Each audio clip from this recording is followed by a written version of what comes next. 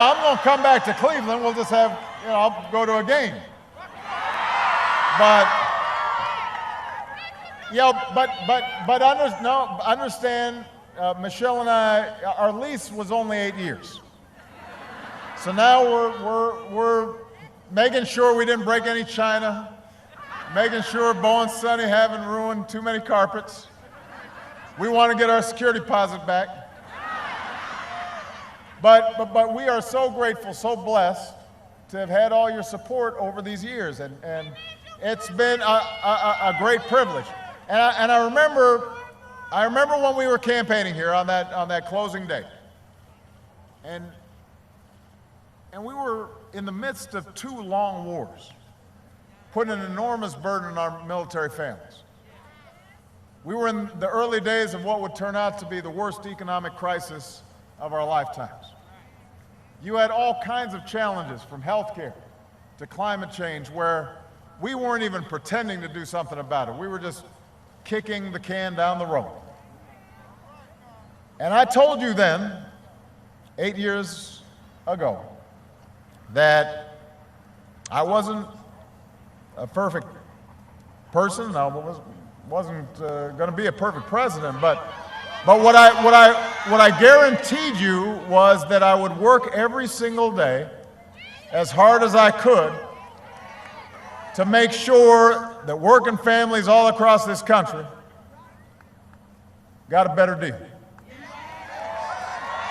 And you gave me the honor of serving you, and 8 years later, we have fought our way back from recession.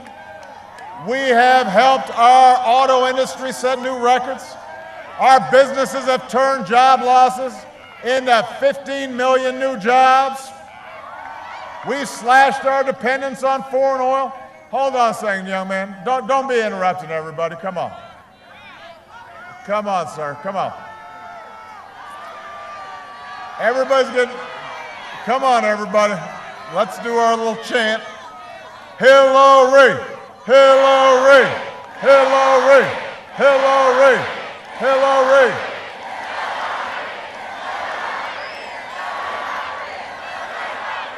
All right, I think we're okay now. I noticed this has been happening everywhere, and I keep on telling folks, you got to organize your own rallies. If you're confident about the other guy, just go to his rallies.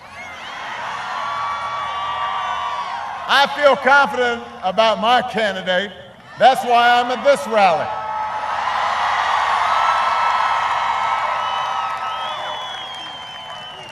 So you don't have to spend time over here. Go knock on some doors for your guy. That's a better way for you to spend your time. Unless you're just being paid to be here. In which case, hey, everybody got to make a living. Where was I? So, 8 years ago, we were in tough situations. But because of your resilience, because of your faith in each other in this country, we have slashed our unemployment rate in half. Incomes are rising again. In fact, incomes went up last year by the largest amount that has ever been measured. Poverty is falling. In fact, last year, poverty went down faster than any time since 1968. 20 million people have health insurance who didn't have it before. The uninsured rate is now at an all-time low. We brought more of our brave troops home to their families. We delivered justice to Osama bin Laden. Marriage equality is a reality in all 50 states. By almost every measure, our economy is better than it was when we came into office. And that's not just true across the country, it's true right here in Ohio. You just look at the auto industry. that was flat on its back when we came in office and now is selling the best cars in the world and is doing as well or better than ever before. And that means there are hundreds of thousands of folks here in Ohio that have benefited. So we've been busy. But I'm here to tell you, you want me to tell you? I'm here to tell you that all that progress goes out the window if we don't make the right choice right now. And it shouldn't be a complicated choice because it's a choice between somebody who is as qualified as anybody who has ever run for this office and somebody who has proven himself unfit to lead or represent this country that we love. And I've said this before, Democrats and Republicans have always had their differences. And that's a good thing. That's how democracy is supposed to work. And when I was running against John McCain, when I was running against Mitt Romney, we had serious disagreements and debates about economic policy and foreign policy and social policy. And those elections were close. And I thought I had the better argument and I'd be the better president. But I could have seen either one of them serving honorably, not embarrassing us on the world stage. They would have engaged in legitimate debates and normal democratic processes. But that's not the case with today's Republican nominee. He doesn't have the temperament, he doesn't have the knowledge, he doesn't seem to have the interest in acquiring the knowledge or the basic honesty that a president needs to have. And that was true before we heard him talking about how he treats women. And it was, don't boo, what do I say? Don't boo, vote. And by the way, that was true when he talked about how Muslims are unpatriotic, or when he talked about how Mexicans were rapists, or when he made fun of somebody who was disabled, or he talked about our veterans and our troops and our Gold Star mom. You know, you don't have to be a husband or a father to know that that kind of language, those kinds of thoughts, those kinds of actions are unacceptable. They're not right. You just have to be a decent human being. And for those of you who didn't have a chance to hear Michelle yesterday talk about what it meant to her, I could not be prouder of her. I said yesterday, this is why I married her, to improve my gene pool, so my daughters would be smarter than me. But she was sticking up, yes, she was sticking up for women. Yes, she was thinking about the lessons we're teaching the next generation. She was also talking on behalf of men who know we're better than this. Who don't want to teach our sons the kind of things that we've been hearing on television. That believe that one of the measures of any society is how does it treat its women? How does it treat its girls? Are you treating them with respect and dignity and equality? And if you believe that we are better than what we've been hearing, the good news is, as she pointed out yesterday, there's something we can do about it. Right here in Ohio, a battleground state. Ohio's always close, and so you can go vote early right now. Early voting started on Wednesday. And I know everybody here is early voting, because otherwise you wouldn't be here. if you stood in line to get in this rally, then you got enough sense to go early vote. But for those of you who may not be here, and you don't even know if you're registered, you need to go to iwillvote.com/locate. And you can find the early vote site nearest you. Or you can request a mail-in ballot. I'm going to repeat that website, iwillvote.com/locate. This is not an infomercial. This is an opportunity for you to exercise your right to vote, your civic responsibility, the essence of citizenship. And you don't need to wait until Election Day. You have a chance to reject a dark and pessimistic vision of a country where we turn against each other, where we turn away from our role in the world. You can reject a politics of fear and resentment and blame and anger and hate. You can choose the America we know ourselves to be, a country full of courage and optimism, a country full of generosity and ingenuity.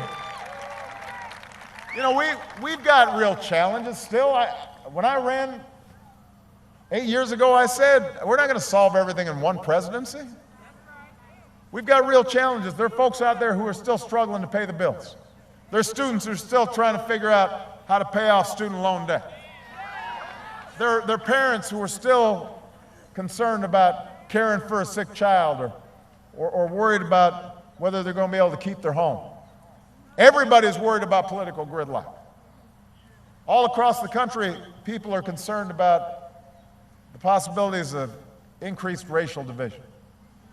There are pockets of Ohio and pockets of America, despite the progress we've made, that haven't recovered from factory closures. There are young people who are worried about whether they're going to have the same opportunities that we've had. But I will tell you this, I've traveled all 50 states.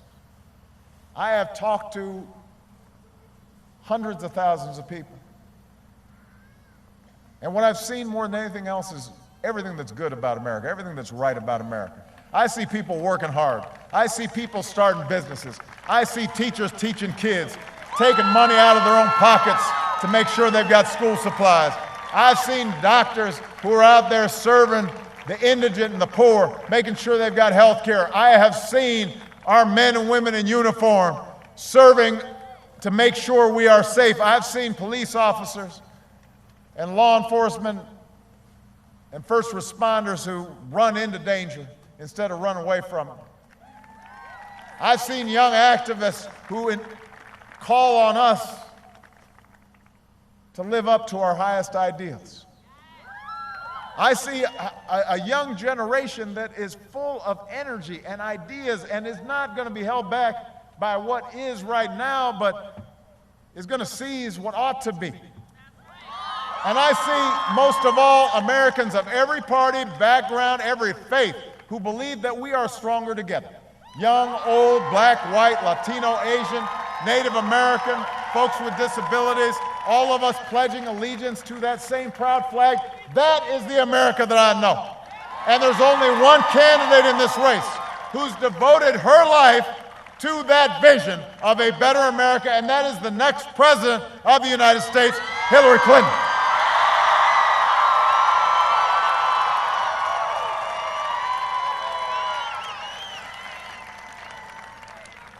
Now, her opponents made it pretty clear he's just going to drag this election as low as it can possibly go. And he figures that if he makes our politics just toxic, then maybe you'll just figure out you got no good choices and you just get discouraged and you just don't vote. But don't fall for it. Because I'm telling you right now, Hillary is one of the smartest, toughest, best prepared, most experienced persons ever to run for this job.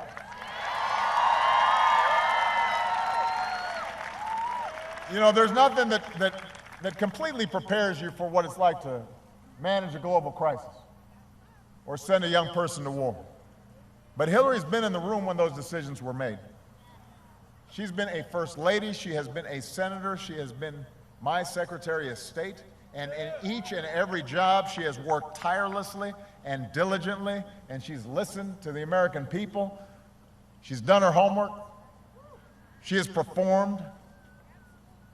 She knows what the decisions that a president makes mean concretely for a soldier or a veteran, for a kid who needs a great education, for a worker who's still looking for a good job or a raise or a decent retirement.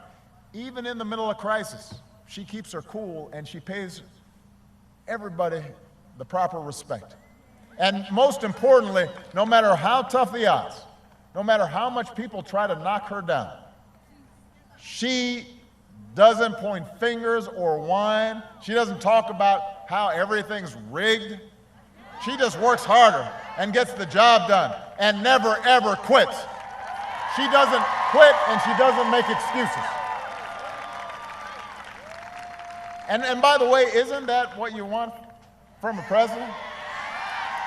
You know, I notice her opponent, he seems to be in the middle of the game making excuses all the time for why he might be losing.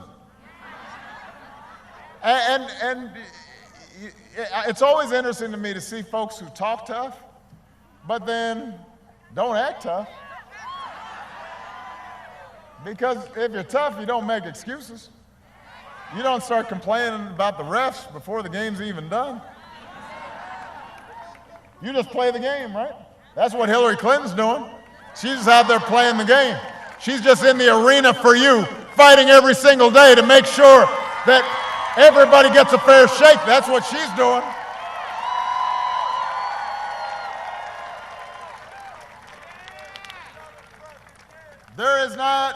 There's not a person out there who's been more qualified to serve as our president. That includes me, and that includes Bill. And she's going to be great at it. She's got real plans to address the things she's heard from you. Specific ideas to invest in new jobs. Specific ideas to help workers share in their company's profits. Specific ideas to make sure that fewer jobs move overseas. To make sure that jobs come back in places that have been abandoned. To invest in our people, to put kids in preschool, to put students through college without taking on a ton of debt.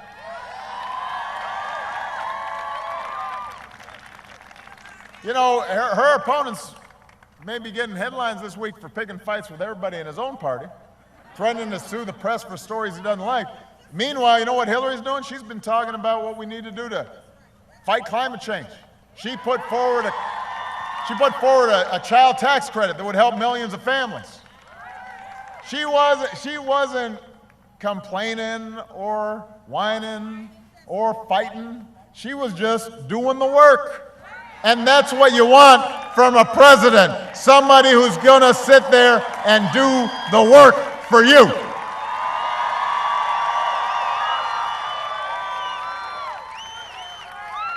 You know, her opponent, he doesn't make very specific plans. If you asked his opponents right now, if you asked his supporters right now, it'd be really hard for them to describe what exactly they were going to do. He says he's great at making deals. But as I pointed out, I don't know a lot of people who operate a casino and manage to lose almost $1 billion in 1 year. You know, usually the house wins. You know that saying? House always wins. Unless he owns the house. Then it loses $1 billion. I don't know a lot of successful business people who just use that failure of losing $1 billion to then avoid paying federal income taxes. He says it makes him smart. All it does is it means he's not doing what all of us as citizens should be doing, which is giving back to our troops and our veterans and our roads and our schools and making sure that America continues to be the greatest nation on earth. That's part of citizenship. Not trying to weasel out of your responsibilities. That's not smart. And then you want to lead the country? What is that? You're going to teach everybody how to avoid doing their responsibilities? He rooted for a housing crisis because he said, you know, it might help his real estate situation. He says that's called business. Filed for bankruptcy 6 times, and then that allowed him to stiff small businesses and their workers that had already done work for him and that he owed money. You know, when your concern isn't the family that's worried about foreclosure or the small business that is just trying to make ends meet, you'd rather make a buck off their dreams but not being honest on the other side of your deal, then you can't claim to lead this country. You're not fit to be president of the United States. And I have to say, because he's getting some support from some working folks, and I want to say to him, look, if a guy spent 70 years on this earth showing no regard for working people, there's no record that he's supported minimum wage or supported collective bargaining or invested in poor communities, and then suddenly he's going to be the champion of working people? Come on. Come on, man. Apparently in a speech yesterday, he started talking about global elites, that there was a conspiracy of global elites. This is a guy who spent all his time hanging around trying to convince everybody he was a global elite. Talking about how great his buildings are, how luxurious and how rich he is, and flying around everywhere. And all he had time for was celebrities. And now suddenly he's acting like he's a populist out there. Man, I'm going to fight for working people. Come on, man. You want to know what somebody's going to do? Look what they've been doing their whole lives. And if you want a leader who actually values hard work and respects working Americans, if you want higher wages and better benefits and a fair tax code and equal pay for women and stronger regulations on Wall Street, then you should vote for Hillary Clinton. If you want to know who's going to keep you safe in a dangerous world, the choice is even clear. Hillary's going to make sure we finish the job of defeating ISIL. And she won't have to resort to torture or ban entire religions from our country. And she's got the knowledge and the experience and the temperament to be the next commander-in-chief.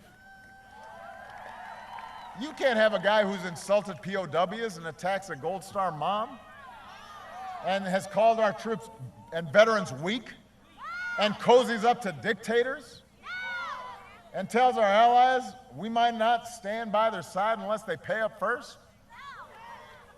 He may be up at 3 a.m. in the morning, but it's because he's tweeting insults to somebody who got under his skin. That's not the kind of president you want.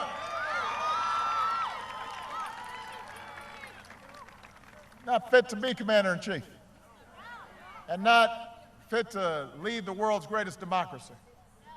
And by the way, this is somebody who threatens to jail his political opponents or silence the media, who welcomes Russian meddling in our electoral process, and is now suggesting that if the election doesn't go his way, it's not because of all the stuff he said, but it's because it's rigged and it's a fraud. You know, some nations do operate that way. And they're tyrannies, and they're oppressive. They're not the world's greatest democracy. We have fought against those kinds of things. We, around the world, we talk to other countries, we say, no, in a democracy, you can't just threaten to jail your opponents. There are things called due process. No, in a democracy, you can't just ban reporters or press that you don't like, because there's this thing called the First Amendment. In a democracy, you have a contest, but if you lose, then you say congratulations and you move on, because the country and our system of government is bigger than any single individual. That's what we do. The United States of America has always stood for something better. Which by the way, I said this last night, I just got to go back to this again. It's part of why I'm disturbed about the Republican elected officials who know better, but are still supporting this guy. You know, I said that in part what's happened here is over the last 8 years, Republican officials who know better, some of whom I talk to, they're sane people, they're normal folks. But what they've done is they've allowed a lot of crazy talk to just be pumped out again and again through all kinds of these media outlets. Conspiracy theories, you know, I was born outside this country, and you know, Hillary and I started ISIL, and you know, we're going to impose martial law, and we're trying to take everybody's guns away, and you know, and crazier stuff than that. And a lot of Republican elected officials have just stood by. A lot of House members, a lot of senators, they stood by and they didn't say anything because it was a way to rile up their base, and it was a way to mount opposition to whatever we were trying to do. And over time, because a lot of the hardcore Republican partisan voters were just hearing this stuff over and over again, they started to believe it. And that's what allowed Donald Trump suddenly to emerge. Donald Trump didn't build all this crazy conspiracy stuff. And some Republicans who knew better stood by silently, and even during the course of this campaign, didn't say anything. I mean, I know that some of them now are walking away, but why did it take you this long? You said you're the party of family values. What, you weren't appalled earlier when he was saying degrading things about women? When he was judging them based on a score of are they a 2 or a 10? That wasn't enough for you? You're walking away from him now. It wasn't disturbing enough for you when he was saying Mexicans who come here are rapists? Or suggesting that people, patriotic Americans of the Islamic faith, somehow are suspect and should be treated differently? That wasn't enough? I'm glad that some of them now said, wow, this is really bad. I guess we need to walk away. But if you're doing it just for political expedience, just because you're looking at poll numbers and you say, oh, this might get me in trouble, that's not enough. If you say you're about family values, you got to be about family values all the way through. If you spent all these years extolling Reagan and how tough he was with the Russians, how is it that you suddenly stand silently when you nominate a guy who says a guy he admires is the former head of the KGB? If you say that you're about the Constitution and you're opposed to what Obama's doing with executive actions, because that shows, he's a tyrant, but you're okay with a guy who says to his opponent in the middle of a debate, I'm going to throw you in jail.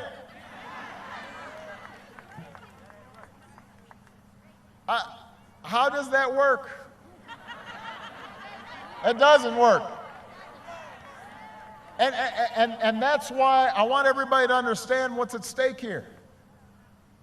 You know, one of the things I've learned these past 8 years is that progress is hard.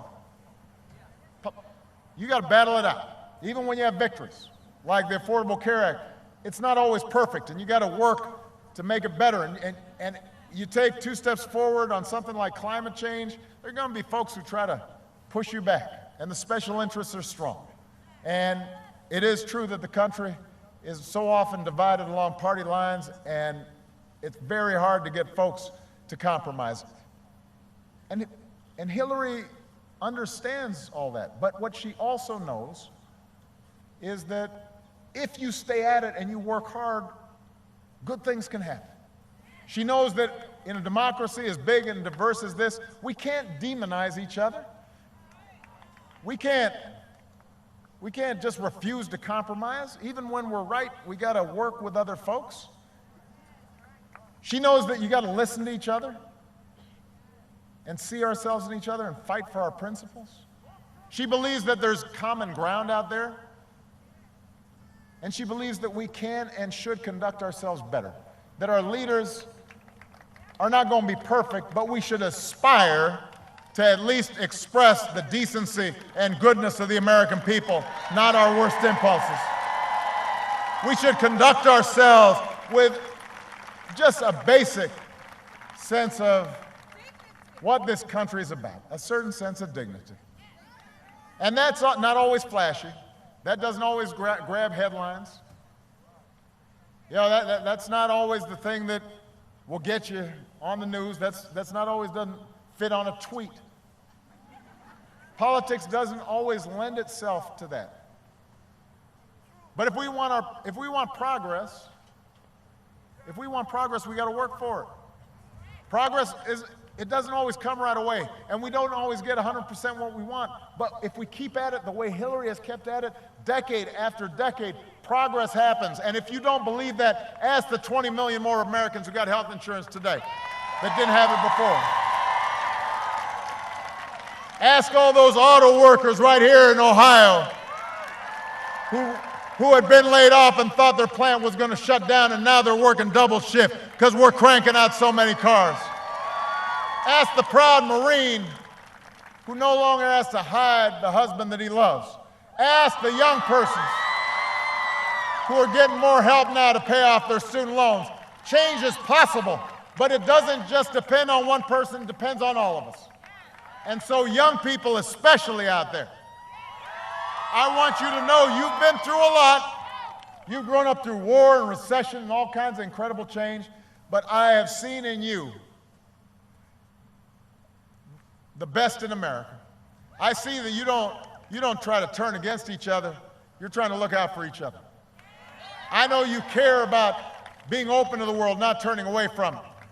I know that you believe in an inclusive society and an innovative society and a vibrant society, and you believe in democracy. And I see the same values in you that have always driven this country forward. Decency and honesty and hard work and civility. They are not old-fashioned values, they are timeless values. They're what binds this country together. And so even though sometimes politics can seem frustrating, even though sometimes our democracy can seem mean-spirited, you have a chance right now to reject that kind of politics. You have a chance to reject the politics of fear. You can lift again, back up, the politics of hope. Let's not go backwards. Let's go forward. You got a chance to elect a woman who spent her entire life trying to make this country better. Don't fall for the easy cynicism that says your vote doesn't matter. Don't fall for what Trump tries to do and just make everybody depressed. Don't believe it. I promise you, your vote counts. Your vote matters. There was a time when folks couldn't vote, when you had to guess the number of jelly beans in a jar to vote, the number of soap bubbles on a bar of soap to vote. Folks were beaten to vote. Folks risked everything to vote. And this election, whatever the issue you care about, it could not be easier for you to vote. If you care about inequality, you need to vote. If you felt the burn in the primaries, you need to vote. You can vote for somebody who only cares about themselves or somebody who's going to fight like heck for working people. Make sure we got a minimum wage raise. Make sure we got equal pay for equal work. You care about criminal justice reform and civil rights. You can vote for somebody who has fought against civil rights for most of their lives, or you can vote for somebody who went undercover to make sure that minority kids were getting an equal shot at a good education and has never stopped fighting since. You care about the environment and climate change. You can vote for somebody who thinks it's a Chinese hoax, or you can vote for somebody who thinks that there's something called science and that we should pay attention to it and will fight to protect our planet. You care about immigration reform and want us to continue to see this nation as one that is a nation of laws and a nation of immigrants, then you've got to get out there and vote.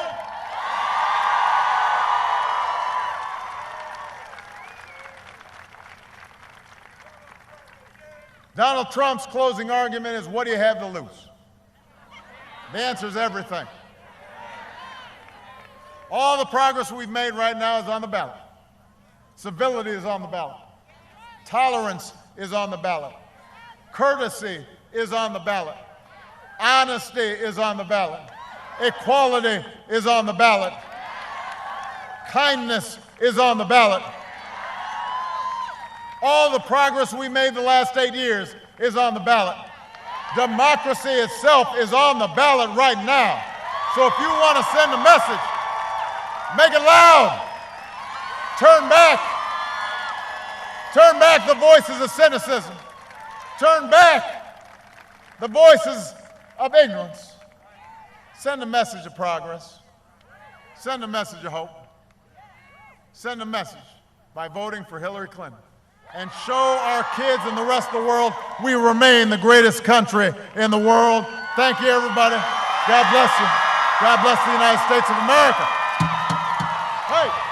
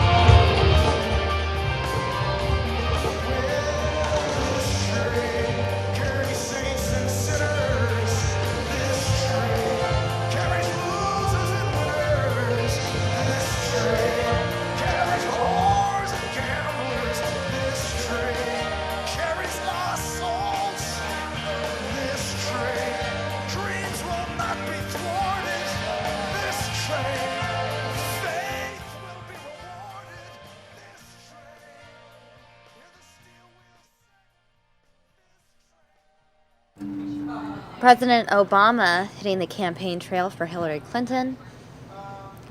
Obama delivering remarks at a Hillary for America event in Cleveland, Ohio today, speaking passionately for 40 minutes in a battleground state.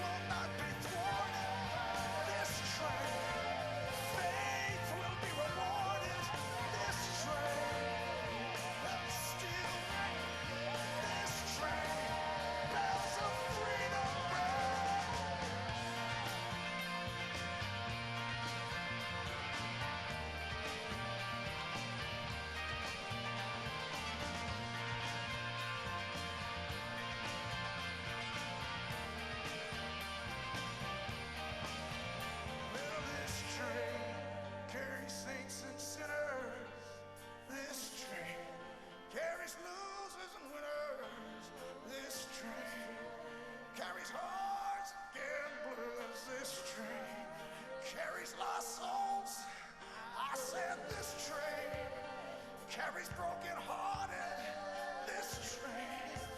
Thieves and sweet souls departed, this train. Carries fools, carries kings, Lord, this train. All aboard, I said now this train. Dreams will not be thwarted, this train. Faith will be rewarded, this train. You still will sing this train. Bells of freedom ring.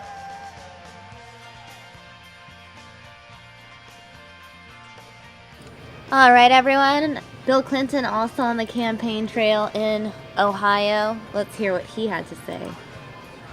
Bill Clinton live in Ohio. Have the cheapest electricity, you will have a boom in manufacturing like you have not seen in decades. And you only have one person who's going to do that for you.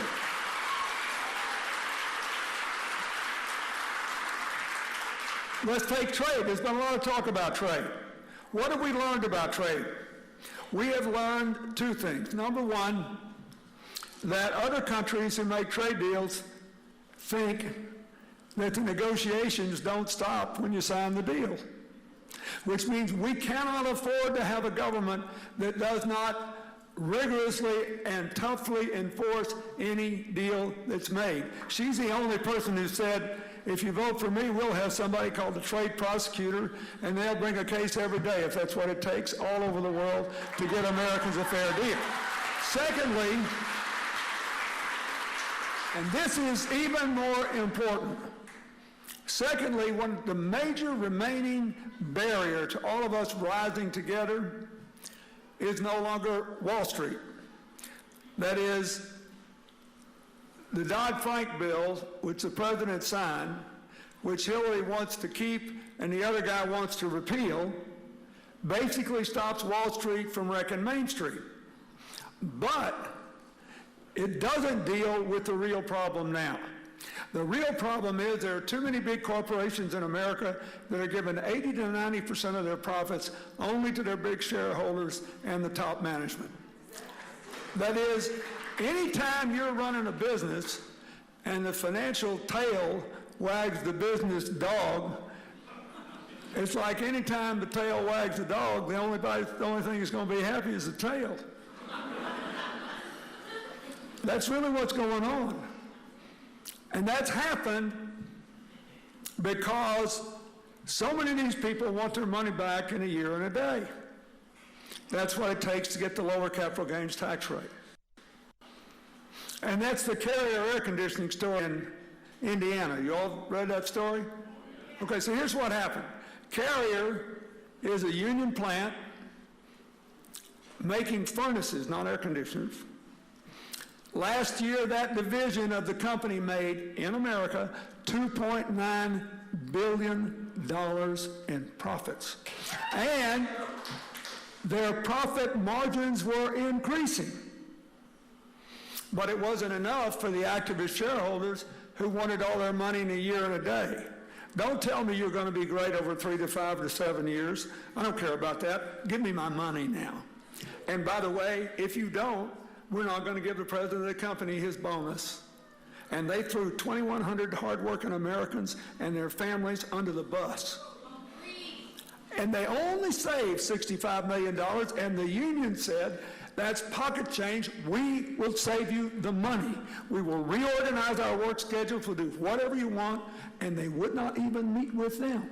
That's what's wrong. So Hillary's position is simple.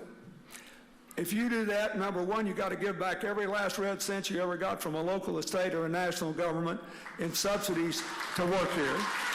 Number two, you ought not to be able to go somewhere else if you're making money in America and bring that stuff back duty-free.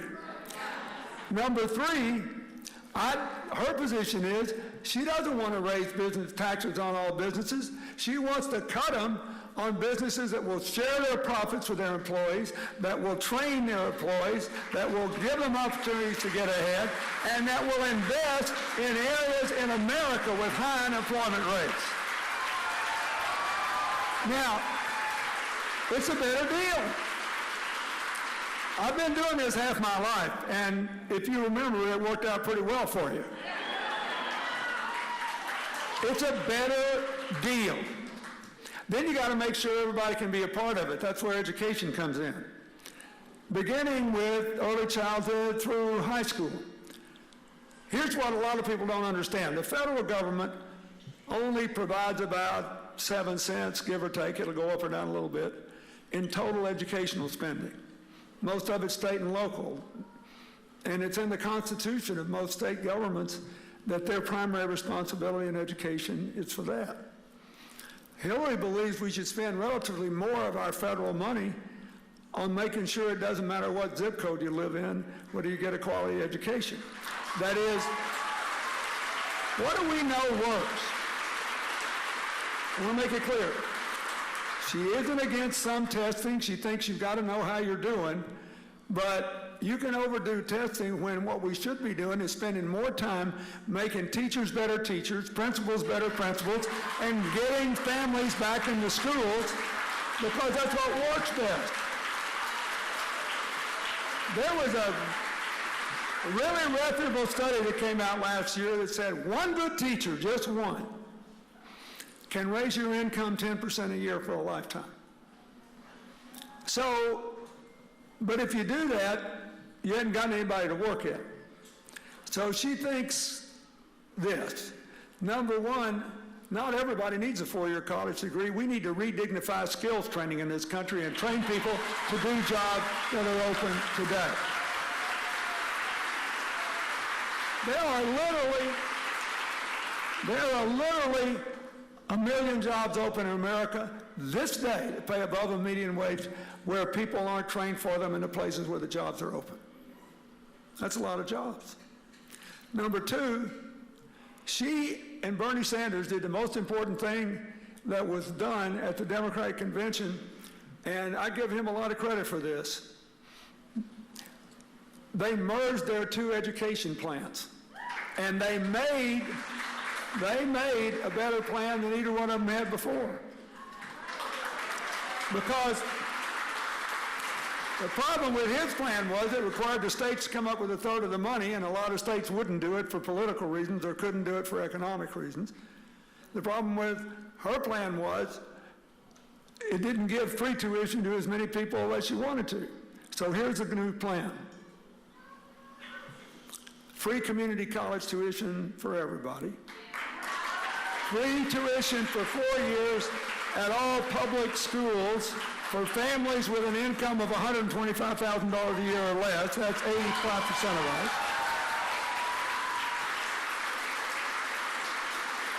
Give help to smaller private colleges that have reasonable tuition and high graduation rates, and make it possible for every last American to graduate from college debt-free from now on through working their way through college.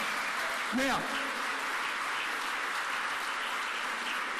for many of you, the most important part will be, what about the debt that's already been built up? Who in this audience has somebody in your family with student debt? Raise your hand. Okay.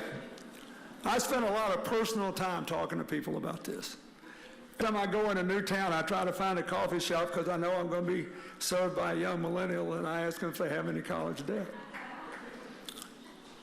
The average student debt in America is about $30,000.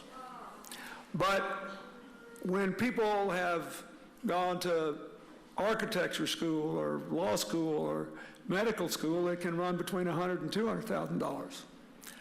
So here's our plan. First, stop making student debt the only loan you cannot refinance at lower interest rates. Let everybody refinance.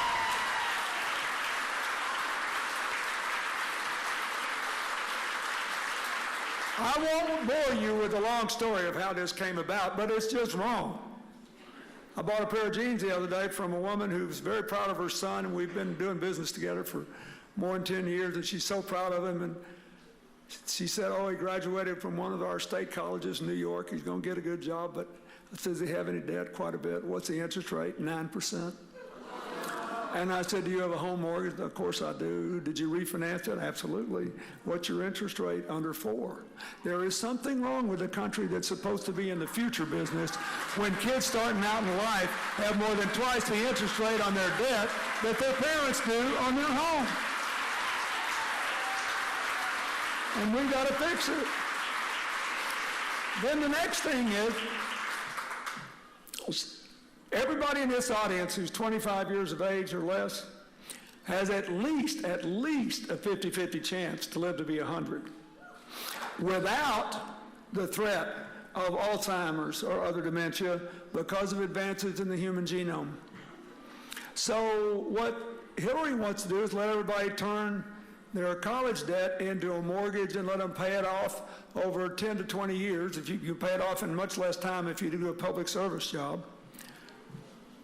And you can pay it off altogether if you work 4 years in AmeriCorps or other things like that. But the main thing is you would never have to pay more than 10% of your after-tax income in student debt per month, even if you owe $200,000. And if you haven't paid it off in the time limit, the rest is forgiven. And this is really important. Remember Steph's story.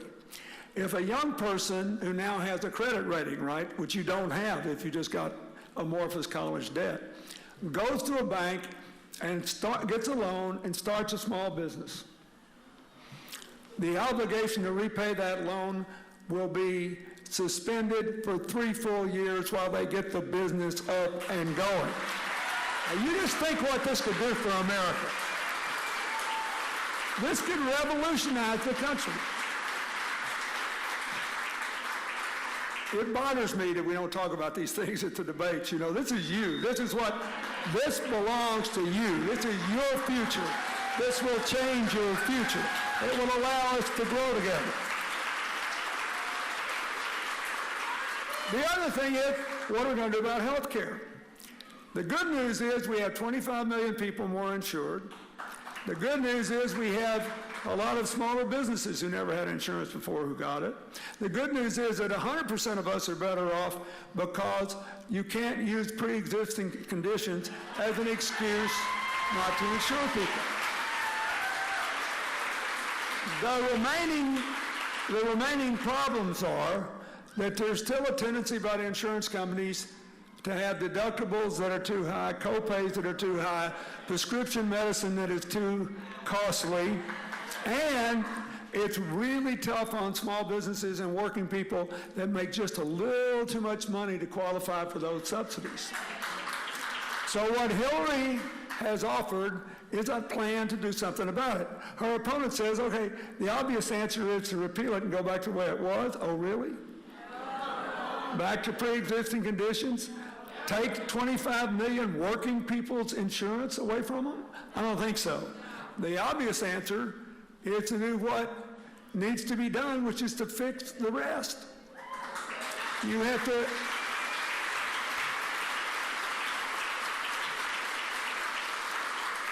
There needs to be, first, real action to take on the co-pays and deductibles. Everybody ought to be able to get the same kind of prices for prescription drugs that the government does through their bargaining. And there ought to be a public option for small business people and workers that make a little too much money. People 55 and over can buy into Medicare, and people under that should have access to a policy that essentially can be funded along with the Medicaid program and other programs, because we can afford that. Here's the economic problem. 80% of the costs of medicine every year, healthcare, are claimed by 20% of us. It's a floating 20%. So if you were in the insurance business, they're not set up for this, because you never know where the 20% is. So we've got to give a big incentive to get these pools big so people can get affordable insurance. She's the only person that got a plan for that. Her opponent just says, let's repeal it. Sounds more like the Washington establishment to me. Same old thing. Go back to the interest groups and the heck with the people.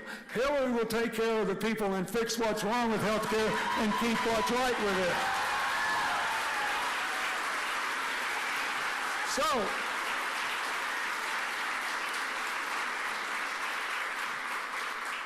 then we got to figure out how to live together.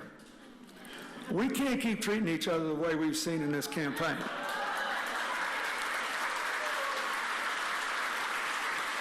I thought about it when I got out here today and I saw that harness racing track, and there's a fellow in his little wagon, you know, taking the horse around.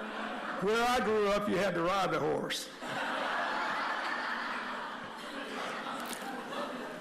But I did have a grandfather who delivered ice when refrigerators were ice boxes on a horse-drawn wagon. And by the time I was born, he had a little store in the little town where I lived in. And I used to love to go to that store. It's right across the street from the town cemetery. We had 6,600 people. Behind the town cemetery, most of the African Americans lived.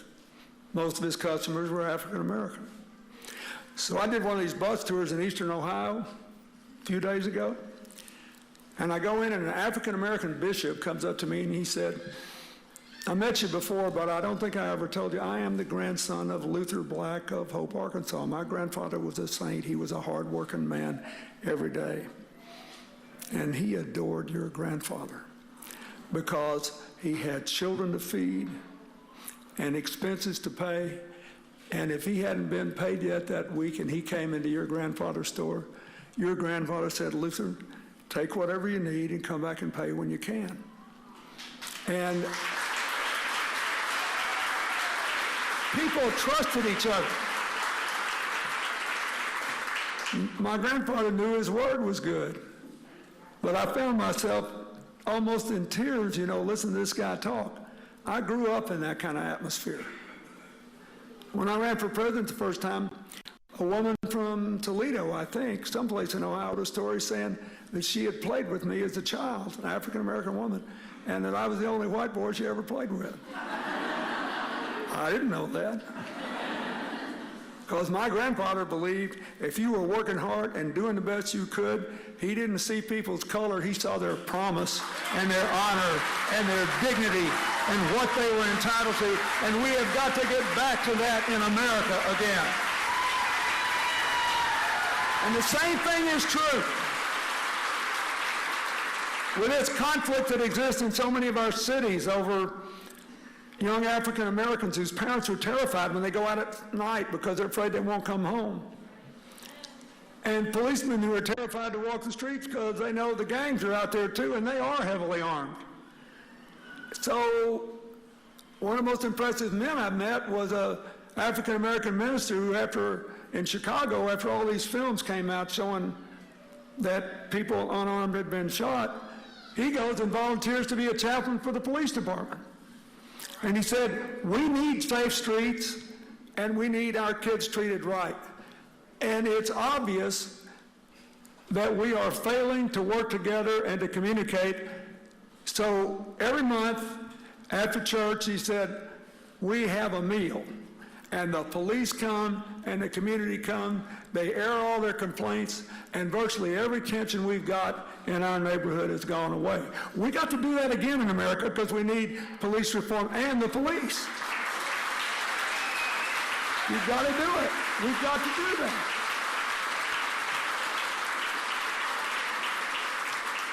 I know it may be popular in some quarters, but one of the heaviest, most honorable responsibilities I ever had was for the welfare of the men and women in uniform in this country. And when Hillary's opponent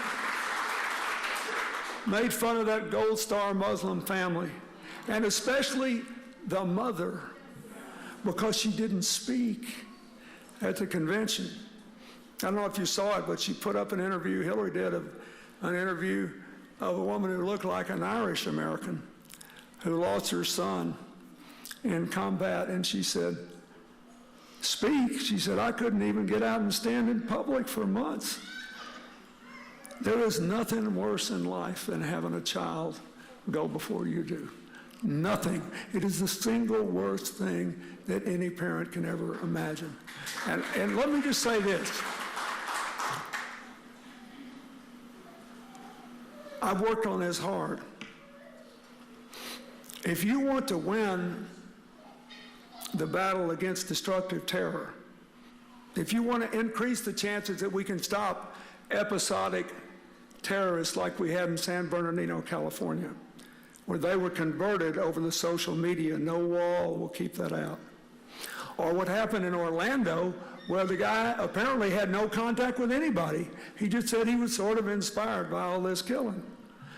You cannot do it without the support and active cooperation of American Muslims who work hard, hate terror, and love freedom. You cannot do it. We cannot afford to have this country divided. And you just got to decide if you believe that. In the end, this is a campaign about anger or answers. It's about making people resent even more or empowering them. So when they get up in the morning, they look in the mirror and they finish shaving or whatever, they got a smile on their face.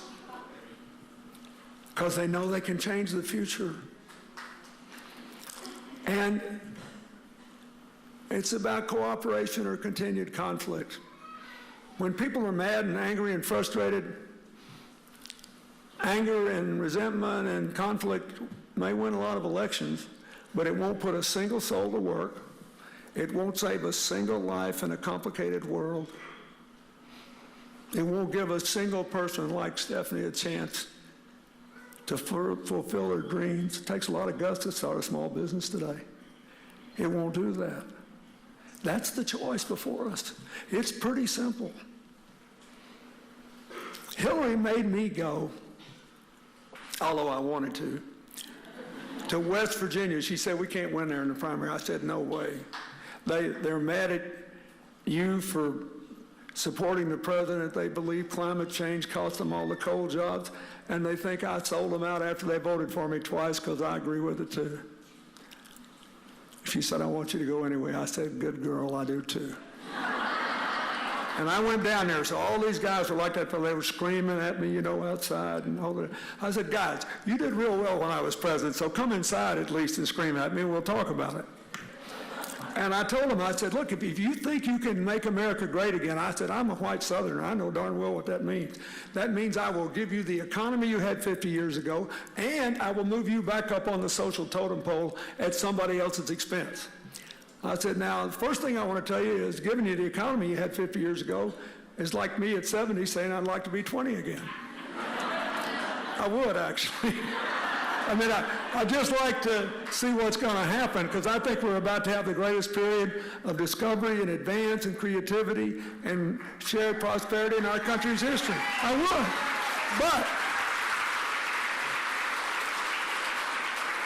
But I wouldn't vote for anybody who promised to make me 20 again. So I told him, I said, look, there's one candidate in this race. It says, you vote for whoever you want to, but what your real gripe with us is that we haven't done enough to help you start again. Coal employment east of the Mississippi peaked in 1920. Coal production east of the Mississippi peaked in 1950.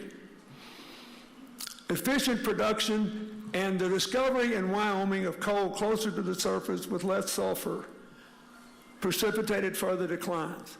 Then natural gas precipitated further declines.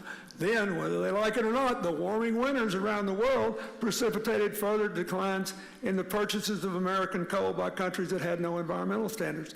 That's the truth. Their beef with us is we let them go through this without doing enough to get new investment, new training, new opportunities where they live. She's the only candidate that has got a plan that gives them any kind of a chance to be part of the future economy. And so I told him, I said, you guys go on, vote for whoever you want to, but if she wins, she's coming back for you and put you on an escalator to the future, and we're going to tear the totem pole down so we can all go together. So, go vote. Tell people this. That's what this election's about. Oh, we're going to grow together, we're going to live together, we're going to protect and expand voting rights, not shrink them. We're going to protect labor rights, not take them away, women's rights, not take them away, everybody else's rights without regard to religion, sexual orientation, you name it. Are we going to make fun of people with disabilities or exalt their abilities and realize they're too part of our American society? Are we going to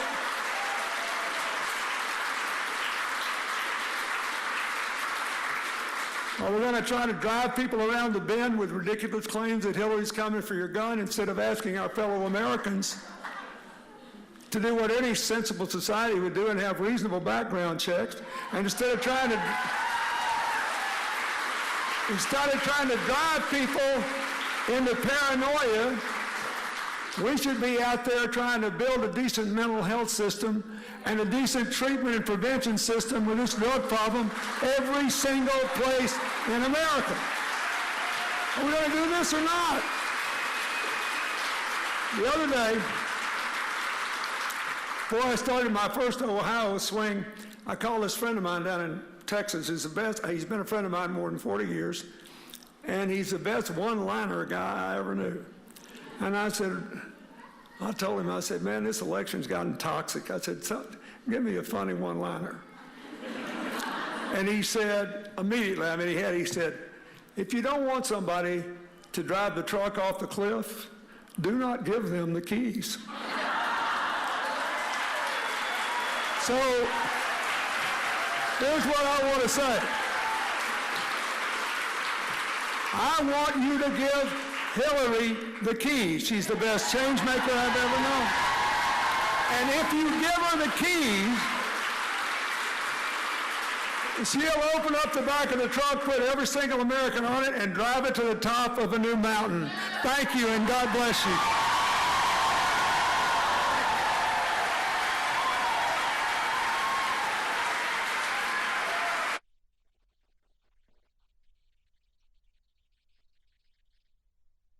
Okay, everyone, so that was former President Bill Clinton speaking out in support of Hillary Clinton. Early this morning, President Obama held an event in Cleveland.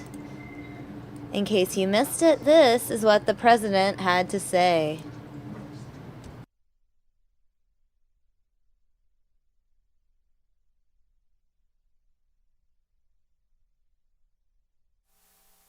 Cleveland! Now, I love you back. I do.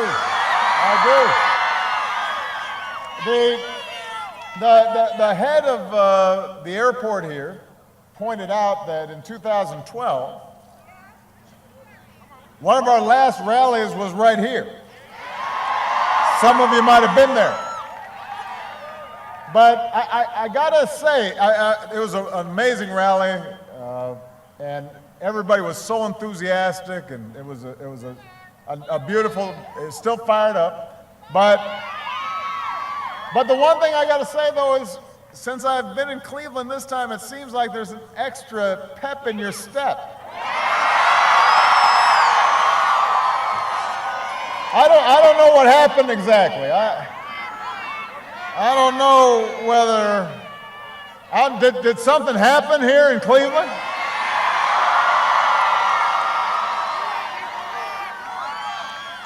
Did LeBron have something to do with it?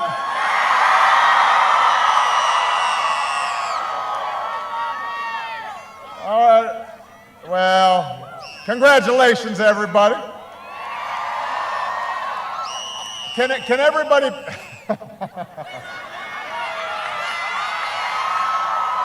can everybody please give Jackie a big round of applause, not just for the introduction, but for her service to our country. We've got some outstanding members of Congress who are here. Marcia Fudge is in the house. Marcy Kaptur is here. Your outstanding Mayor Frank Jackson is here. And although he's campaigning elsewhere in the state, I want to make sure we give a shout out to your former governor and the next United States Senator from Ohio, Ted Strickland.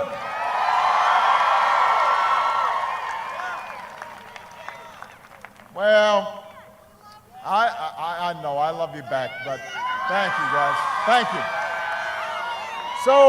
So this will probably be one of the last times that I visit Cleveland as your president. No, I'm going to come back to Cleveland. We'll just have, I'll go to a game. But understand, Michelle and I, our lease was only 8 years.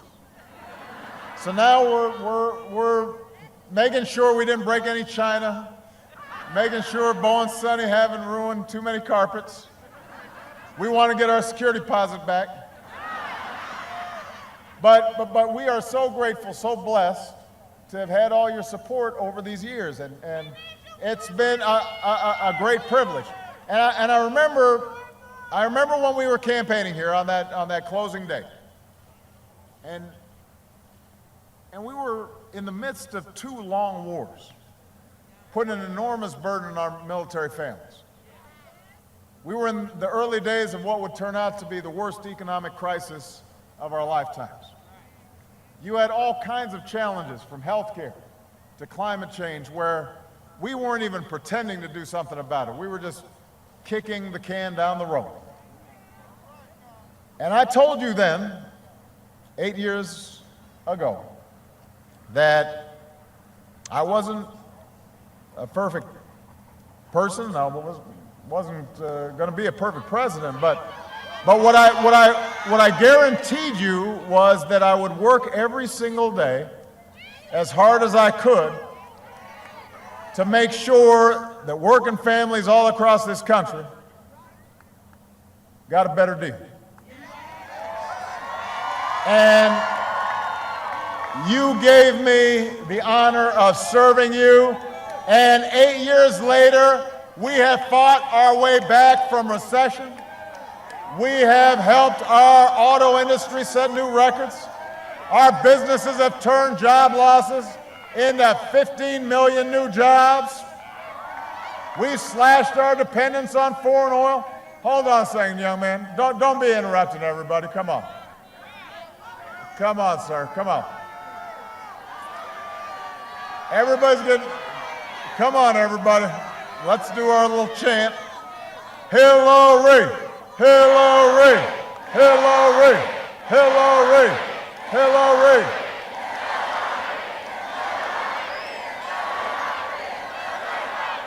All right, I think we're okay now.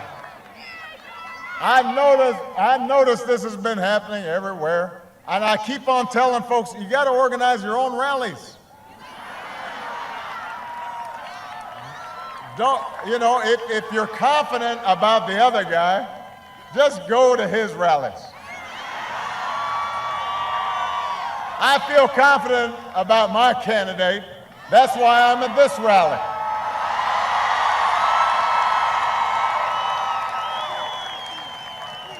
So you don't have to you don't have to spend time over here. You know, go knock on some doors for your guy. That's a better way for you to spend your time.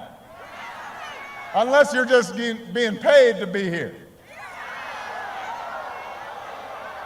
In which case, hey, you know, everybody got to make a living. Where was I? So, 8 years ago, we were in tough situations. But because of your resilience, because of your faith in each other in this country, we have slashed our unemployment rate in half. Incomes are rising again. In fact, incomes went up last year by the largest amount that has ever been measured. Poverty is falling. In fact, last year, poverty went down faster than any time since 1968. 20 million people have health insurance who didn't have it before. The uninsured rate is now at an all-time low. We brought more of our brave troops home to their families. We delivered justice to Osama bin Laden. Marriage equality is a reality in all 50 states. By almost every measure, our economy is better than it was when we came into office. And that's not just true across the country, it's true right here in Ohio. You just look at the auto industry that was flat on its back when we came into office and now is selling the best cars in the world and is doing as well or better than ever before. And that means there are hundreds of thousands of folks here in Ohio that have benefited. So we've been busy. But I'm here to tell you, you want me to tell you? I'm here to tell you that all that progress goes out the window if we don't make the right choice right now. And it shouldn't be a complicated choice because it's a choice between somebody who is as qualified as anybody who has ever run for this office and somebody who has proven himself unfit to lead or represent this country that we love. And I've said this before, Democrats and Republicans have always had their differences. And that's a good thing. That's how democracy is supposed to work. And when I was running against John McCain, when I was running against Mitt Romney, we had serious disagreements and debates about economic policy and foreign policy and social policy. And those elections were close. And I thought I had the better argument and I'd be the better president. But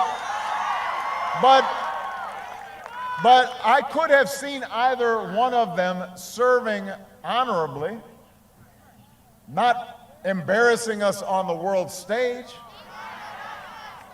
They would have engaged in legitimate debates and normal democratic processes. But that's not the case with today's Republican nominee. He doesn't have the temperament, he doesn't have the knowledge, he doesn't seem to have the interest in acquiring the knowledge or the basic honesty that a president needs to have. And that was true before we heard him talking about how he treats women. And it was, don't boo, what do I say? Don't boo, vote. And by the way, that was true when he talked about how Muslims are unpatriotic, or when he talked about how Mexicans were rapists, or when he made fun of somebody who was disabled, or he talked about our veterans and our troops and our Gold Star Mom.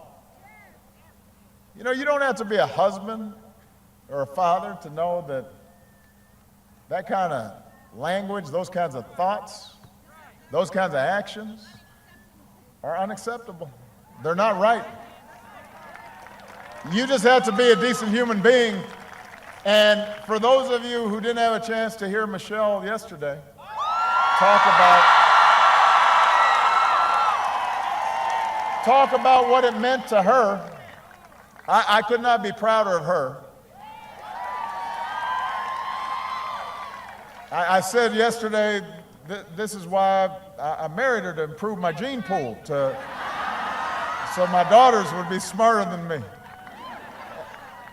But she was sticking up, yes, she was sticking up for women. Yes, she was thinking about the lessons we're teaching the next generation. She was also talking on behalf of men who know we're better than this. Who don't want to teach our sons the kind of things that we've been hearing on television. That believe that one of the measures of any society is how does it treat its women? How does it treat its girls? Are you treating them with respect and dignity and equality? And if you believe that we are better than what we've been hearing, the good news is, as she pointed out yesterday, there's something we can do about it. Right here in Ohio, a battleground state. Ohio's always close, and so you can go vote early right now. Early voting started on Wednesday. And I know everybody here is early voting, because otherwise you wouldn't be here. If you stood in line to get in this rally, then you got enough sense to go early vote. But for those of you who may not be here, and you don't even know if you're registered, you need to go to iwillvote.com/locate. And you can find the early vote site nearest you. Or you can request a mail-in ballot. I'm going to repeat that website, iwillvote.com/locate. This is not an infomercial.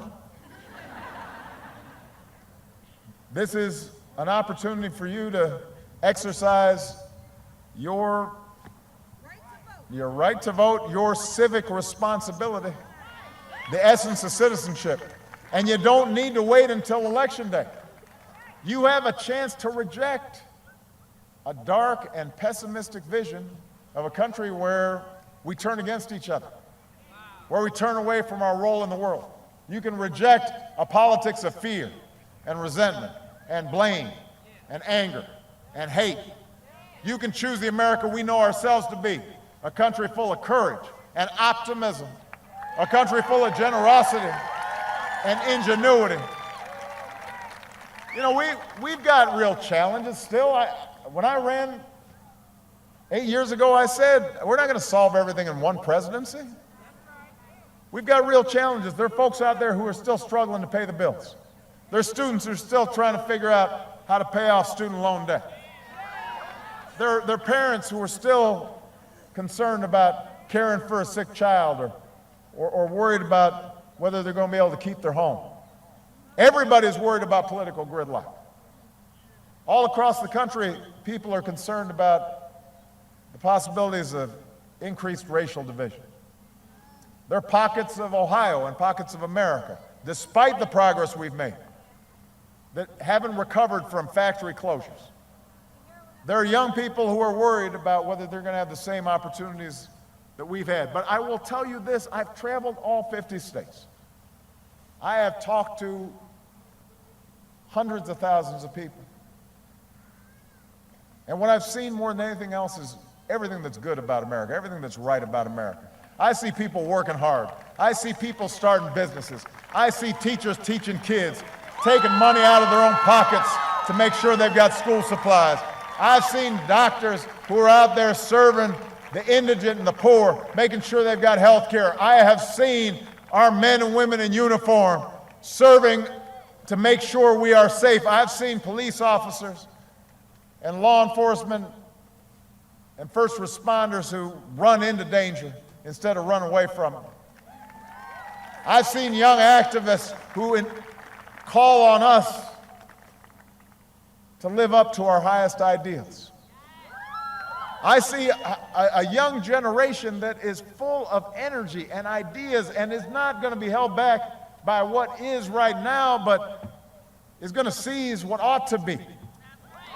And I see most of all Americans of every party, background, every faith who believe that we are stronger together.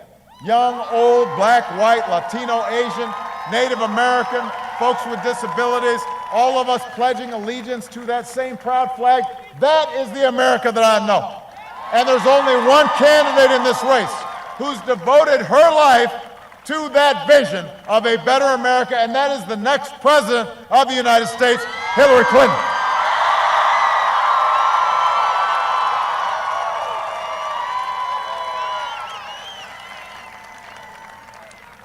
Now, her opponents made it pretty clear he's just going to drag this election as low as it can possibly go. And he figures that if he makes our politics just toxic, then maybe you'll just figure out you got no good choices and you just get discouraged and you just don't vote. But don't fall for it. Because I'm telling you right now, Hillary is one of the smartest, toughest, best prepared, most experienced persons ever to run for this job.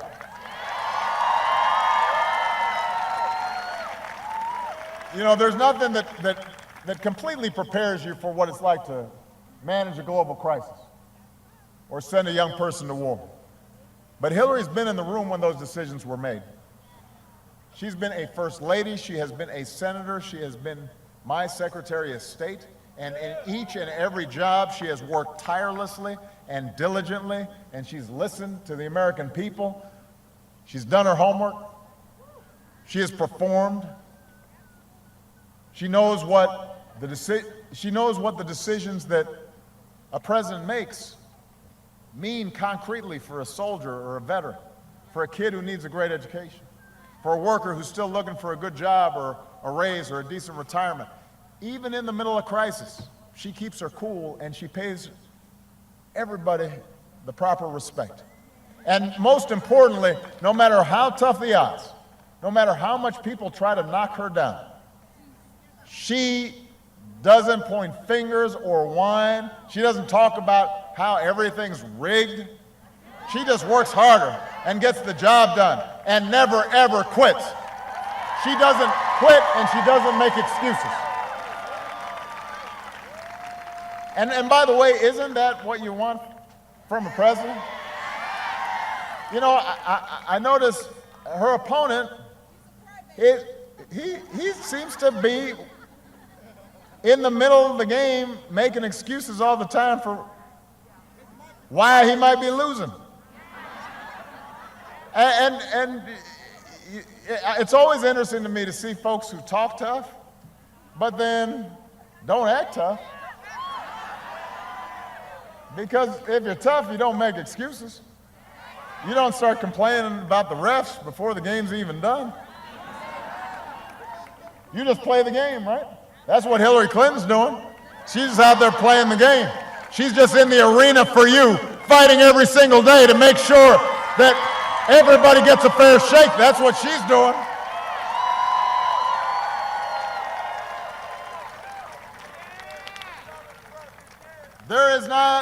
There's not a person out there who's been more qualified to serve as our president. That includes me, and that includes Bill.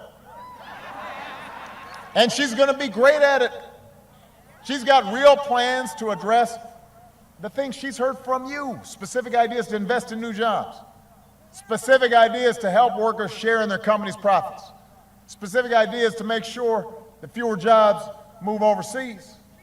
To make sure that jobs come back in places that have been abandoned. To invest in our people, to put kids in preschool, to put students through college without taking on a ton of debt.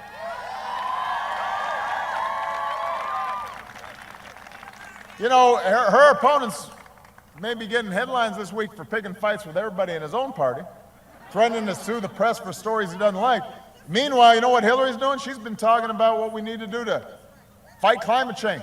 She put forward a child tax credit that would help millions of families. She wasn't complaining or whining or fighting. She was just doing the work. And that's what you want from a president, somebody who's gonna sit there and do the work for you.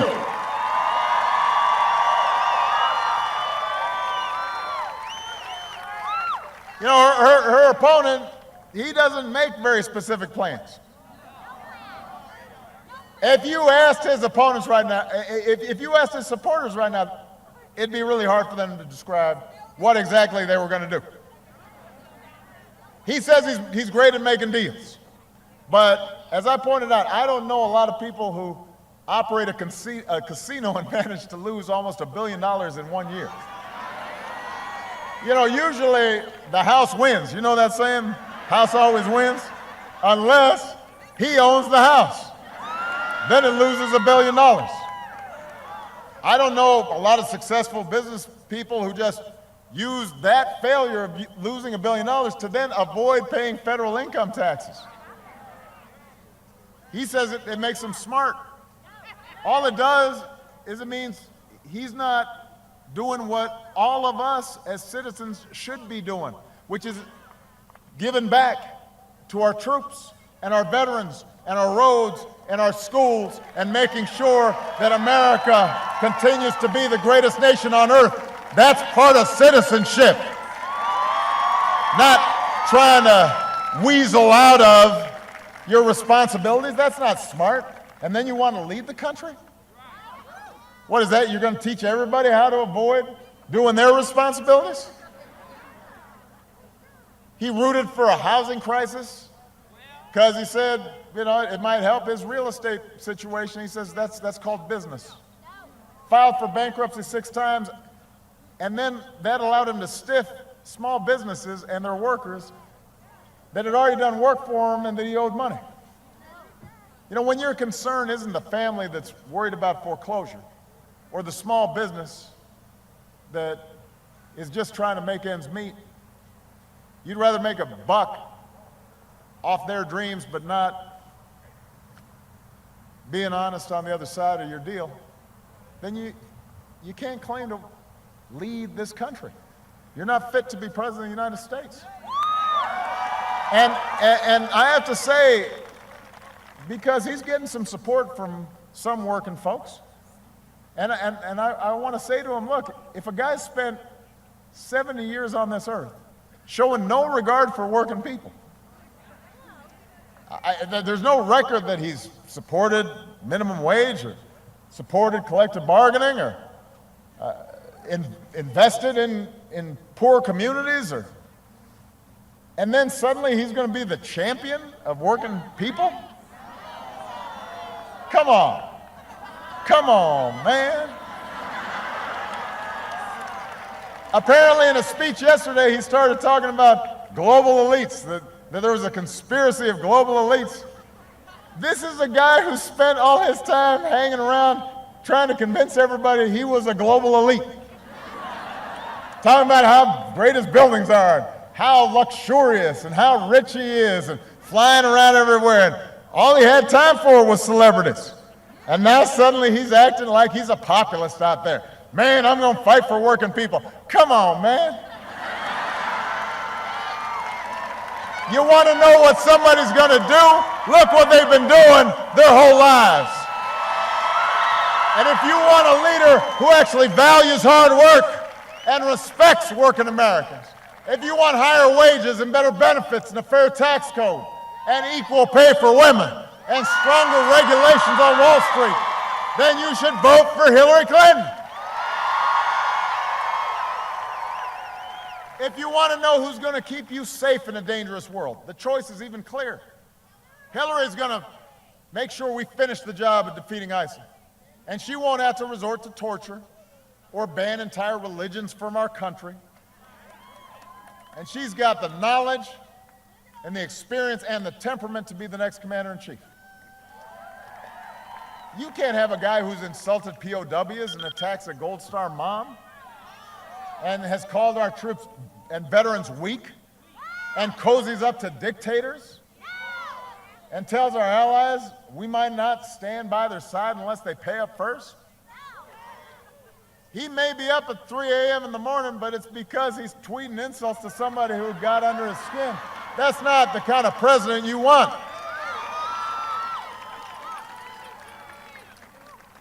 Not fit to be commander-in-chief, and not fit to lead the world's greatest democracy.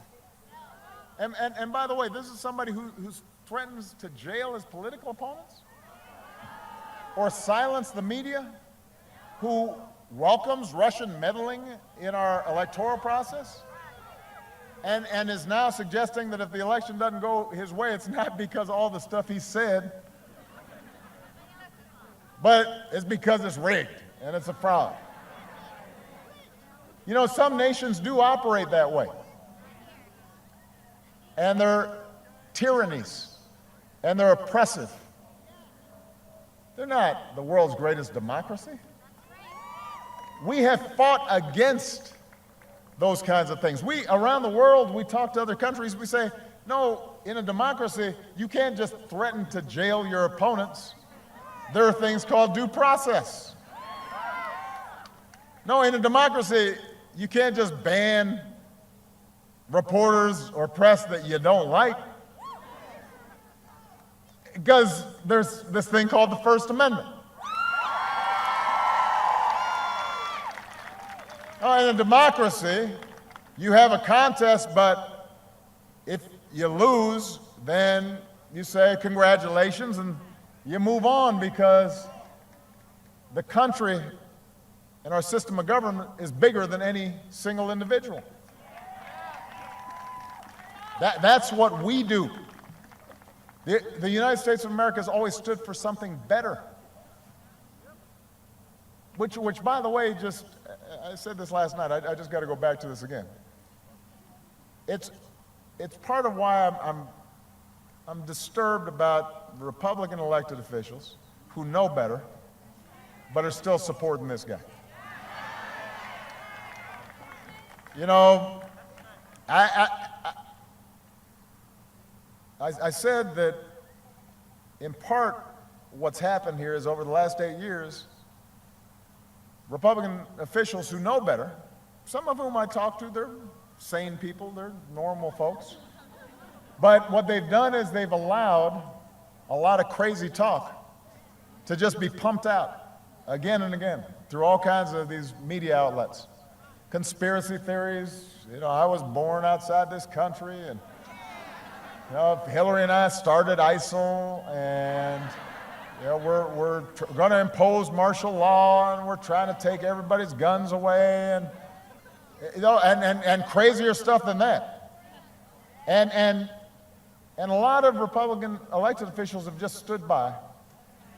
A lot of House members, a lot of senators, they stood by and they didn't say anything, because it was a way to rile up their base, and it was a way to mount opposition to whatever we were trying to do.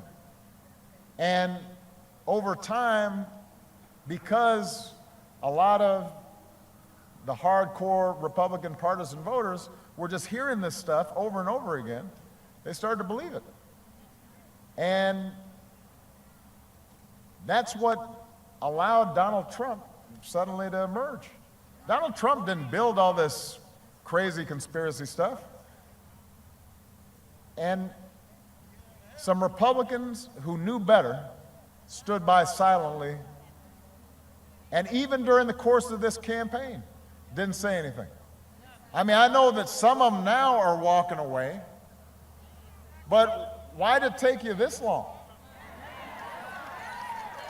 You said you're the party of family values. What, you weren't appalled earlier when he was saying degrading things about women? When he was judging them based on a score of, are they a 2 or a 10? That wasn't enough for you? You're walking away from them now. it wasn't disturbing enough for you when he was saying Mexicans who come here are rapists? Or suggesting that people, patriotic Americans of the Islamic faith, somehow are suspect and should be treated differently? That wasn't enough? I'm glad that some of them now said, wow, this is really bad. I guess we need to What steps we will your need energy to walk policy away, take but to meet our energy if you're needs? doing it just for political while at the expedience, same just time- because you're looking at poll numbers and you say, oh, this might get me in trouble, that's not enough. If you say you're about family values, you got to be about family values all the way through. If you spent all these years extolling Reagan and how tough he was with the Russians, how is it that you suddenly stand silently when you nominate a guy who says a guy he admires is the former head of the KGB? If you say that you're about the Constitution and you're opposed to what Obama's doing with executive actions, because that shows, he's a tyrant, but you're okay with a guy who says to his opponent in the middle of a debate, I'm going to throw you in jail.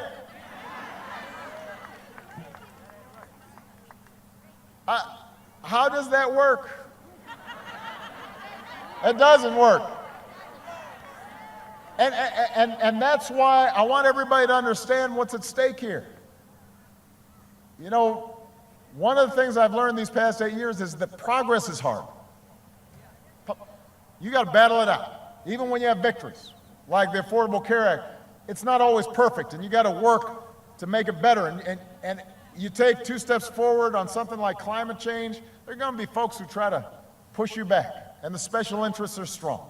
And it is true that the country is so often divided along party lines, and it's very hard to get folks to compromise. And Hillary understands all that, but what she also knows is that if you stay at it and you work hard, good things can happen. She knows that in a democracy as big and diverse as this, we can't demonize each other.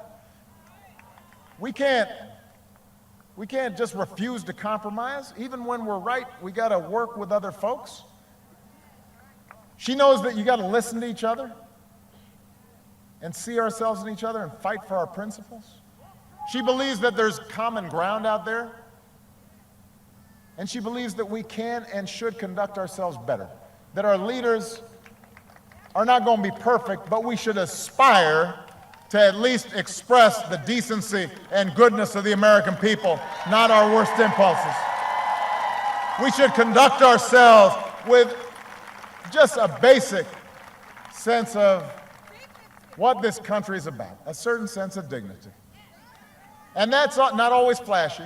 That doesn't always grab headlines.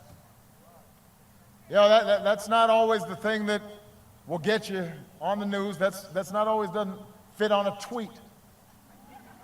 Politics doesn't always lend itself to that. But if we want progress, we got to work for it.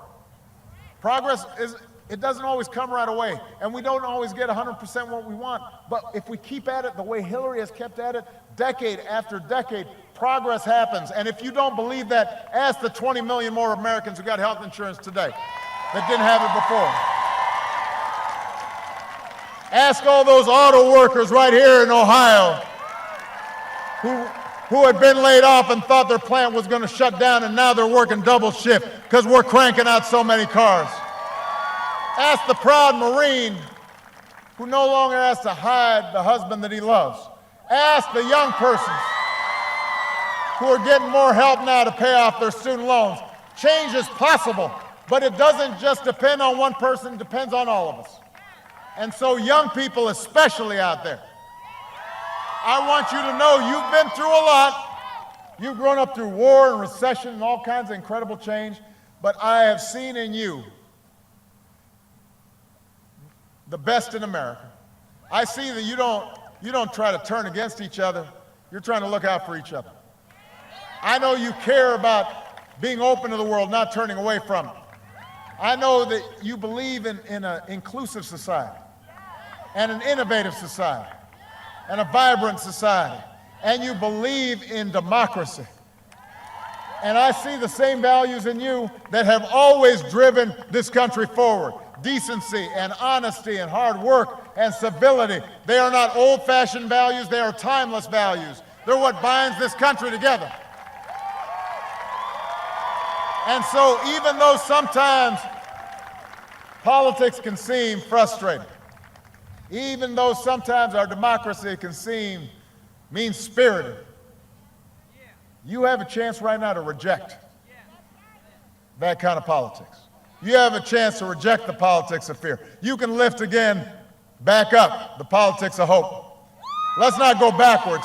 Let's go forward. You got a chance to elect a woman who spent her entire life trying to make this country better. Don't fall for the easy cynicism that says your vote doesn't matter. Don't fall for what Trump tries to do and just make everybody depressed. Don't believe it. I promise you, your vote counts.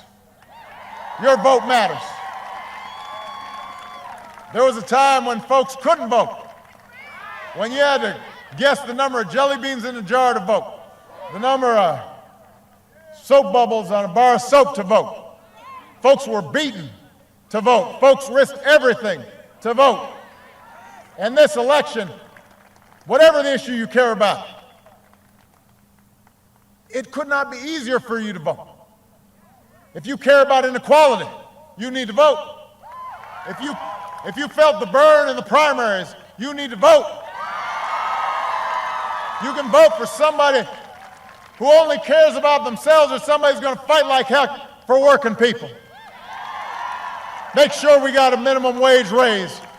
Make sure we got equal pay for equal work. You care about criminal justice reform and civil rights. You can vote for somebody who has fought against civil rights for most of their lives, or you can vote for somebody who went undercover to make sure that minority kids were getting an equal shot at a good education and has never stopped fighting since.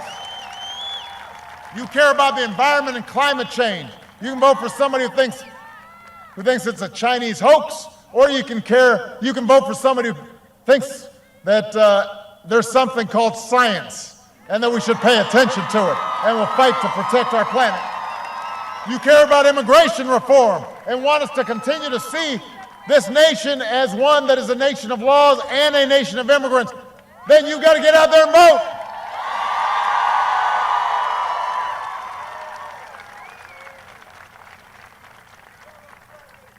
Donald Trump's closing argument is, what do you have to lose? The answer is everything. All the progress we've made right now is on the ballot. Civility is on the ballot. Tolerance is on the ballot. Courtesy is on the ballot. Honesty is on the ballot. Equality is on the ballot. Kindness is on the ballot. All the progress we made the last 8 years is on the ballot. Democracy itself is on the ballot right now. So if you want to send a message, make it loud. Turn back the voices of cynicism. Turn back the voices of ignorance. Send a message of progress. Send a message of hope. Send a message by voting for Hillary Clinton. And show our kids and the rest of the world we remain the greatest country in the world.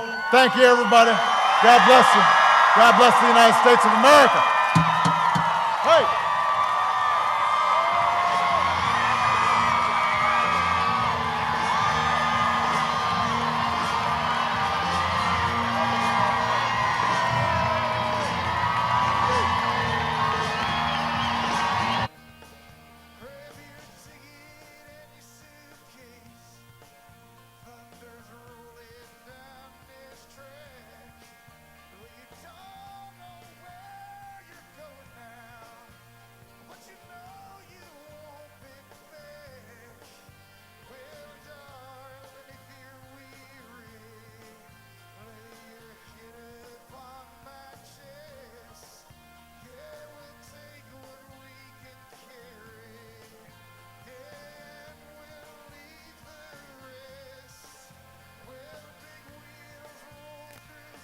Okay, everyone, that was an encore of President Obama's speech in support of Hillary Clinton.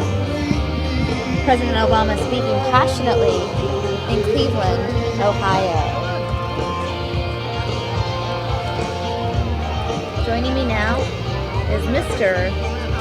Ron Hoon himself. Ron, we have a major topic to talk about. Okay.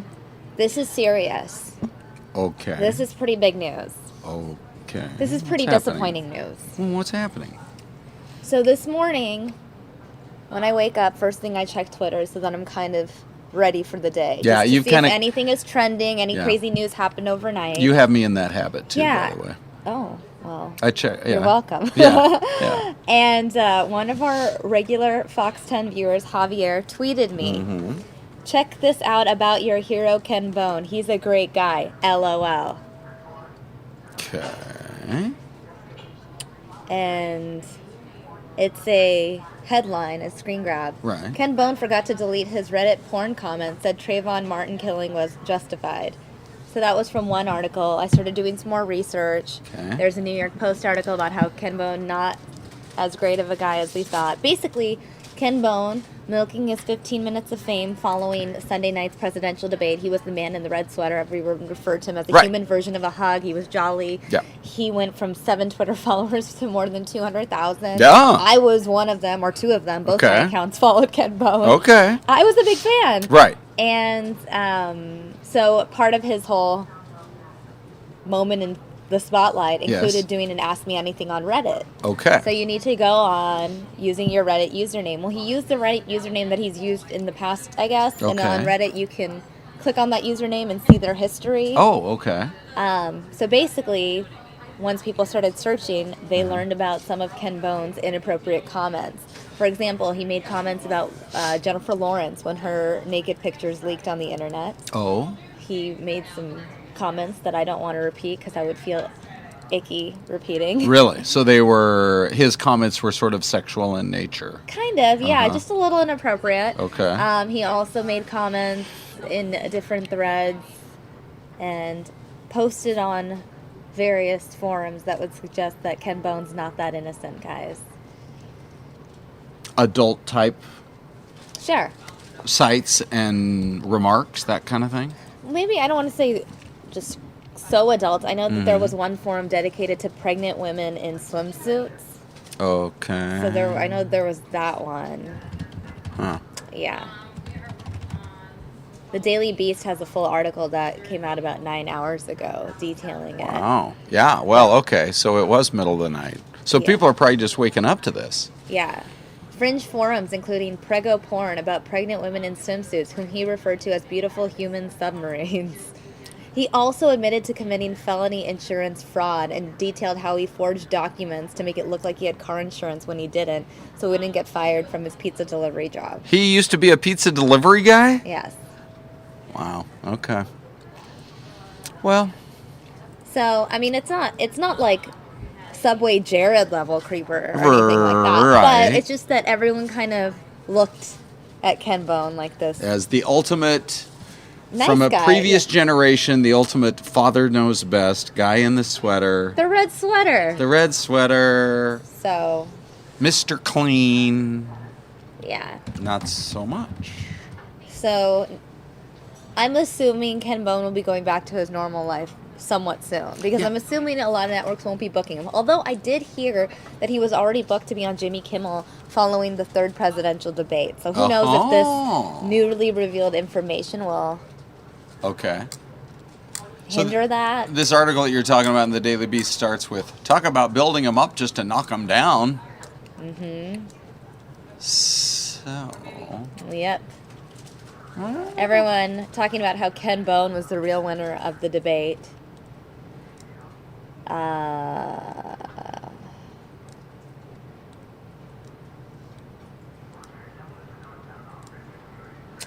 Yeah. Well, okay. that's that. Huh. Okay. Well, Ron's reading the Daily Beast article right yeah. now. Sami is trying to be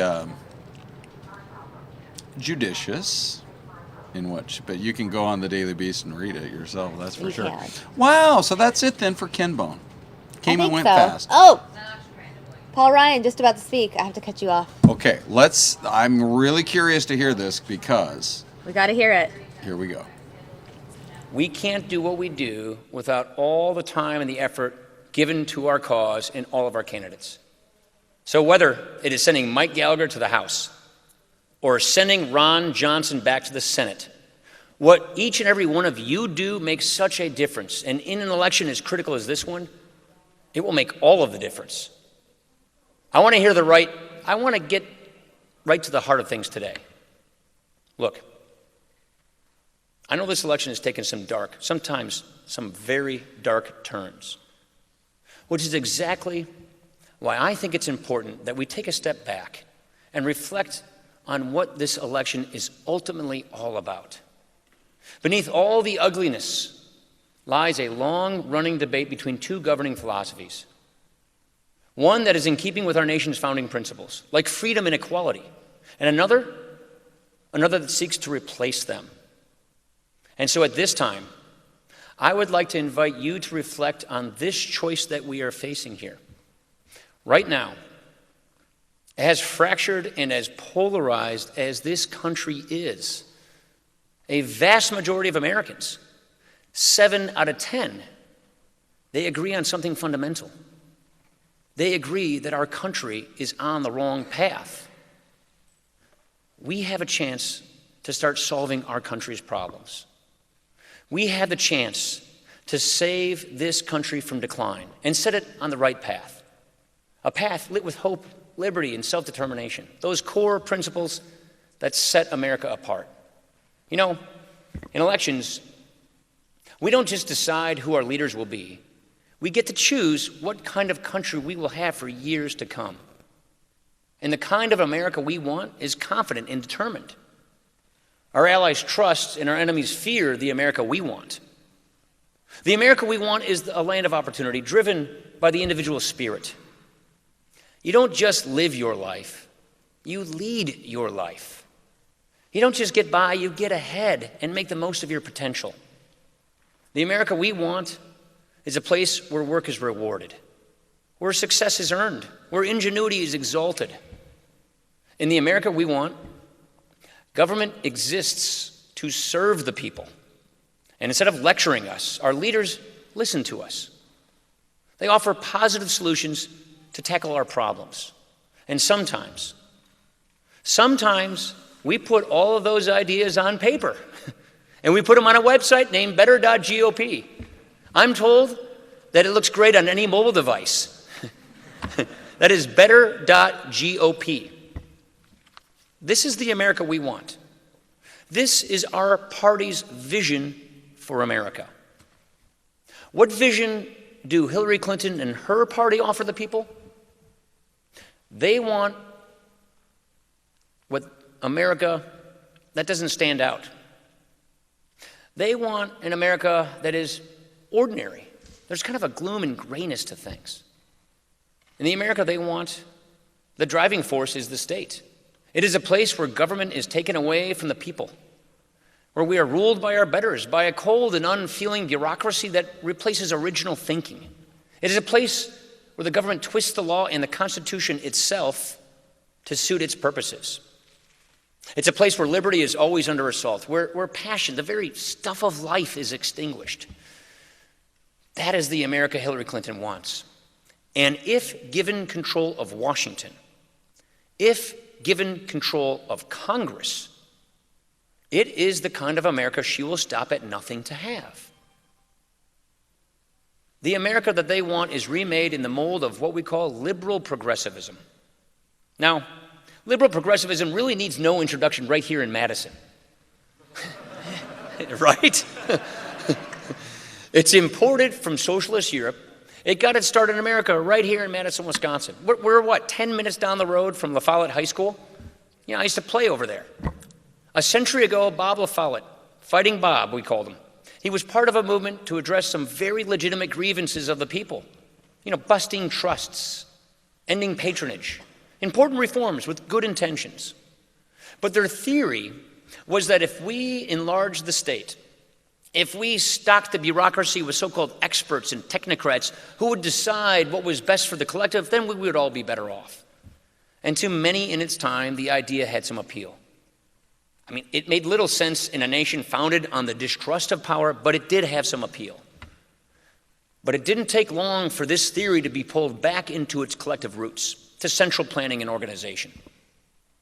Our betters became obsessed with bigger and bigger government, ignoring constraints, constitutional and otherwise, and arbitrarily picking winners and losers.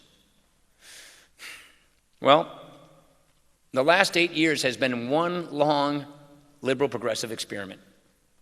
Time and again, we have been told, if we just spend more money, create more programs to live under, more rules to live by, put one more wing on the great palace of government, this will solve all of our problems. Yet after all of that, we feel less safe and less secure, less free and less prosperous. As government grows more unaccountable and unresponsive, there is less faith and less trust. And that is because liberal progressivism simply does not work. It's the longest con. It preaches to us about fairness while snuffing out the striving that is at the heart of a free society.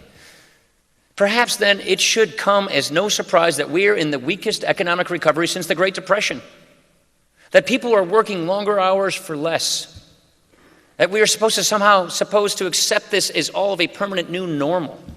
I mean, just look at yourselves. All the work that you put into getting this great high-quality education right here at Madison, all of it leading to the moment where you can strike out on your own. And it's about as tough as it's ever been to find a good, decent-paying job. A job that will help you start to tackle your debt and get you on the right path. I mean, this may be the worst thing about liberal progressivism. It actually hurts the very people it is claiming to protect. There are now more than 94 million Americans who are not just out of work. They're not even looking for work. Nearly 1 out of 3 men over the age of 20 are not currently in the workforce. America's idle army, they are called. Think about that for a second. A whole generation of workers threatens to be wiped out by liberal progressive policies. Unless we act, what becomes of these people, our fellow citizens? Well, there may be no greater monument to liberal progressivism than our modern welfare system. It was created, again, it was created with good intentions. As part of the war on poverty, a charge technocrats would lead to fix a gripping social problem. But now, after trillions of dollars spent, dozens and dozens of programs created, the needle has barely moved. I mean, our poverty rates are still higher than they were in the 1970s. That is because our welfare system is designed to replace work, not encourage work. The technocrats measure success by how much money we're spending, how many programs have we created, not by how many people we help get out of poverty. The system does not adapt to you. It doesn't customize to you. It just pushes you along the conveyor belt from program to program. It keeps people down instead of helping them break free. And it goes against everything the American idea represents. This is what liberal progressivism is. It is the bad landlord that raises your rent but doesn't fix the heat. You know, maybe the place was nice once, but there hasn't been any upkeep. Sure, they promise you all kinds of upgrades, but nothing changes. At least not for you. Maybe the folks up on the top floor, but not for you. But then you are given no choice but to sign the same lease. And so you're stuck. No way up, no way out. Here is what you need to know about our political opponents. The left does not just seek a continuation of the last 8 years. They do not just seek to further the liberal progressive experiment. They intend to make it into a reality, an arrogant, condescending, and paternalistic reality. The country may be drowning in debt, but what are they proposing? Another stimulus package of more government spending. I mean, you'd think that after the last 8 years, the left would realize there's no money left for their schemes, but apparently not. The economy may be suffocated by regulations, but Washington Democrats are in the midst of proposing a record slew of rules, an onslaught, from everything from overtime pay to retirement planning. Our tax code may be one of the least competitive in the world, But Washington Democrats propose a continual stream of massive tax increases. In America, the one that they want, and the tax code that they want, our tax code is not a source of growth, it's a machine of redistribution. And for families looking for some relief, any relief from Obamacare, they propose no cure. In fact, Washington Democrats, they want to expand Obamacare. They want to take us further toward government-run health care. That is the America Hillary Clinton and Washington Democrats want. But it is not the America that we want. We want an America that values disruption and innovation. Because in a time when you can customize your life right down to the channels you want, one-size-fits-all designs are creaky, they're worn out, they're obsolete. I mean, you see this in your daily lives as millennials. Take Uber, Lyft, and Airbnb. Great success stories in recent years. Services that are just taking off, even in this sluggish economy. Guess what? One of the centerpieces of Clintonomics is to crack down on these companies. This is what liberal progressivism does. Even in an age of diversity, it demands conformity and sameness. It traps people. It traps people in healthcare exchanges you can't navigate. Rules you can't understand or afford, and a tax code you can't make heads or tails of unless you hire an army of lawyers. This is not about freeing you. It is about limiting you. There's no room to run, no chance to grow, or to fail for that matter. People are not needed, they're counted and sorted. This is how you can so casually classify whole groups of people as baskets of deplorables.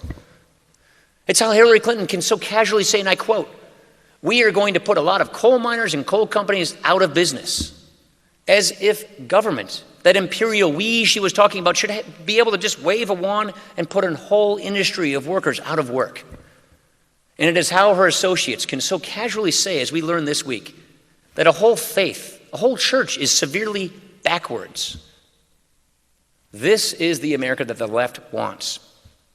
And if Congress does not stand for this, and a Republican Congress will not stand for this, they will hire unelected bureaucrats to do their bidding and appoint activist judges to do the rubber stamping of their designs. You see, the left, they're not challenging the system. They're rigging the system. Because liberal progressivism is not government for the people, it's government by them, the elites. You see, when Hillary Clinton says we are all stronger together, what she means is that we are stronger if we are all subject to these rules, to government. What she means is we are stronger if we give up our ties and our responsibility to one another and hand it all over to government. If we take apart our ability to customize our solutions and fight for progress right in our own communities. But there is no strength in any of this, only hubris.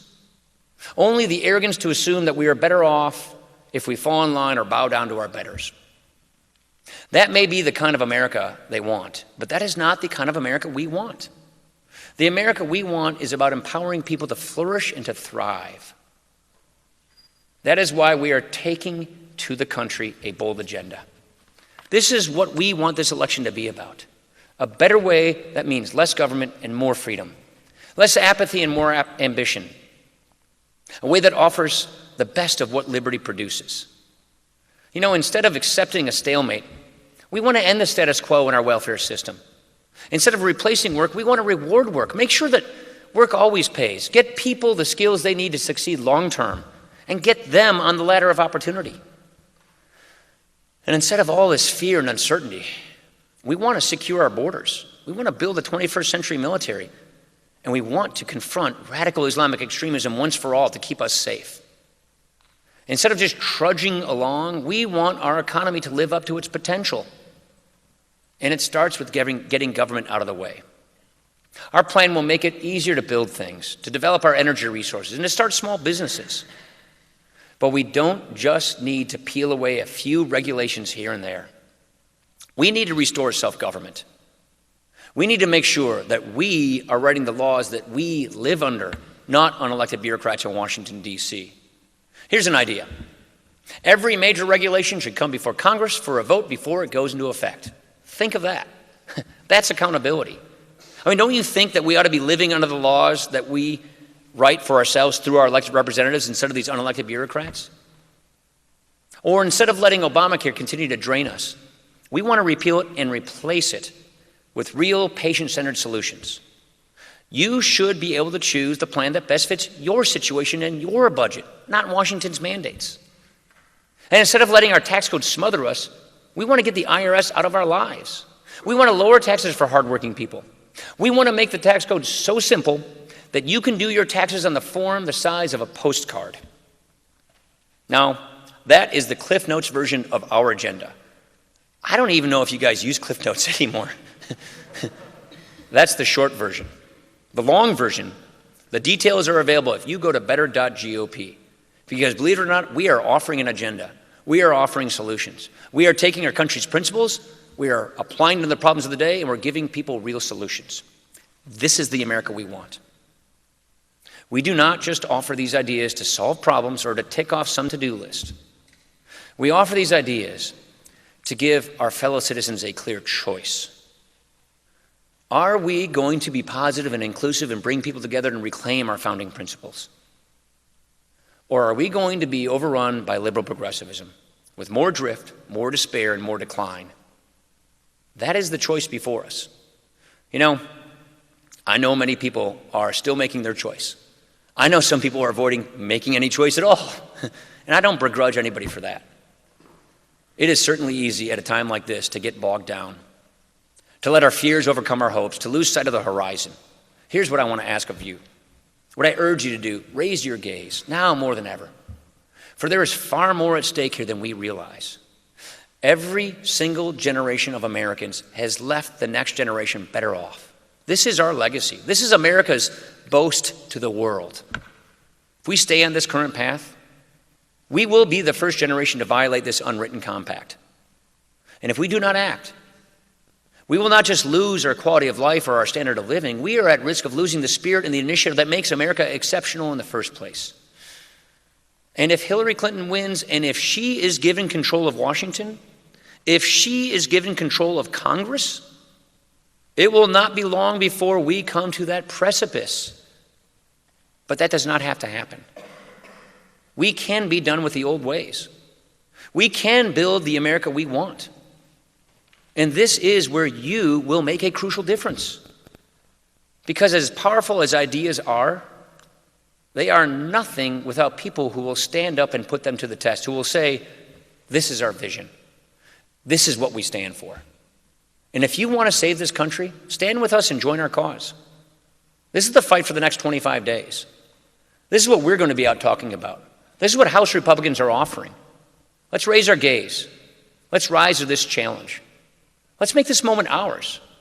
Thank you very much for coming out today and on Wisconsin. Thank you. Thank you.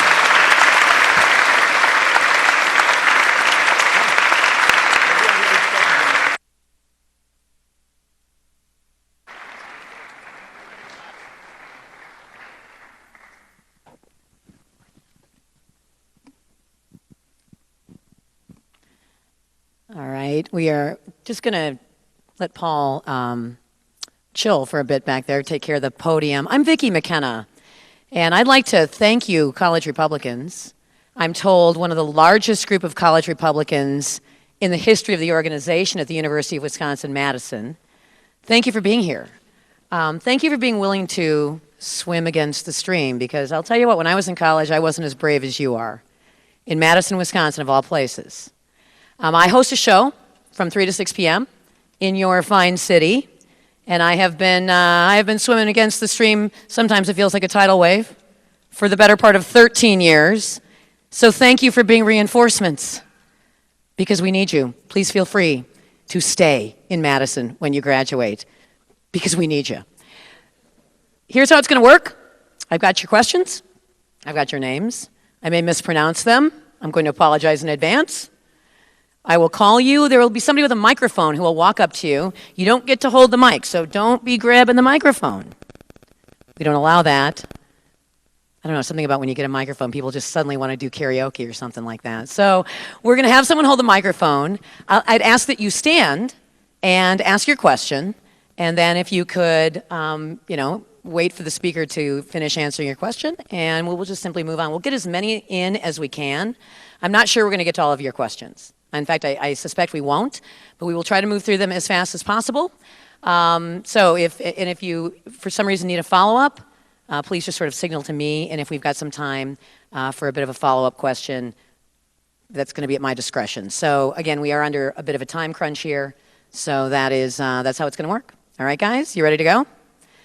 Then I will welcome back to the stage House Speaker Paul Ryan.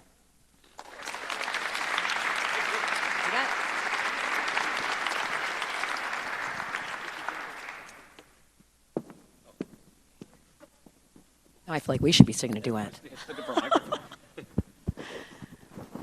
All right, we're going to start with Kennedy from Madison. Kennedy from Madison. First of all, thank you. Where'd you go to high school? Where'd I go to high school? I'm actually originally from Minneapolis, Minnesota, but I go Reciprocity to school here is a now. good thing. So. Yeah. Yeah, it's actually more liberal there, I think, than it is here. So That's for me, saying this is kind something. of refreshing. Yeah. Okay, so first of all, thank you so much for being here. So my question is, the majority of millennials, especially on college campuses, reject conservative values. Many of our peers don't understand Republican principles because they're not even willing to listen to us. So how would you recommend that we try to spread this message on our campuses to educate students about conservative principles and candidates such as Ron Johnson and others? Yeah, so first of all, do everything you can to get Ron Johnson reelected. This man deserves reelection. That's number one. Number two, I think all of us, when I was young, I experienced the same kind of backlash you did. I spent a lot of my childhood here in Madison. A lot of my college years I came here in Madison. Didn't go to school here, but I spent my summers up here. And so, number one, when you're debating somebody, don't go to emotion. And don't impugn another person's emotion. And when that's coming at you, take the high ground. Number two, I always encourage people, go back to the basics and the classics. Read what liberal progressivism puts out. Read, your Hegel and your Weber, and understand what it is they're trying to propose so that you have a better understanding of how you can defeat it intellectually. And then take our principal conservative values. I really call myself a classical liberal more than a conservative, because what that means is we believe in those core principles that made this country great: liberty, freedom, equality, self-determination, the Constitution. Understand those first, familiarize with them, and then find out how to characterize it in today's language, how to apply it to today's experiences. That's why I talk about, customization with your mobile devices and things like this. That is liberty and freedom and self-determination in the free enterprise system. And so I think it's very important that when people are shouting at you, you're not going to win a shouting match because no one wants to listen if they're screaming at each other. But get back to the basics and apply these great principles through your life and your experiences as you know it, and try and introduce your friends and people who don't agree with you with these things, and take the high ground. All right. And freedom is cool. Yeah, I mean, it's pretty hard to defeat freedom. Jake, Milwaukee. Where's Jake? Good morning. Thank you for being here. Hey. You talk a lot about the Better Way agenda, so my question is, how will you continue to pursue this if the Senate is flipped or Hillary is elected president? Yeah, that's going to be it's not going to be as easy. So this is 6 things. It's welfare reform. It's rebuilding our national security. That's Homeland Security and national security. Rewriting our regulatory system, restoring the separation of powers of the Constitution, replacing Obamacare and entitlement programs so we don't have a debt crisis, so you get a debt-free nation, and replacing the tax code. These would be extremely difficult in divided government. One of the reasons why we put this agenda out there is this is what we could not achieve in divided government with Barack Obama as president. We worked on things that we could achieve the last year, but these are things that we just have big philosophical differences of. And so that's why just having more of the same stalemate is just not a good option. Let me give you just one little example. Take tax reform or a budget, for example. All tax laws must start in the House of Representatives. And so look at our tax reform, go to better.gop and see what we do. And we write tax bills in the House a certain way so that we maximize economic growth. Then we send that bill over to the Senate. And it's the Senate budget chair who is the referee who decides, whether or how we're going to consider that bill, tax bill or a budget bill. If we keep control of the Senate in the Republican hands, and if Ron Johnson wins re-election, which I think will determine whether we keep the Senate, a nice guy named Mike Enzi from Wyoming is the Senate budget chair, and he helps us get these budgets to the president's desk, get these tax bills through. If we lose the Senate, do you know who becomes the chairman of the Senate Budget Committee? A guy named Bernie Sanders. You ever heard of him? This just tells you what we would be dealing with in a divided government if we lose control of the Senate. And so losing the Senate makes it that much more difficult for us to even put a bill on a president's desk. And so that is why it's so important that we keep the Senate as well. So there's not much of an option. Is what he's telling you. You know, we'll keep fighting for what we believe, and we'll be passing what we believe in the House, but we got to get things to the president's desk. You know, we've got to actually get them through all. And the filibuster is frustrating enough as it is, but not even being able to bring up a bill if we lose control of the Senate would be even more frustrating. Do you have a follow-up? You're good? Okay. Kate. Would like Kate from Wisconsin Rapids.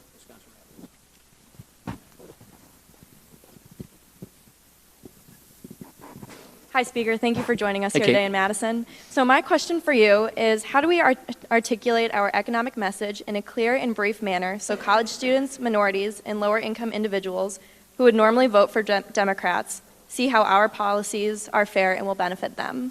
I spent a lot of my time on just that point. I'd say two things. You have to have good ideas, number one, and we do. Number two, look at how miserable the status quo is. Look at just this war on poverty itself. We measure success in the war on poverty by effort, not by outcomes. And take a look at the kind of things that we're offering. For instance, customizing welfare benefits to get a person from welfare to work, making sure that we actually create upward mobility and economic growth. I think it's really the left's argument of more government control, redistribution, which leads to slower economic growth. And you can talk about how bad the status quo is and how little opportunity we have because we are living under Obama liberal policies. So what we have right now is a flavor of what they want to continue doing. Talk about then what freedom and opportunity and upward mobility look like.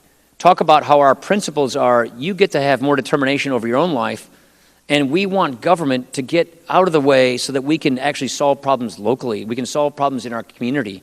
We need people. And every single person in this country is needed.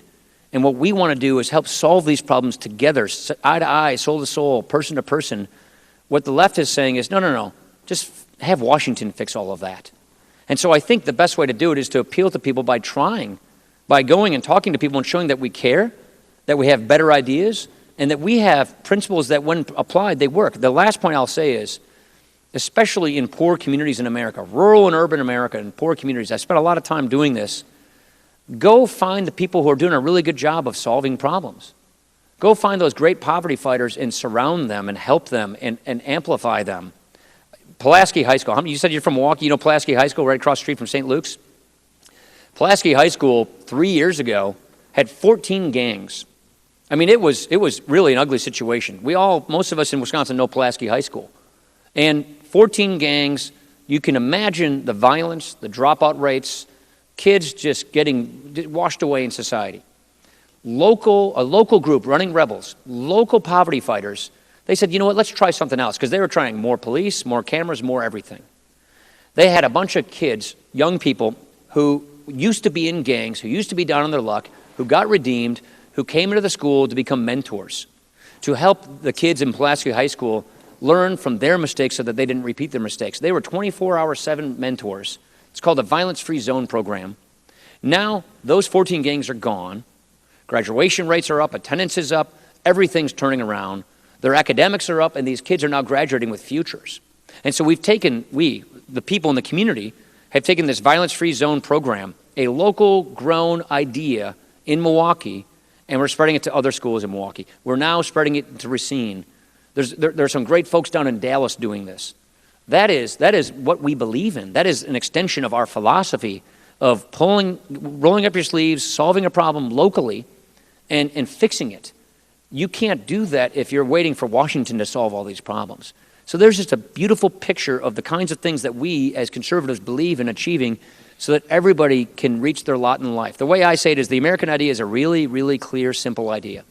The condition of your birth doesn't determine the outcome of your life. We need to make sure that that idea is believable and true for everybody. And only by each and every one of us taking responsibility in our communities and advancing these ideas and principles and solutions can we achieve that. I think that's attractive no matter what party you belong to. All right, let's go to Kelly from the state of Georgia. Oh, there she is. Wait for the mic. Nobody can hear you otherwise. Hi. Hi. Where are you from, Kelly? Georgia. Okay. Wow. My question is, what is your best advice for Republican college students on liberal campuses like Madison regarding an increased criticism and challenges faced in light of the upcoming election? Well, have I shown you this? You can't beat something with nothing. Don't get into a personality contest. Don't talk about the latest Twitter storm from somebody.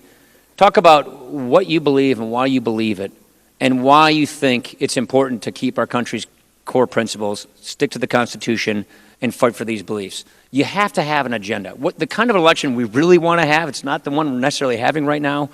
The one we really want to have is saying, we've got ideas and solutions, let's go win this so we earn the right to do it. Guess what? That's what we did here in Wisconsin. That's what Scott Walker, and that's what the state legislature did. Here are the problems, here's our solution, they won, they did it, and the results are proving themselves. So that's what I'd say in a tough liberal campus like this. Don't walk yourself into some bizarre personality contest, but get into an ideas contest. And that is why what we're doing is trying to offer you and furnish you with ideas that actually solve problems. Do we have time for a couple more? I promise I will not pull this out of my pocket one I think you should. Yeah. Why don't you just keep it in your front pocket? Yeah, right. Just tap the mic on it. How about John? We've had John from Milwaukee. There could be 5 Johns from Milwaukee, but there he is. Okay. Where in Milwaukee are you from? Southside Milwaukee. What are your main goals for the upcoming legislative session? Okay, I said I'd promise, but I can't help myself. The way I used to run the budget committee and the Ways and Means Committee, so I'm pretty familiar with the budgeting process. My goals in the upcoming session is right away to get working on the economy. And that means a budget which includes getting the budget under control. I'm really worried about the military, about the hollowing out of our military, so we have to reform the big structural drivers of our debt and our deficit and free up what I call fiscal space for the military, meaning we got to fix our military or we're going to have a real problem soon. And I really want to get tax reform running as quickly as possible. Our tax code is arguably, I wouldn't say arguably, it is the worst tax system in the industrialized world. And it is causing us to lose a lot of jobs and competitiveness. Overseas, which right here in Wisconsin means Lake Superior, right? We see countries like Canada taxing all their businesses at like 15%. Ireland's at 12.5%. China's at 25%. England's going to 18%. Our corporations are taxed at 35%.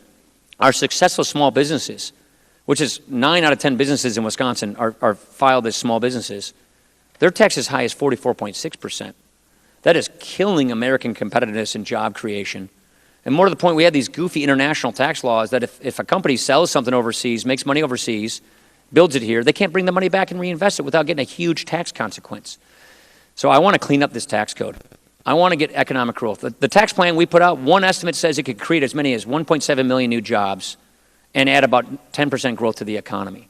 So first thing out of the gates is a budget that gets tax reform, that gets this debt and deficit under control, and gets our military what they need. Then we got to go work on regulations. I want to work on poverty and welfare. I want to work on the rest of this agenda effectively. But get this economy growing. Get you, when you graduate, into an economy where you have good options, good jobs, good wages.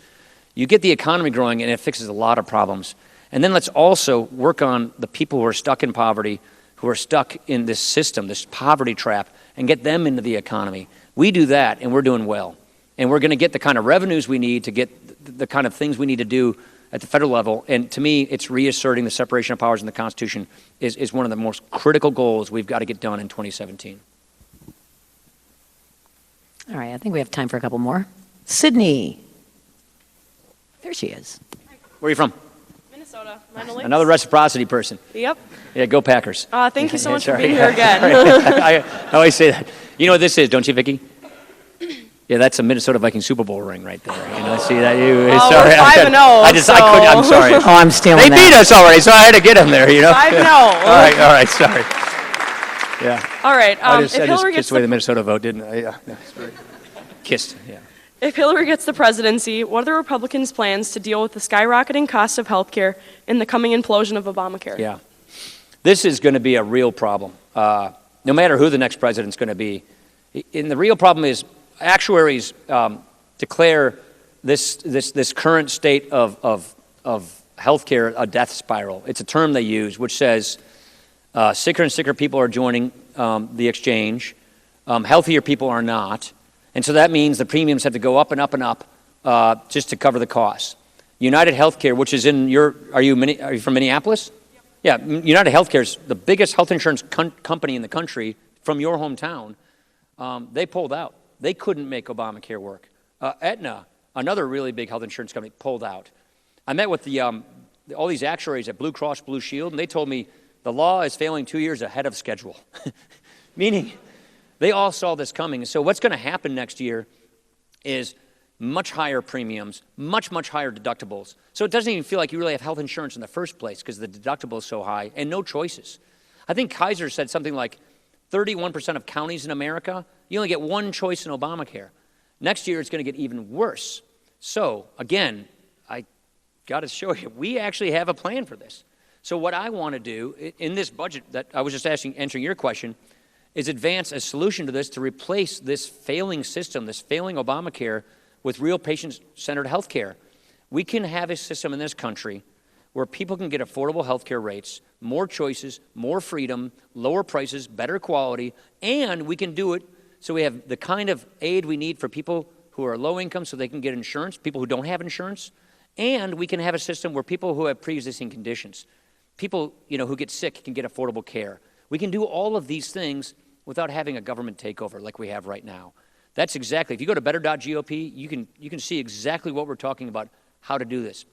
This is what we will present the next president. This law is failing. It is not working.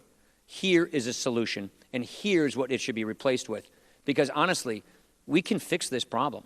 We can get lower costs, more quality health care, better access for everybody, and we can also deal with the legitimate problem of people, you get breast cancer in your middle 40s, you don't want to go to the poorhouse just to get your health care. We can fix that problem, and we can do it without this huge government takeover. And we intend on putting that solution on the desk of the next president. It'd be nice if we keep the Senate so we can actually get it to the desk of the president, and that is going to be a massive fight, because I think what the left is trying to do is they want to double down on government-run health care. They don't want our patient-centered solutions. They don't want more choices. They don't want more insurance competition. They just want the government to run it all. And I'll give the last point. When you say that something like this is a right, a government-granted right, like they claim health care is now, not a natural right, but a government-granted right, that means the government decides for itself that they get to tell you where, how, why, and under what circumstances you get to exercise that right. That's where we're going with health care right now. That takes so much power away from you, from us as people and citizens and families, and gives it to the government. And look at these predictable results. It's not working. So my goal is to put on the next president's desk a plan to fix all this. And you can go to better.gop and see what it looks like. You mentioned one choice. That's not a choice. That's right. It's a monopoly. That's 2016, how we've redefined words. One thing is not a choice, right? One last person we've got here, and that's Mitch from Bloomer. I did not deliberately just pick people from the front row. Mr. Speaker, in what ways can we, the students or the larger electorate as a whole, better market to undecided voters everything that the Republican Congress has done in the last 2 years? Yeah, so what we've done, a lot of folks, and I did not ask him to ask this question, by the way. Here's what I decided to do after getting this job, a couple of things. Find where the common ground exists, where we actually agree with the other party, and get those things done. So we had a real infrastructure problem in this country. I mean, just go down I-90 or I-94. We've got some real issues there.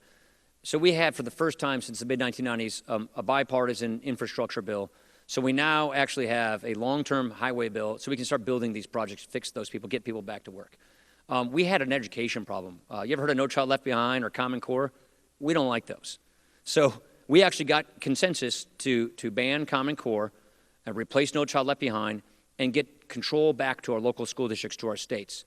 So we had the biggest devolution of power back to states in education for the K through 12 education in 25 years. We got that done. Our trade laws weren't working like they should. We had other countries that were taking advantage of our lack of enforcement of our trade laws and taking advantage of us and basically sort of cheating on their own agreements that they agreed to. So this is something I specifically worked on. We rewrote our customs laws, our export laws, so that we can actually enforce our trade laws and hold other countries to account, China dumping steel and things like that. We fixed that. First time in about 40 years. We had tax certainty. We had this problem where farmers and small businesses, they had no idea what their taxes were going to look like by the end of the year because we had this unpredictability in the tax code. We fixed that and made really important provisions permanent for small businesses, for farmers, and so that they can plan and invest.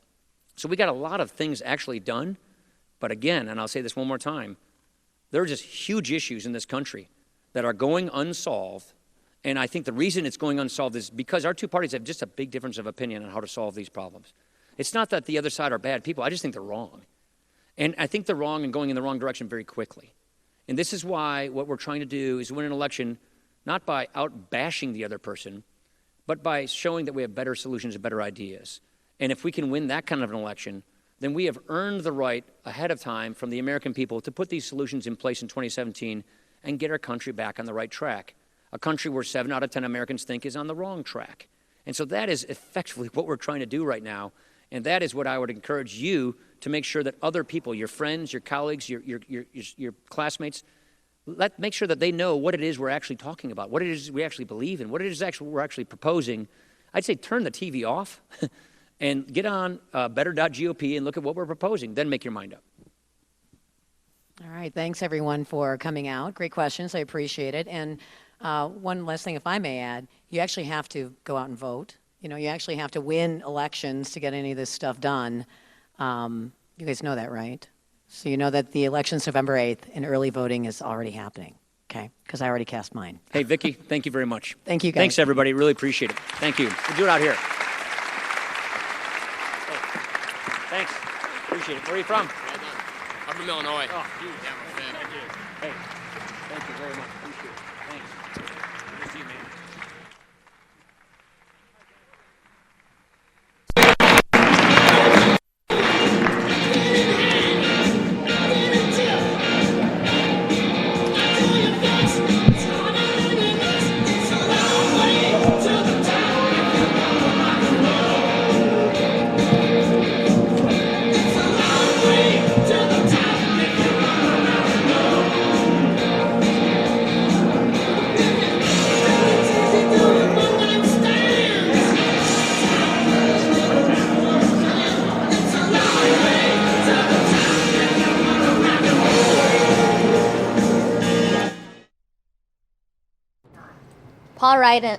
Paul Ryan speaking, ladies and gentlemen, the Speaker of the House, encouraging young Republicans, college Republicans at the University of Wisconsin-Madison, encouraging them to go out and vote, the importance of keeping the majority in Congress.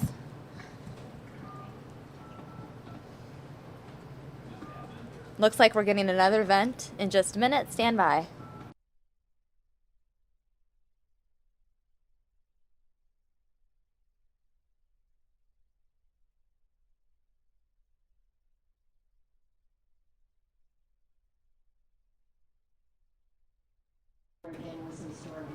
All right, guys, it looks like we have storm damage out of Oregon. Check out this storm damage out of Oregon. These are live images coming in from Manzanilla, Oregon. Some crazy storm damage out there.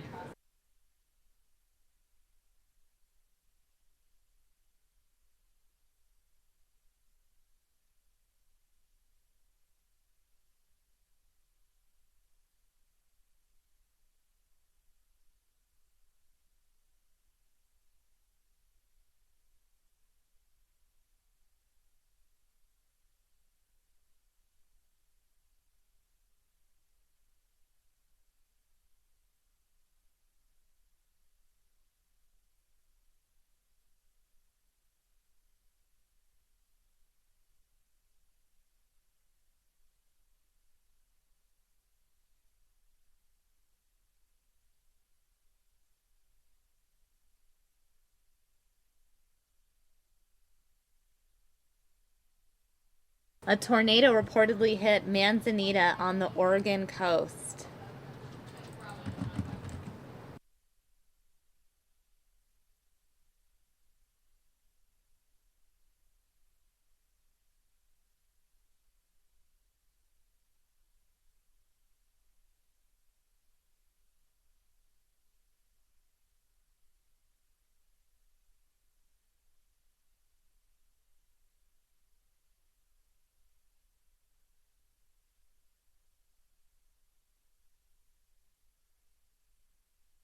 All right, guys, getting some updates from our Fox station in Oregon regarding this tornado that reportedly ripped through Manzanita, Oregon. Tornado damage, a result of a powerful storm that moved into northwest Oregon. Now, this storm touched down just a couple hours ago. Tillamook County Sheriff Andy Long says it touched down in the city of Manzanita around 8:20 this morning. He said there are no reports of injuries, but there have been several calls about damage, including one from a woman who says all the windows in her house were blown out. Now, Long says the county is sending in an additional ambulance to Manzanita just in case it's needed. He says volunteer firefighters are also being evacuated. Photos and video from the scene show downed trees and utility poles and damage to homes and other buildings. Now, the National Weather Service tweeted out information at 8:30 this morning saying that at 8:25 reports of a tornado damaged Manzanita, Oregon. They warned viewers to remain alert for weather as more storms are pending.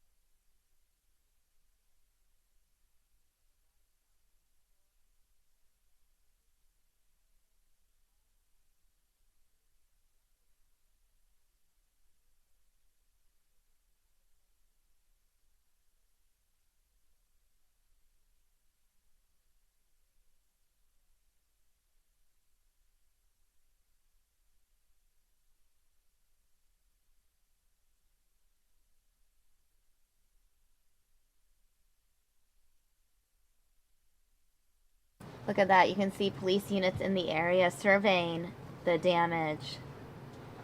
Again, tornado touching down in Manzanita, Oregon, on the northwest Oregon coast.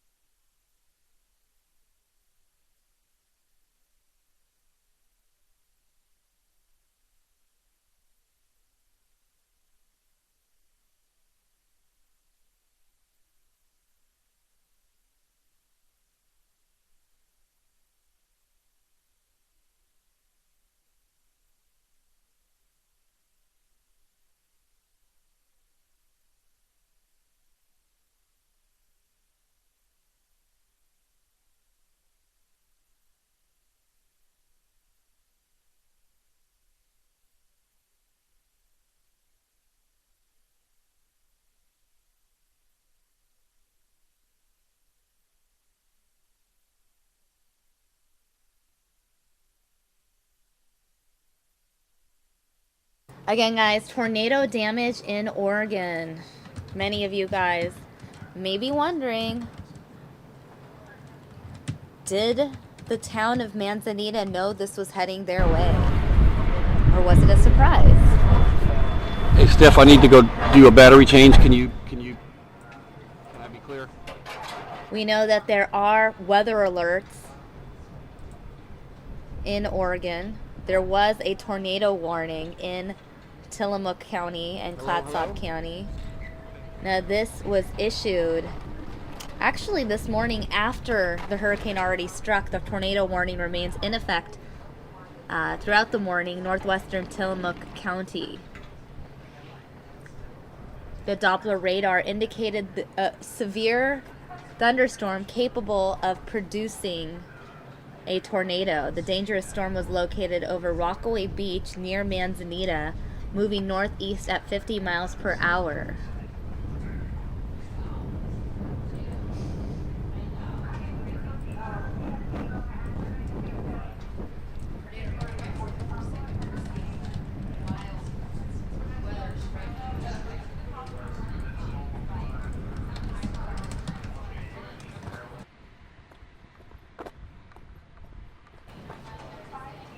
Again, guys, you're looking at live images coming in from the northwest Oregon coast. They're dealing with severe thunderstorms and the threat of tornadoes. Coming up, Mike Pace will continue our tornado coverage plus Donald Trump rally, right, Mike? Absolutely. Coming up on News Now.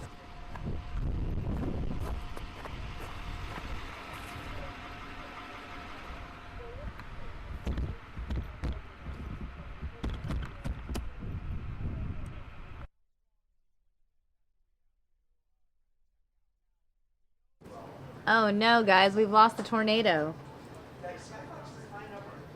Well, on that note, I'm just going to show you our weather forecast while we wait for Mike to take over. It's at 6. Actually, no. We have an event coming in from Boston. Don't have a lot of details, but let's listen in. I think with this title, although maybe not perfectly. My paper is kind of an exploratory analysis into labor force participation. I focus both on the trend and on cyclical effects. I focus more on the trend because over the last 20 years, I think the trend is more important. Certainly the Great Recession didn't cause labor force participation to fall from 1997 to 2007, which is a trend that I think was a significant new development in the U.S. Workforce. So it's easy to get lost. Bob said this paper is a deep dive, and it's kind of easy to drown in the analysis. So let me tell you what I take away as the main findings, and then I'll go into some detail on them. First, labor force participation fell since 2007, mainly because of trends that were taking place before the recession and because of population aging. I think there was some modest cyclical effect, probably in the range of 0.5 point to a percentage point. Labor force participation has rebounded about 0.5 point over the last year, since September of last year.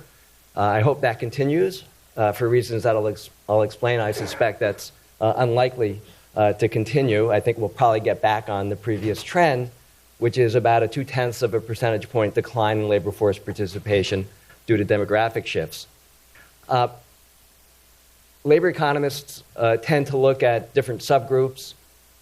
When I started this paper, I was most concerned about younger workers, and actually after looking through the data, I'm less concerned about them because an increase in school enrollment has primarily offset the decline.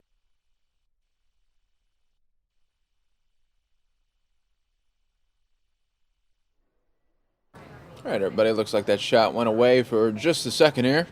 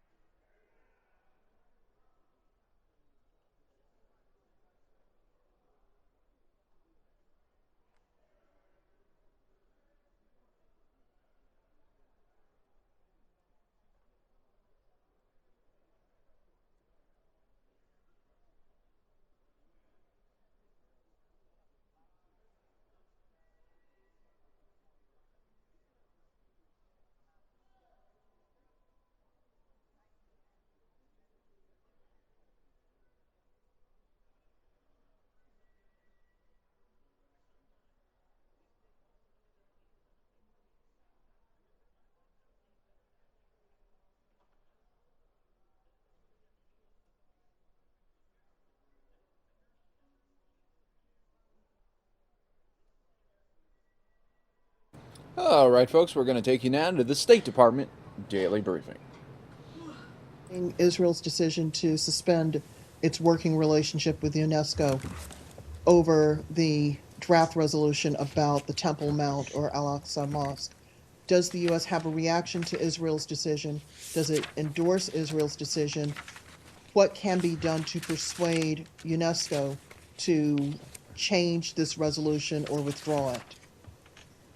Well, as you know, we actively opposed the resolution, and we did work in partnership with Israel and like-minded member states, really to discourage other UNESCO members from pursuing this resolution. I'll let the Israelis speak to their decisions with regard to the relationship with UNESCO and their role in UNESCO. It's their prerogative, obviously, to have serious concerns in the wake of these, as we talked about yesterday, these continual resolutions that we believe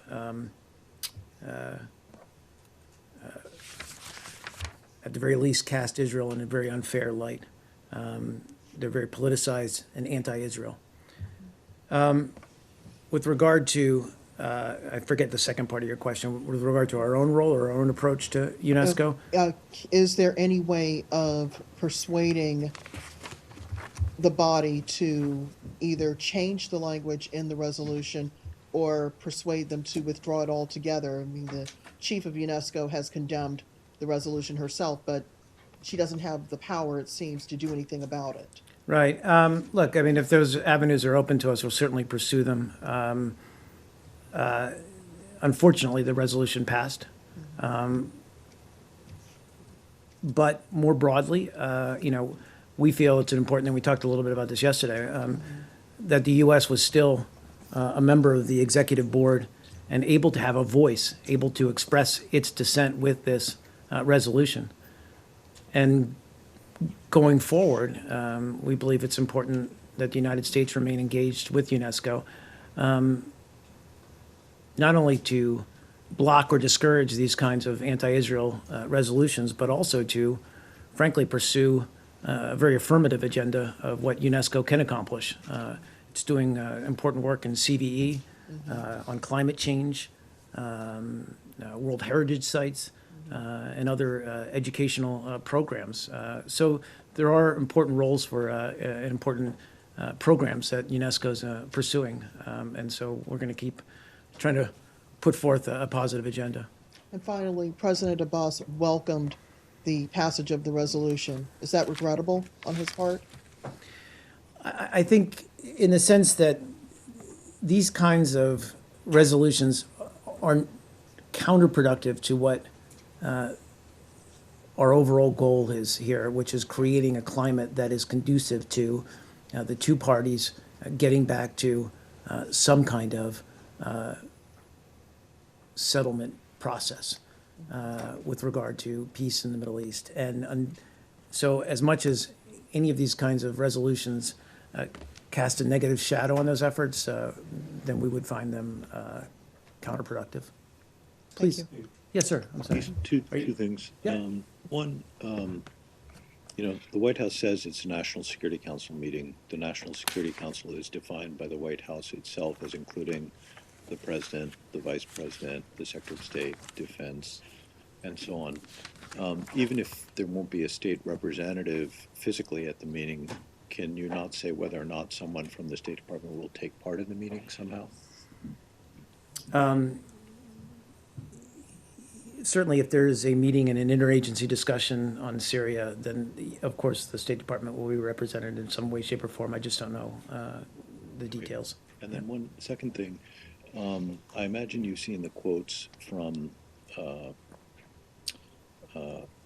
Syrian President Assad saying that taking eastern Aleppo will be a good springboard to then push the terrorists back to Turkey. Does the U.S. government, what is the U.S. government's policy to try to prevent that from happening? Well, President Assad has a very different definition, I think, of terrorists than we do. Obviously, our goal is to pursue Daesh, defeat and destroy them on the battlefield, working with some of the groups that we've been working with, certainly in northern Syria. And frankly, one of the goals, the missed opportunities from this failed September 9th agreement from Geneva was the opportunity to jointly work with Russia on going after Nusra. And Russia has said that's one of their objectives as well. But that said, we view as Nusra and Al-Qaeda as the major threats, certainly to our national security, but also threats to the region's security. And we're going to continue to pursue our efforts to defeat them. Do you oppose the notion of Assad's forces pushing all the way to the Turkish border? I mean, we oppose what Assad's forces are currently doing in leveling the city of Aleppo in what they claim is a pursuit to go after these terrorists, when in fact they're going at much of their airstrikes and much of the assault is aiming at the moderate opposition. So I'd even take a step back and say not only would we not support them going further, we want them to stop right now where they're at so that we can get a political track back up and running in Geneva. If we get there, and it's a big if, then, as we've talked about before, all other options or all other opportunities are on the table, which is going after Nusra and going after Daesh more constructively and more productively, not with the regime, but with Russia. But we didn't get there. So, and beyond trying to get back to the diplomatic track, do you have any other policies to stop Assad's forces from pushing on further? Well, I mean, I think we're looking at, and I don't want to get ahead of discussions, meetings that have yet to take place, but we've been very clear in the wake of our suspension of bilateral engagement with Russia on Syria. We've been looking at a range of options, economic, ways to put military pressure, ways to put economic pressure, other ways to put pressure and gain leverage given the situation in Syria. We're trying to be thoughtful about it. We're soliciting the views, obviously, of everyone involved in the interagency before we move forward.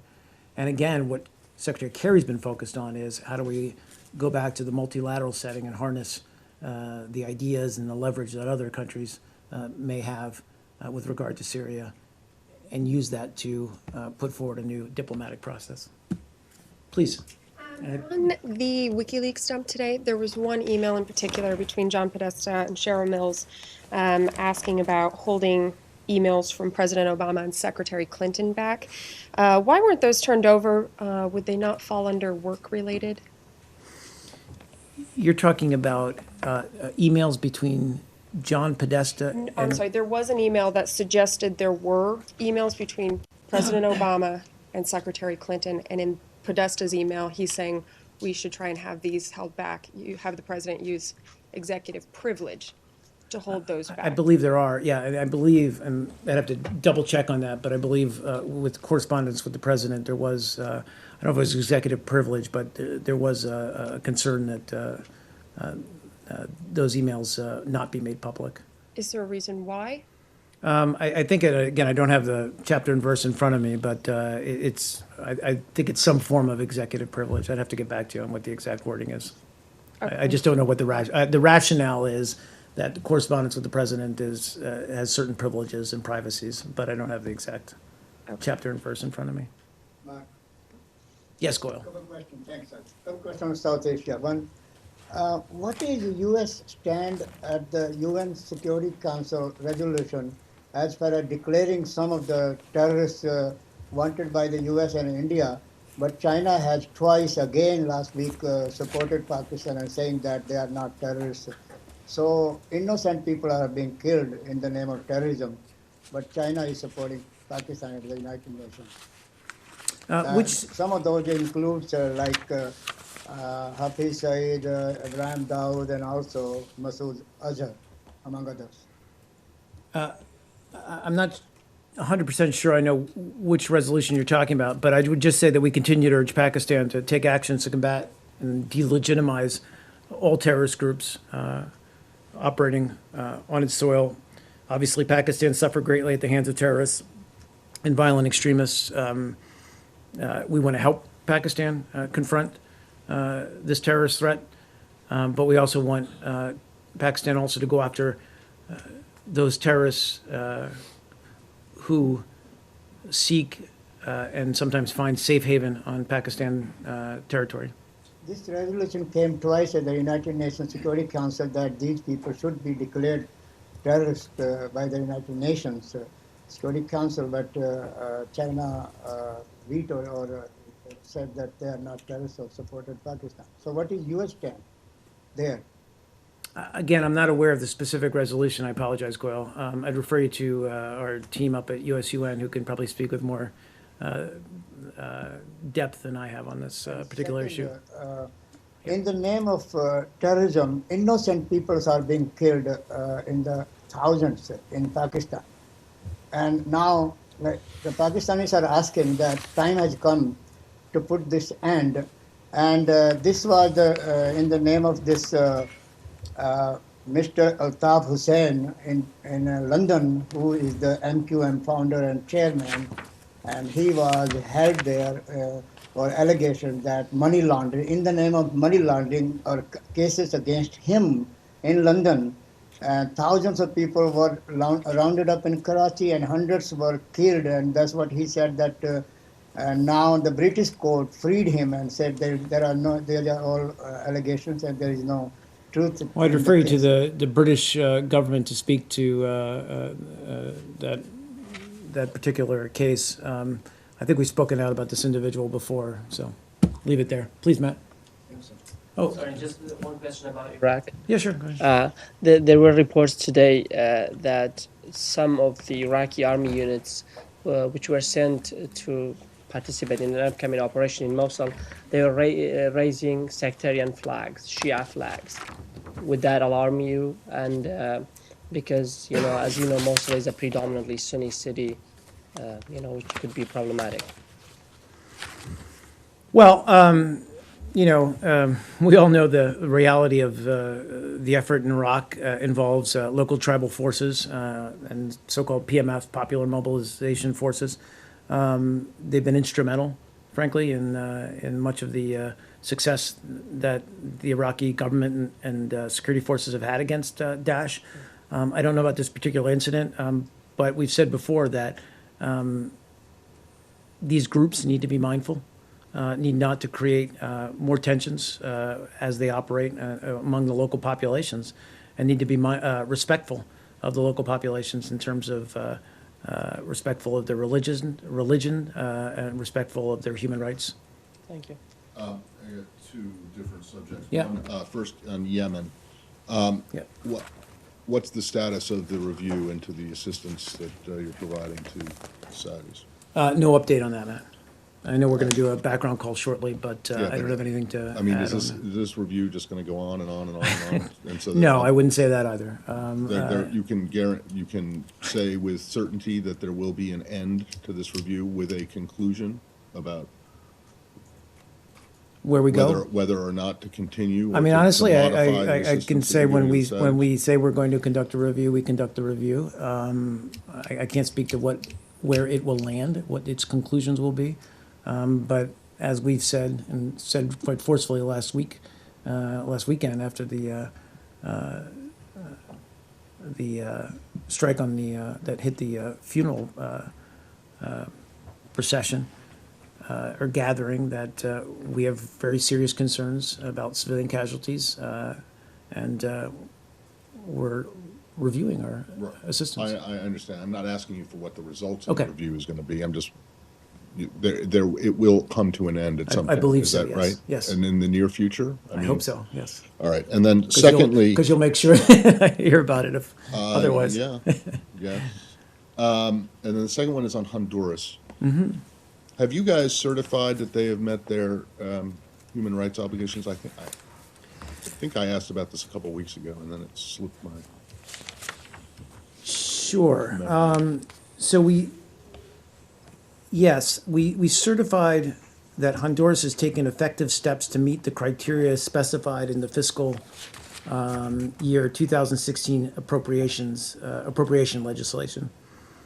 So that's not to say that all is well and good. Obviously, corruption, crime, impunity are real problems, continue to be real problems in Honduras.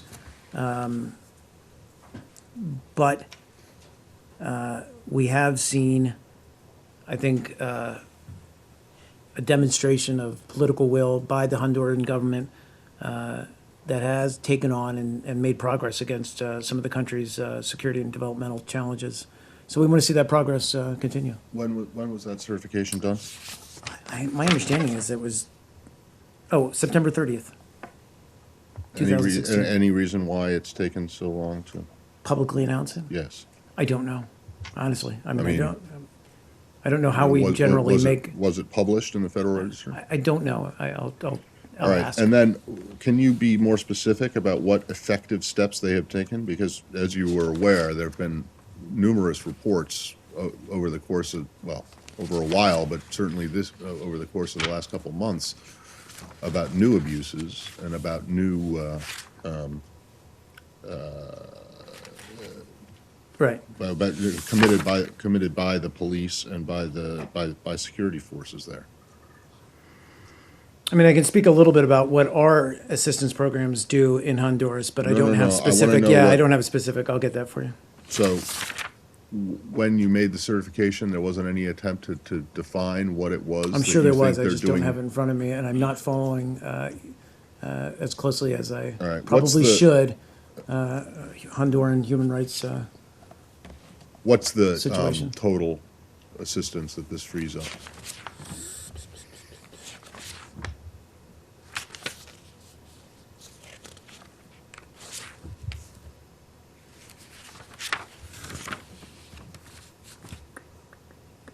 I will get that for you as well. Don't have it in front of me. Apologize. And please, if you could get the actual the. So what I propose, we'll do this as a formal taken question. Okay. I mean, because there've been persistent reports of violations. I understand that. No, I understand that, Matt, and I understand. Again, I'm not trying to create the appearance that all is well. Well, I know, but if all is not well and all is not good, why did they get certified? Well, again, I think we look for progress, and we've seen significant enough progress in their efforts, and I should have more detail to provide to you on that. I apologize for it, but to give them a passing grade. Is that it, guys? Thanks so much. Yep.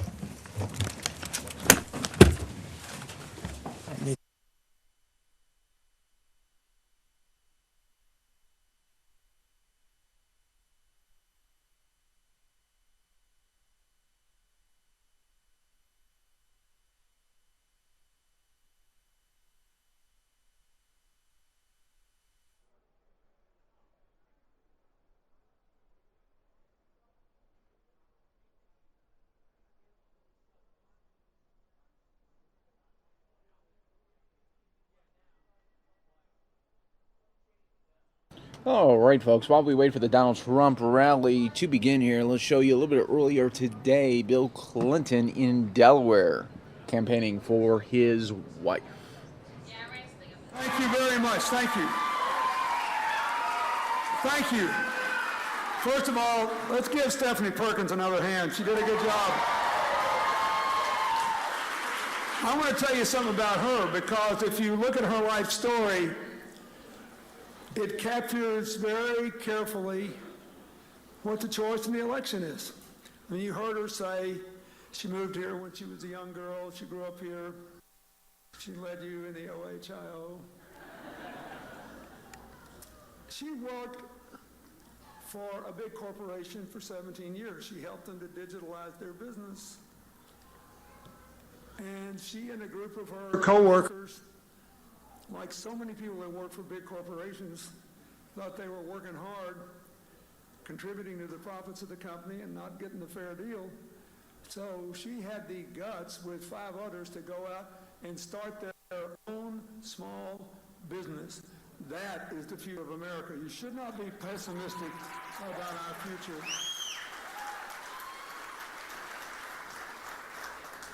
I want to thank my great friend, Governor Dick Scalise, for being here and for what he's done, both as governor, as a very distinguished ambassador to India when I was president, where he and his wife, Jacqueline, who's here with him, did a fabulous job for the United States, representing us in a country that we had been estranged from for many years, literally for decades. Biggest democracy in the world, had cold relationships with America. I decided to fix it. He was the fixer. She was the fixer. They did a great job, and we're in better shape in that part of the world today because of our strong partnership with India. So I thank him. Another person is in this audience, and the lights are bright, so I can't see, but my first national treasurer, Mary Ellen Withrow, is here. Where are you? Yeah, there she is. Thank you.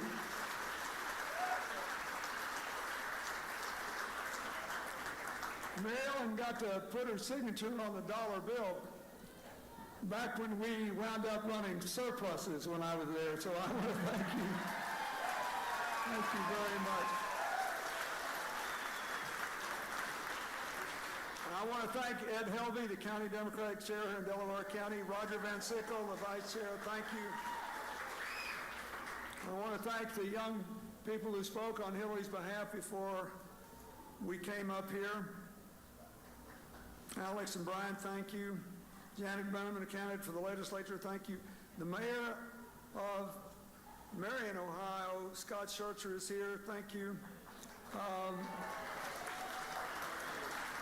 Look, we're getting down to the end of this election, and sometimes I don't know whether I'm in the real world. All right, folks, we're going to take you now to North Carolina, where we are waiting for a Donald Trump live rally.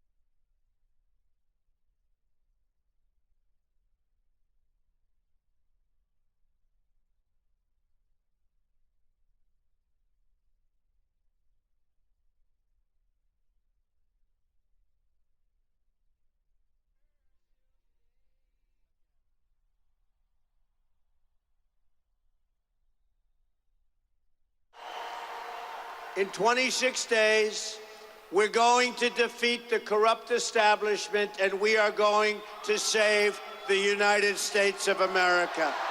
We are going to save the United States. And we are going to show the whole entire beautiful world how much we love our country. It's going to be, again, America first. It's been a long time.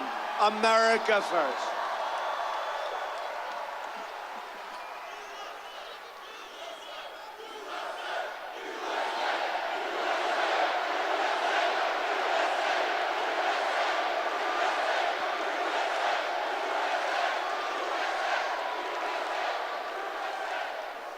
21,000 people tonight. Can you believe this? 21,000. And you got 7,000 people outside trying to get in, but they're not going to make it, I guess. We're going to renegotiate our absolutely terrible trade deals, reduce surging crime, cut taxes and regulation, lift the restrictions on American energy, end Common Core, reduce the cost of college, make child care more affordable, and repeal and replace that horrible thing, the so-called Affordable Care Act, Obamacare, which is not affordable at all. And the governor of Minnesota just minutes ago announced that the Affordable Care Act is not affordable.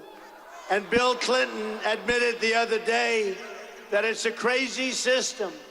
And I've been saying this for years, and Bill Clinton suffered last week.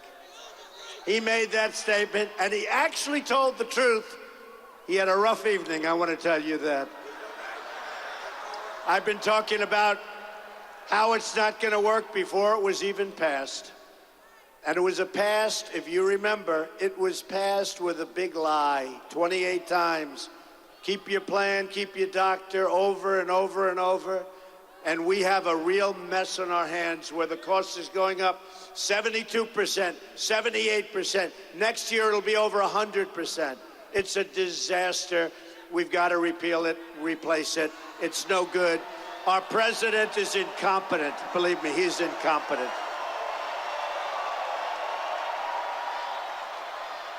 And every time I see him lately, he's campaigning for crooked Hillary. He shouldn't be campaigning. He ought to be working on the border. He ought to be working on illegal immigration.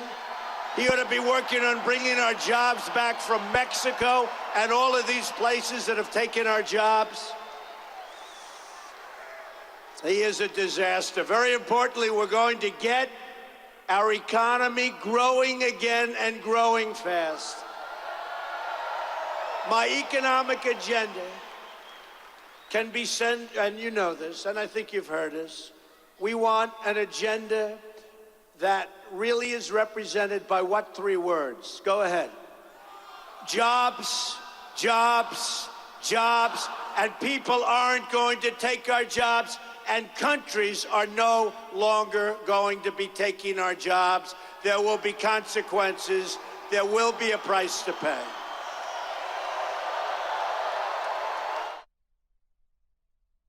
Boy, I am really thrilled to be here. And I am really proud of North Carolina. I looked at how all the great people of North Carolina handled Matthew. You are first class. You know, I look at what's going on in the world today, and I look at America as being a big house. And you know what's happened to that big house? We're being eaten up by termites. Failed foreign policy.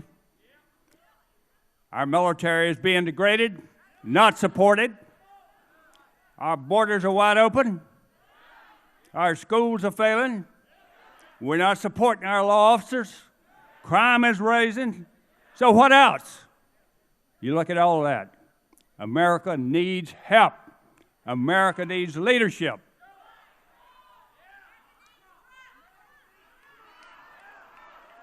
We need Trump.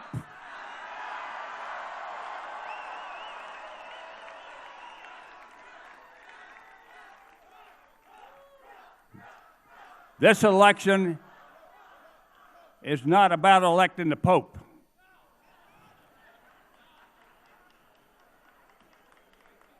And as a matter of fact, if that was the election, we certainly wouldn't elect Hillary Clinton.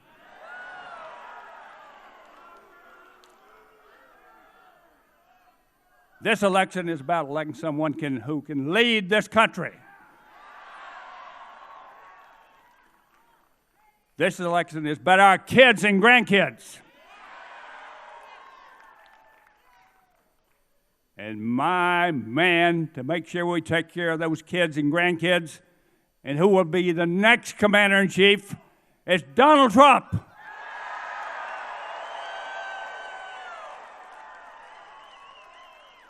So we're not listening to CNN, the Clinton News Network, or the fish wrappers like New York Times and the Washington Post. We're listening to ourselves. So let's elect our next commander-in-chief. It's Donald Trump. Hurrah!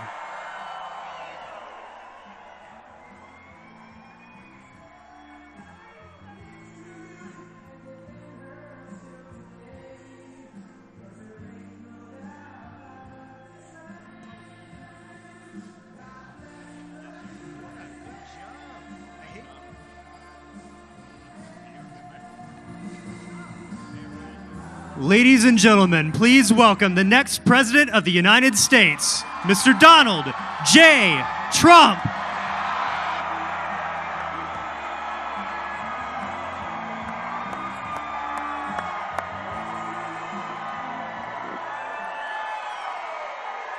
Thank you.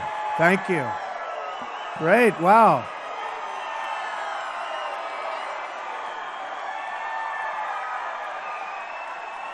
Thank you very much.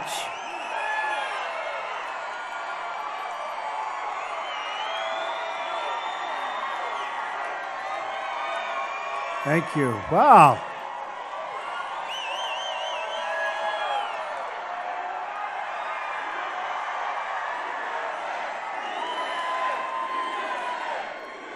Thank you. Wow.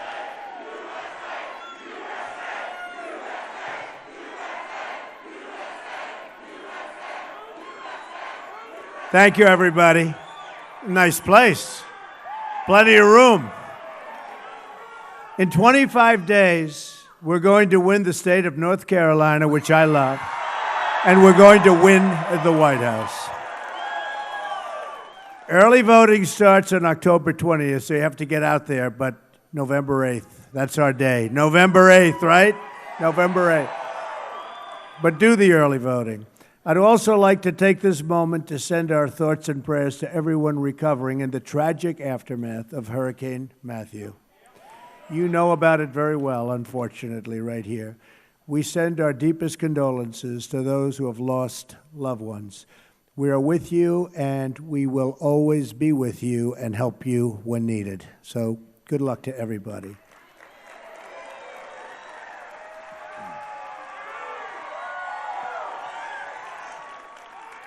The incredible spirit of the people of this state will power its recovery, and it's the same spirit that will rebuild our nation. I have property in this state. This is a great state.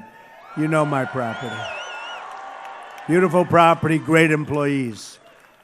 In a Trump administration, we will end decades of policies that enrich special interests and foreign countries at our expense. We're going to take on the big media, big business, and big donors that are bleeding our country dry. We're losing our jobs.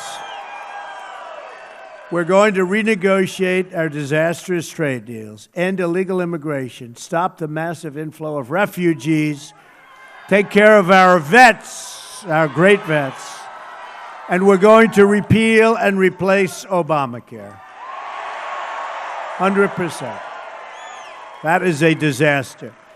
Premiums are soaring double digits in North Carolina beyond anybody's wildest expectations. It's a disaster, and you know what's going on.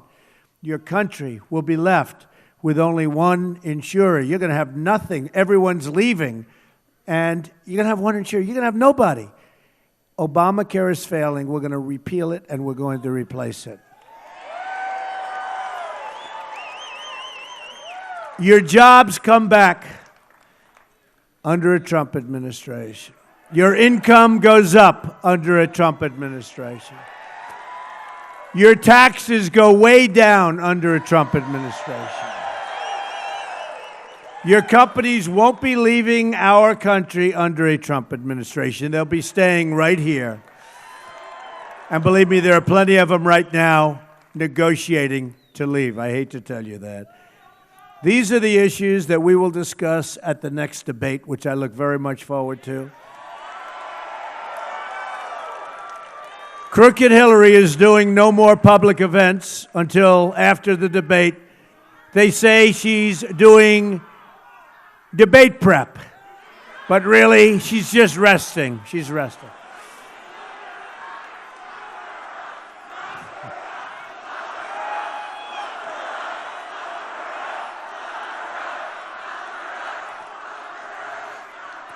Tell you what, for what she's done, they should lock her up. She's disgraceful. It's disgraceful. Honestly, it's disgraceful. What's going on in our country right now is a disgrace. The Hillary Clinton documents released by WikiLeaks make more clear than ever just how much is at stake on November the 8th. WikiLeaks released new Clinton campaign emails revealing how friendly Hillary was with the Attorney General Loretta Lynch. This was only months prior to Lynch's investigation of Hillary's illegal secret email server that gave foreign governments access to our confidential information. This comes on the heels of disclosure that Clinton campaign was conspiring and colluding with the State Department and Justice Department over the release of her emails and the investigation into her server. Hillary Clinton told the FBI 39 times she couldn't remember. She couldn't remember anything. I couldn't remember. Or recall key events concerning her illegal email server and related misconduct. Now, in new written testimony just out as part of Freedom of Information Act request, Hillary Clinton has just said she couldn't remember, recall, or anything else key events and key things 21 different times.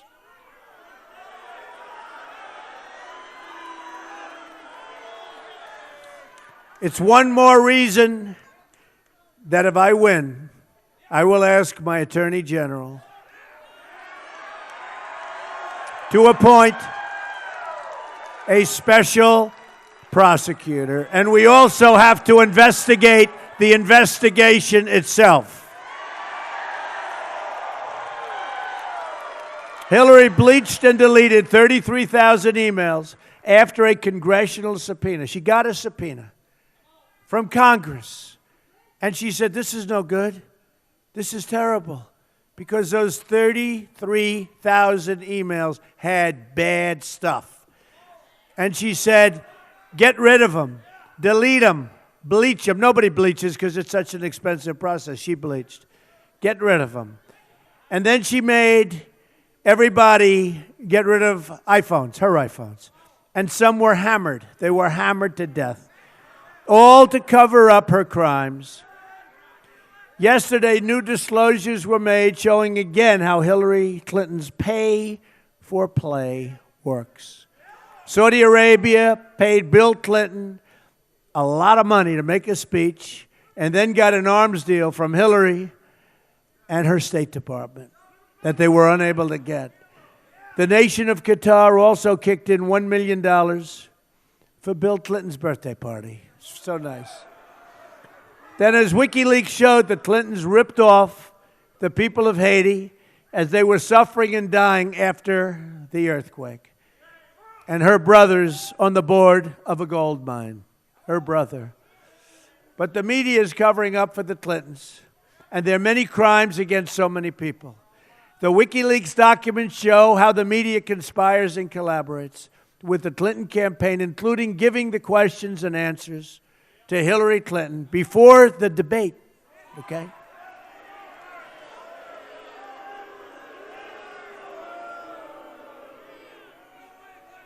What a rigged system, folks. Last night, we had a massive crowd of over 20,000 people in Cincinnati, filled up an arena.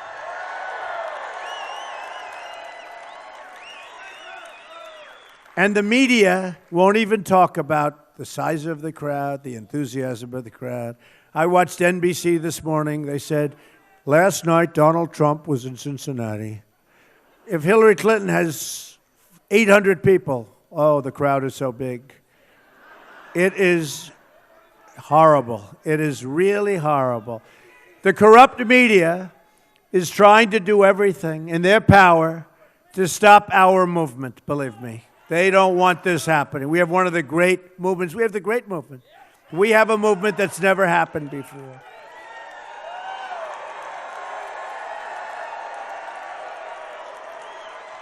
And no paper is more corrupt than the failing New York Times. The good news, it is failing. It won't be around too much longer, but they are really, really bad people. The largest shareholder in the Times is Carlos Slim. Now, Carlos Slim, as you know, comes from Mexico. He's given many millions of dollars to the Clintons and their initiative. So Carlos Slim, largest owner of the paper from Mexico. Reporters at the New York Times, they're not journalists. They're corporate lobbyists for Carlos Slim and for Hillary Clinton. We're going to let foreign corporations and their CEOs decide the outcomes of the... You just can't do this. We can't let this happen. We are not going to let it happen where they decide the outcome of our elections. They can't do it, and we're not going to let it happen. This is our last chance to save our country and reclaim it for we, the people, and it's going to happen. Oh, it's going to happen. As you have seen, right now I am being viciously attacked with lies and smears. It's a phony deal. I have no idea who these women are. Have no idea. I have no idea. And I think you all know I have no idea because you understand me for a lot of years, okay?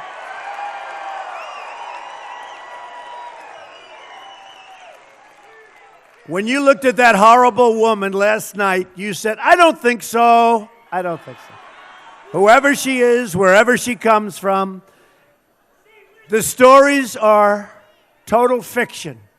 They're 100% made up. They never happened. They never would happen. I don't think that happened with very many people, but they certainly aren't going to happen with me. Folks, you know, my people always say, oh, don't talk about it. Talk about jobs. Talk about the economy. Don't worry, your jobs are going to be, they are going to be coming back to North Carolina like you've never seen. The economy's going to be good. But I feel I have to talk about them because you have to dispute when somebody says something. And fortunately, we have the microphone. We're able to dispute. Some people can't. These are lies being pushed by the media and the Clinton campaign to try and keep their grip on our country. They are all false. They're totally invented, fiction. All 100% totally and completely fabricated. Never met this person, these people. I don't know who they are. I don't know who they are. Think of what's happening to our country. Think of what's happened. I don't know who these people are. I look on television. I think it's a disgusting thing, and it's being pushed. They have no witnesses. There's nobody around. They just come out. Some are doing it for probably a little fame. They get some free fame. It's a total setup. Now suddenly, after many, many years, phony accusers come out less than a month before one of the most important elections in the history of our country. It also comes at a time as WikiLeaks unveils horrible, horrible things about Hillary Clinton. But they'd rather talk about this. Somebody that you've never seen that said, oh, in 1992, he went like this. One came out recently where I was sitting alone in some club. I really don't sit alone that much. Honestly, folks, I don't think I sit alone. I go in with groups of people. I was sitting alone by myself like this. And then I went, wow. To somebody. I just heard this one. It's like unbelievable. Even a simple investigation would have shown these allegations against me. In just about all cases, it's nonsense. It's false. An eyewitness has already debunked the People magazine story. Here's my question about the dishonest writer from People magazine. Why didn't she write what she said happened before she wrote the story? Why didn't she put it in the story? The story would have been one of the big stories. I was the big star of The Apprentice. Why didn't she do it 12 years ago? 12 years ago. She's writing a story. Now think of this. Think of this. She's right. She's a liar. She is a liar. She's writing a story. Check out her Facebook page. You'll understand. Hey, she's writing a story about a beautiful love story, Melania, Donald. And she said, I made inappropriate move. Now, just so you understand, that's a big story. If I did. She wrote the most beautiful story. Honestly, most beautiful story. 100% story. Like, beautiful. Why wouldn't she have put this into the story? Now, 2 nights ago, I get a call. Oh, People magazine. So I said, it's okay. No, it's not okay. It's about a story that was written 12 years ago. She was on last night, or one of the top people at People was on, and he said, no, we were just informed of it. Well, did you hear about it 12 years ago? Did you hear about it 5 years ago? No, we never. We just heard about it recently. These people are sick. These people are sick. And the reason she didn't write it 12 years ago is very simple. It never happened. It never happened. It's a lie. It's a lie. And let me tell you, if it did happen, 100% she would have written it. It would have been the biggest story of the year. Okay? These are all horrible lies, all fabrications, and we can't let them change the most important election in our lifetimes. If 5% of the people think it's true, and maybe 10% think, we don't win. In other words, they make up lies. They have people come around, oh, Donald Trump did this or that. I never saw these people before. I don't know who they are. And then you watch these phony networks and dishonest networks who are 100%. Let me tell you something about Hillary Clinton. She's got nothing going. She's got nothing. The only thing she's got going is the media. She's got nothing going. She's got nothing. The other day at the debate, where, by the way, I absolutely destroyed her, okay?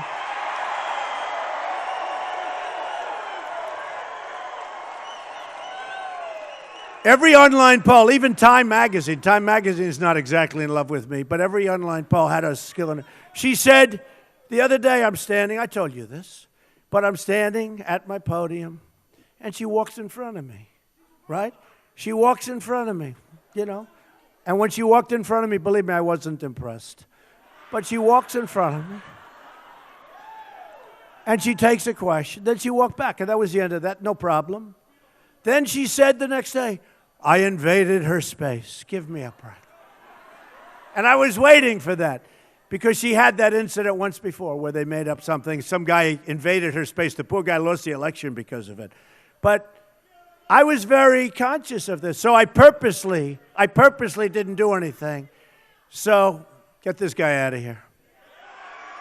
Get him out of here. Out. Get out of here.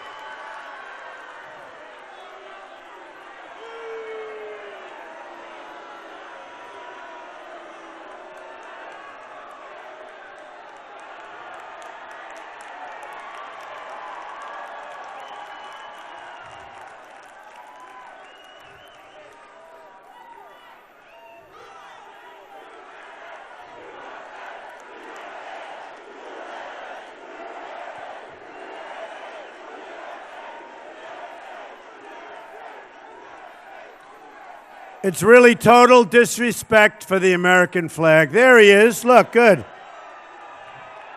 Great. Folks, that's what's happening to our country. That's what's happening. That is total disrespect for our flag. That's what's happening to our country. We're going to turn it around, folks. We're going to turn it around. So just to finish up, So just to finish up, you see what's happening? The process is rigged. This whole election is being rigged. These lies spread by the media without witnesses, without backup or anything else, are poisoning the minds of the electorate. No witnesses, no backup, no anything else. And I'm telling you, I have many top professionals. Don't talk about this, Donald. Nobody believes. I said, maybe some do believe it. You have to talk about it. When somebody makes, am I right? When somebody makes an accusation that you did something and you weren't there, you never saw this person before. It's a lie, total lie. It's fabrication. Sometimes they do it for fame. Maybe they get money. Who knows? The Clinton campaign is pushing it. The New York Times did a story on somebody where it was totally false. They knew it was totally false. We gave them the information. They wrote a whole big page about somebody where they were sending me emails and letters and everything, and then you realize it was a one-way send, by the way. There was nothing sent back. And you realize it was a totally phony deal. They did a whole big story on it.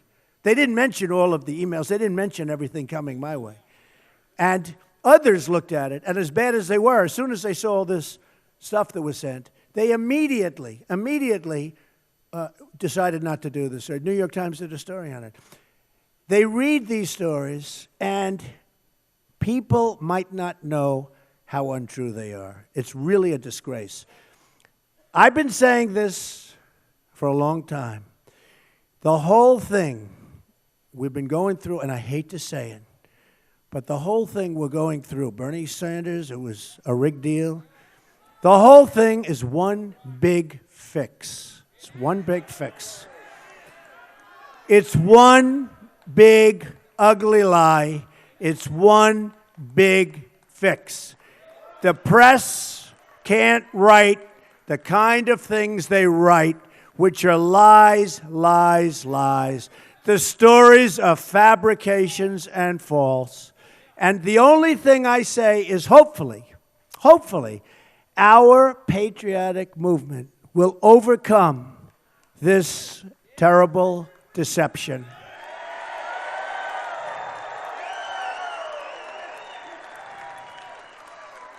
Hopefully our great movement, and there's never been anything like this in the United States, and the only way they figure they can slow it down is to come up with people that are willing to say, oh, I was with Donald Trump in 1980. I was sitting with him on an airplane, and he went after me on the plane. Yeah, I'm going to go after. Believe me, she would not be my first choice, that I can tell you. Man. You don't know. That would not be my first choice. Hopefully, our great movement, powered by everyday citizens, will overcome the sickness that is plaguing our politics and our media. And I'll tell you what, our media is indeed sick, and it's making our country sick, and we're going to stop it.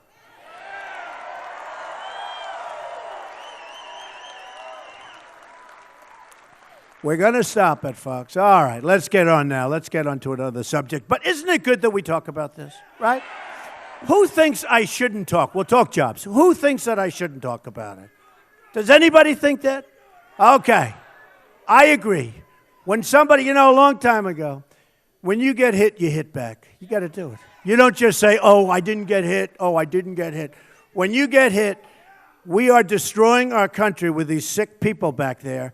And they know it better than anybody in this arena. I ran because I knew what trouble our country was in.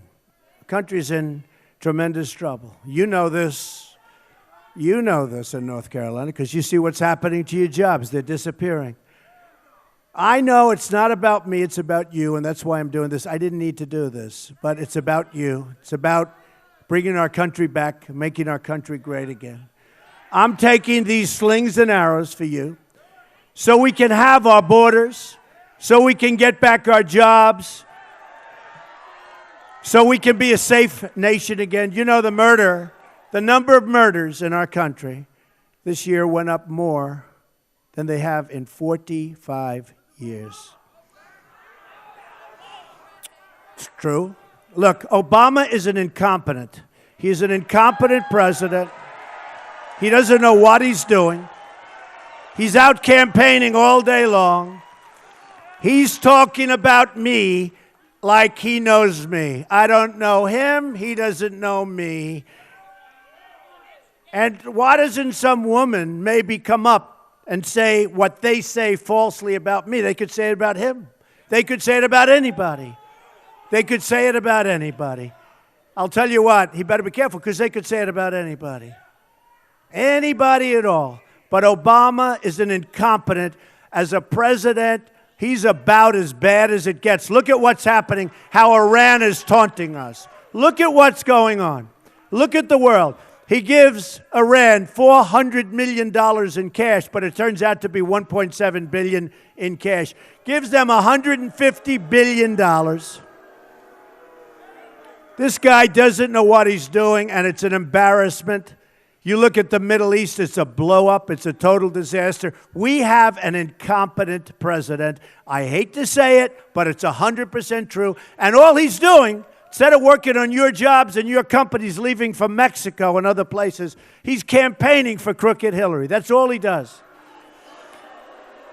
Either we win this election or we're going to lose our country, because 4 more years of Obama, you can't take it.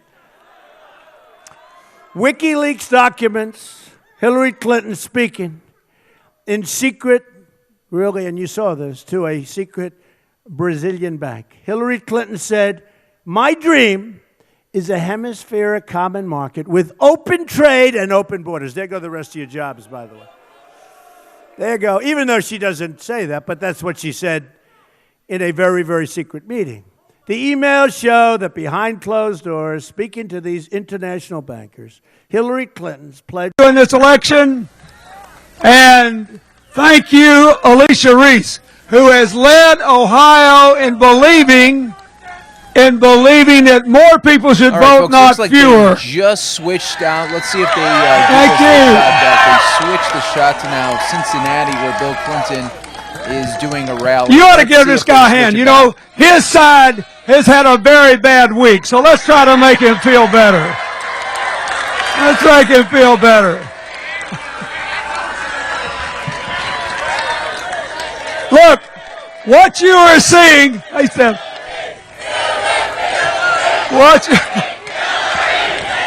thank you. Wait. What you are seeing is basically a microcosm of what this campaign's all about. You got one person who's a master at rubbing salt in people's wounds, doesn't pay taxes, doesn't even contribute to his own family charity, doesn't pay his contractors, takes the life savings of people that go to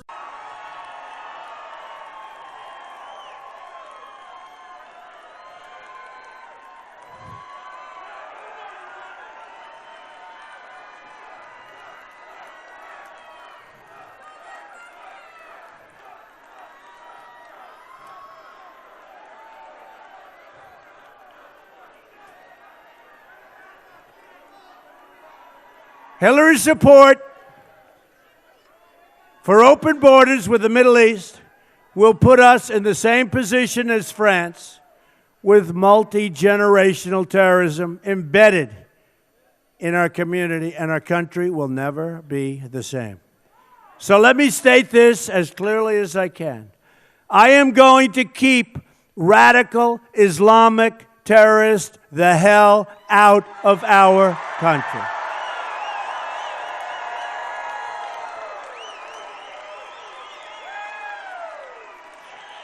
At the same time, we're going to take care of our military, and we're going to take care of our great veterans. They've been treated very badly.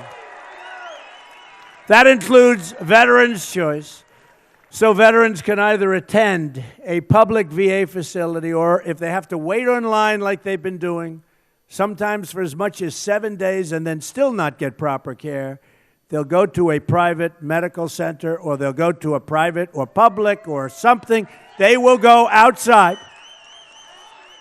They'll go to a private doctor, They'll go to a private hospital. They'll go to a public hospital. We're going to get them care, and we're going to pay for that care. They're not going to wait online for 7 days and die sometimes waiting online for a simple procedure or prescription.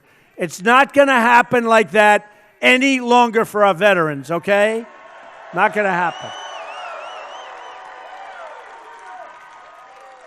And Hillary Clinton said, no, the VA is doing a good job, okay? North Carolina is home to more than 100,000 active duty military personnel and almost 800,000 veterans. The military supports over 500,000 jobs in the state. We are going to repeal the Obama-Clinton defense sequester, and we are going to rebuild the military of the United States, which is very sadly depleted. When it comes to keeping America safe, I believe in a three, and I think you believe in these words, I think. Three very important words. Peace through strength, right? Peace through strength. And we don't want to use our strength, but you have to have our strength. And the world is laughing at us. They're laughing at the stupidity of our president. Remember, he drew the line in the sand. The line is in the sand. Remember Hillary, the last debate? I wasn't Secretary of State then. She doesn't even know.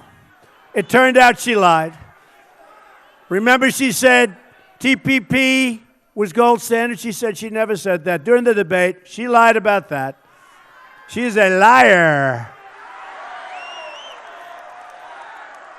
But to be a strong country, we must also be a very rich country. At the center of our economic revival, we'll be fixing our really horrendous, one-way street, horrible trade deals. We're going to fix them, folks. You know, last year, we lost almost $800 billion in trade deficits. We had trade deficit with other nations of almost $800 billion. And I have some friends in the audience. I guarantee I can take any one of those friends, one in particular who happens to be brutal, but that's okay. Lives in North Carolina, so, you know, one of those things, right? But a great business person. I put him in charge, in this case, him. We would have such a good thing. And there are people like that. We have the greatest negotiators in the world. We have the greatest business people in the world. We don't use them. We use political hacks. So we have a trade deficit of almost $800 billion. Sad, isn't it? Isn't it pathetic? North Carolina's industry and workers have been crushed by Bill Clinton's signing of NAFTA, supported by crooked Hillary.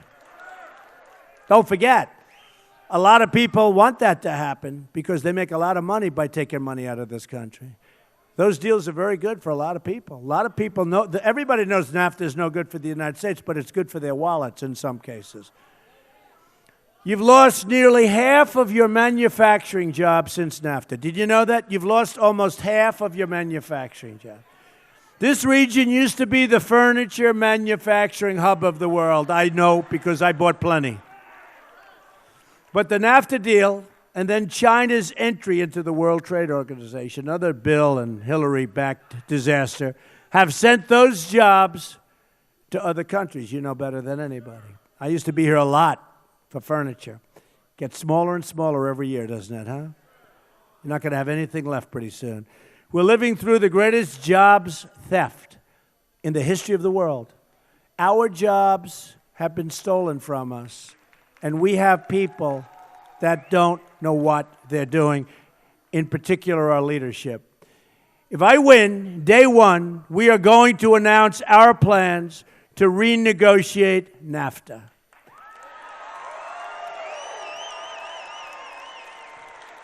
If we don't get the deal we want, we'll leave NAFTA and start over to get a much better, a much more fair deal. Because right now, we're a one-way highway into Mexico, a one-way hire. I mean, you take a look at this. It's one way. They get the jobs, they get the factories, they get the cash. You know what we get? We get illegal immigration and we get drugs. And the drugs are poisoning our youth. The drugs are poisoning our youth and others. But we're getting the drugs and we're getting lots of problems. And I'll tell you, I was endorsed by the, as you know, by ICE just last week, and by the Border Patrol agents. 16,500 Border Patrol. They've never done this before. They've never endorsed a presidential candidate. Both groups endorsed me because we're going to have strong borders. And we're going to have people come into our country, but they're going to come in legally. And we're going to stand up to China. We're going to stop their currency manipulation and product dumping, which is killing us. And they don't follow the rules, and if they don't, we're going to institute tariffs when they send something into our country. And believe me, they're going to obey our rules so quickly, you have no idea. And we'll end up with a better relationship with China than we do now. Look what they're doing. They're building a massive fortress against everything, a massive fortress in the South China Sea. And yet they're ripping us off. Now, if they're going to rip us off, you wouldn't think they'd be building fortresses. They have no respect for our president, which I can understand that. They have no respect for Obama. They have no respect for our country. And they're getting away with murder. And we have the cards. We have the cards. We have all the cards. Because we're like the piggy bank that everybody keeps stealing from. But pretty soon we're not going to be the piggy bank anymore. We're going to be the opposite of the piggy bank. We owe $20 trillion. Half of which came during the Obama years. And yet we didn't fix anything. Our roads are bad, our bridges are bad, our tunnels are bad, our schools are bad, our hospitals are bad. We're going to start making things again in America.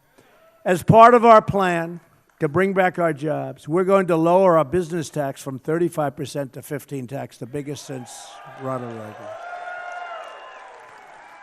Wages will rise, jobs will return, and factories will come rushing back in to our country.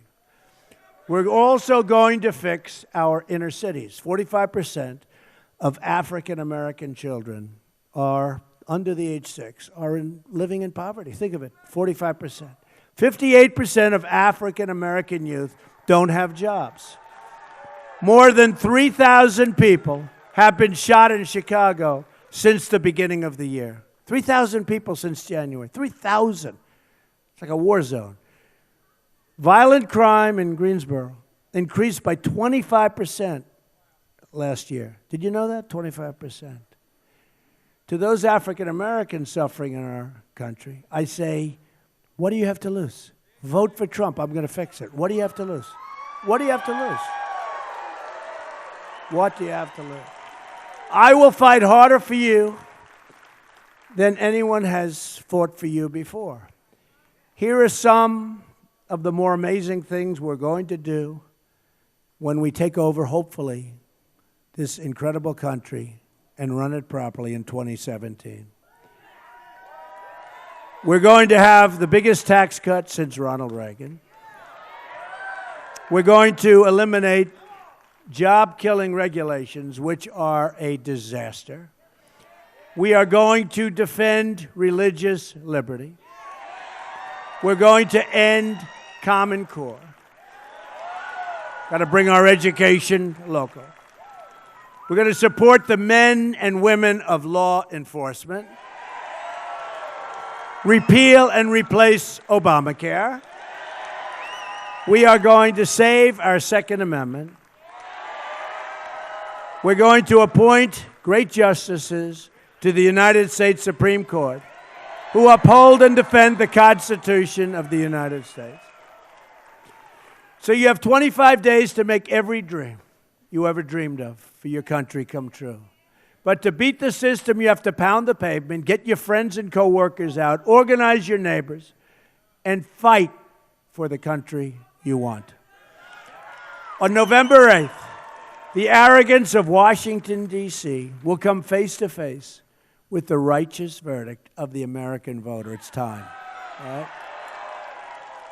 I am asking all Americans, Republicans, Independents, and Democrats, to join us in our campaign to defeat the corrupt establishment and give our government back to the people.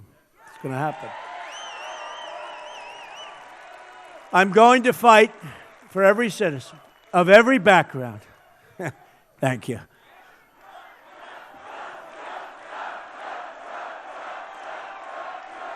Thank you.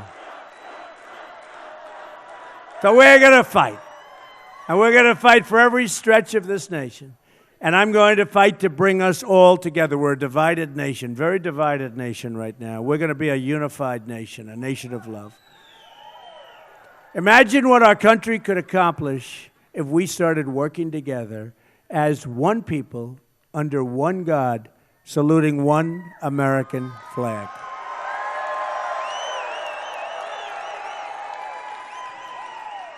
You're going to look back at this rally for the rest of your life.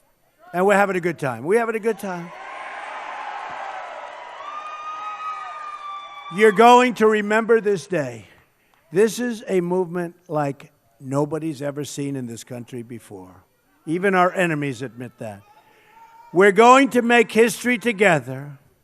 You're going to look back at the election on November 8th. And you're going to say it is the most important vote you've ever cast, because that's when our country started working again. That's when our country became safe again. That's when our country became strong again and rich again. And we will make America, just like your beautiful hat, we will make America great again. Thank you. Thank you very much. Thank you. Thank you. Thank you very much, everybody. Thank you, everybody. God bless you. Go out and vote November 8th.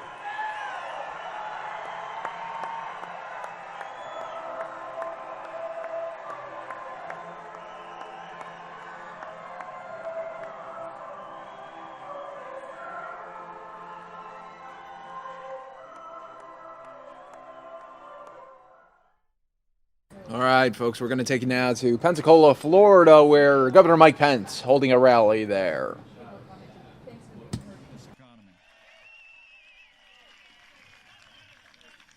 And while we're talking about things that suppress jobs, there's been no greater job killer out there in my tenure back when I was in the Congress and since I've been governor than the stifling effect of the unaffordable Affordable Care Act. Did you hear? I mean, the defections are getting real interesting out there. The Democrat governor of Minnesota just called it a failed policy this week. And believe it or not, former President Bill Clinton said it was, quote, the craziest thing in the world. He said Obamacare is the craziest thing in the world. You know, sometimes even with the Clintons, truth happens. I'm going to tell you what, we reelect these great Republican majorities in the House and in the Senate, and I promise you, President Donald Trump's going to repeal Obamacare lock, stock, and barrel, and we're going to replace it. We're going to replace it with the kind of health care reform that lowers the cost of health insurance without growing the size of government. You know, Hillary Clinton, in one of these speeches we just found out from all these emails, she gave a paid speech up in Canada where she said she ultimately wanted a health care system just like the Canadian system. Well, Hillary, that's socialized medicine. We don't want socialized medicine in America. We know we can meet the health insurance needs of America with free market economics, more consumer choice, respecting the doctor-patient relationship, and we're going to do it the American way when Donald Trump and I take to the White House. And Donald Trump and I also know that trade means jobs. Truth of the matter is, what we make in Indiana, what you make here in Florida, we sell all over the world. And what you buy here from around the world keeps consumer costs low. But when Donald Trump becomes negotiator-in-chief, you with me on that one? When he becomes negotiator-in-chief, we're going to have trade deals that support American jobs first. We're going to make sure that trade means American jobs. We're going to renegotiate NAFTA. We're going to get out of this Asian Pacific Rim thing, and we're going to negotiate deals with trading partners around the world that we can hold them accountable and put American growth and the American economy first. You know, and as this election approaches, as you stand in the sun, it's about security. Yeah, you're from Florida. It's like... It's about security, it's about prosperity, but you know, there's actually something that might be even more important than all that. I mean, we're going to elect a president for the next 4 years. My goal would be the next 8 years. But a 4-year term, president's 4-year term. But the next president of the United States will probably set the course and direction of the Supreme Court of this country for the next 40 years. And you better think long and hard about that. I mean, elect Hillary Clinton, and you heard her in that debate the other night. She gave a little checklist, not of qualifications to be on the court, but of a to-do list of things she wanted an activist liberal court to be able to do and continue to do, right? I mean, elect Hillary Clinton, you better get used to more unelected judges using unaccountable power to take unconstitutional actions.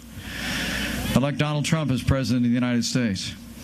And I promise you, from the highest court in the land down, we will have a president who makes appointments to our court of men and women who first and foremost will strictly uphold the Constitution of the United States of America, in the tradition of the late and great Justice Antonin Scalia. Not legislating from the bench, but interpreting the law and protecting all of our God-given liberties enshrined there. So let me just say, for the sake of the rule of law, for the sake of the sanctity of life, for the sake of the Second Amendment to the Constitution of the United States, for the sake of all the God-given liberties that are enshrined in our Bill of Rights and our founding documents, you must decide here in Florida that in the next 25 days, you will do all you can to ensure that the next president who will make appointments to the Supreme Court of the United States will be President Donald Trump.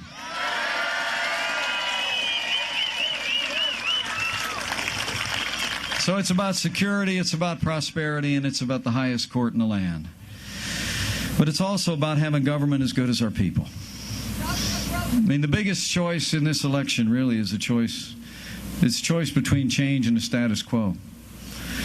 It's not just a change of direction, but it's a change of the expectations. It's a change of the rigged system in Washington, D.C. that benefits the favored few over the American people.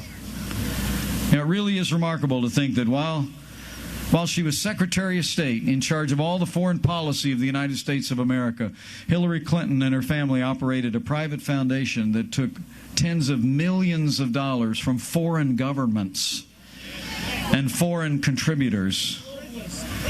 And in the midst of that, in between those two things, there was a private server that once the New York Times found out it was there, Hillary Clinton used high technology and hammers to try and put those emails out of the reach of the American people. I mean, it really is extraordinary. And now we're beginning to find out, because of the diligence of people in the FBI and all these WikiLeaks that are coming out, a lot of what was going on. I mean, just a couple of samples. I mean, I know it's actually hard to keep up with all this stuff. I mean, I know the media goes running after one issue or another when it comes to my running mate, but here's an avalanche of pay-to-play politics, an avalanche of political favoritism and outright corruption that's in print in these emails, and it gets scant media attention.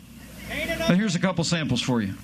Just this week, Hillary Clinton, in a paid speech, said that to be successful politically, you have to have, quote, both a public and private position on public policy issues. When she was confronted on that in her debate Sunday night, did you hear we got a little lecture on Abraham Lincoln or something? I didn't know what that was all about. You know, I sure would appreciate if dishonest Hillary would not use the name of Honest Abe in the next presidential debate. She was given a paid speech at a bank in Brazil when she said her dream was a hemisphere of common markets, open trade, and open borders. And I mentioned to you when she was in Canada, she called for a system just like theirs. We actually saw that her spokeswoman, her communications director, we found emails that made the most contemptible statements about people of the Catholic faith, people of the evangelical faith. No apology ever coming from Hillary Clinton or her campaign for those demeaning statements. But here's a couple more. A couple more that really cut to the core of this rigged system that we got in Washington, D.C. One of the emails found out that the Hillary Clinton's campaign was actually in touch with the Obama administration's Department of Justice to get updates on the very investigation of her own email. Said they got a heads up on when information was going to go public. And then just this week, and I mentioned this on television this morning, or at least I tried, we found out today, after Hillary Clinton has said repeatedly that no action that she had ever taken when she was in the State Department ever acknowledged or ever benefited any of the donors or anyone in their larger political circle. We found out by email this week, ABC News reported this, that in fact, after Haiti experienced that devastating earthquake in 2010, and the State Department was overseeing $10 billion in relief efforts, that a senior official for the Secretary of State actually sent an email indicating that businesses that were applying for contracts in Haiti should be flagged if they were friends of the Clintons. And any other businesses just went to the website to get information for contracts. Men and women, let me just tell you, that's nothing short of pay-to-play politics on a global scale. And it's exactly the kind of pay-to-play politics that's going to come to a crashing halt the day that Donald Trump becomes president of the United States. When Donald Trump becomes your president, his only special interest will be you, the American people, and he's going to fight for you, for your prosperity and your security every single day.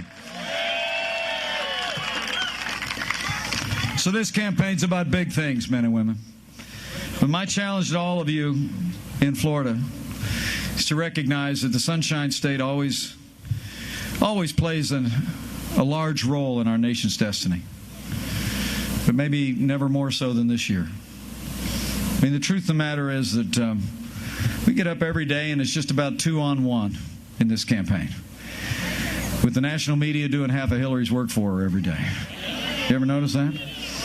But the amazing thing is Donald Trump is still winning hearts and minds every day, and this movement's going to carry him all the way to the White House because people are talking to each other.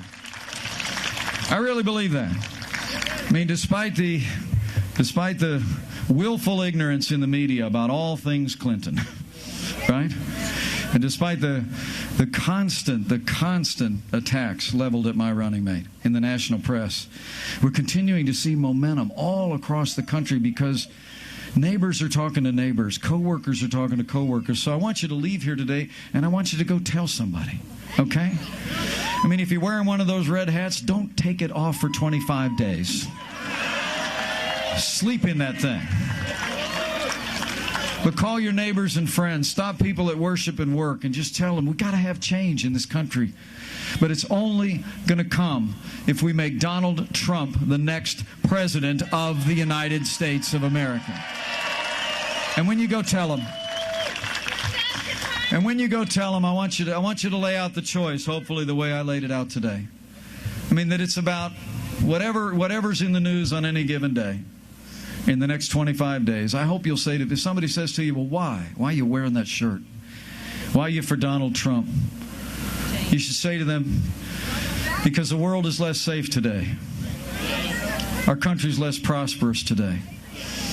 And our highest constitutional traditions and ideals are literally on the ballot. I want you to go tell them those things, but I want you to tell them one more thing. And that is, in these divided times, I hope you'll tell them that Donald Trump and his running mate are two people that will always believe that there will always be more that unites us in these United States of America than will ever divide the good and great people of this nation. And it has a lot to do with faith. Faith in God and faith in the American dream.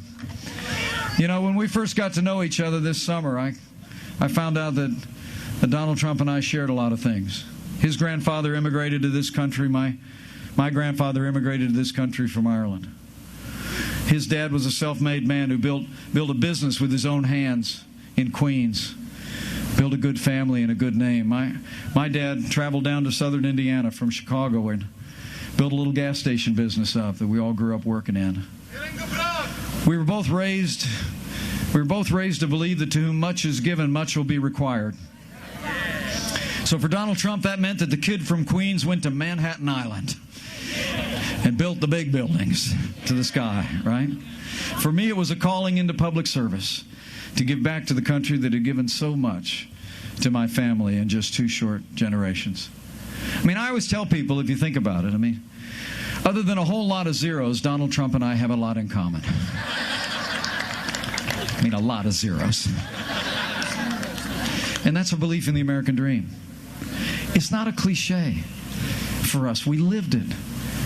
That Irishman's brogue still rings in my heart.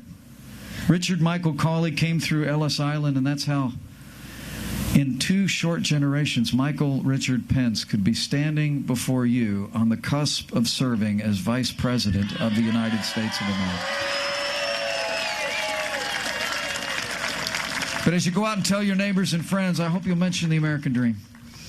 And I hope you'll mention that if Donald Trump and I have the opportunity to serve this great nation, it's a choice on all the issues I just laid out.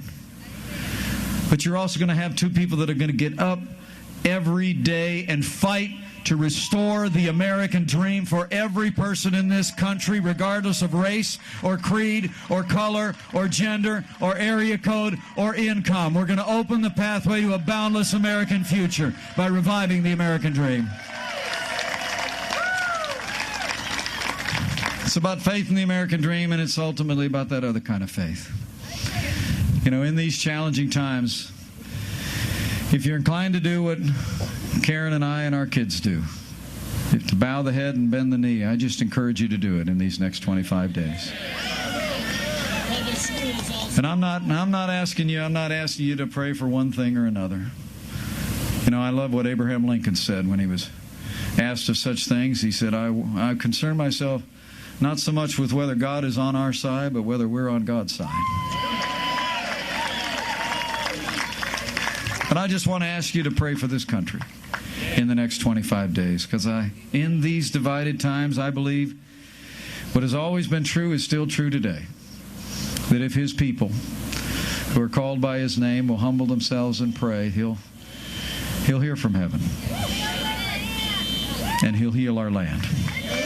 One nation, under God, indivisible, with liberty and justice for all.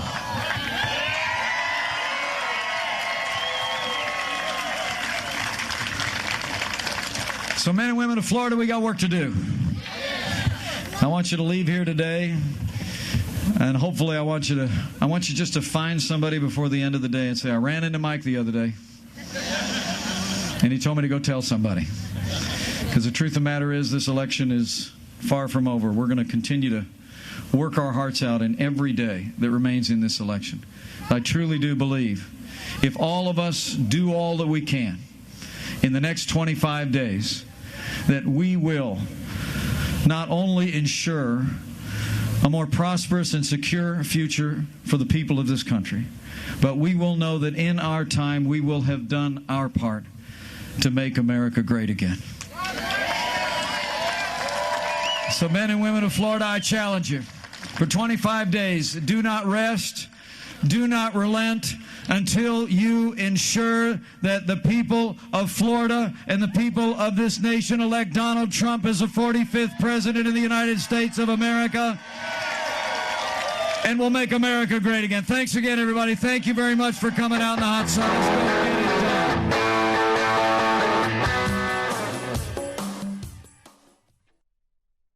All right, everybody. We are going to continue campaign 2016 coverage here.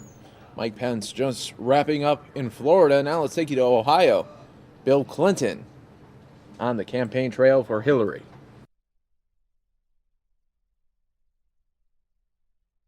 Wonderful man, because whenever he came in and he hadn't been paid yet, and he didn't always get paid on a regular basis,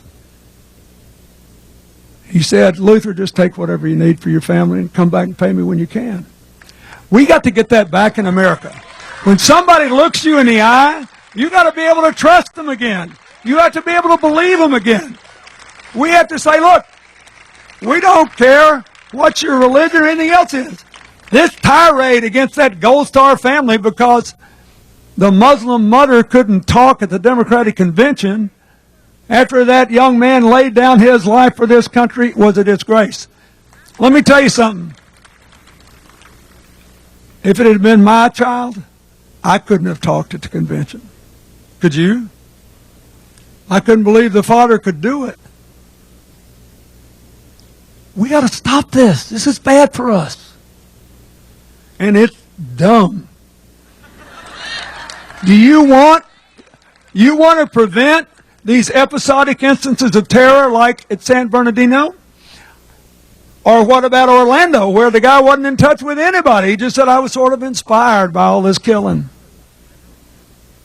Would you like to support the people around the world who agree with us, who hate what ISIS is doing, and help them roll back the tide without involving our soldiers? If that's what you want, we have got to have the help of American Muslims who love freedom and despise terror and believe in this country's promise. So, now look, this has been kind of a heavy election. So the other day, I called a buddy of mine we've been friends for more than 40 years. And he's the best one-line guy I ever heard. He can come up with one line for anything. So I called him and I said, I need to lighten this up. Just give me a good one-liner. And I mean, he didn't miss a beat. He said, if you don't want a guy to drive the truck off the cliff, don't give him the keys.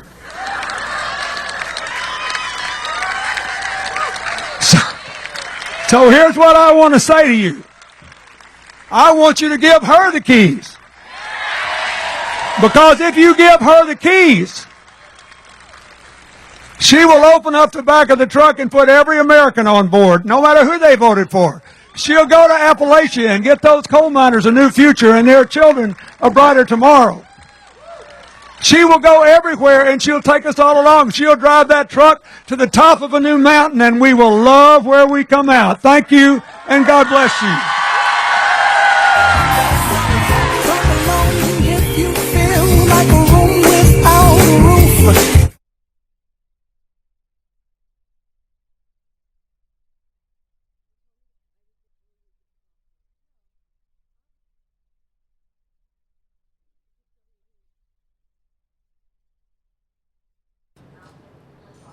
All right, everybody, welcome to the Fox 10 News Now stream, part of Fox10Phoenix.com. Campaign 2016 coverage here, and earlier, about 15 minutes ago, attorney Gloria Allred had a Donald Trump accuser. She was a former apprentice on the show, and they had a press conference detailing the accusations that Gloria Allred's client is talking about on Donald Trump. Let's take you and show that to you.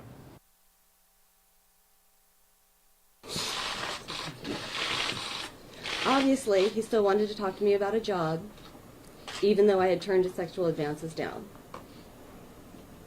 From the hotel, I drove straight to our family business to speak to my father, and he gave his advice. I decided to go to the golf course the next day. Mr. Trump introduced me to the general manager, and he gave me a tour. When I got back from the tour, Mr. Trump was not there. I never saw him again. Mr. Trump called a few days later to ask if I had called the bank as he had instructed. I told him that it was Christmas Eve and I had not done so as of yet. The general manager called me later that week and offered me a job at the golf course for half of what I had told Mr. Trump I was seeking in terms of salary. I called Mr. Trump and told him that I was upset and I felt that I was being penalized for not sleeping with him. Mr. Trump said that he was golfing and could not discuss it at that time. In a subsequent conversation about the job, Mr. Trump told me that I should never again use his private number and that if I wanted to reach him, I should contact him through his office. Even though Mr. Trump had sexually harassed me, I still wanted to get a job within the Trump organization. I felt that since I had made it clear to him that I was not interested in having a sexual relationship with him, that if he gave me a job, it would be based solely on merit, and we would be able to work together. When I contacted Mr. Trump, he asked me to send him a letter setting forth jobs within his organization that I felt I was well suited for, which I did. When I subsequently spoke with him, he gave me the runaround. He told me that he had not received the letter that I sent him, and then told me that he could not afford to hire me as he was laying off thousands of employees. I was disappointed, but harbored no ill will towards Mr. Trump whatsoever, and felt there was no point in any further attempts to get a job with Mr. Trump. During Mr. Trump's fight for the Republican nomination, I saw and heard Mr. Trump nonstop on television and in the news. Customers at my restaurant asked about him as they knew I was a contestant on The Apprentice. I always complimented and never said anything about what we had done at the Beverly Hills Hotel.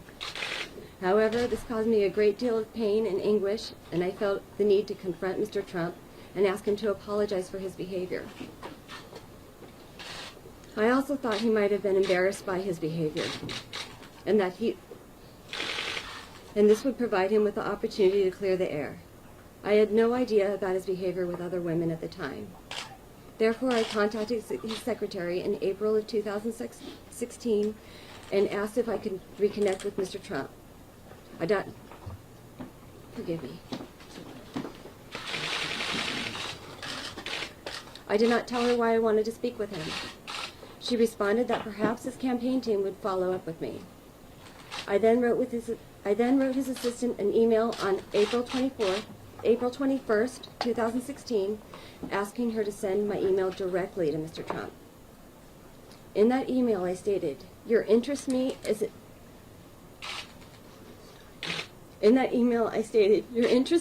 a potential employee meant the world to me. Your interest in me as anything more blew my mind and I lost my footing." I further said I have been incredibly hurt by our previous interaction. I ended by stating, "I hope to hear from you and wish you continued success."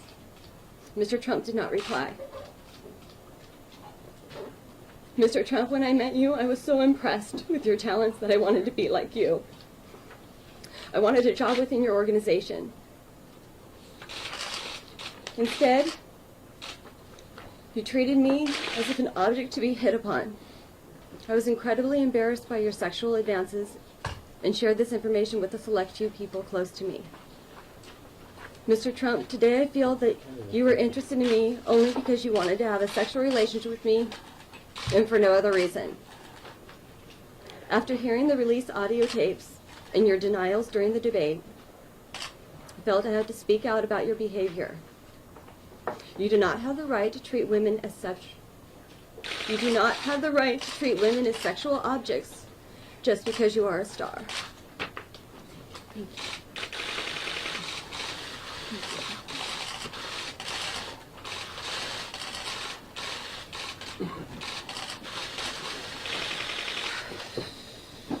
All right, so again, she will not be taking questions, but I'll be happy to take a few questions. Ms. Allred, can you provide... Let's do it one at a time, Ms. please. Allred, can you provide any corroborative information that would support her account? Is there anything specifically that you can bring forward to support it? Yes, but I'm not going to bring it forward at this time. What would that be? The two witnesses that I spoke with, that she shared her experience with Mr. Trump with shortly after the incident that she described at the Beverly Hills Hotel. So was she physically hurt in any way at the time? I'll just let her statement speak for itself. People are going to ask whether she supports any particular political party. Always, the question being whether she's doing this for some partisan reason. The question was, does she support any political party? The answer is no, right? Is that right? No, I'm a Republican. Oh, she said, no, I'm a Republican. Do you have any emails or phone records or anything of that nature that you believe support your case? In the event that there is litigation not filed by her. She has no intention of doing so at this time. Then, of course, any and all communications that may be relevant would be available in the discovery process of a civil lawsuit. Have these accusations been made public before, and No. why now? For those who couldn't hear, the question was, have these accusations been made public before? And if not, why now? The answer is no. This is the first time she's making them public. And why now is for the reasons that she stated and that I stated in our statement. What is it about that video that brought her to make a public statement? Why I think I'm going to have her just stand on her statement because she's not going to be answering any questions. But obviously it was very disturbing to her, and that's why she's speaking out today. Ms. Ulrich, James Cook from BBC News. May I ask you, Donald Trump is speaking right now. He's not commenting particularly on Summer's account, but on the other accounts that we've heard so far, he says that women in these positions make these allegations, he says maliciously, for money and sometimes for fame. What is your response to that? And I wonder if someone would comment on what her response to that. Well, she will not comment sure, because she's not going to answer any questions. Ma'am. But I'll answer it. We're not. She hasn't filed a lawsuit. She could have filed a lawsuit. She didn't file a lawsuit, and she's not seeking either money or fame. And actually, to the contrary, she was very reluctant to come forward and speak here today, but did so because she felt, after hearing the Access Hollywood tapes and after hearing his denial, that she needed to do so. What's the time frame of these allegations taking place? In other words, what years? It only mentioned 2007. Well, Beverly Hills Hotel was 2007. Hey, can you guys hear? Can you guys hear okay? Become acquainted? How did your relationship? Okay, how did we Yes, so I'm become not gonna be on acquainted was the camera. question. Will you tell them, but I can from the just gentleman? speak. And the answer is, as thousands of clients have done over the last 40 years that I've been practicing law, she contacted me. And did anyone with any political connections approach her in any way and encourage her to come forward? You know, she's an adult. She made her own decision. I'll just say this. Her contact with me was long before politics were involved. What does she hope comes out of this revelation? And if you could look that way. Yeah, that's I was just looking at you for the question. I know. Okay, all right. What does she help? Yeah, what does she hope comes out? Well, I mean, she's here to tell what she alleges I want she to answer that. experienced. Okay, all right. I point to look at that one. No, I'll answer you. Yeah, she wants to look at the camera. It's not about, Okay, what? it's not, I want to answer you. Thank you. I want to be able to sleep when I'm 70 at night. That's my answer. If you could just further that, how do you feel now that you've made the statement?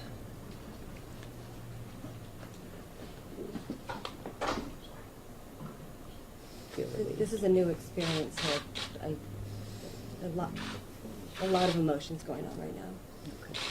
All right.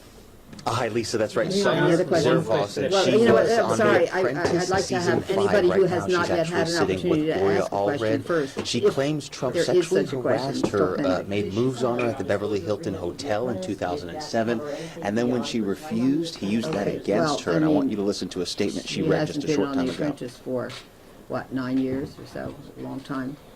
So we're not aware of anything that would gag her for her lifetime in reference to what she alleges about Mr. Trump. Are you alleging any criminal activity? Will you go to any criminal authorities with this, file a report? It falls within the statute of limitations? No such report has been filed with anyone at this time. And she is not taking questions, but she did get very emotional reading that statement. Now, this morning, Kristen Anderson, a former aspiring model, came forward with claims that the Republican nominee reached up her skirt at a Manhattan nightclub in the 1990s, and the allegations of misconduct, sexual misconduct, don't end here. Earlier this week, there were two women who came forward from the New York Times who published that, saying that he assaulted them as well. So you're looking at Summer Zervos sitting next to Gloria Allred. She is taking questions, so we will continue to follow this press conference, and we'll have more for you throughout the day on the Fox 11 News. For now, reporting live here in the Mid-Wilshire District at Gloria Allred's office. And I apologize, but we have other people. Do you have more women who have contacted you? Do I have more women who have contacted me? Many more women have contacted me. Will they be coming forward? I can't answer that question. Yeah, so Lisa, she... All right, folks, you are watching the Fox 10 News Now stream, part of fox10phoenix.com. We do appreciate you guys all being with us this afternoon on the very TGIF Friday stream here for you. Coming up on almost the Dow Jones closing in about 12 minutes here, up 75 points right now.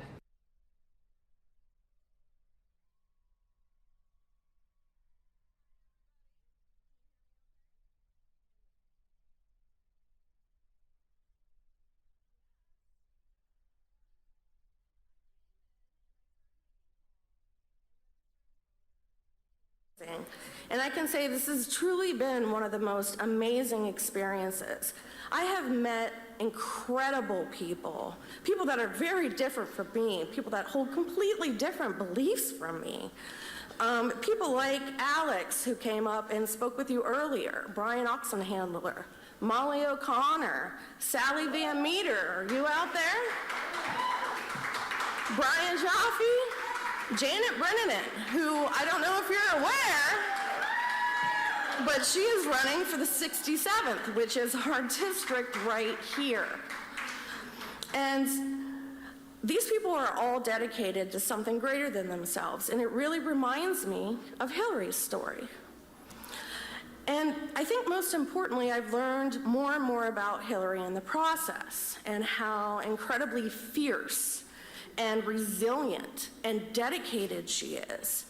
And that's what we need in our next president. Woo! So as of this past Wednesday with early vote, which is now, vote early, and over the next 25 days in Ohio, we in Ohio have a choice to make, not only for who is our next president, but for what our country represents. Not only for the direction we're heading, but for how we're going to get there. For the values we represent and the standards we hold ourselves to. And for me, that choice is simple. I reject politics by division, and I truly believe that we are stronger together.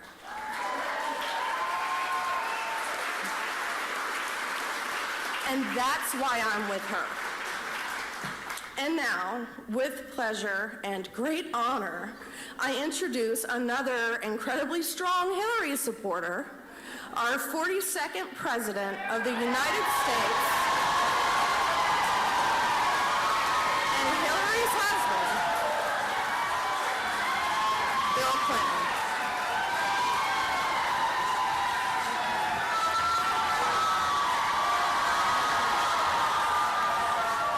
Thank you. Thank you very much. Thank you. Thank you. First of all, let's give Stephanie Perkins another hand. She did a good job. I want to tell you something about her, because if you look at her life story, it captures very carefully what the choice in the election is. And you heard her say she moved here when she was a young girl. She grew up here. She led you in the OHIO. She worked for a big corporation for 17 years. She helped them to digitalize their business. And she and a group of her co-workers, like so many people that work for big corporations, thought they were working hard, contributing to the profits of the company and not getting the fair deal. So she had the guts with 5 others to go out and start their own small business. That is the future of America. You should not be pessimistic about our future.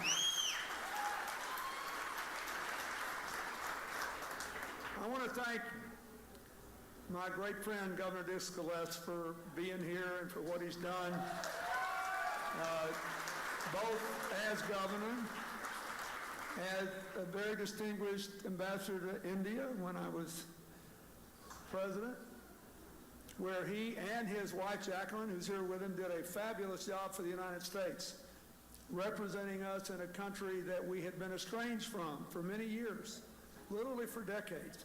Biggest democracy in the world, had cold relationships with America. I decided to fix it. He was the fixer. She was the fixer. They did a great job, and we're in better shape in that part of the world today because of our strong partnership with India. So I thank him. Another person is in this audience, and the lights are bright, so I can't see, but my first national treasurer, Mary Ellen Withrow, is here. Where are you? Yeah, there she is. Thank you.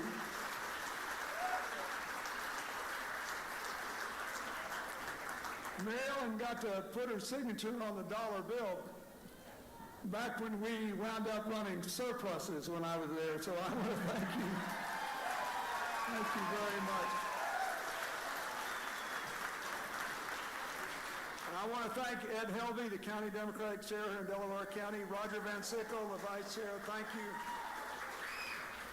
I want to thank the young people who spoke on Hillary's behalf before we came up here. Alex and Brian, thank you. Janet Brenneman, a candidate for the legislature, thank you. The mayor of Marion, Ohio, Scott Schertzer, is here, thank you. Look, we're getting down to the end of this election, and sometimes I don't know whether I'm in the real world or an alternative universe, but I want to tell you, I'll tell you what I think it's about. It's about you and your kids and your grandkids and what kind of America we're going to live in and what kind of America we're going to leave behind. I simply do not believe the bleak picture of our future that Hillary's opponent has painted. I do believe we have some serious problems. I believe that we have been victimized by economics and politics that don't reward people's work well enough, that don't pick up the slack in areas that have been left out and left behind. Give him a hand. Wait. Do not boo this guy. They've had a very bad week, and so they're doing the best they can. And besides, give him a hand. Come on. You know, if you spend a year and a half pouring poison down people's throats, some of it are going to give it back to you. And that's what you've got to decide.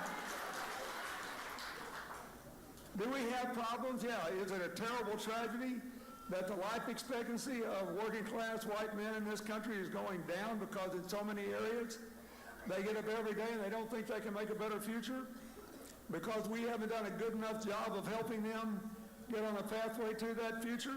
Absolutely. Is it wrong that for the first 7 years after the crash, most people never got a pay raise? Last year was the first year when the bottom 80% of us led the way in pay increases. It's the biggest in decades. But what you got to decide is what you're going to do about it. Now, here's what I want to say. The first choice is, do you want to go back to trickle-down economics? Because you can say you're anti-establishment, but the worst thing the political establishment did to America that we tried to reverse was trickle-down economics, right? Give all the benefits to people at the top and somehow it will help you. Now, we have now seen 36 years of this battle. The trickle-down crowd had the White House for 20 years. The invest and grow the economy from the middle out and the bottom up had it for 16 years. So what's the job score? I mean, that's the world I live in. I spent half my life trying to help people find a job, start a business, raise their incomes, raise their kids, educate them, get health care, do these things. That's what the score is. So there is a score. And since we've been told the government's the enemy, let's leave the government out of it, just what's the private job score? In their 20 years, 15.8 million jobs. In our 16 years, 31.9 million jobs, more than twice as many. In 4 fewer years. And that loads President Obama up with almost 3 million jobs we lost in his first couple of years in office because the crash. All right, everybody. We hope you enjoyed Campaign 2016 coverage. Samia is coming up next, but we want to take you to the big board. Dow Jones now up 61 points. We are going to hear that closing bell in just about 2 minutes.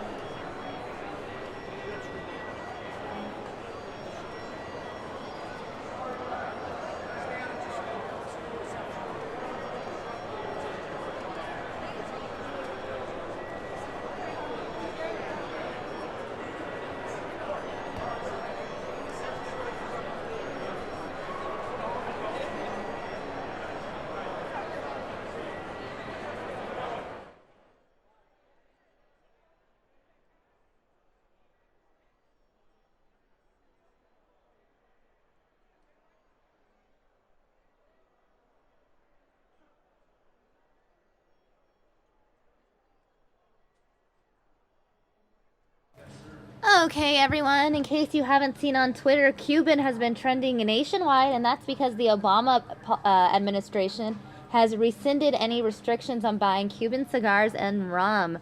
This morning, there was a press conference held. We never showed it to you here on News Now, so we're going to show it to you here. Let's watch.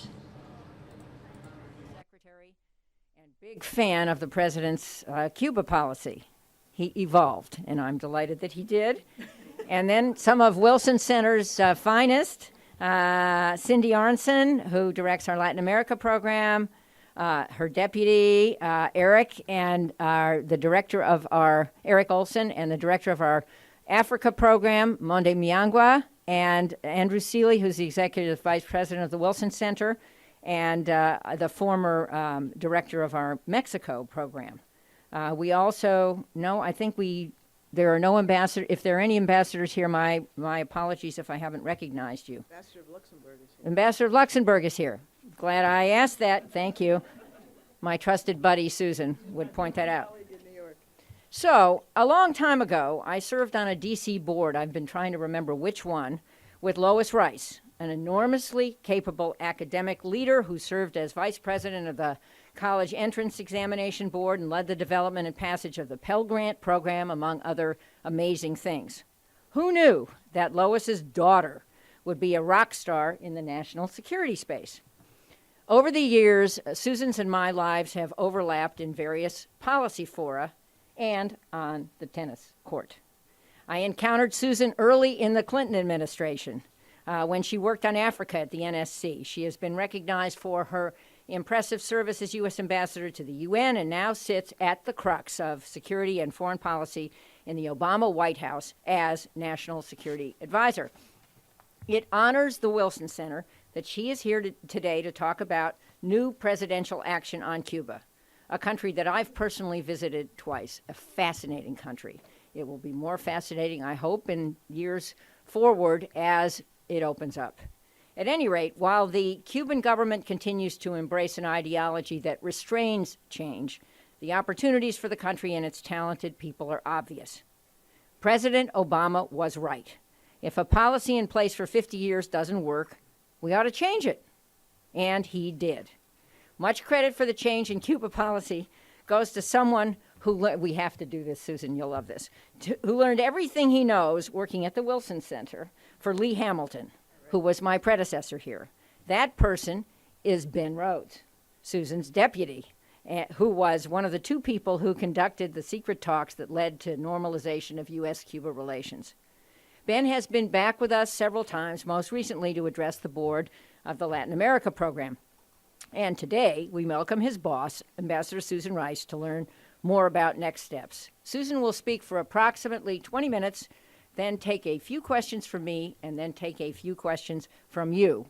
She has a hard stop in about 45 minutes, I think. Please welcome Lois Rice's daughter and our dear friend, Ambassador Susan Rice.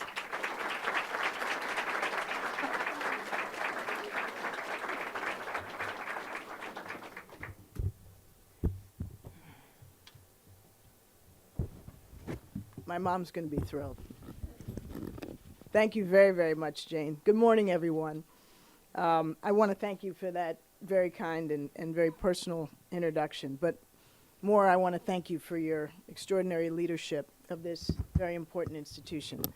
I'm really glad to be back here, and I'm grateful for this opportunity to talk about our Cuba policy at a place where so much good work on the Americas has been going on. I also want to recognize and thank former Secretary of Commerce, Carlos Gutierrez, for being here and for his lifetime of remarkable work and achievements that reflect the story of so many Cuban Americans. I've been looking very much forward to coming back, Jane, to the Wilson Center, and you've been very kind to offer this opportunity on a number of occasions.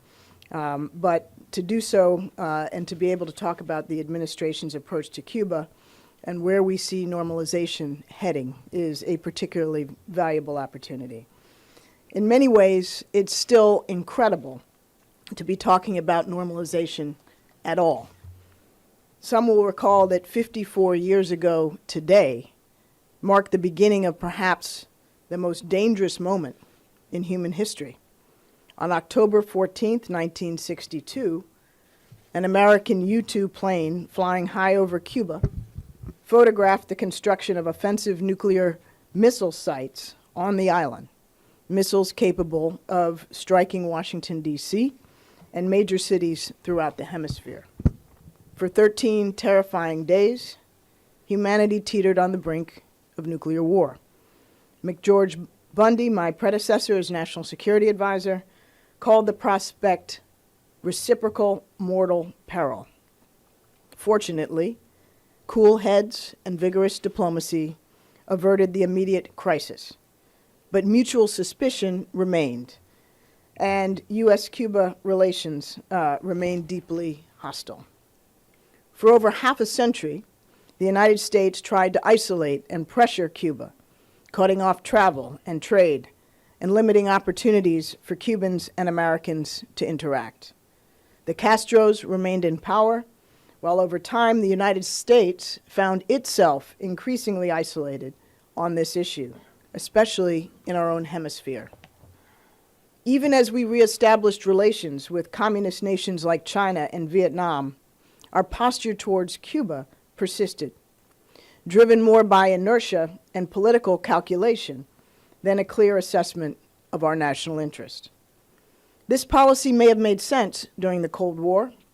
It was rooted in good intentions, but put simply, it wasn't working. Recognizing this reality, President Obama came into office determined to re-examine our approach to Cuba. To begin, we relaxed restrictions on remittances and allowed Cuban Americans to travel home to visit their families. We stepped up dialogue with the Cuban American community.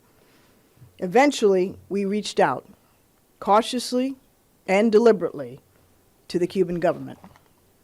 It took almost 2 years of closely held negotiations, as Jane said, led by my friend and colleague Ben Rose, hosted by Canada, and then by the Vatican.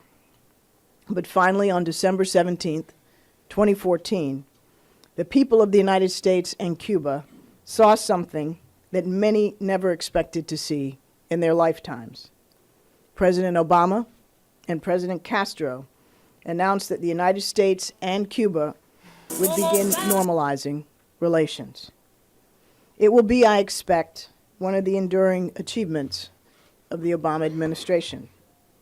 Now, I know not everyone agrees with this decision. There are those who believe that normalization is a mistake or that we didn't extract sufficient concessions. Some reject any notion that the embargo should be lifted at this time or maybe ever. But the hard truth is that the embargo failed to achieve its stated purpose of overturning the Castro regime while harming the Cuban people. As one 76-year-old Cuban woman wrote to President Obama, the over half-century cruel embargo on this lovely, enduring, and resilient little island just didn't work. If we want to actually help the Cuban people, then it's time to turn the page on a policy that was holding them back. We should learn from over 50 years of experience. Even as we continue to call on the Cuban government to make their own reforms, let's lead by example and make our own. Congress should do its part. We must lift the embargo once and for all. In March, I had the privilege of joining President Obama as he became the first sitting American president to visit Cuba in nearly 90 years. I've been on a lot of foreign trips, but this one was rather special. In addition to President Obama's meetings with President Castro, we met with entrepreneurs and civil society activists. And we capped it off by watching the Tampa Bay Rays defeat the Cuban national team in an exhibition game. President Obama entered the stadium to thunderous applause. I sat near President Obama and the Obama family, President Castro, Jackie Robinson's widow, Rachel Robinson, and Derek Jeter, as a Cuban choir sang our national anthem. It was surreal, to say the least. As I looked at the young people in that stadium and on the streets that greeted our motorcade, it reaffirmed something that the president strongly believes. And that is, we cannot simply stand back and wait for Cuba to change. We should be engaged with the government and people of Cuba right now. In recent years, Cuba has taken some initial steps to reform its economy and open up to the world. And even as we continue to have serious differences, our new policy continues the work that we've begun to build a bilateral relationship, to improve the livelihoods of the Cuban people, to connect Cuba to the United States and the wider world, and to address our differences through dialogue.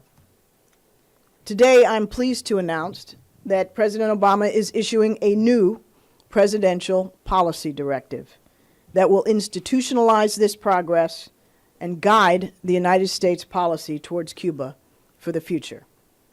This directive outlines the future we'd like to see, a future of greater engagement, greater cooperation, and greater opportunity for Americans and Cubans. It assesses the current strategic landscape and our key policy objectives within that context. And it directs a wide range of agencies, from the Department of Treasury to the Department of Health and Human Services, to expand their engagement with Cuban counterparts to achieve those objectives. Perhaps most importantly, this directive is being made public.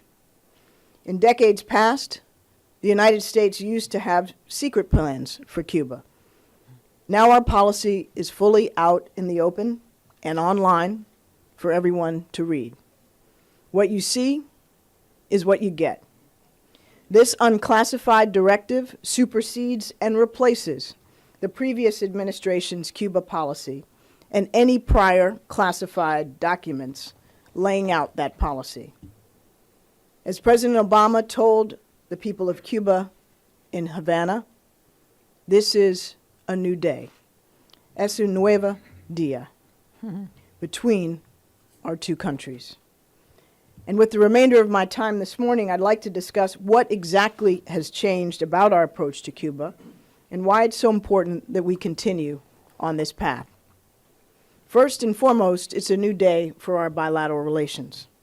After years of bad blood, the American flag flies proudly over our reopened embassy in Havana. Last month, President Obama nominated an outstanding Foreign Service officer, Ambassador Jeffrey De Laurentiis, to be the first U.S. ambassador to Cuba in more than 50 years. Jeff has skillfully represented our interests in Cuba, including as chief of mission in Havana since August of 2014. The best way to advocate for our values and interests is to have a strong ambassador who can travel the country and engage with the Cuban people. Stronger diplomatic ties will enable fruitful dialogue on areas where we differ. So to our friends in Congress who express concern about Cuba's human rights record, don't just say you care. Empower our embassy to do its job. Confirm Ambassador Jeff De Laurentiis as soon as you return from recess. Across the board, we're stepping up our engagement between our governments. We've created a new bilateral commission to collaborate on key issues. 6 U.S. cabinet secretaries have visited the island, and 4 Cuban ministers have come to the United States. These high-level meetings have yielded progress on everything from marine sanctuaries to agriculture to biomedical research. As two nations intimately impacted by climate change, we also look forward to partnering to address this grave threat to our planet. We're enhancing our security cooperation. A year and a half ago, an outdated approach listed Cuba as a state sponsor of terrorism. Today, it's an emerging partner in the fight against terrorism. Our intelligence and law enforcement agencies have begun to deepen cooperation as well on combating drug trafficking and transnational crime. In January, U.S. Southcom invited a Cuban delegation to its annual Caribbean conference to discuss disaster response and other security issues.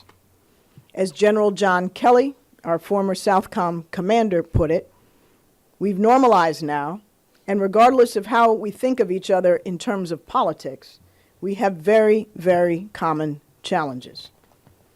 And with viruses like Zika threatening global health security, our health professionals are increasingly cooperating to combat disease, as well as leading new research into cancer control and treatment. It's a new day for our economic engagement as we aim to promote prosperity and opportunity for all of our people. Even with the embargo still in place, the Obama administration has initiated a series of regulatory changes designed to increase travel, commerce, and the free flow of information to, from, and within Cuba. We've authorized the use of the dollar in certain international financial transactions. We've made it easier for Americans to visit Cuba, easier to use American credit and debit cards on the island, easier to sell and to export certain goods and services. American travel to the island has increased over 75% from 2014 to 2015. We've seen American businesses entering Cuba, from General Electric to Airbnb. These changes are fueling Cuba's nascent private sector. The young people at the entrepreneurship event that President Obama attended in Cuba would have felt right at home in Silicon Valley. There was a young graphic designer who's now getting training from the Columbia Business School. There was a woman who created a mobile guide to Cuba, similar to Yelp. One barber commented, And that is all that we were fed from that press conference this morning. But since we were talking about the theme of Cuba and the new Cuban policy, Obama administration rescinding restrictions on buying Cuban cigars and rum, I figured I would go ahead and show you guys this video right here. Let's just X that out. This video from the White House YouTube page, On Board with Dr. Jill Biden. This was actually just posted today, so I bet that they timed this to post it in conjunction with the new Cuba policy. Dr. Jill Biden, Vice President Joe Biden's wife, the first American official in decades to travel to the town of Camagüey, Cuba. So let's go ahead and watch this now, because it's fitting, it's timely.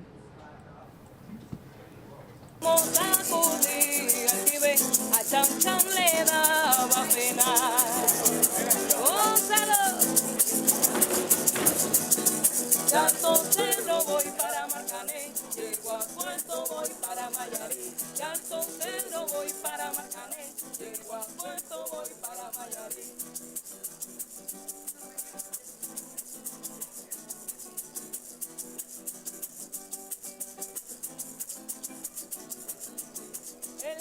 Cuba is so rich in culture. I've seen modern dance and classical ballet, and the best thing about Cuba really is the warm people and the culture here. So from the moment we arrived in Cuba, I met with many, many strong women, and then I went to a university where they were teaching teachers. Moral is that we teachers are always working. But it's so great to be here today. As you know, education is the key to a better future for yourselves and your family. Cuba is full of strong women, and it's so great to see because they're role models for next generations of young Cuban girls.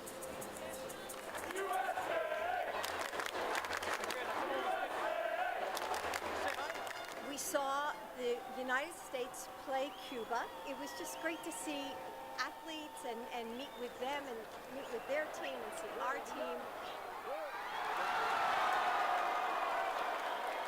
That's one one of the things this visit is all about. It's all about the relationships, whether it's athletes, whether it's artists, whether it's dancers, whether it's singers.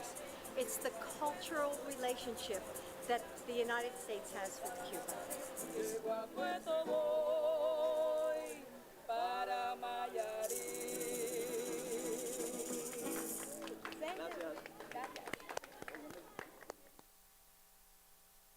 That was the video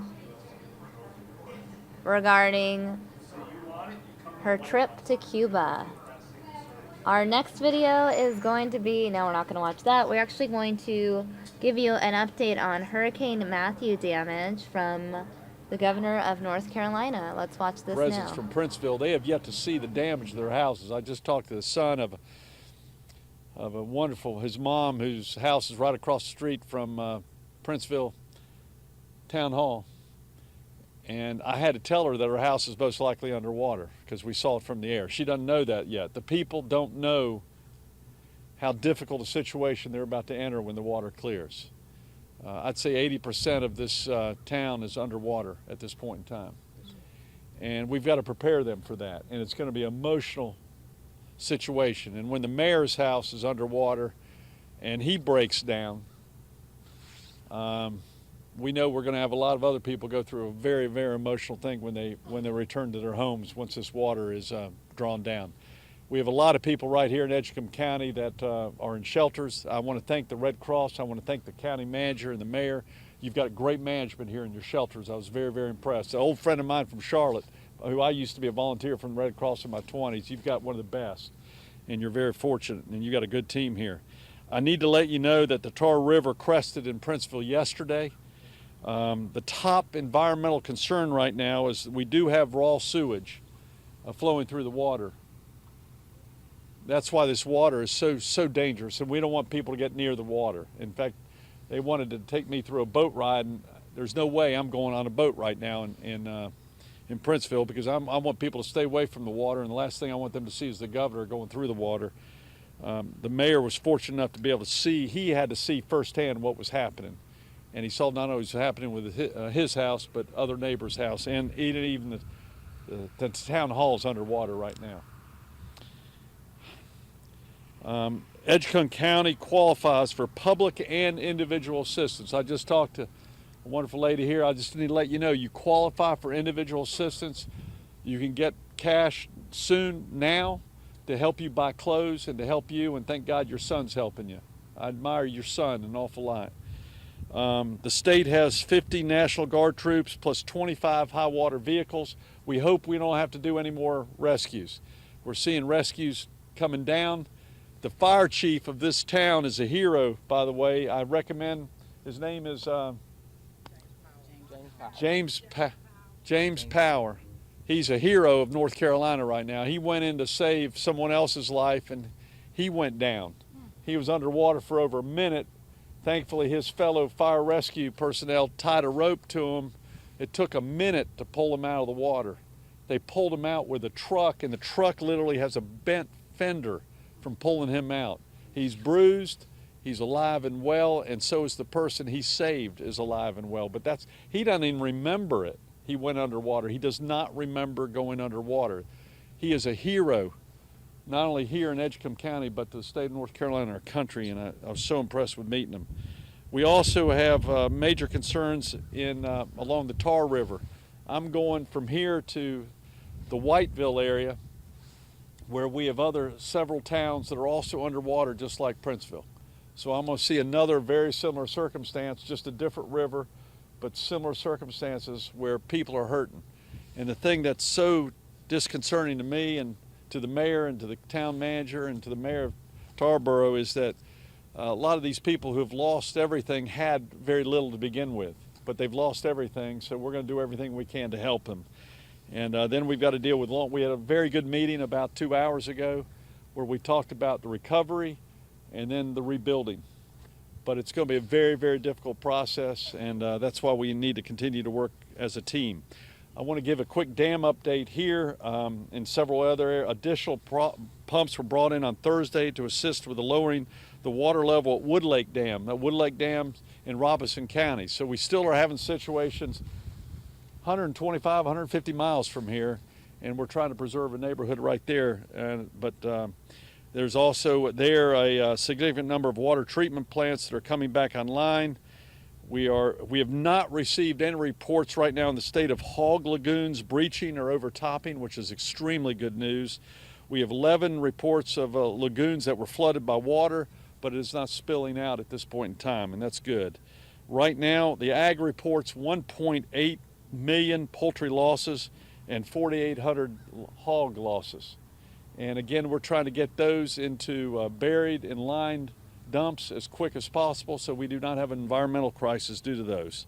The inspection of many hog farms have been limited due to road conditions and road closings, and DEQ right now is flying over those farms hardest hit today and tomorrow. So we've got other people on helicopters and planes looking at what's going on there.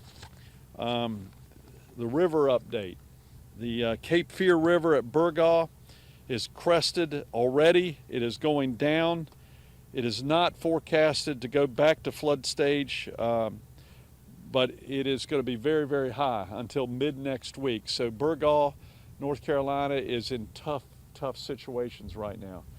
And the Lumber River is receding throughout Robinson County. However, it remains a major flooding in Lumberton at this point in time. The Neuse River at Goldsboro is exceeded record stage by 10 inches and is receding but remains major flooding. Sadly, and I was there yesterday,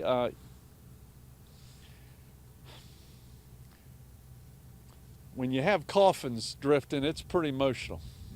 It's happening in Goldsboro, and it's probably going to happen here. And we're going to have to recover. Those people have already been laid to rest. We're going to have to recover them a second time.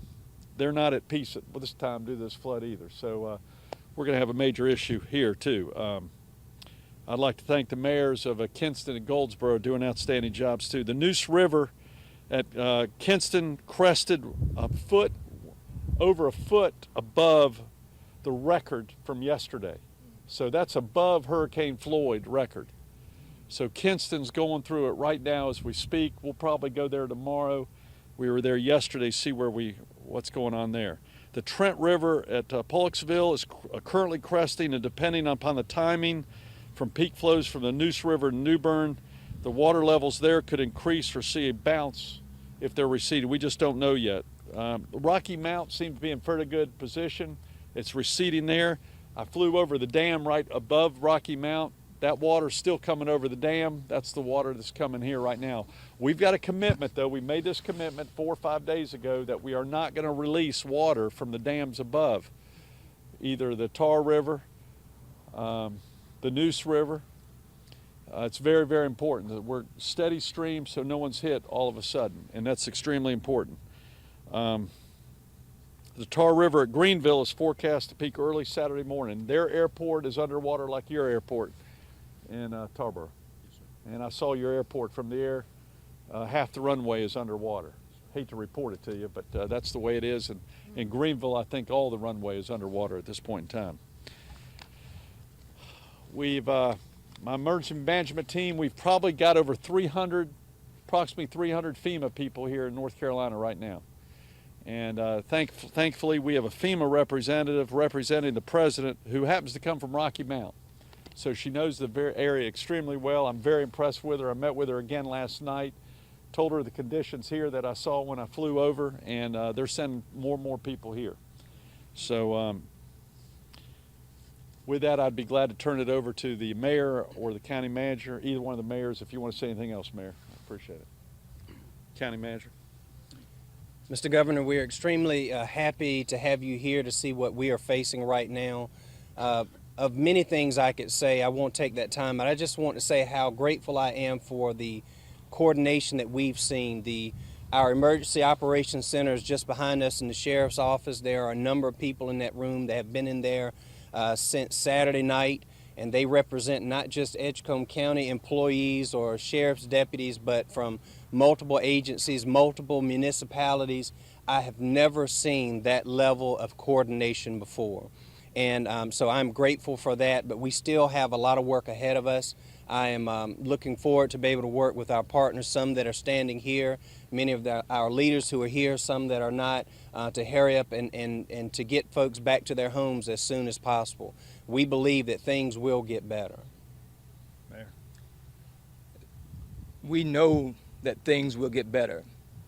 I'm so proud of the fact that our #1 priority in this devastation was not to lose a life. And we have not lost one life in Edgecombe County because of the collaboration that we've had with several organizations and because of the leadership of our county manager, Mr. Evans. We are so appreciative of what has taken place inside this building. And also, on another note, we want to make sure that when we say that the people did not have anything, we were talking about material possessions, because there are a couple of things that we have that money cannot buy, and that is a determination to move forward and be successful in this life. And the second thing that we have that no one can take away is our belief and faith in our Jesus Christ, that He is going to lead and guide us to greater heights in the town of Princeville in the Edgecombe County. When I ran for office, we said our theme was, let us make Princeville great again. The us starts with you, each and every one of you who cares about the Princeville, what we've been through in the past, what we're going through right now, and want to help us build for the future. We invite you to come and work with us to realize that theme. We're so appreciative of all the people who've called from around the United States, offering their assistance financially and also with donations. We have given them a number, and we have a building right across the street where we can take those donations now, and we're getting ready to distribute those to the people who are most in need. People who have lost out in terms of material possessions, please understand that there's somewhere along the line you're going to be provided with everything that you need to be whole again.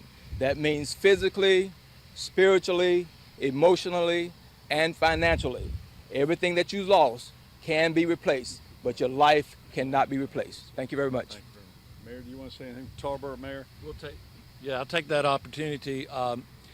We're fortunate that we learned so much when Hurricane Floyd came through, and we were able to use that technology in this situation. The forecast of where the river was going to be, we were within inches. So again, we're grateful for the information that we had and what we learned. I also want to take this opportunity to thank people that, as I told some of them down at the river, we don't think about them a whole lot till we need them. That's our police officers, that's our firemen, that's our guys that go out and do the electric lines.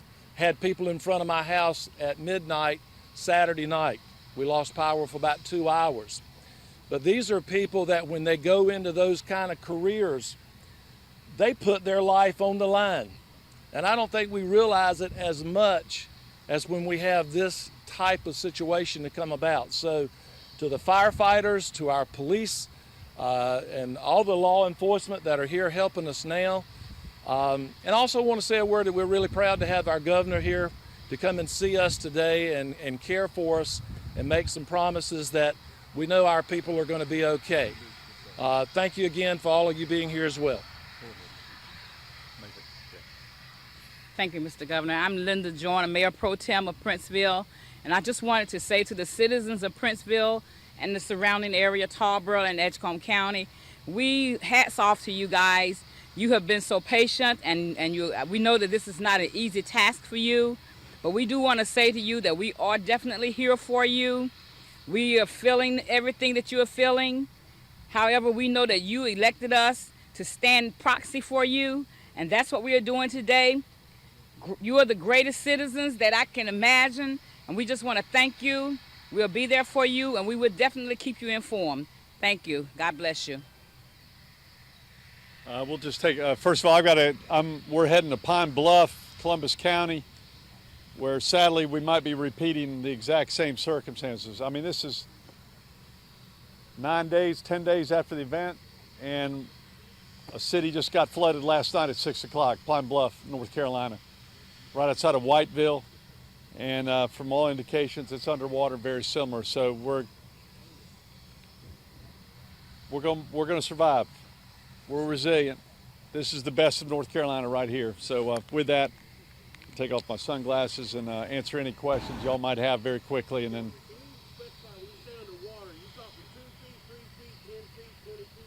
City Hall's about under, the whole thing's about underwater. Yes, sir. It's from 3 feet to probably, what do you think? 7 to 9 to 10. It depends where the terrain is. Where it goes lower, it's higher. We've got some houses that are not underwater.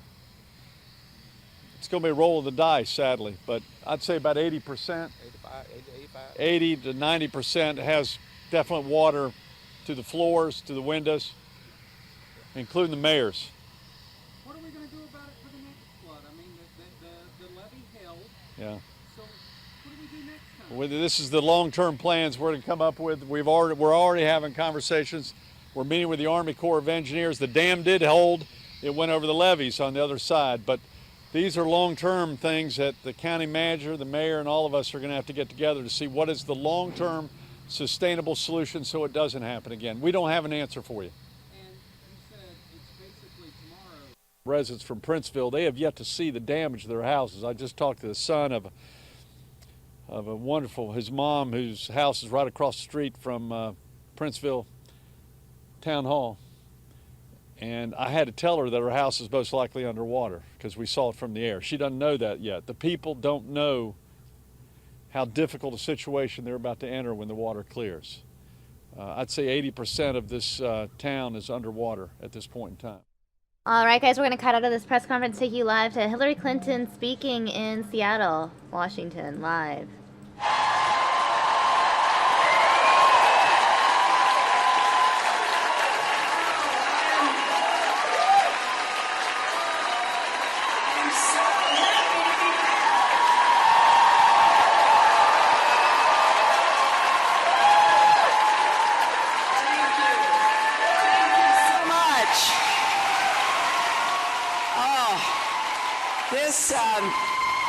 This is a, thank you so very much.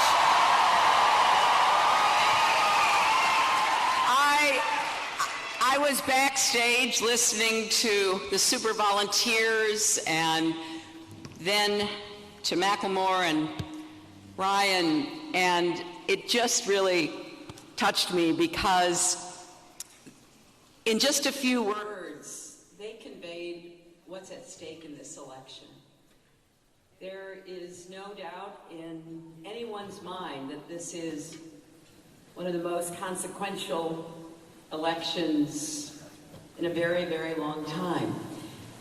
And I am grateful for the help and support that you are giving me here today, because we have 25 days left, and there's a lot of work still to be done.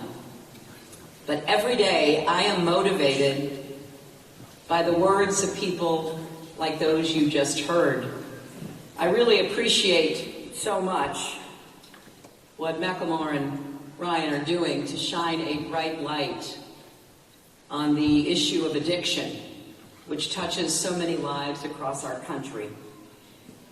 And I have pledged that if I'm so fortunate enough as to be president, we are going to provide treatment and recovery programs and second chances and all kinds of support for people who are facing the challenges of addiction, mental health, and needing second chances when they come out of incarceration so that they can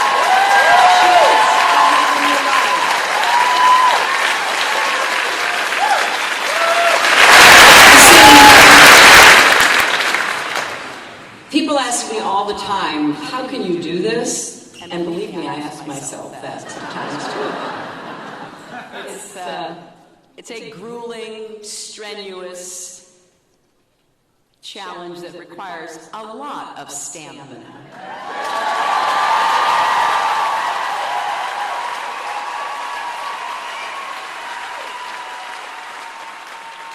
But what gets me up and keeps me going are people's stories. Stories about what they have faced and overcome. stories about what they hope to get in terms of help, respect, recognition. I really want to be the president for the struggling, the striving, and the successful. I want to be the president for all Americans, and I want us to lift each other up, to respect each other, and to do our part, whatever it might be, to creating the kind of country that we want for our children and our grandchildren. As Macklemore was talking about his daughter, Sloan, of course I was thinking about my grandchildren. And it will be the mission of my presidency to do everything I possibly can to create the opportunities for every single child to live up to his or her God-given potential. And to me,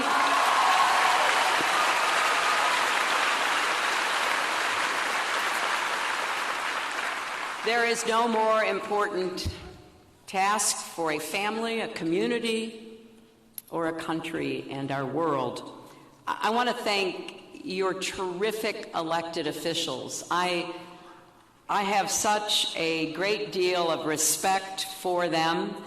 I'm looking forward to having the chance to work with them in the future, and particularly with your members of the Senate and Congress. So I want to thank Senator Patty Murray and Senator Maria Cantwell,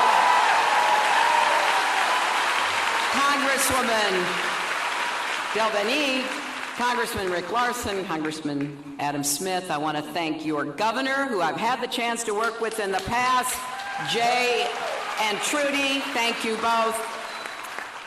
Mayor Murray, Executive Constantine.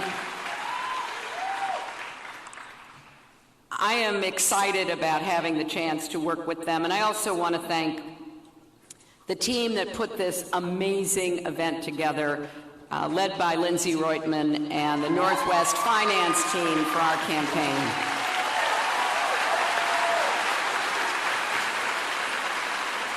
Now, I am proud that our campaign has focused on ideas, not insults. That's the kind of campaign that Senator Sanders and I started running back in the primary, where we talked about issues. We had a lot of the same goals, but we had some different ideas about how to get there. And after that was over, he and I joined forces to come up with a plan to make college affordable by making it possible for you to attend a public college or university tuition-free or debt-free and be able to pay back and refinance all of your loans. That is the challenge we are going to address together. You know, bringing people together to solve problems is key to our democracy. There's no question about it. And I want us to do that in a spirit of mutual respect, listening to one another, having each other's backs. And that comes from really having the chance to put ourselves in someone else's shoes. It's a shocker to me when I hear some of our fellow citizens, led by my opponent, degrade and demean so many other Americans. It's heartbreaking, really. And as our extraordinary First Lady and my friend Michelle Obama said so powerfully,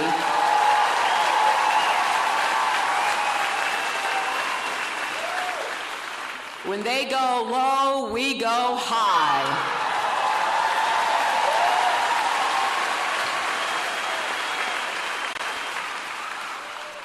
It isn't easy running against someone who is so negative, so divisive, so dark and dangerous. I have said many times, I've known Republican presidents. I had to work with President George W. Bush after 9/11 when we had to rebuild New York City, and he gave me his word, and he was good to it, that we would get the resources we needed.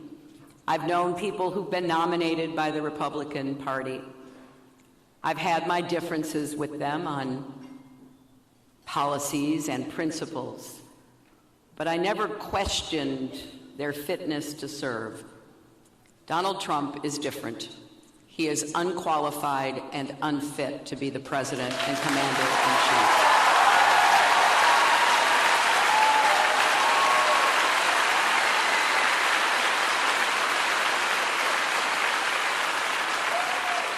And every single day, his campaign proves that, doesn't it? He has now said that he's going to engage in scorched earth attacks, as if what he'd been doing wasn't already scorched earth attacks. And I've said, you know, I really don't care what he says about me and what he does going after me.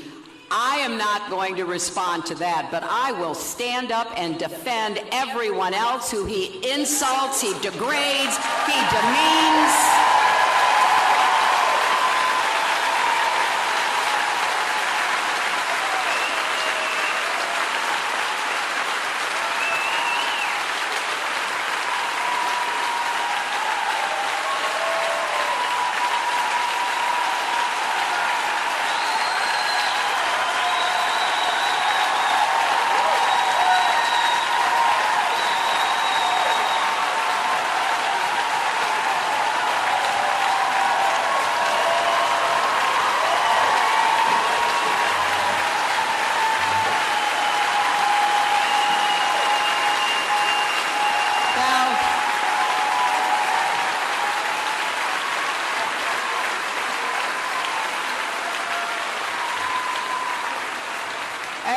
As you know, that takes a lot of time.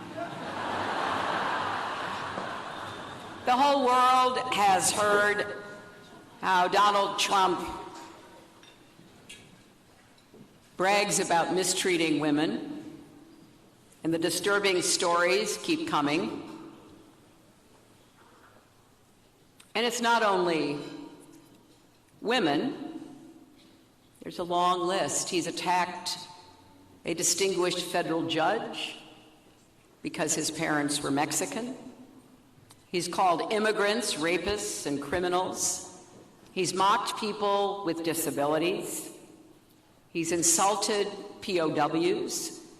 He's called our military a disaster. He's ridiculed Native Americans. He has been so bigoted about Muslims here at home and around the world.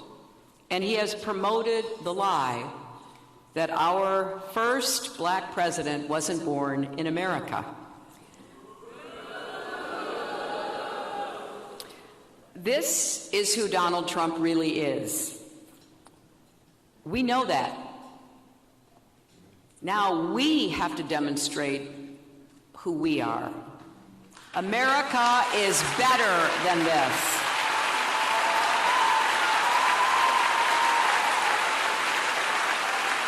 Now, there's a lot about this election that is dispiriting, unsettling.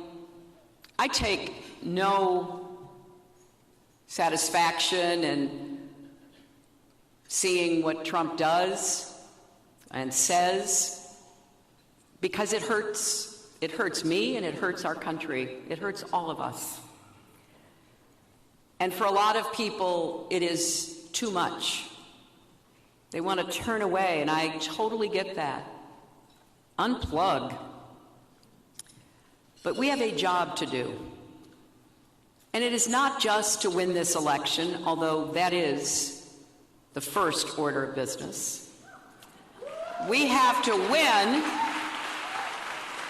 We have to win in order to work together to demonstrate the positive, optimistic, confident, unifying vision of America that I believe in, and that I think together we can demonstrate America's best days are still ahead of us.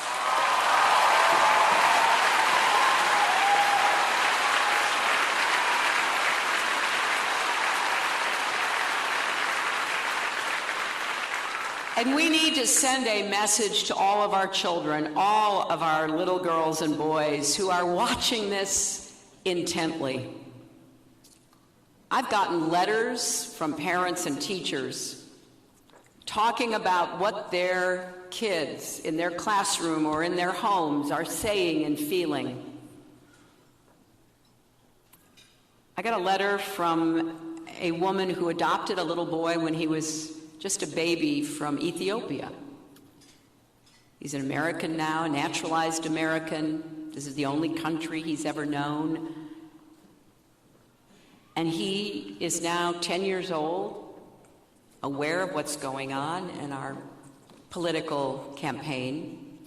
And he said to his mother, "If Donald Trump wins, will he send me back to Ethiopia?" We have got to stand up for our basic beliefs that we're all better off when we treat people with respect and kindness, that it is never okay to bully anybody or to be hateful and degrading toward anyone. We need to refocus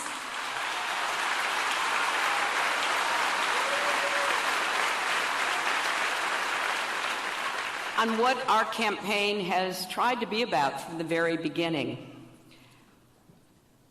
I ran because I really believe that we need to build on the progress that we have made under President Obama, that we need to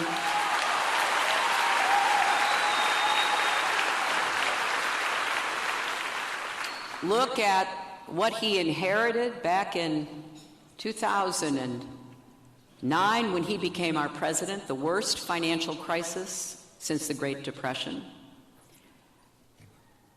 He doesn't get the credit he deserves for digging us out of that big ditch that we were in.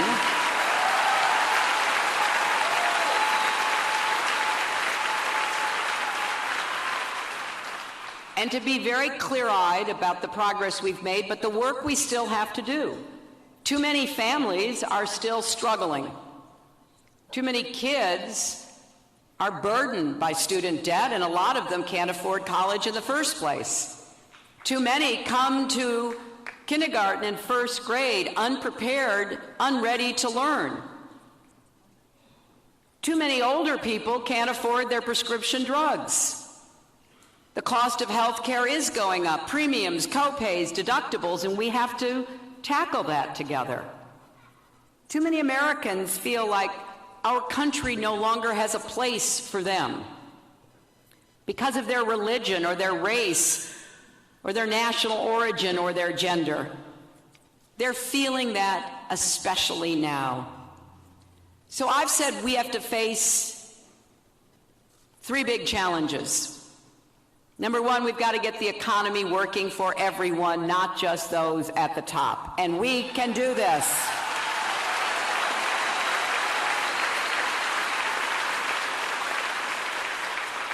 I have laid out a series of plans, and Tim Kaine and I have written a book together called Stronger Together, because we want you to know what our agenda is.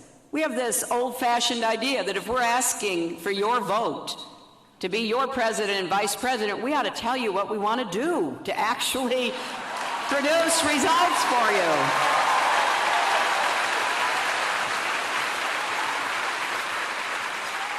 So we want to invest the biggest investment in new jobs since World War II. We want jobs in infrastructure, our roads, our bridges, our tunnels, our ports, our airports, our water systems. And we want to build a new modern electric grid to be able to take and distribute all the clean renewable energy we're going to be producing.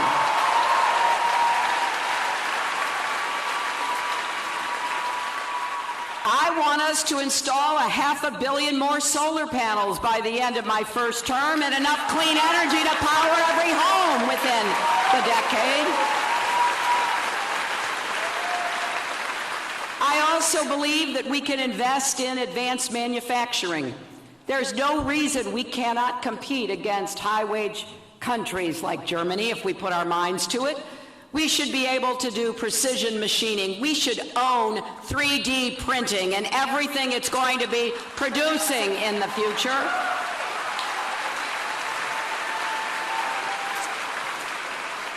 We need to invest in research, technology, and innovation. We've always been the global leader, but we've fallen back a little bit. And boy, there's so much we're on the brink of being able to understand, the breakthroughs that could come. And when it comes to clean, renewable energy, we have to not only combat climate change to save our planet, we have to do it to create the millions of new jobs and businesses that will come about because we are committed to do so.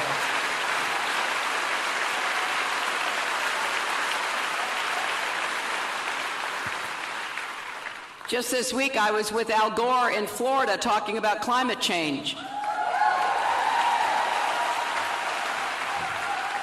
And here's a little interesting factoid. Because of Republican leadership in the state of Florida, the current governor of Florida, Jay knows him, he put out an edict telling the state government employees never to mention or write the words climate change. So Florida, the Sunshine State, has less solar power than New Jersey or Massachusetts because they don't have leadership that understands what needs to be done. And as Al and I were talking, Al said, look, you know, this is not only critical for our country and the world, but it is something that would be smart for Florida because they're having sunny day flooding, and they're already seeing the results of climate change. Al also said he is Exhibit A for everybody to understand each vote really does count.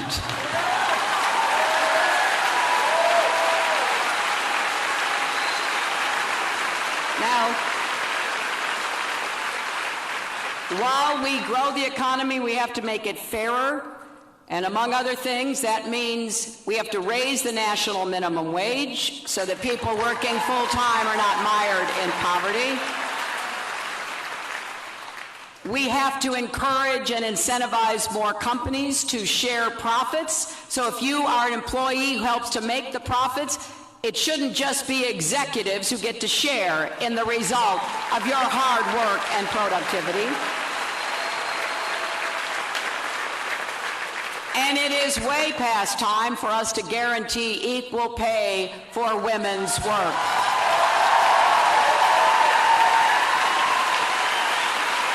Now,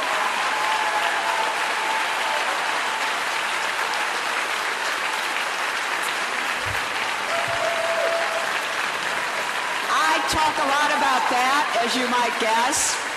So when I talk about equal pay and paid family leave, something else we need, and affordable child care, my opponent and his supporters accuse me of playing the woman card. Well, I'll tell you what, if standing up for those issues is playing the woman card, you know what I say, deal me in.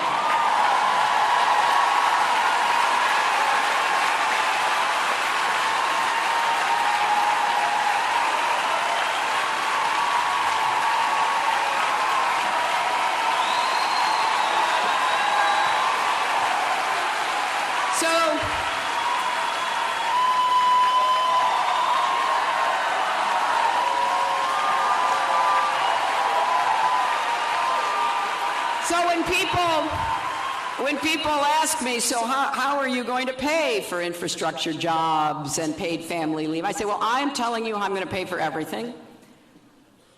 I am not going to add a penny to the national debt. We're going to go where the money is. We're going to make the wealthy pay their fair share, and we're going to finally close those corporate loopholes. And it would be a good idea to start with my opponent.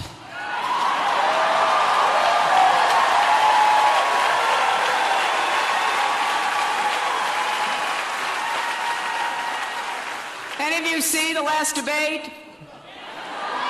Well, we finally got him on the record that he hasn't paid federal income tax for many years. That is just flat wrong. Every one of us have, you know. He says it's smart not to pay. That means he thinks all the rest of us are stupid, but I think we are doing our part to support our veterans, our military, Pell Grants, health care.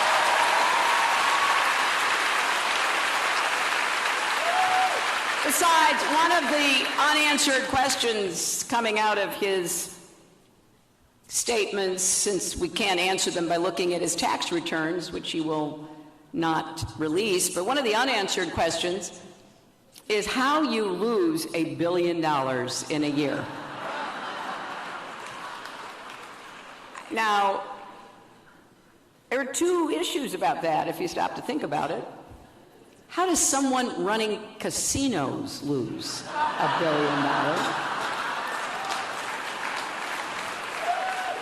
And then his supporters said, well, that just shows what a genius he is. Well, I guess it does take a genius to lose $1 billion in a single year.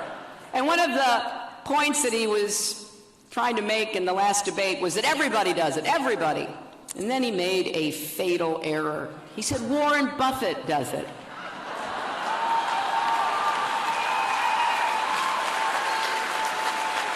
Not that he would have ever asked for my advice, but I would have been happy to tell him never pick a fight with Warren Buffett. Because the next day, Warren Buffett issued a press release saying he has paid income tax for 72 years since he had his first job when he was 13 years old.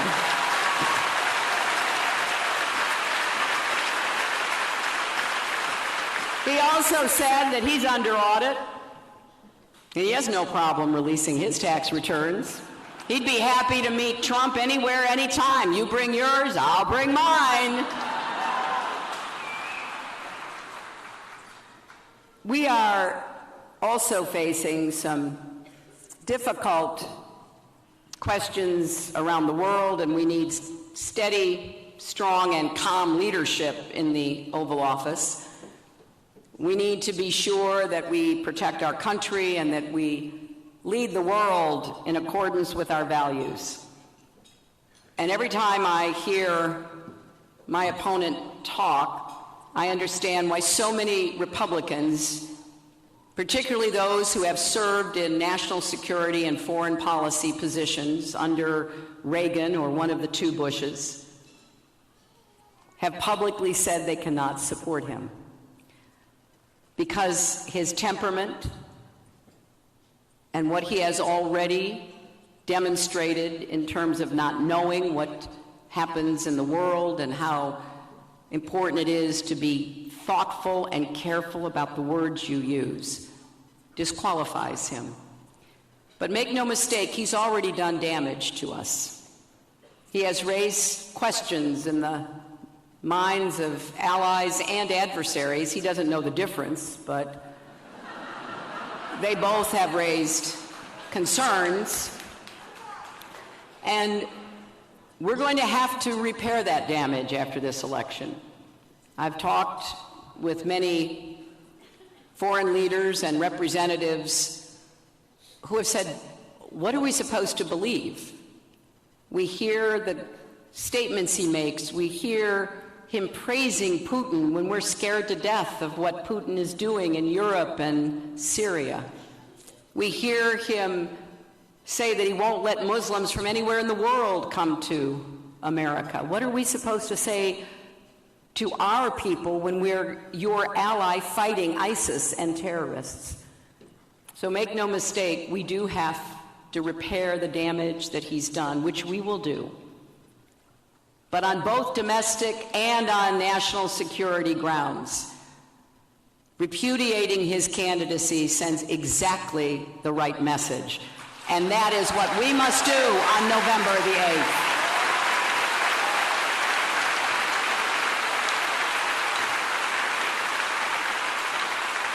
And don't forget, the next president could appoint more than one Supreme Court justice.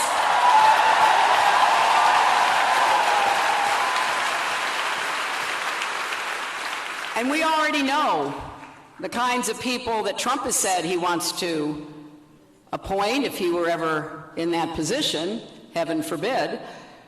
And who are they? They are people who would reverse Roe v. Wade, reverse marriage equality, do nothing about Citizens United that is corroding the basis of our electoral system with dark, unaccountable, undisclosable money.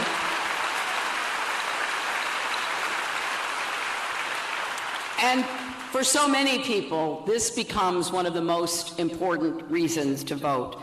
Now, I'm trying to close this campaign the way I started my career, fighting for kids and families. Went to work for the Children's Defense Fund right out of law school, and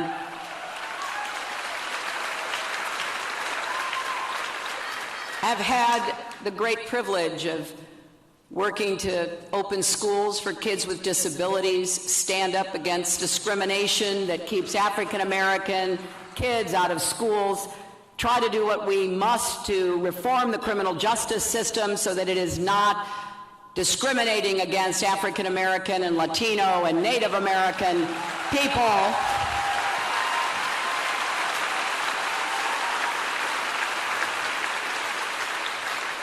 And we have seen an incredible outpouring of support across the country. Let me tell you just a little bit about what we are seeing.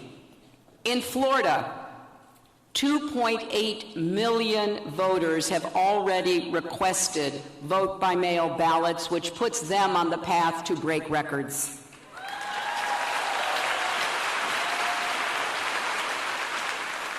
In Iowa, registered Democrats are outvoting registered Republicans by a margin of nearly 2-1.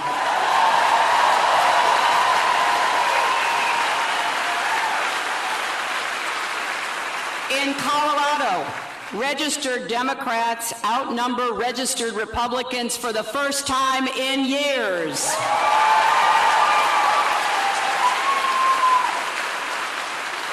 And in North Carolina, ballot requests are up from African Americans, Latinos, and Asian Americans who are going to be turning out in record numbers.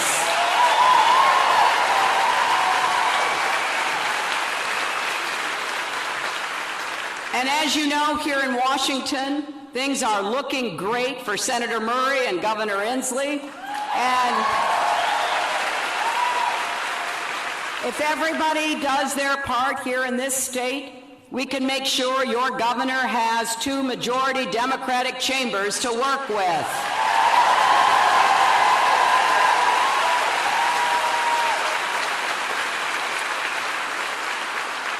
Now, beyond the numbers, I can tell you enthusiasm on the ground is tremendous. Yesterday morning, I went to one of our field offices in San Francisco where hundreds of people come in every day, some of them showing up at 6 a.m. to start calling the East Coast, to remind people to get registered and to do everything that they can to help us turn out the vote. And if you get a chance, you should really check out the OH Votes Early. That's Ohio, OH Votes Early, hashtag on Twitter. There are such inspiring stories. I was seeing some of them on TV and online that were being sent and broadcast of people standing in line starting the night before early voting began because they were so determined to be sure that their vote counted. Everything we are seeing reflects that Americans understand how critical this election is, and they are ready to stand up and vote for the kind of country that they believe represents the best of our values, who we are, who we can be together. So, my friends here in Washington, a big vote is not only important to send that message from this great state, but also to elect Democrats down ballot. So if you believe as I do, that no matter who you are or what you look like or who you love, you have a place in America, then you've got to vote, and you've got to get your friends and your family to vote.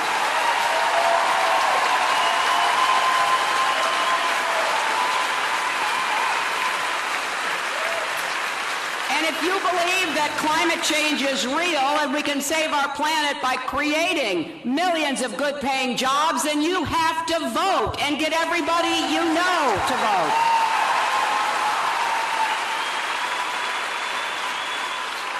We can go down every single issue you care about, because it will be on the ballot. Maybe not listed, but represented. My name may be on the ballot, but everything we care about is actually there too. If you know anybody who's thinking of voting for Trump, please stage an intervention.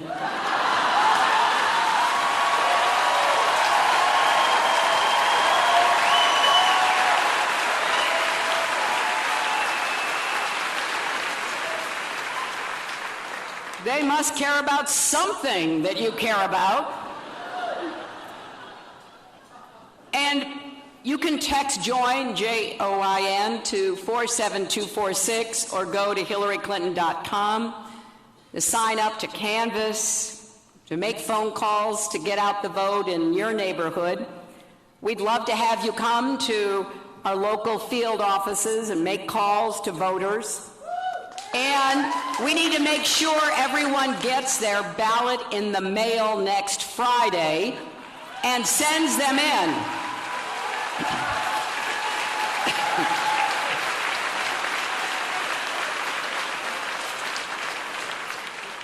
And maybe one of the additional arguments you can make to those friends who may be straying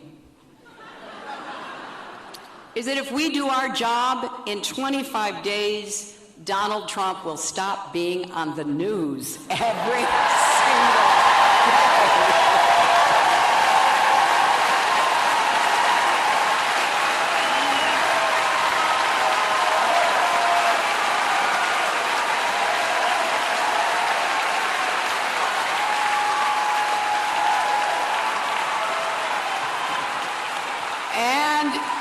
Remember, friends don't let friends vote for Trump. You know, when I think about this election, I often think about my late mother, who was the most important influence in my life. And she had such a difficult childhood. She was neglected and abandoned by her parents. And at the age of 8, she was put in charge of her 3-year-old sister and put on a train in Chicago and sent to Los Angeles to live with grandparents who didn't want her either. I didn't know any of this when I was a little girl. I just knew she was a great mom. But as I got older and learned more of her story, I was just so amazed that she could turn out the way she did after all she had gone through. Life with her grandparents was so difficult that she left when she was 14 and went to work in another family's home as a babysitter and a maid.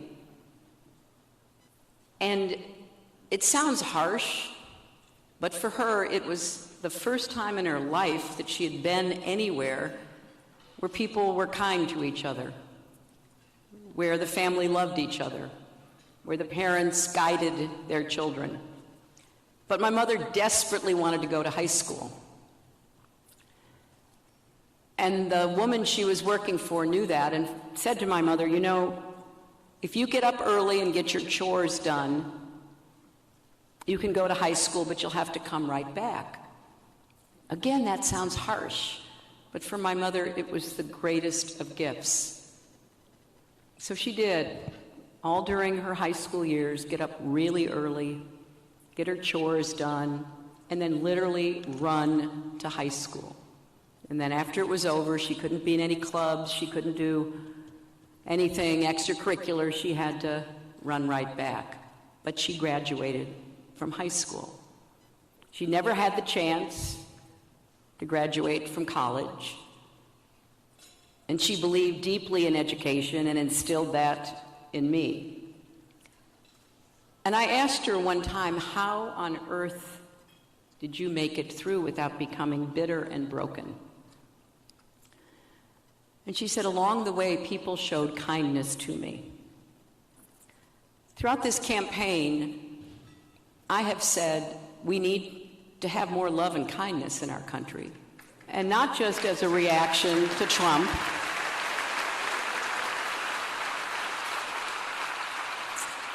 but because our whole democracy is held together by mutual respect, by understanding what someone else wants and what you want and how you work through to obtain compromise. I'll tell you, two of the people who understand that better than anybody else that I have met and worked with are your two senators. Senator Murray and Senator Cantwell understand how democracy is supposed to work.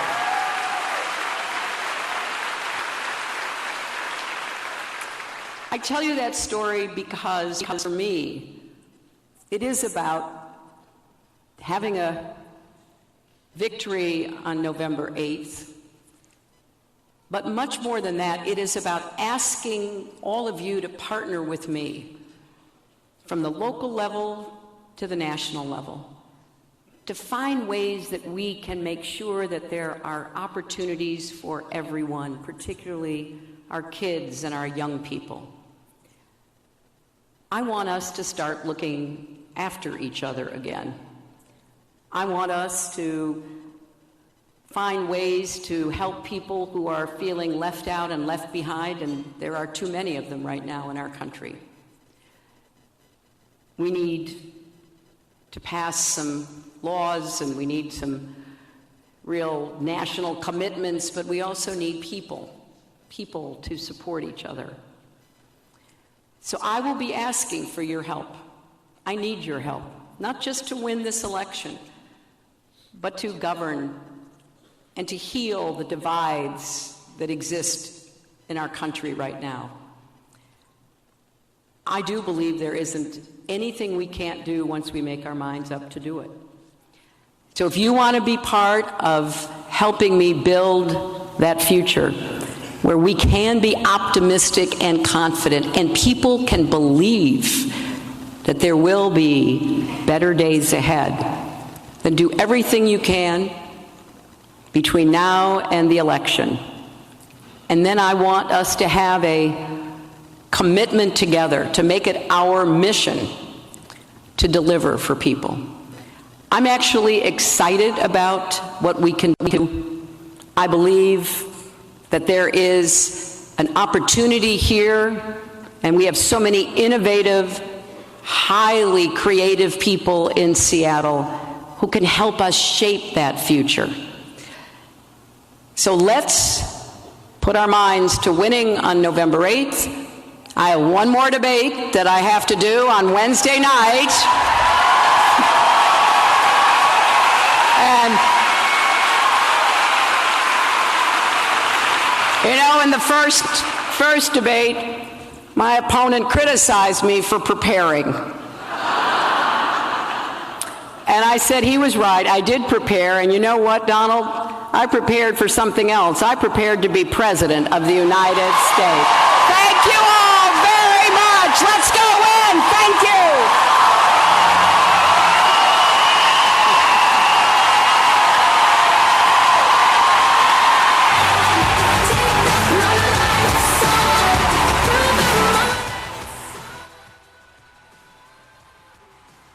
And there it is, Fight Song by Rachel Platten. It's not a Hillary Clinton event unless we've heard Fight Song.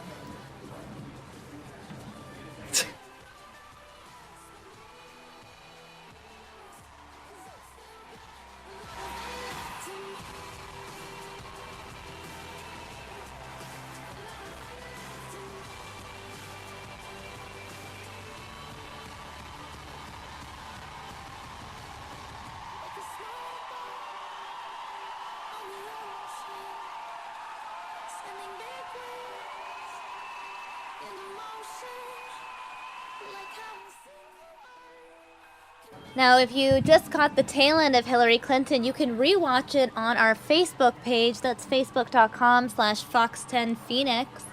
It will be up there in full if you want to share it with your Facebook friends.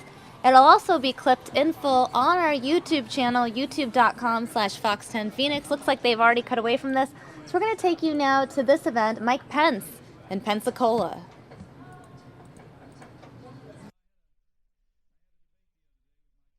From Virginia, and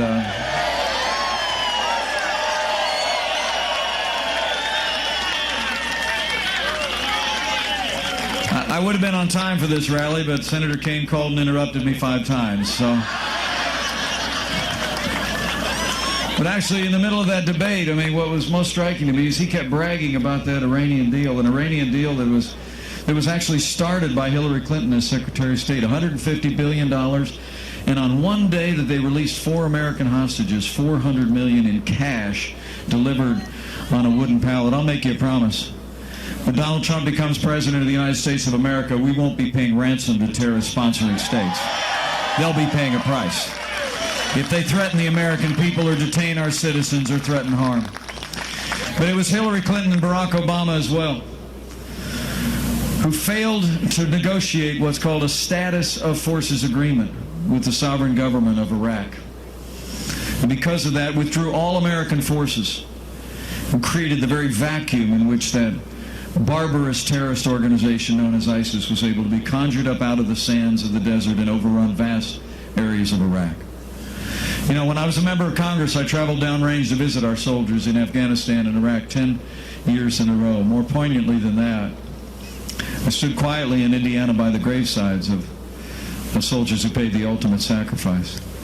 It's so important for us to remember that our military won the peace and won security by the end of 2008 in Operation Iraqi Freedom, and every American should be proud of what they accomplished.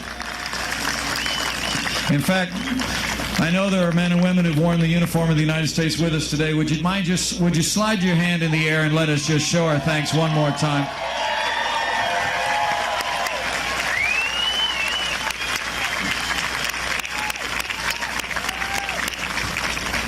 Thank you for your service. When I think of the sacrifices the American soldier made to secure the peace in Iraq and the way it was squandered under this administration, it just breaks my heart. And lastly, on Hillary Clinton's record on the foreign stage, remember, it was Hillary Clinton as Secretary of State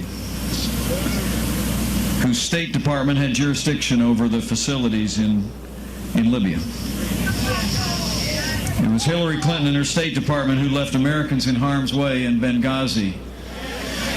And after 4 Americans fell, she told the families of the fallen, when their remains arrived back at Dover Air Force Base, that it was because of a filmmaker here in Florida. When in fact Congress found out through her email to her daughter the night of the attack that she knew it was an Al-Qaeda-style terrorist attack. When Congress confronted her on that fact, she said, quote, "What difference at this point does it make?" Well, let me say to all the patriotic Americans here in Pensacola, anybody who said that, anybody who did that, should be disqualified from ever serving as Commander-in-Chief of the Armed Forces of the United States of America. We cannot have 4 more years apologizing to our enemies and abandoning our friends. For the world to be safe, America needs to be strong, and America needs to support our soldiers and never leave them in harm's way. And when Donald Trump becomes president of the United States of America, we will once again lead on the world stage with American strength and provide the American soldier with the support they deserve. That's probably why over 160 retired U.S. generals and admirals, including 17 Medal of Honor winners, have named Donald Trump as their choice for the next commander-in-chief of this nation. You know, it's not just security abroad, it's also about safety at home.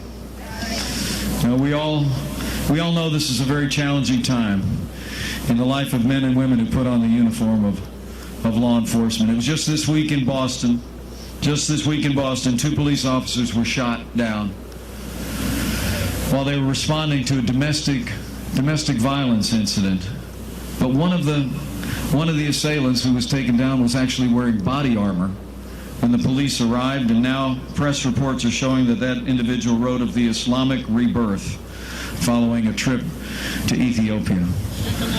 It's a challenging time in the life of law enforcement. Before I say another word, there's a lot of police officers here. Would you mind just showing how much we appreciate the men and women in law enforcement and their families and all they do to protect our families each and every day?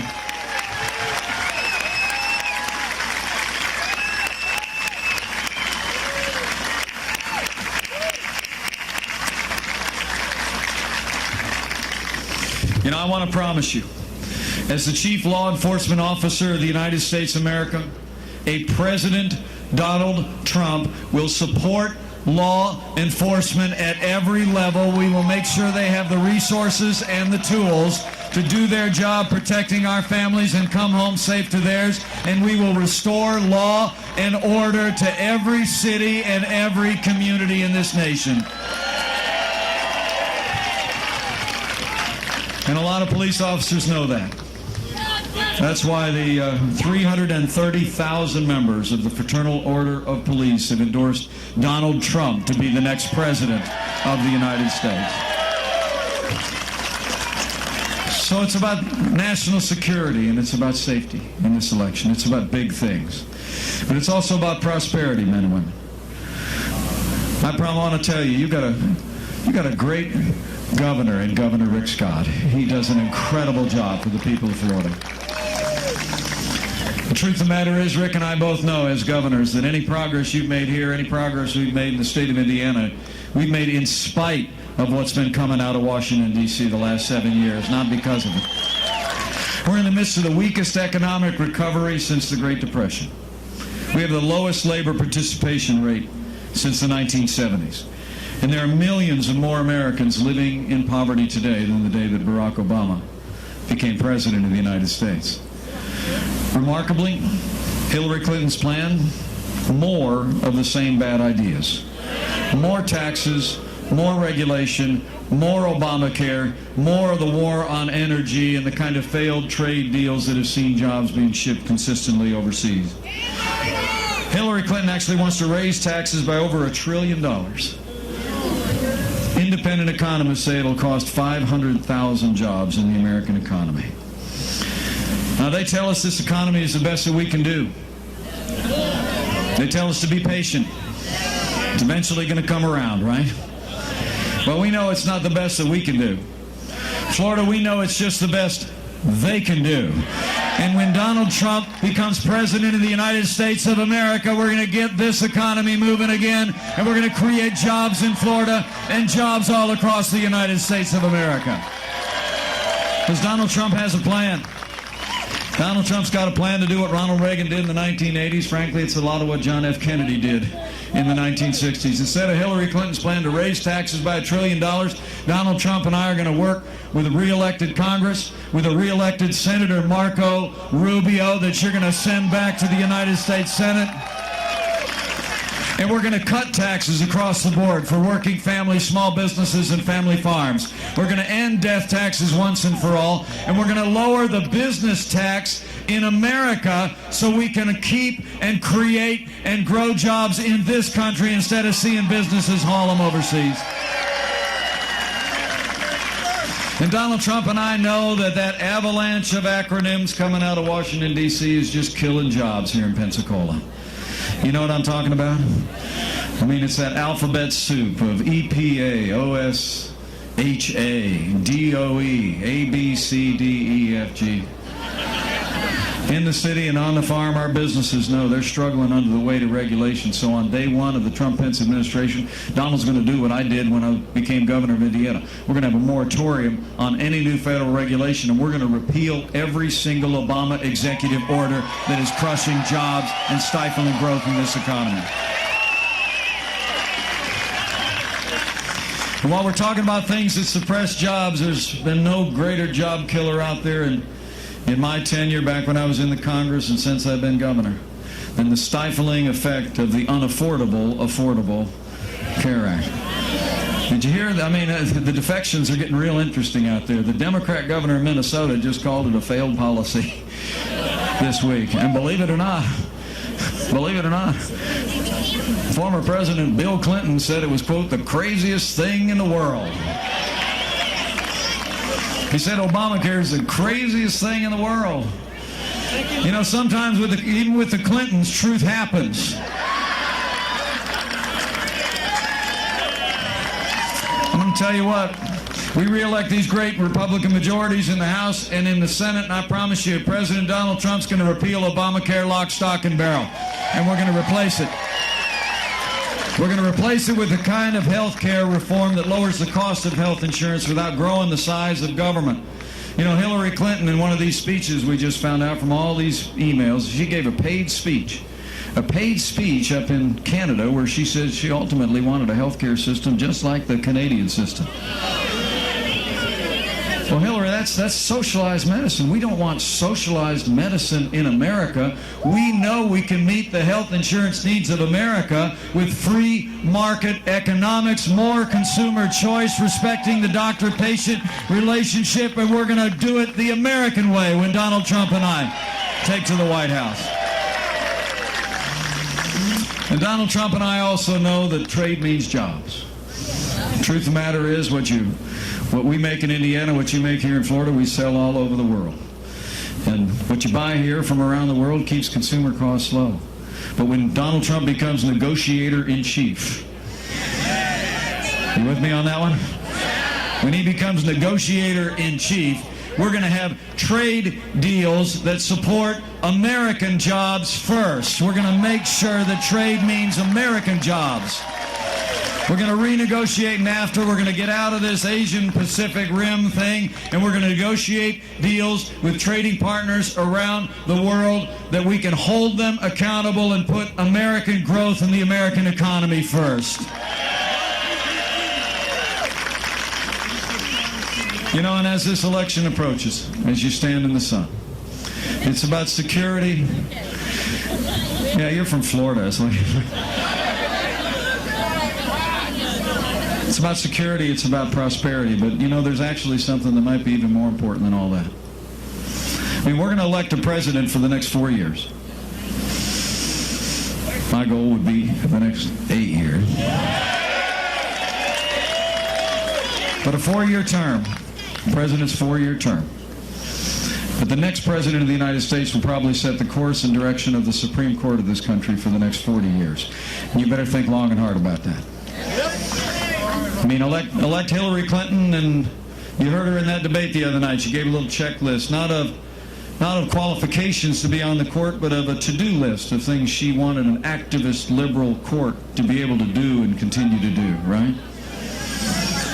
I mean, elect Hillary Clinton, you better get used to more unelected judges using unaccountable power to take unconstitutional actions. Elect Donald Trump as President of the United States. And I promise you, from the highest court in the land down, we will have a president who makes appointments to our court of men and women who first and foremost will strictly uphold the Constitution of the United States of America, in the tradition of the late and great Justice Antonin Scalia. Not legislating from the bench, but interpreting the law and protecting all of our God-given liberties enshrined there. So let me just say, for the sake of the rule of law, for the sake of the sanctity of life, for the sake of the Second Amendment to the Constitution of the United States, for the sake of all the God-given liberties that are enshrined in our Bill of Rights and our founding documents, you must decide here in Florida that in the next 25 days, you will do all you can to ensure that the next president who will make appointments to the Supreme Court of the United States will be President Donald Trump.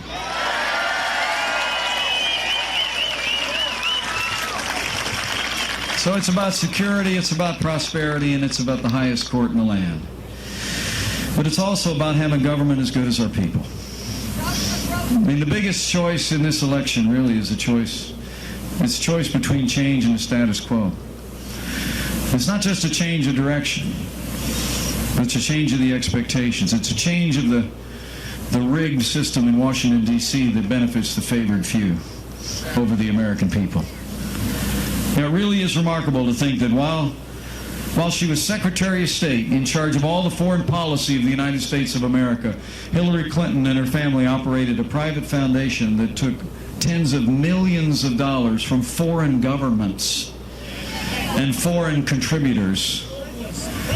And in the midst of that, in between those two things, there was a private server that once the New York Times found out it was there, Hillary Clinton used high technology and hammers to try and put those emails out of the reach of the American people. I mean, it really is extraordinary. And now we're beginning to find out, because of the diligence of people in the FBI and all these WikiLeaks that are coming out, a lot of what was going on. I mean, just a couple of samples. I mean, I know it's actually hard to keep up with all this stuff. I mean, I know the media goes running after one issue or another when it comes to my running mate, but here's an avalanche of pay-to-play politics, an avalanche of political favoritism and outright corruption that's in print in these emails, and it gets scant media attention. But here's a couple samples for you.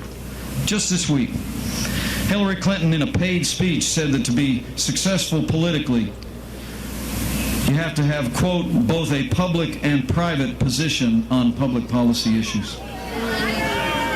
When she was confronted on that in her debate Sunday night, did you hear we got a little lecture on Abraham Lincoln or something? I didn't even know what that was all about. You know, I sure would appreciate if dishonest Hillary would not use the name of Honest Abe in the next presidential debate. She was given a paid speech at a bank in Brazil when she said her dream was a hemisphere of common markets, open trade, and open borders. And I mentioned to you when she was in Canada, she called for a system just like theirs. We actually saw that her spokeswoman,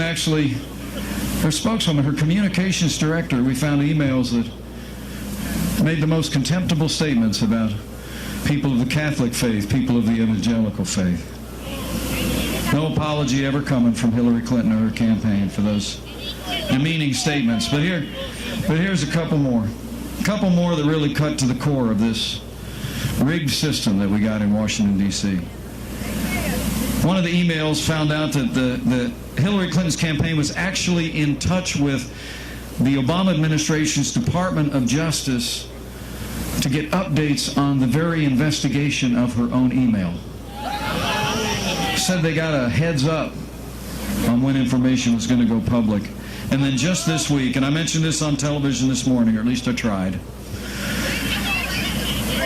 we found out today, after Hillary Clinton has said repeatedly that no action that she had ever taken when she was in the State Department ever acknowledged or ever benefited any of the donors or anyone in their larger political circle.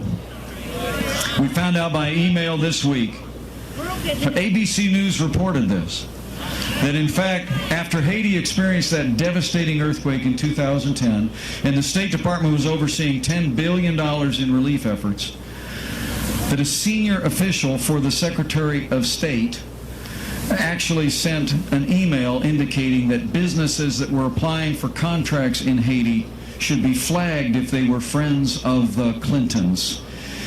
And any other businesses just went to the website to get information for contracts. Men and women, let me just tell you,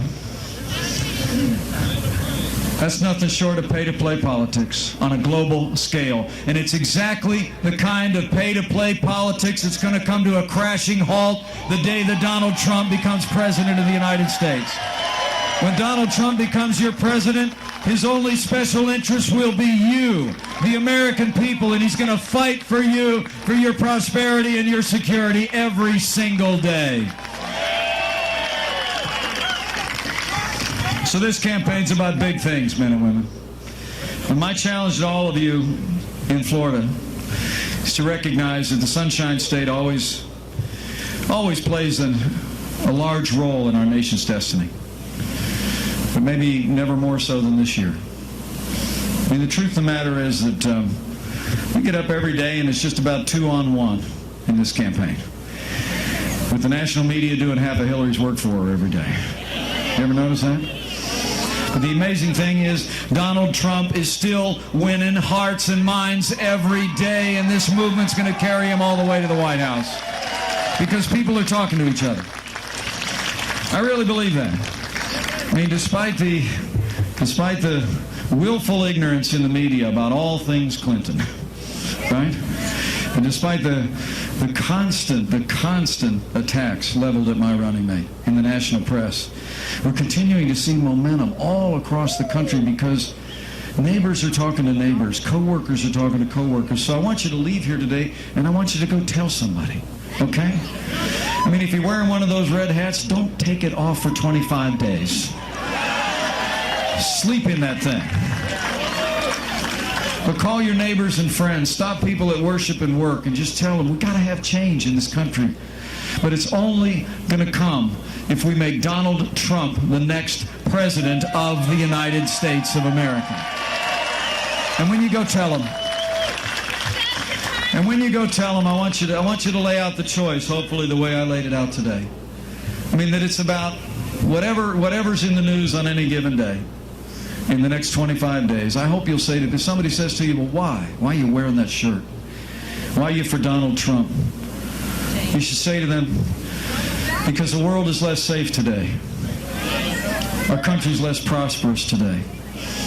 And our highest constitutional traditions and ideals are literally on the ballot. I want you to go tell them those things, but I want you to tell them one more thing.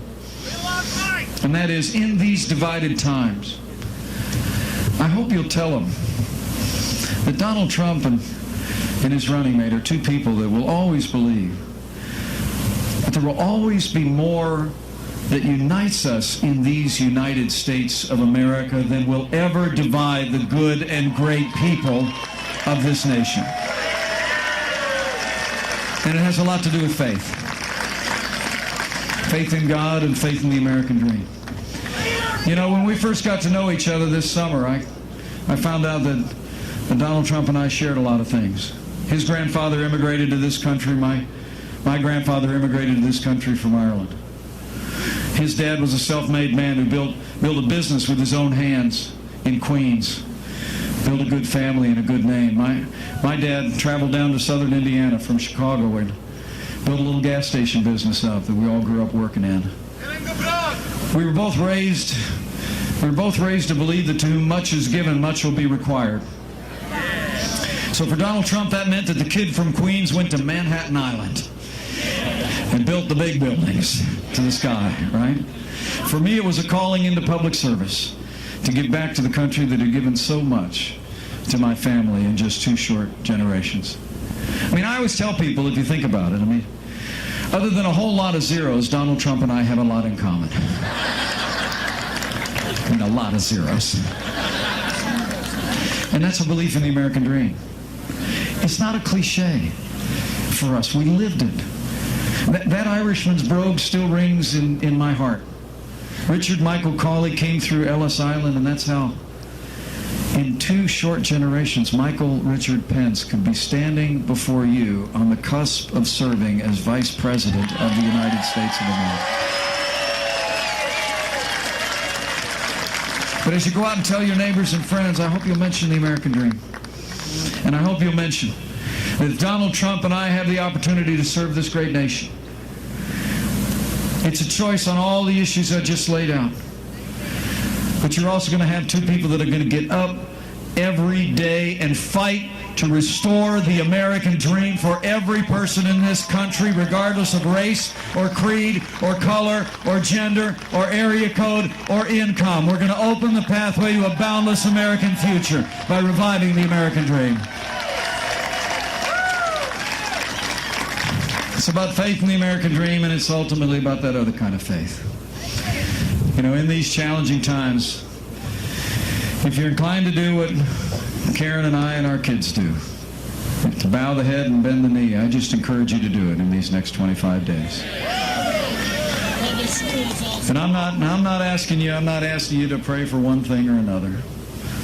You know, I love what Abraham Lincoln said when he was asked of such things. He said, I concern myself not so much with whether God is on our side, but whether we're on God's side. But I just want to ask you to pray for this country in the next 25 days, because in these divided times, I believe what has always been true is still true today. That if his people who are called by his name will humble themselves and pray, he'll hear from heaven. And he'll heal our land. One nation, under God, indivisible, with liberty and justice for all.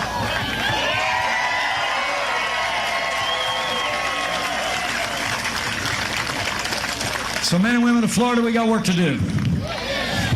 I want you to leave here today, and hopefully I want you just to find somebody before the end of the day and say, I ran into Mike the other day, and he told me to go tell somebody.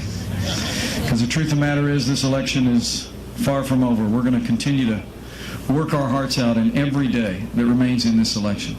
I truly do believe if all of us do all that we can in the next 25 days, that we will not only ensure a more prosperous and secure future for the people of this country, but we will know that in our time we will have done our part to make America great again. So men and women of Florida, I challenge you. For 25 days, do not rest, do not relent, until you ensure that the people of Florida and the people of this nation elect Donald Trump as the 45th President of the United States of America, and will make America great again. Thanks again, everybody. Thank you very much for coming out in the hot sun. All right, everyone, that was Mike Pence in Pensacola. Joining me now is Steve Kraft for our political update, our political talk here on News Now. Hey, can I ask you a question? Sure. Was Pensacola named after Mike Pence? I'm assuming you saw my lower third on the screen the whole time. It just said Pensacola. I thought it was pretty brilliant, personally. I think it's very good. So I'm going to throw up some video of Donald Trump in the background since we are shifting gears to Trump talk. Or maybe he was named after Pensacola. Perhaps. They could have called him a cola. They just went with Pence. So the latest in Donald Trump, I feel like every single day there is a new headline. I just want you to know right off the top, I personally was not groped by Donald Trump. You guys heard it here first. Yeah. Steve Kraft. But every day you're right. It seems somebody is saying that they were. Right, so there are a couple of big headlines, a couple of stories trending nationwide on Twitter right now. So when I go on Twitter and I see the top trends, one of the top trends is Ben Carson, and another top trend is Summer Zervos. So she's one of the people who is making that allegation. Right, so Summer Zervos was a contestant on one of the earlier seasons of The Apprentice, I think season 5, I believe.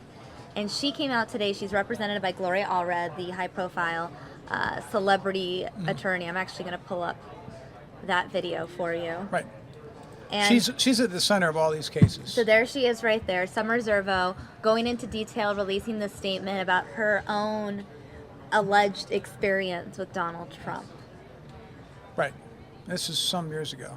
Yes, back in 2005, I want to say, or Okay. 2006, in the early to mid 2000s. Well, but 2005 was when that video was done. right. So a lot of people bringing up these moments. I know I tweeted out a link to this press conference, and I got a lot of tweets back from Trump supporters saying, "Oh, it's so surprising that this is now just coming out just a few days before the election. Oh, Hillary Clinton paid her." These are the sort of tweets I got from some of the Trump supporters who saw the press conference or saw the link. Obviously, she is very emotional in this But press there's all these conference. people at the same time. Right, but it could be that one person speaks and then it gives other people the courage to speak out. I've heard that. It's kind of like the Bill response Cosby. as It's like well. the Bill Exactly. Cosby thing. Right. So there's that. You know, Stephen McLean, a Trump supporter, I think, saying, less than a month out and she's now got her 10 minutes of fame. Devan1313 tweeting me, "This is getting ridiculous. Women just happen to decide to do this within 30 days of the election." Nico saying, "Awfully convenient timing to come out with this." Trump will win, tweeting me saying, "Funny, these women didn't come forward decades ago. When are you going to report on Hillary's WikiLeaks emails?" Can I throw an idea at you? Yes. I was thinking about this. I went to a rally last week, and it was in Prescott Valley. Very enthusiastic Donald Trump rally. Big crowd. So we're hearing that Donald Trump is trailing badly now in the polls. And the New York Times weighted average, he's like an 11% chance of winning the election. Yet, when you go to these rallies, they're packed. So there's one of two things that's going on. Either there's a lot of hidden support for Donald Trump that the pollsters are missing, and he's going to shock the world and he's going to win the election. Or these rallies are exceptions, and there are these places where people are super into Donald Trump, Western Pennsylvania, Northern Arizona, different parts of the country, Pensacola, Florida, the Panhandle, Right. where he draws this huge enthusiastic crowd. But in fact, his appeal is selective and it's limited, although it's highly enthusiastic. And he's going to get crushed in the election, And he even just- though he is drawing big crowds, because it's the same sorts of people all the time. So he strategically does his events where he knows he can get a lot of support there. He's going to places where he's already popular, and it looks great, and there was a lot of excitement where I was, but in fact, if the computer models and the polling's correct, it represents a comparatively small slice of America. Right. So this event was earlier this week, and this one was making headlines because you saw signs like "Blacks for Trump" in the crowd, "Women for Trump" in the crowd, and there was someone out on the internet that managed to get a screenshot of a white person holding a "Blacks for Trump" sign in the crowd. Well, what do you think the deal is? What is your gut telling you? Do you think it's that the polls have it all wrong, just like they had his nomination all wrong, and that there's a lot of people who are just waiting to climb up out of the weeds and vote, come out of the woodwork and vote for Trump, and he's going to win?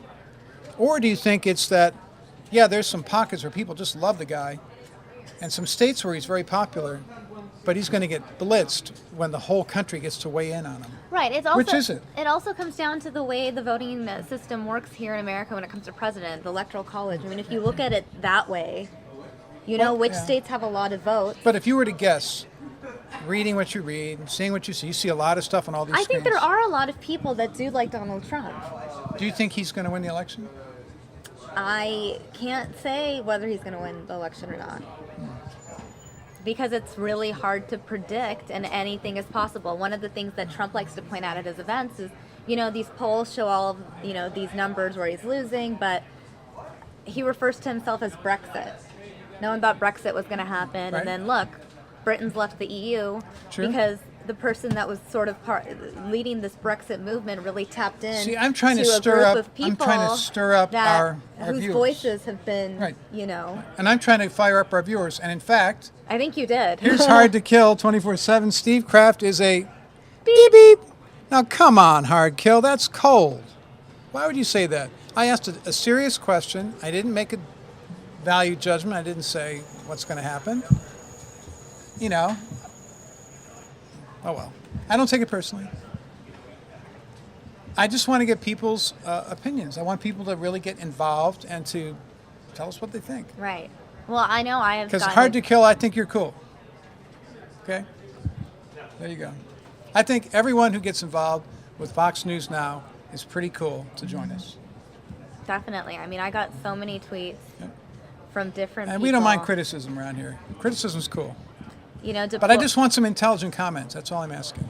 one thing that this viewer tweeted me regarding the Summer Zervos announcement. I'm going to pull her up again. Summer Zervos, the alleged Trump. There's got to be victim. only one person in America named Summer Zervos. I know. She says it's you all. couldn't beat that one. It's all Hillary HRC BS to take her criminal activities off of people's minds. She's a criminal, and I will never vote for her. So some people are saying that this is a distraction from other bigger issues. I mean, everyone has their opinion on the situation. But so many people who are with us right now on Fox News Now are folks who would have been at that Trump rally in Prescott Valley that I went to, where he was a rock star. And I'm trying to reach out of our sandbox a little bit here, asking you guys to kind of think about the larger picture of the United States. Do you represent the larger United States, in which case Donald Trump will be the next president? Or do you fear that, as passionate as you are, that the ranks of true Trump-trained believers just aren't big enough to win in this country of 330 million people? One of those two things is going to happen. And I don't know, unlike you, I don't know which one it's going to be.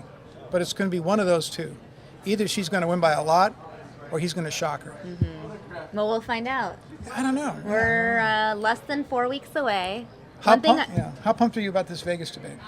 I'm really excited. I'm going to be kind of sad because it's the last one. I kind of want more and more debates. I'm getting really addicted to the debates. If anything, just to live tweet them. Speaking of the debates, though, I'm glad you brought that up because the all-star from this past week's debate, Ken Bone, the guy in the red sweater, America's sweetheart. So we thought we've learned the truth about Ken Bone. What? Ken Bone is not that innocent, guys. So Ken Bone has been enjoying his 15 minutes of fame after he went viral. His red sweater after he sweat his pants. Following the debate. He's been doing press everywhere, national shows, local shows, you name it. I don't think he says no to anyone. I was telling Mike and Mary Kate, I was like, we should just book Ken Bone for our show. So yesterday he did a Reddit, Ask Me Anything, AMA, and you have to use your Reddit username, and he didn't make a new Reddit username, and I guess people on the internet are very savvy, looked into his username and saw everywhere that he posted on Reddit. Definitely posted in some not suitable for work forums, posted some very inappropriate comments, commented on Jennifer Lawrence's naked pictures that were leaked, Yeah, I heard about hacked that. and leaked. Wasn't that like a year ago? He also detailed how he basically committed felony insurance fraud and how he faked having car insurance when he was a delivery man at Domino's. There's a lot out there. He talked about his thoughts on the Trayvon Martin shooting and how he thought it was justified. Wow. So there was a lot there in the history of his Reddit username. You know, as you're telling me this, and we're getting off the Ken Bone train now, I guess, Summer Zervos looks really broken up as she's making these allegations. Oh, yeah. She was very emotional. It's There's a something- lot of genuine emotion here. If you guys want to watch it in full, you can watch it. It's on our YouTube channel, youtube.com/Fox10Phoenix. She was clipped on in The full. Apprentice. She was on season 5, and then I've also tweeted it. You can find it on Wow. Saw Me at Fox 10. It looks like she is not happy to be up there. Yeah. But we only have a couple more minutes, so Steve, final thoughts on just this week in politics. Crazy. Every week's been crazy. Every week's been crazy. I don't understand why Donald Trump is allowing himself to get into this long, sort of tabloidy war, when really, for him, the path forward, as far as I'm concerned, just as a political viewer, is getting back to the issues that got him to this point, talking about folks feel like they can't make a decent living and that sort of stuff. Why doesn't he get down to some issues? In my opinion, I'll be listening for that at the debate. Instead, we're having these endless rounds of discussions about that video and his behavior with women since. I think the people on the other side politically have succeeded in throwing him off his game, and he's had a couple of really bad weeks. So he did a little bit better in the last debate, but now he's got the Republican leadership deserting him because they don't think he's going to win, and they want to preserve the Senate and the House majorities. Right. So Donald Trump has to have a sensational next debate, and maybe Next Wednesday, guys. maybe getting back to some issues might do better than getting into another round of recriminations about what a bad guy Bill Clinton was when he was in the White House. I mean, that's kind of been, Bill Clinton is Bill Clinton, right? Right. So we'll see. The debate is next Wednesday.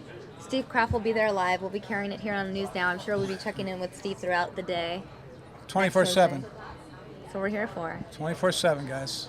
Steve, thanks for giving us your update, Left on. your take on this week in politics. We'll see more of Steve next week.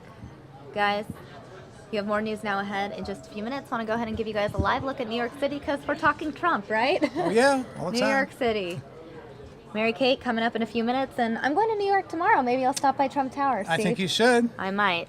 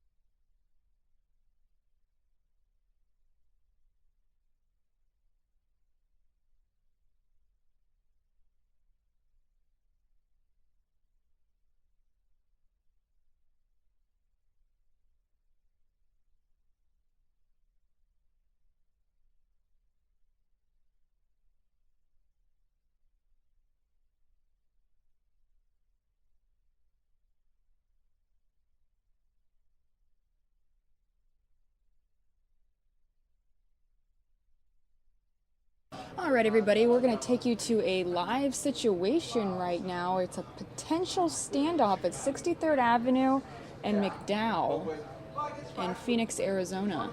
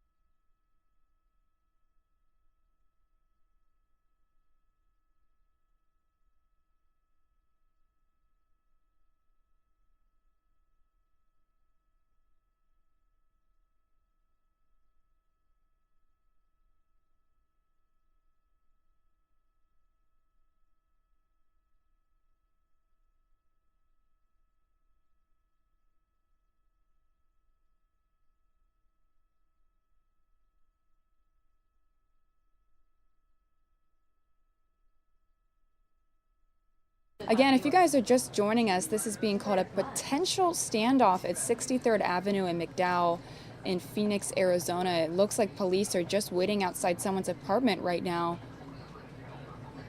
We'll give you the latest information as we find it. But again, this is at the corner of 63rd Avenue in McDowell, a potential standoff.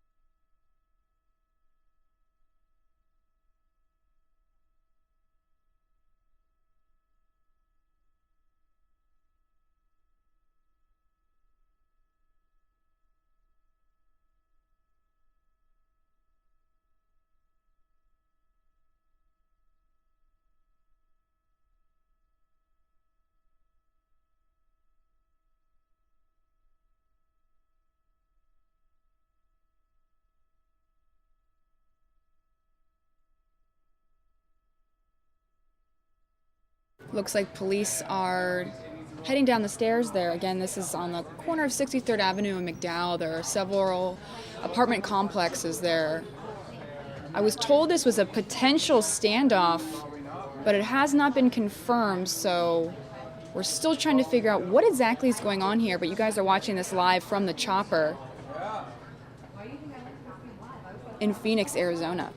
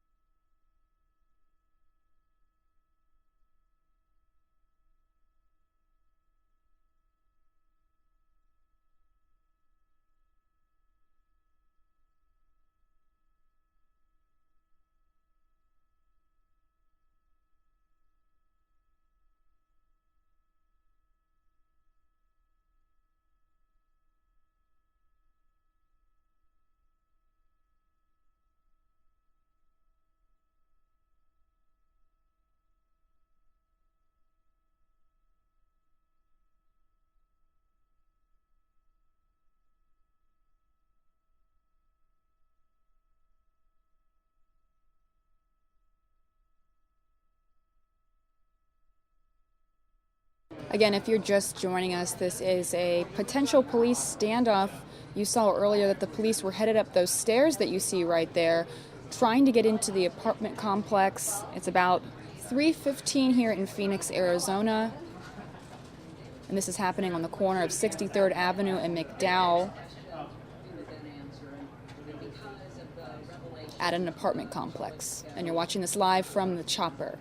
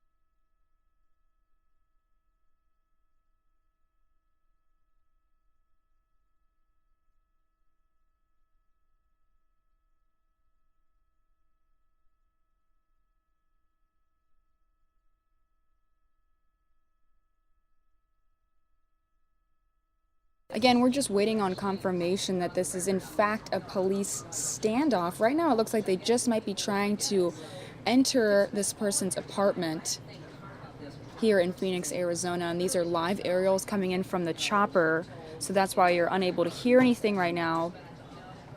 But we are trying to bring you the latest information as we watch this live together on the Fox News Now stream.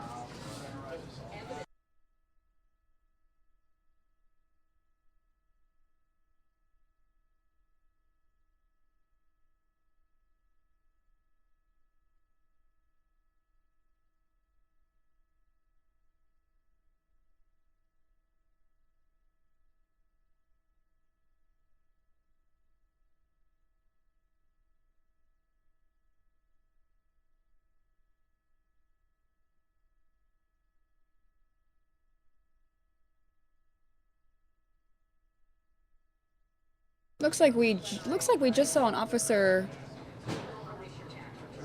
go under this play set right here. He was putting police tape around it.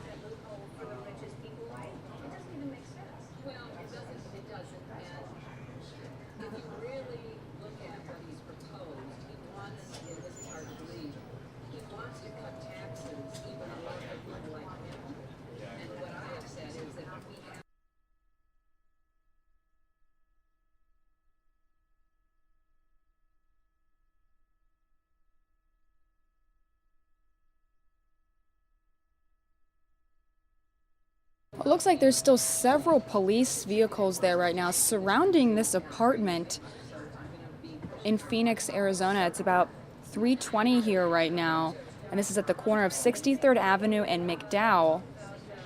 We were told that it was a potential standoff, but we're still waiting on confirmation of that. But again, we're watching this live right now from the chopper on the Fox News Now stream. We're trying to bring you guys the latest information on what exactly is happening here at this apartment complex. We did see earlier, though, that a police officer was taking off some investigation tape that was surrounding a play set that they had marked off.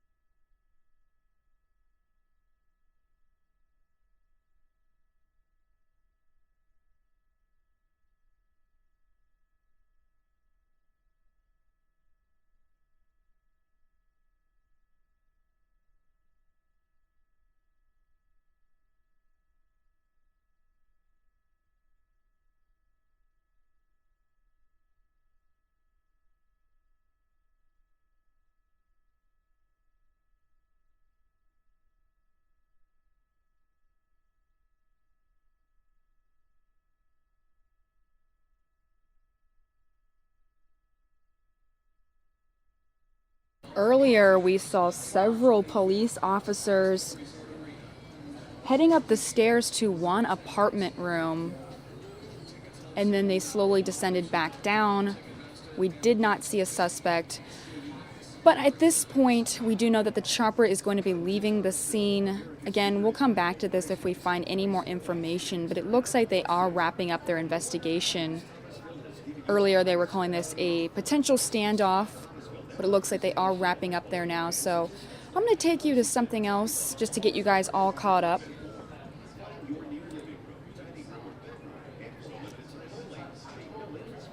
Three members of a Kansas group were charged Friday with plotting to bomb an apartment building filled with Somali immigrants in the western Kansas meatpacking town of Garden City. And they held a press conference about this just moments ago. I'm going to take you there. Again, three members of a Kansas group were charged with plotting to bomb an apartment building filled with Somali immigrants. They held a press conference about this in Kansas today to explain exactly what happened. Let me take you there.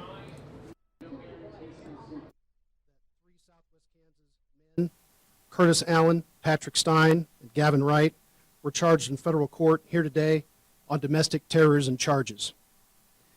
The government alleges the defendants conspired to detonate a bomb at an apartment complex in Garden City, Kansas, where Muslim immigrants from Somalia live and worship. The apartment is located at 312 West May.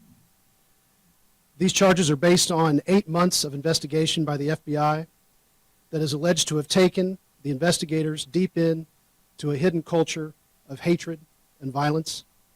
Many Kansans may find it as startling as I have that such things could happen here. It's alleged the defendants conducted surveillance to size up potential targets. They stockpiled firearms, ammunition, and explosive components. They even prepared a manifesto describing their beliefs to be published after the bombing.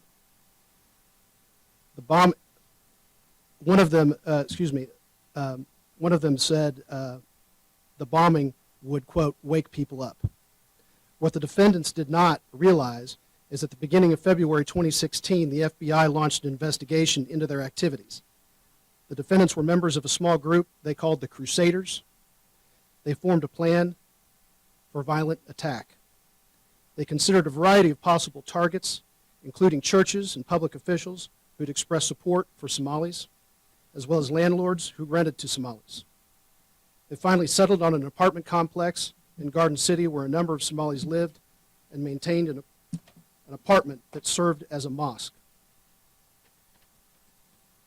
The defendants discussed obtaining 4 vehicles, filling them with explosives, and parking them at the 4 corners of the apartment complex to create a large explosion. On Wednesday, October 12th, defendant Stein met with the confidential FBI source in rural Finney County. The source showed Stein automatic weapons brought from the FBI lab in Quantico, Virginia. After trying out 2 of the weapons, defendant Stein took the source to the apartment complex in Garden City that the defendants were targeting. Defendant Stein also talked with the source about defendant Allen's arrest in a domestic violence case in Liberal the previous day, October 11th. Stein said he was concerned that Allen's girlfriend would give Liberal police information about the defendant's plans. The defendants were arrested this morning in the Liberal area. These are very serious allegations, and the defendants are innocent until proven guilty, but if convicted, they could face life in federal prison. I want to thank the FBI for their hard work in this case. I also want to express our appreciation for the following agencies that assisted in this case: the Liberal Police Department, the Seward County Sheriff's Office, Ford County Sheriff's Office, the Garden City Police Department, the Finney County Sheriff's Office, Dodge City Police Department, the Kansas Highway Patrol, and the Kansas Bureau of Investigation. Right now, I want to introduce Eric Jackson, the FBI Special Agent in charge for the Kansas City area, including the District of Kansas, to say a few words. All right, good afternoon, everyone. First, I'd like to echo the statement of Acting United States Attorney Tom Bill's comments express the FBI's deepest gratitude to our local, state, and federal law enforcement partners for their unwavering and continued support to the FBI. Additionally, I would like to thank the employees of the Kansas City field office, as well as our national assets that deployed to work tirelessly on this significant domestic terrorism investigation. The FBI enjoys an amazing working relationship with our law enforcement partners. This relationship is vitally important during this time where law enforcement and the community need each other. This investigation is a great example of law enforcement protecting the community it has sworn to serve and protect.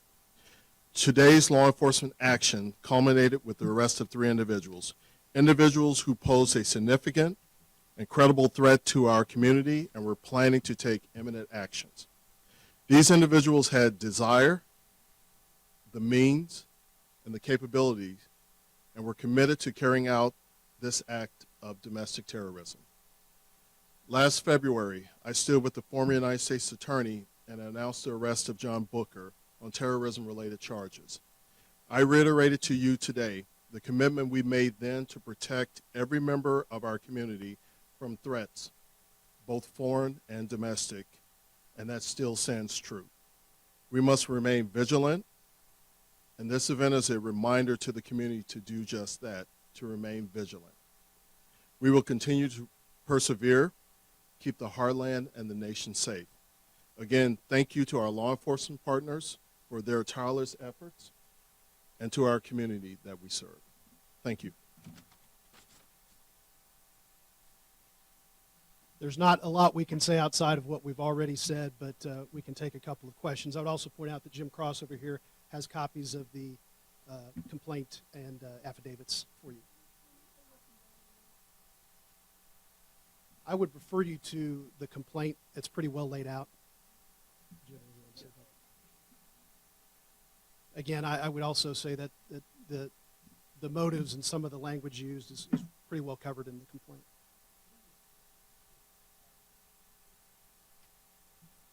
The attack was supposed to be carried out on the day after Election Day, correct?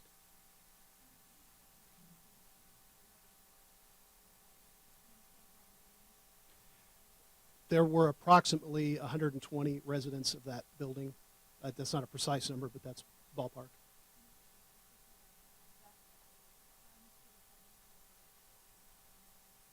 There is a sizable Somali population. I'll let you want to speak. Yes, there is a sizable Somali population working in the Tyson plant and in the community. So this would have had a significant impact on that community.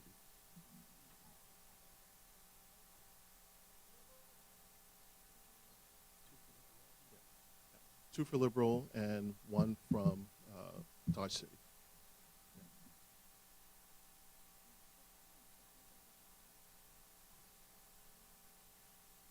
The FBI, one of the things that we have reiterated on a constant basis is that the community stays vigilant. And we receive numerous information from community related to matters all the time. So specifically saying how we receive the information, I would withhold from that. But the fact is that we did receive the information. We were able to stop this plot before it was completely undertaken.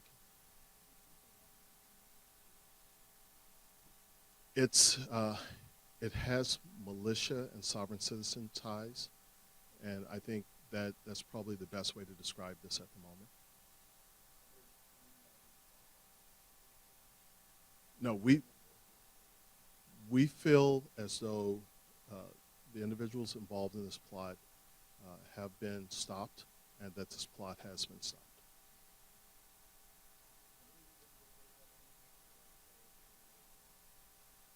This is an isolated group called the Crusaders, and we don't have information about any other threats in the community right now. Is that accurate?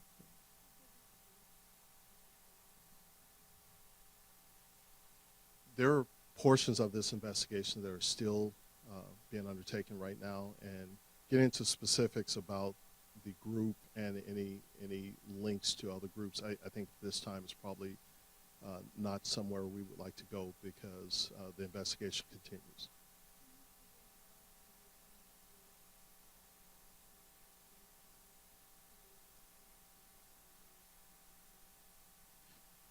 I think the reason that they were waiting till after the election is not to have an effect on the election.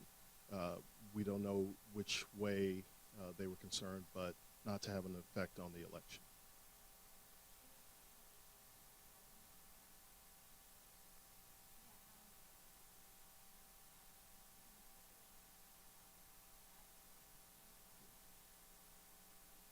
Yep. Liberal PD conducted an arrest for domestic violence by Allen. You can refer to information that Liberal PD has already discussed about their arrest of Allen.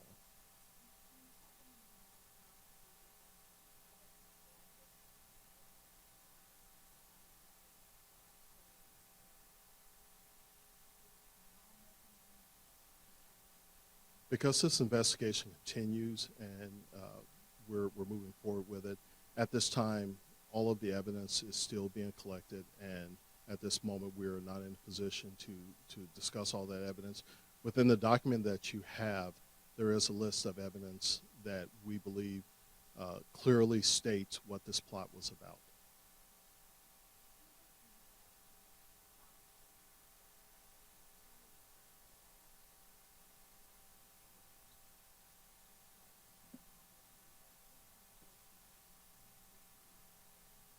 I think, in referring to what SAC Jackson said, I think it's extremely important because it reflects both the community reporting in and then law enforcement doing what law enforcement does and doing it well, frankly.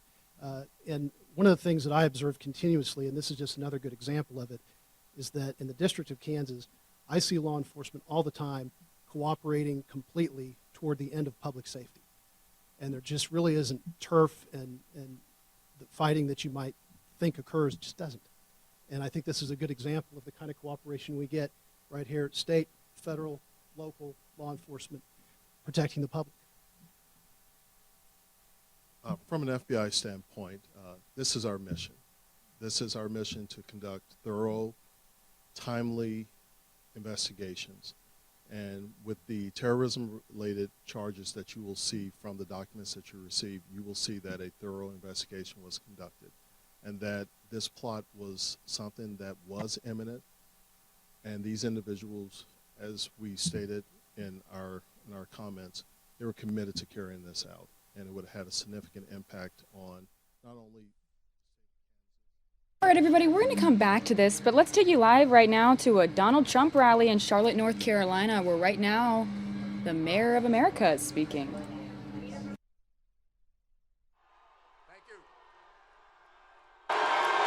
Thank you. Well, first of all, it's really nice to be in this beautiful city of Charlotte. This city is one of the best places to live in America, always rated first, second, or third, and it's because you have such great people here.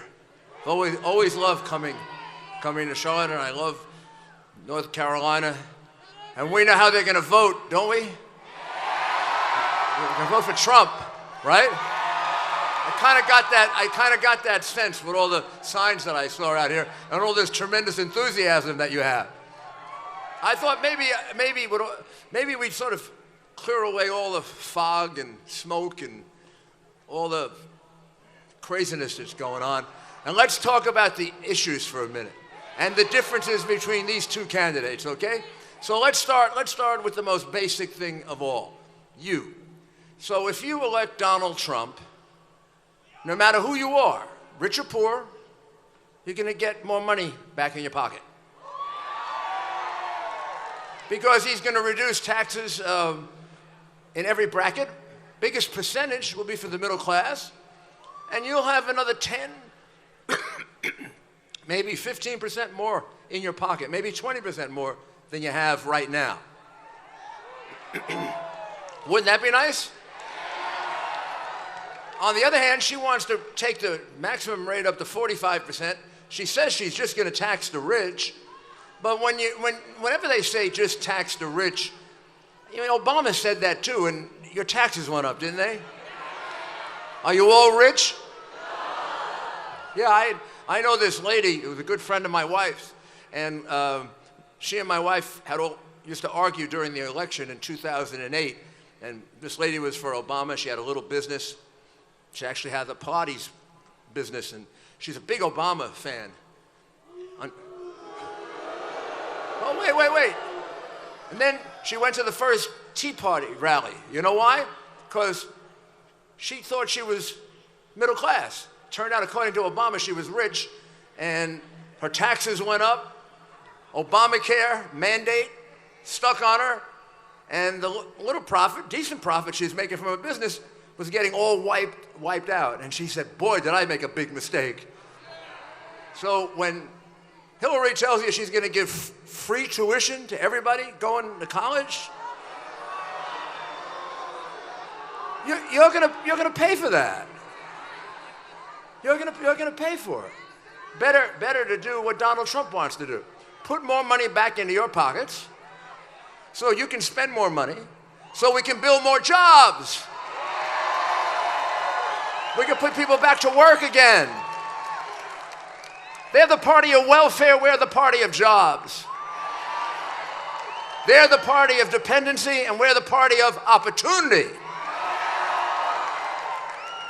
And Donald Trump understands how to create opportunity, probably better than anybody else, because he comes from outside of government. And boy, do we need somebody from outside of government now, don't we? Wow. I mean, I've spent a lot of time outside of government and a lot of time, even more time probably inside of government. I've never ever seen it so bad. I've never seen it so corrupt. I've never seen it so rigged. I've never seen it so... It breaks my heart to see what's happened to my Department of Justice, which I spent 17 years of my life in.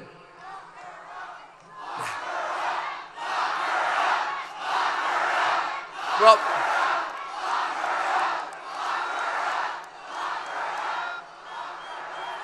that only comes after an indictment, a trial, and a conviction, all of which I think we should have at least been at the first step of by now, which is an indictment.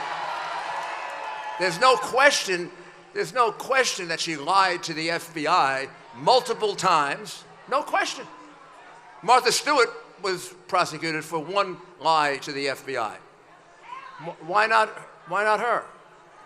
Because she's a Clinton. She's too important. You can't indict her, even though she destroyed 33,000 emails that were under congressional subpoena. Can you believe that? I don't know. I'm a lawyer. I represent people. If I had a client who destroyed 33,000 emails under congressional subpoena, you know where they would be now? They'd be in jail. Pretty simple. That's why I'm so disgusted about how corrupt our government has become. And I'm also disgusted because it doesn't get presented to you that way. You know, there is not equal and fair treatment. These things that have come out on WikiLeaks and the things that have come out on the emails, they haven't shocked me. They haven't shocked me. I mean, I've always known that Hillary Clinton really didn't like you. I like you very much. I'm one of you. I love you. But Hillary said in one of those emails, they said that Hillary, you know, she and Bill have now gotten so high up there, kind of above the middle class now. They're up there. They're up there somewhere. And we're all a bunch of, what are we? Right, exactly. And we're also irredeemable. That's even worse. It means we can't even make up for our sins anymore. We're irredeemable. We can't be redeemed. We're so bad. I don't know, millions of us. That's the way she looks at people. I mean, this is ridiculous. And the press is fixated on trying to destroy Donald Trump. And here, on the other hand, we have a woman that has committed multiple federal crimes. I mean, it's a joke, the federal crimes she's gotten away with. And she said the most horrible things about people. Her own people don't think she has a core. But that means they don't think she believes in anything. Her own people think that Catholics and evangelicals are some kind of strange alien creatures. I don't know. I always thought people who believed in God were pretty good people. If they were Catholics, evangelicals, Jews, Muslims. You don't have to believe in God. This country lets you have any belief that you want. But I always thought that it was a pretty good start if you believed in God, and have great respect for people who do. And I don't look down upon them as some kind of ignorant people. And Donald Trump is like that. He doesn't look down at anybody. He realizes one of the reasons he was successful is because he was able to treat the carpenter and the young man who was bringing maybe the lunch to all the construction workers and the guys who go way up on top of those big buildings. You know how much courage it takes to work on those big buildings in Manhattan? You know, every time we put up a big building, almost always we lose somebody. It's a terrible thing. And we had a couple when I was mayor, and I felt so bad, you know. These are very, very dangerous things that they're doing. These are remarkable people, these people who are carpenters and janitors and the guys who do the construction work. And Donald Trump respects them. He respects them. He understands the value of their work. He understands how it's their work that made him so successful. He realizes that because he was so successful, he couldn't have done it any place else but in the United States of America, and that's what he wants to give back to you. He's willing to go through this terrible hell that they're putting him through, this terrible hell in which he's being attacked and attacked and attacked from this side and that side and this side, and everything exaggerated beyond whatever. Meanwhile, WikiLeaks and the emails and they're down here somewhere. Because unfortunately, the reality is the press wants Hillary Clinton as president, and they don't want Donald Trump as president. That's just a simple fact. Everybody should grow up and just kind of deal with it. Now, I got news for them. You know who decides who becomes president? You do. And North Carolina plays a big role this time, right? You're one of the swing states. In New York or Texas, you know, somebody comes up to me in New York or Texas and they say, I'm going to vote for Hillary Clinton. I say, I'll vote 4 times, I don't care. Those states are kind of decided, right? Republican, Democrat, California, Democrat. But your state, this is a real election here. This is exciting. You get a chance to pick the next president. You get a chance to shape the Supreme Court for the next 20 to 30 years. Donald Trump has had the courage to put out the names of about 18, 19, 20 men and women from whom he would pick his Supreme Court justice, so you would know what you're getting. You can take a look at those men and women and decide, are these the kind of people that I want on the Supreme Court? Are they going to interpret the Constitution in a intellectually honest way, or are they going to try to use it to affect some kind of social change, which I think our founding fathers would found very, very abominable? But you get to make that choice with Donald. She's not telling you who she's appointed to the Supreme Court. You know why? Because these people are like, we'd be falling off the left wing of the left wing or the left wing or the left wing. I mean, we're going to get some really. I mean, when you listen to the things that she says in private, my goodness, this woman is a socialist. She didn't find it really hard. She didn't find it really hard to move over to Bernie Sanders. When I look at the speeches she was paid for, the little snippets that we have, she wants open borders.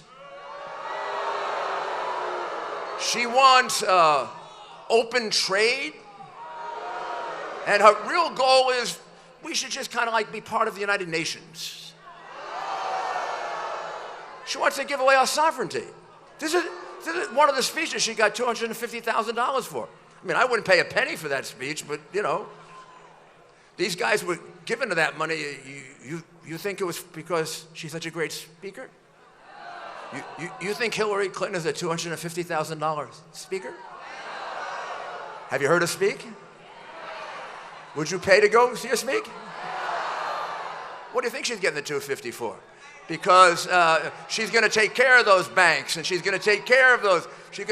She has bought and paid for by the teachers union. That's why you can't get choice for the school that you want your child to go to. Donald Trump is for choice. He wants you to decide what school your child goes to. He'll give you the money, put it in your hands, and you pick the school. She wants the Board of Education to pick the school. Which do you like better? So don't get fooled by them. Don't get fooled by the press. Don't get fooled by all this garbage that's being thrown back and forth, all this garbage of all different kinds. And gosh, it's so confusing. Just figure out which one of these two people is going to put in place the policies that you agree with. And I think I know the policies that you agree with. Lower taxes, smaller government, and a Supreme Court that interprets the Constitution in an intellectually rigid and honest way. I think you want a person who can say Islamic extremist terrorism and not be afraid to say it. I think you want someone who is willing to say if they're at war with us, we're at war with them. And like Ronald Reagan, here's how the war ends. You lose, we win. So make sure you get out to vote. Make sure you vote for Donald Trump. And then we will have America once again great. Thank you.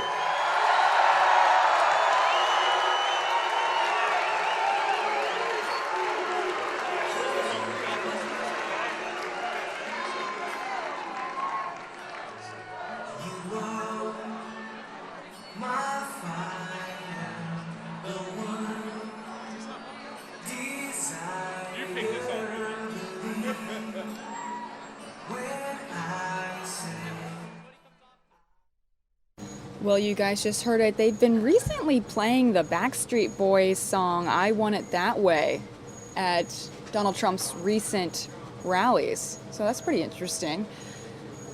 I'm sure we all remember that song. Again, we're just waiting for Donald Trump to take the stage here in Charlotte, North Carolina. He's been really having a tough time lately in the media, all these allegations coming out. Obviously, Donald Trump thinks the media really has it out for him.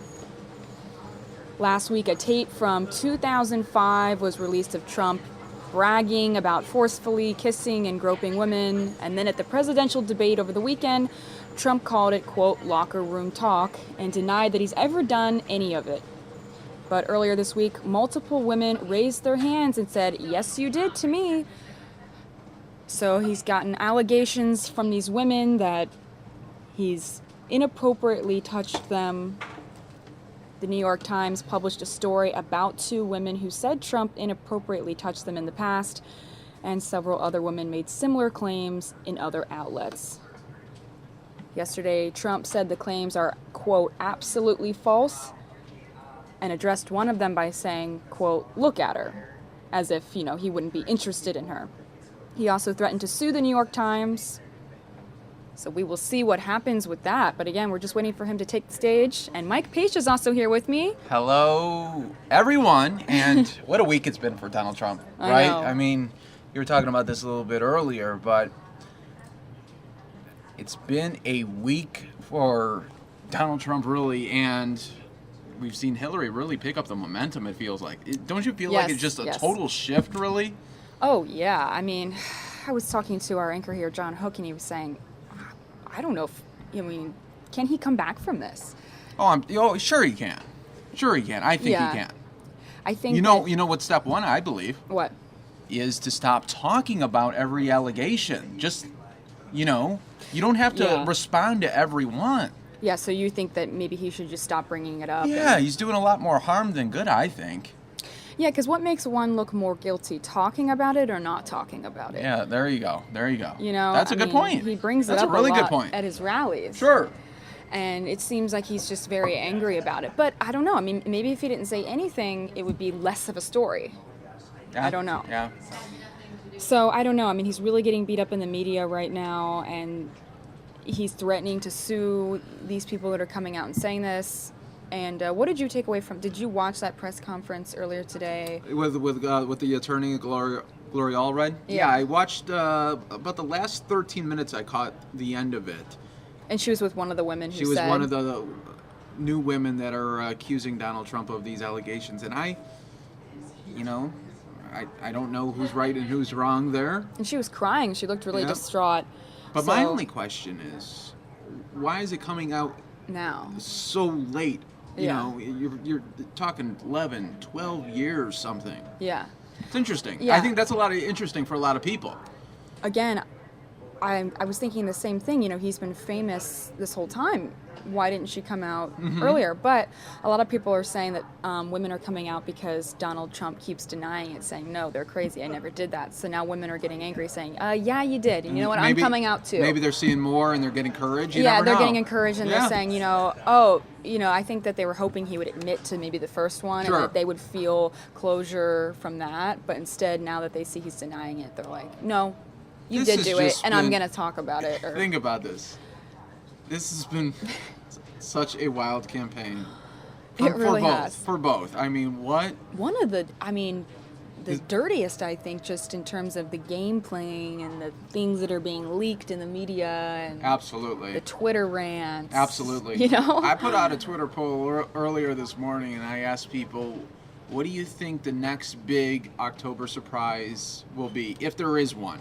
I says, will it be something on Trump, or will it be something on Clinton? And about 76% thinking Clinton. They're gonna. Oh, really? That something big is going to happen with Clinton, but But hasn't stuff already been released on WikiLeaks, and it just Yes. hasn't been a story, really? That's very true. I mean, I think, with all, you figure every day pretty much there's these new WikiLeaks, but nothing is really sticking. The media is really just so focused on everything Donald Trump. I think that just, having an actual leaked audio tape, there hasn't been any audio of Hillary or anything like that you could play in the media, but this actual leaked audio really shocked people. Sure. Because you can't fight that. There was though, a couple weeks ago, leaked audio of Hillary Clinton talking about Bernie Sanders supporters, and really looks like we have some more people coming up here. Oh. Let's go to the audio.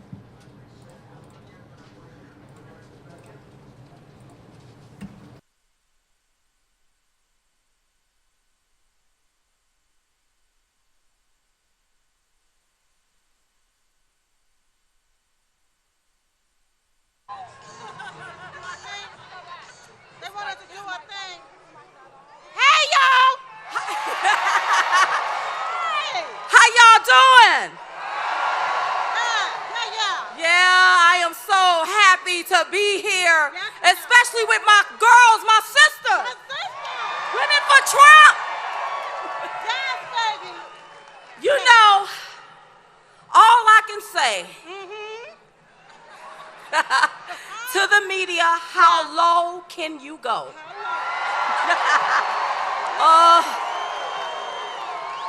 Yeah.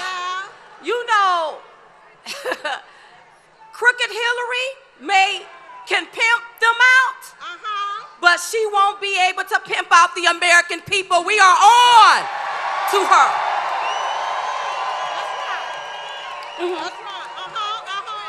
And I heard about a month or two ago, she said, when all of that email stuff was coming out, well, I know there's smoke, but that doesn't mean it's fire. There's no fire. Yeah, she said that, you all. That's what she said. And I thought about it. Yeah, we thought about it. I said, where there's smoke, there is fire. That's right. And the American people are alarmed. And the reason why she's coughing is because of all of that smoke. That's right. Benghazi, pay for play schemes, email scandal, not understanding that C stands for classified. That's right. We not falling for the okey doke. We're gonna get out and vote.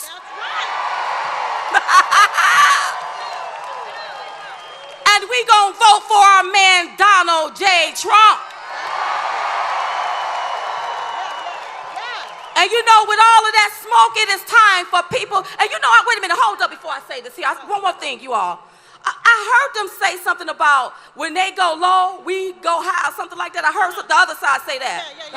But I want you all to get low enough to drop, and roll away from Crooked Hillary and go vote for Donald J. Trump. Are we all on the Trump train? Are we all on the Trump train? All aboard? When I say all aboard, you say choo-choo, all aboard? All aboard? All aboard! Yes, baby!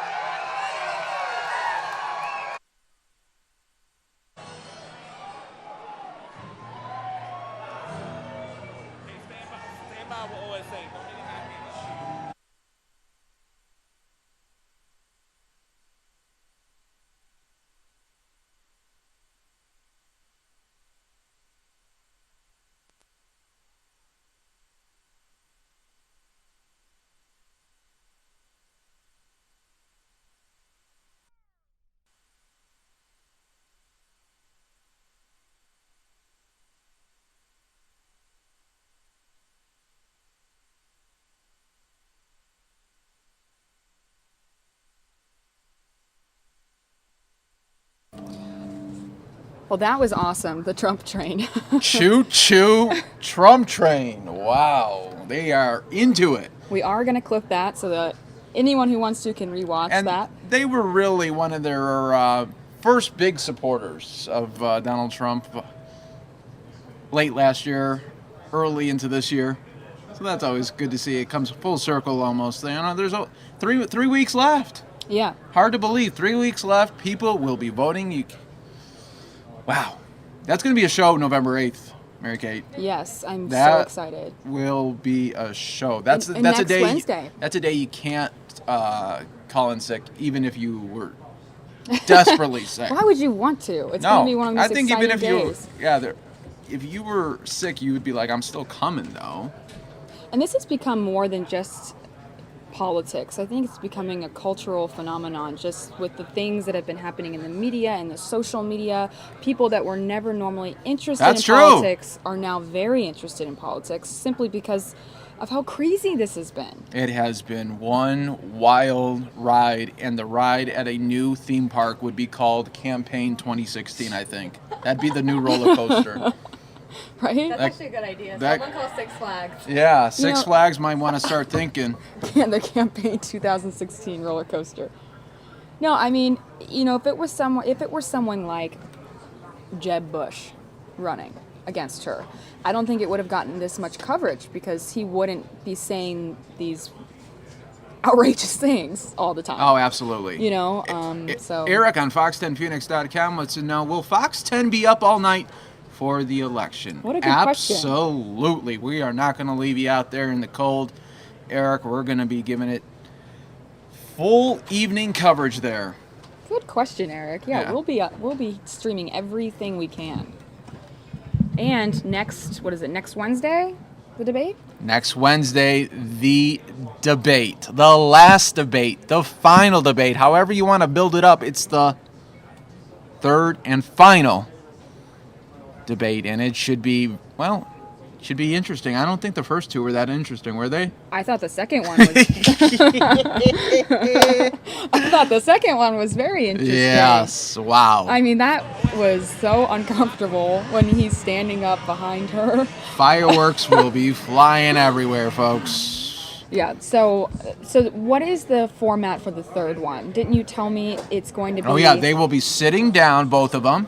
Okay. And they're going to be. It's going to be the same format that we saw the vice presidential one with Mike Pence and Tim Kaine. So they'll be sitting very close to each other. So that's going to be uncomfortable to watch too, just how close they'll be to each other. Okay, fade music. Because he seemed very...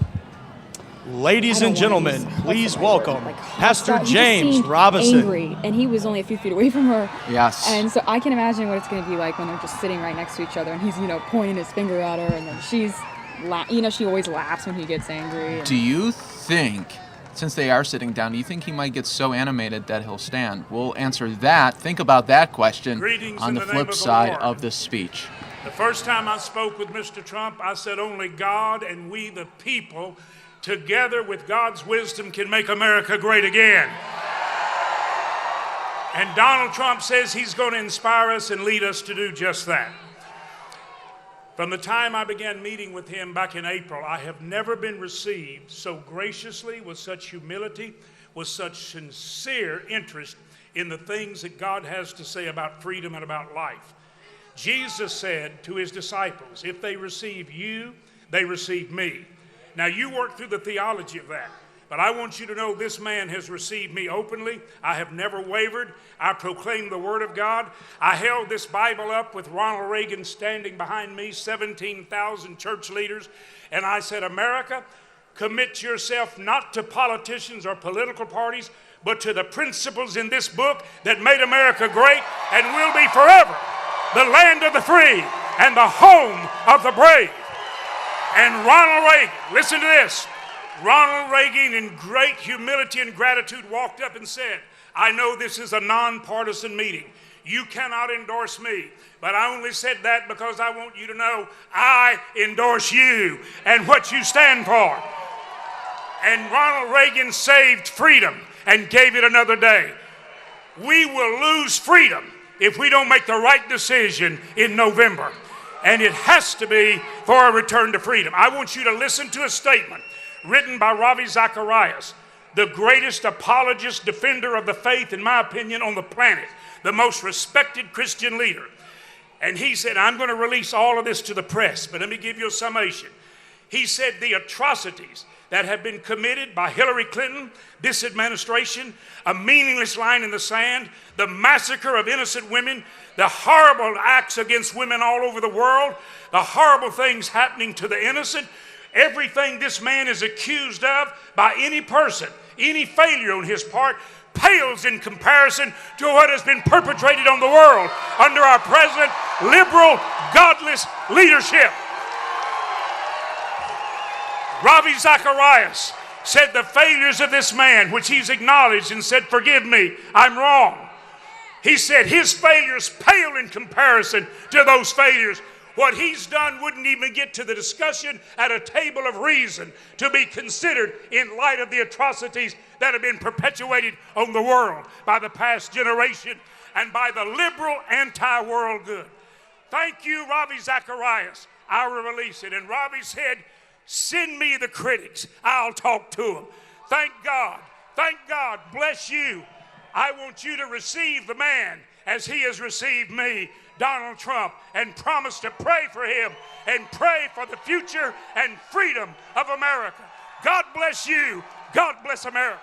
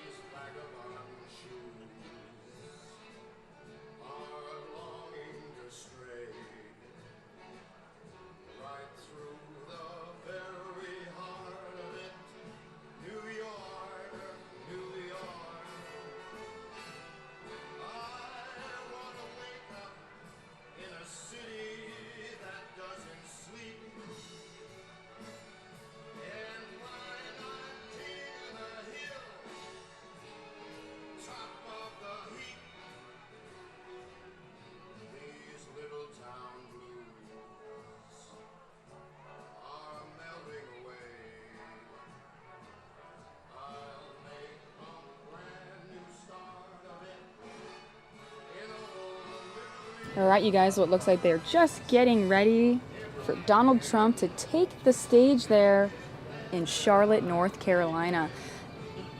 Will he talk about these allegations from these women saying that he inappropriately touched them? Probably. He has been talking about them at his previous rallies. So let's see what he'll have to say today.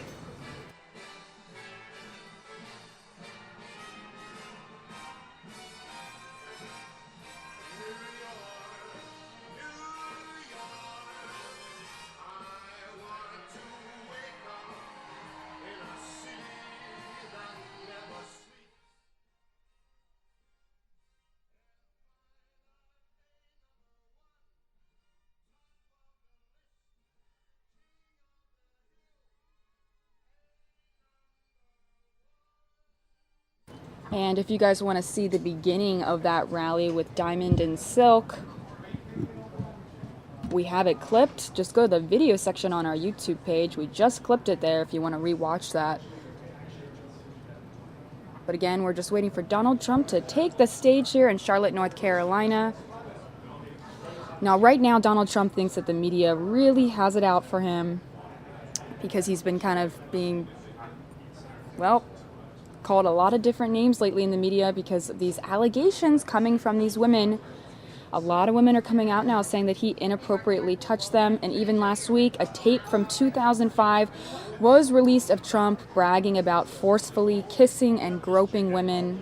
And then at the presidential debate over the weekend, Trump called it, quote, locker room talk, and denied that he's ever done any of those things. But then earlier this week, multiple women raised their hands and said, yes, you did do those things. So now he's going through a big battle with these other women. The New York Times published a story about 2 women who said Trump inappropriately touched them in the past, and several other women who made similar claims in other outlets. Yesterday, Trump said the claims are, quote, absolutely false, and addressed one of them by saying, quote, look at her, as in to say, I wouldn't be interested. He also threatened to sue the New York Times.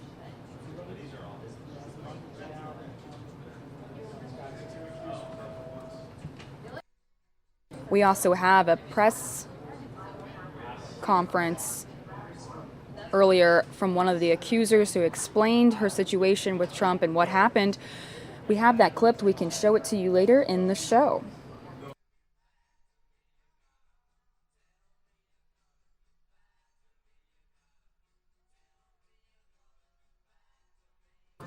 Someone just commented, the blonde lady in the back looks like she's happier than ever. Yeah, that's right. In the sparkly top back there, she does look very happy to be there today. Again, this is in Charlotte, North Carolina. We see a lot of people taking their cell phones out to take pictures. What are we saying, Mary Kate? I'm saying people like to take pictures at these rallies. Oh, absolutely. Snapchat, Instagram, take all the photos to prove that they're supporters. Again, there's the blonde in the back. She's waving. She's very excited to be there. Very excited. Yeah, this is, Donald Trump really focusing in 4 states. Ohio, Florida, North Carolina, even in Maine. Yeah. So hopefully, maybe he'll explain it a little bit more at this rally about these allegations. I hope. As a person that watches these, I just think he's been saying it too much. Like talking about it Talking too much. about it. Yeah.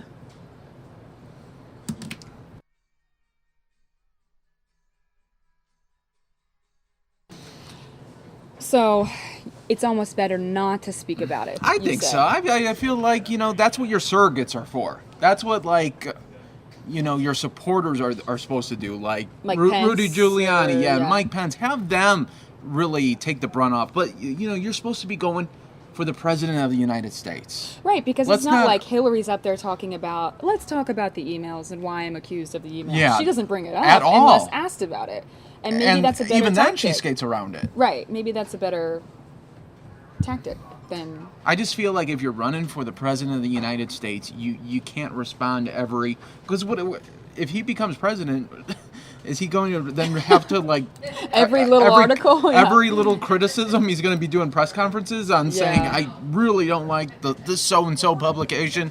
I just think he needs to get back on message. Yes, he needs to have a thick skin and stay on message and explain what he wants to do for the country. Because the media is coming out with these allegations. He can't control that. He just needs to reel it in. Yes, there it is. That's the key word right there. Like threatening to sue the New York Times, it's just like you're too busy for that right now. Yeah. Focus on the campaign. This is the home stretch. 3 weeks to go. Yeah. This is it. And I should actually see how he's doing right now in Charlotte, North Carolina, because he's been there a few times. He's been to North Carolina a bunch. And because usually it'll say what the candidate plans to talk about at the rallies, but usually what he's been doing is just talking about these allegations.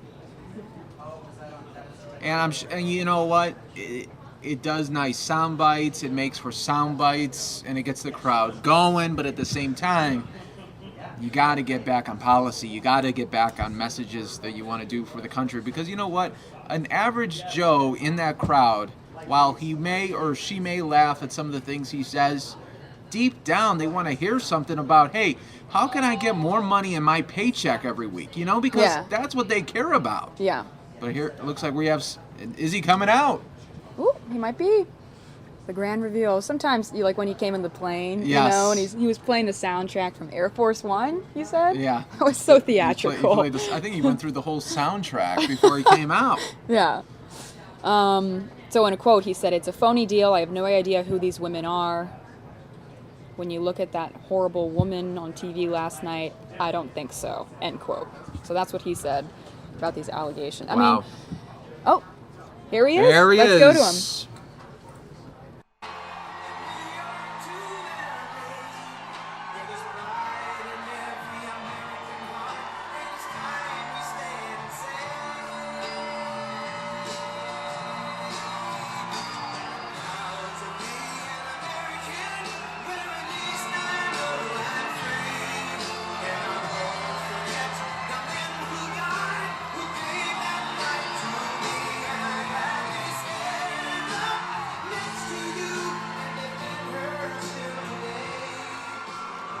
Thank you. Wow.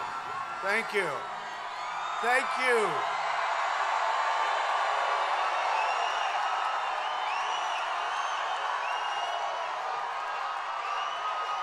Thank you, everybody. Wow. This is a nice group.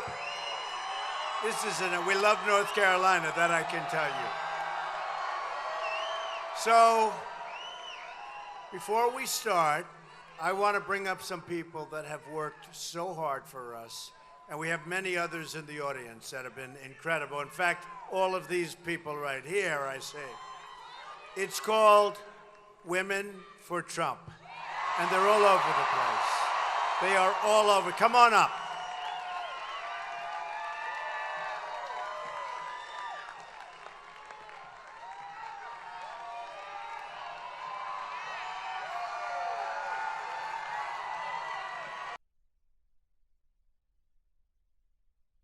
Oh, bear with us, guys. It looks like we did lose the feed. Let's wait a few moments to see if we can get it back. Looks like it's going to reconnect here on us. Everyone, just stay right with us here on the Fox 10 News Now stream. Y'all know I'm North Carolina, There we go. right? Just checking. Listen, we all know what happened with the hurricane in the eastern part of our state. It has been devastated. And Donald Trump is a man who sees a problem and wants to fix it. So when he saw the devastation that had happened in Greenville, in Lumberton, in Fayetteville, he said, ladies, we have to take action. We have to help those people. So he gave us $30,000 worth of supplies and food and sent us to help.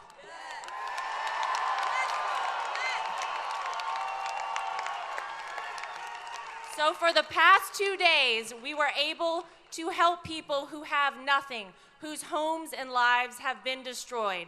And that is the way that Donald Trump wants to lead this country.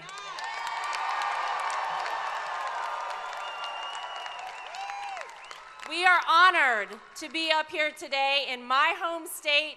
It is incredible to call this man my father-in-law, and it will be the greatest honor of my life to call him our 45th President of the United States.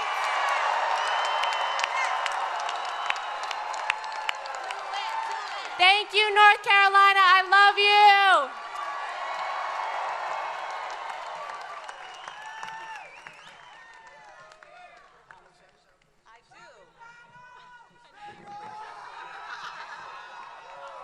North Carolina, are you in the house?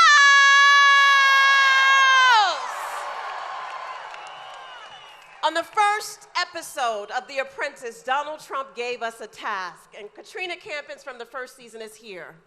He gave us lemons, And he said, go out and make lemonade and sell it on the streets of New York. Y'all remember that? Well, America, we've been given a big old barrel of lemons for the last 7 years. And it's time for us to turn this thing around. We got lemons, but we're going to make a hell of a glass of lemonade. Now, Laura and I have a little cheer. I want her to come up. She's a former cheerleader. When I say Trump train, I want you to say choo-choo. Y'all ready? Trump train! Trump train! Trump train! Thank you!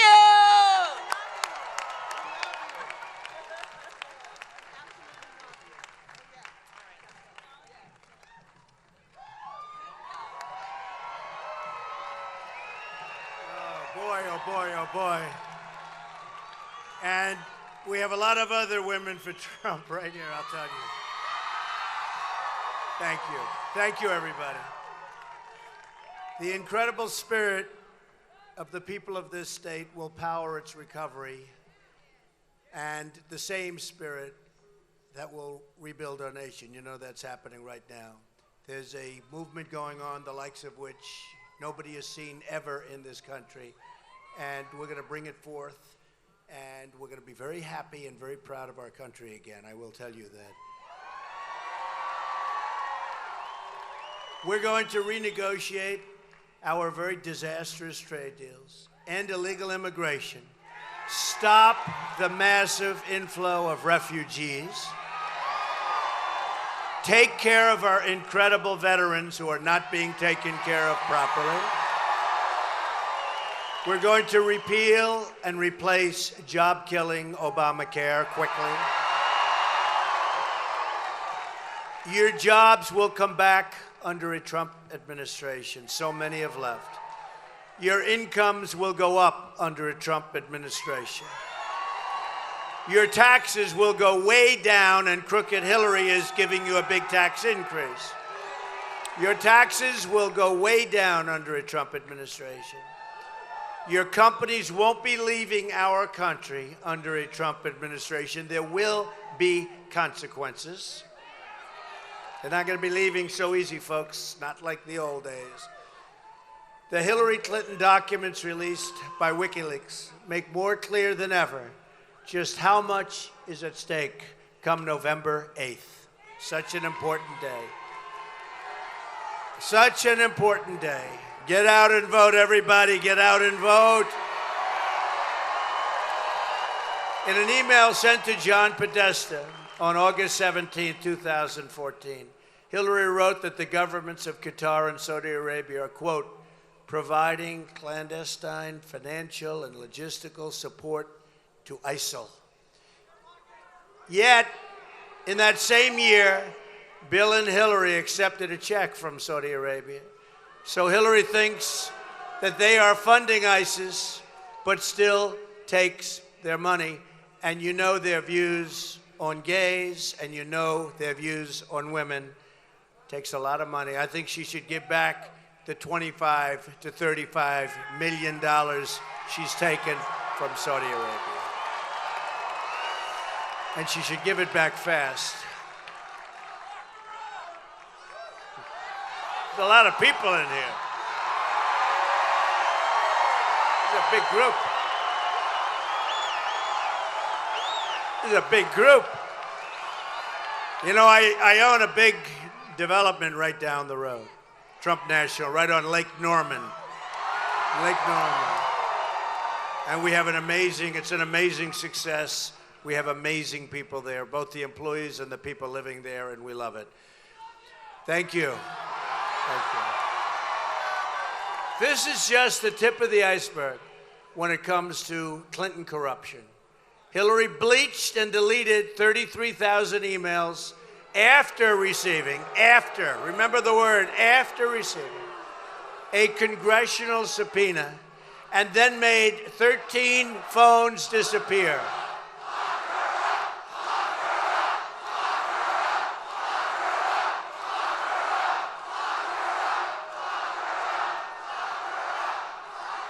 It's amazing what she's getting away with, right? It's amazing. But maybe that won't happen.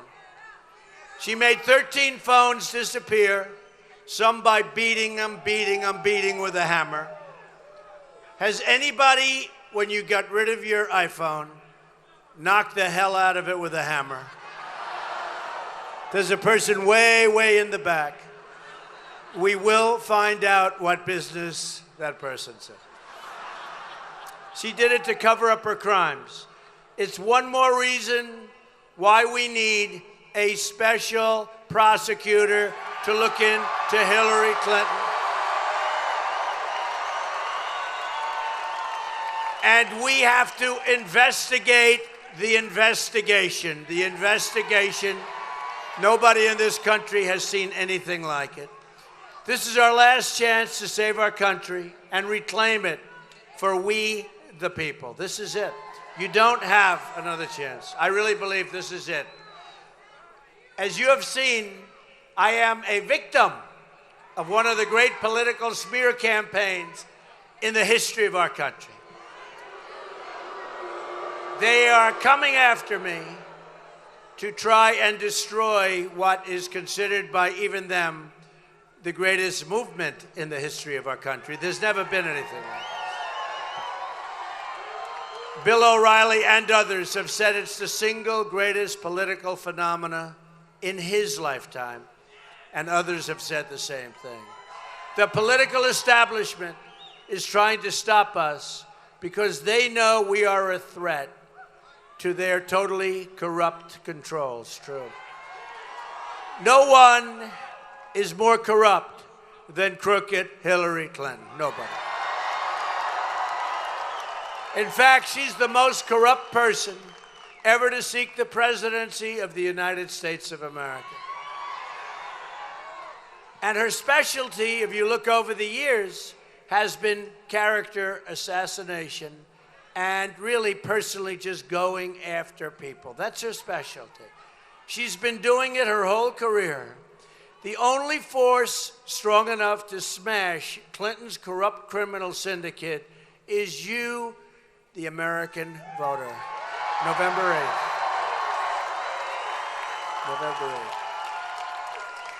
After many, many years, even many decades, without complaint, the media and the Clinton campaign have brought forward false allegations less than a month before the most important election in modern times. These allegations are 100% false, as everybody, I think you know. I think you get it. I think you get it. They're made up. They never happened. When have you met tens of thousands of people, as I have?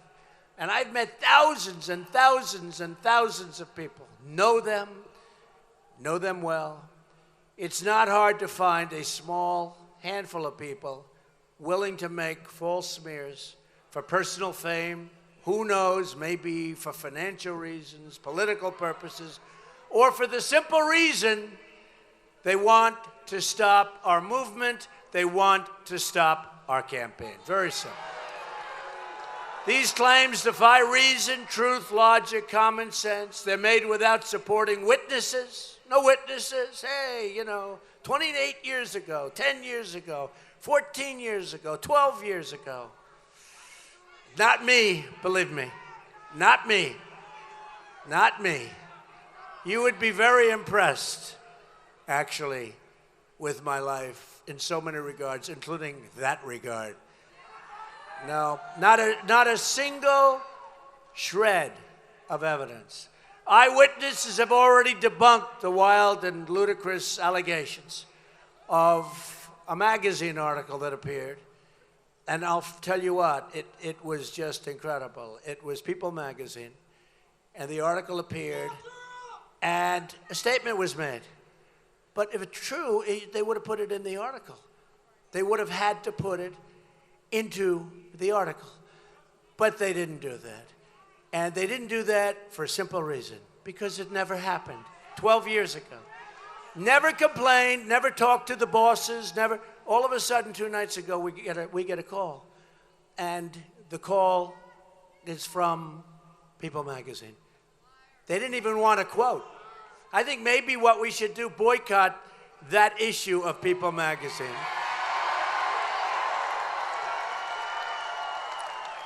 So that's the way it is. But I just want to tell you folks that it is a campaign that's amazing.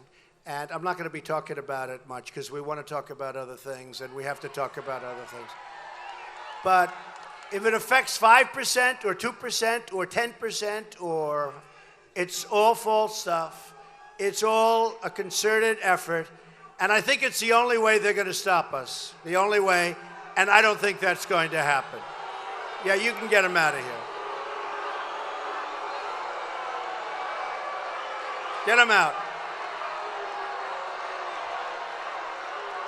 Get them out.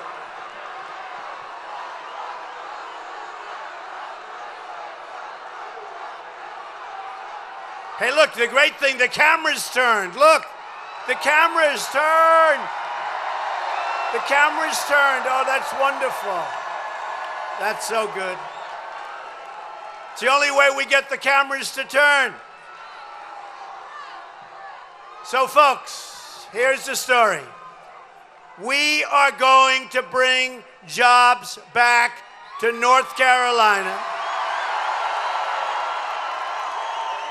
We are going to bring borders back to our country. And yes, we will build a wall.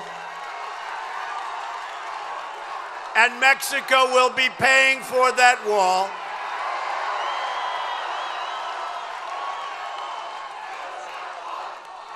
Great crowd, I'll tell you.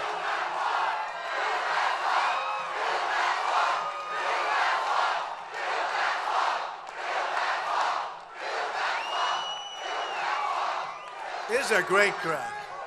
But I want to talk about jobs because I know this part of the world. I told you, I have property here, a lot of great employees, a lot of great people, a lot of friends. And your jobs are being taken pretty much like nobody else's jobs have been taken. And it's only going to get worse. And as you stand here tonight, some of your companies, your leaders in your companies, are negotiating with Mexico and other places, you know that, to move that company to Mexico.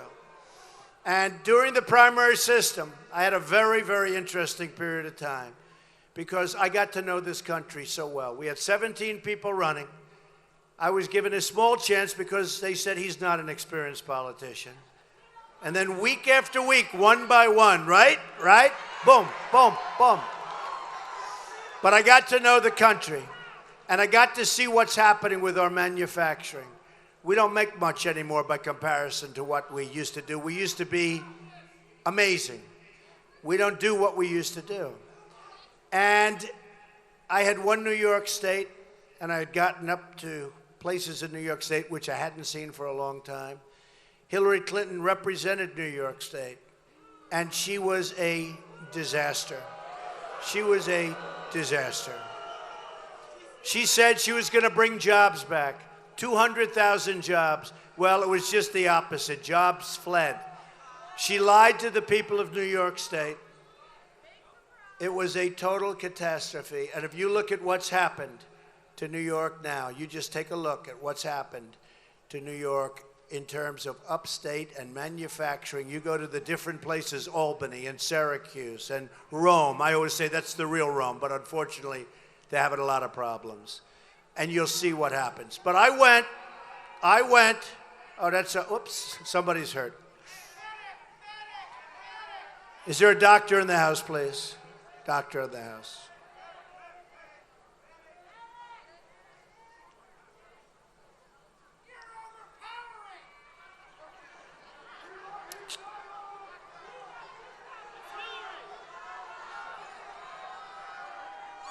We have to take care of our people, right? These are great people. Have to take care of our people.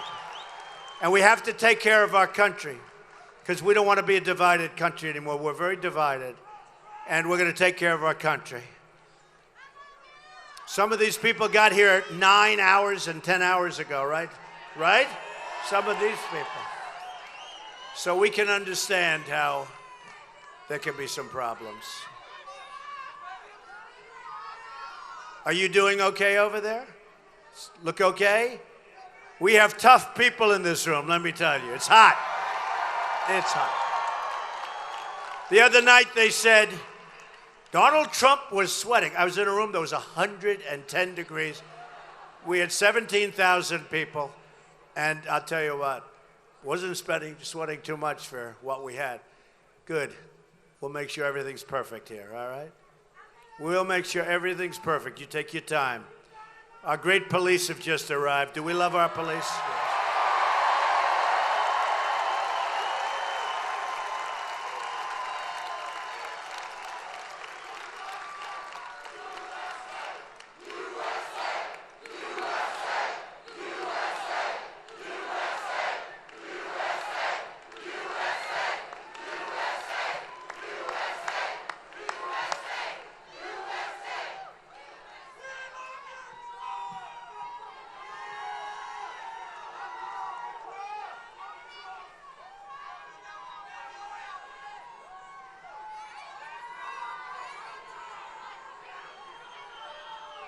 Everything good?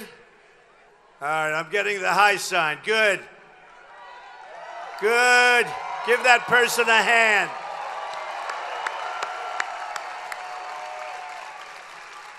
You know, when they go down at a Trump rally, they'll leave and they always come back. It's an amazing thing. It's an amazing thing. All right, so we'll keep going. You let us know if there's any problem, and I'll come down and I'll help you myself, all right? So we went to Indiana, and in going to Indiana, I got to know the great Bobby Knight. That was a great endorsement. Coach Knight. You know that story. He called, he said, Mr. Trump, this is Coach Knight. I want you to run for president. I said, Coach, I haven't made up my mind. This is a couple of years ago. He said, well, if you do, I'd like to endorse you. You just let me know. And we were winning state after state after state. And all of a sudden, we hit Indiana. And that's where we were going to maybe not do as well. Remember that? They called it our watershed. And I said, you know, Bobby Knight called. And a friend of mine said, you know, have you ever had any access to Bobby Knight? That would be great. I said, I just happened to. And I lifted up this huge pile of papers, and I wrote his number down. I put it right there, and it was right there. It was like a miracle. It's from God. Right? It was from God. And that says, Jesus for Trump. You're right.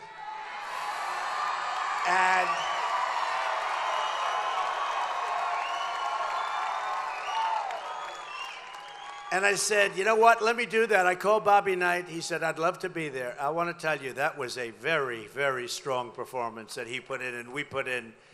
And then we went in and ran. But I really got to know our country, and I got to know it well. And I'm so proud of the people of this country. And one of the things I saw, and I said, you take care of that person. Good. Thank you. Thank you, darling. She'll be back. You watch. She'll be right back. But one of the things that happened is I saw what was going on so closely and so vividly with respect to jobs, and how our jobs are being drained because of NAFTA. NAFTA is a disaster. It's a disaster. Signed by Bill Clinton.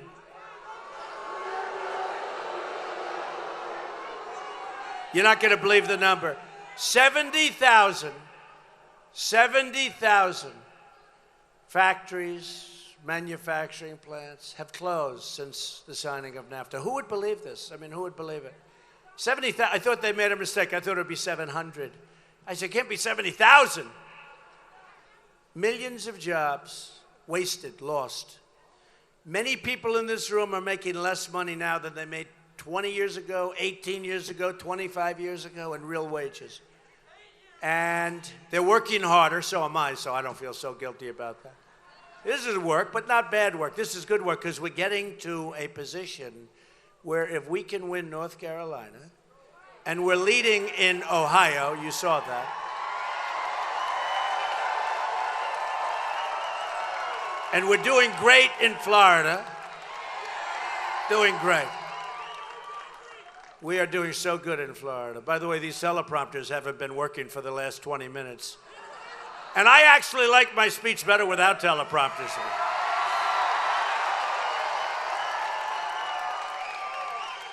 And this way, what I like about it, wait a minute, let me see how these things work.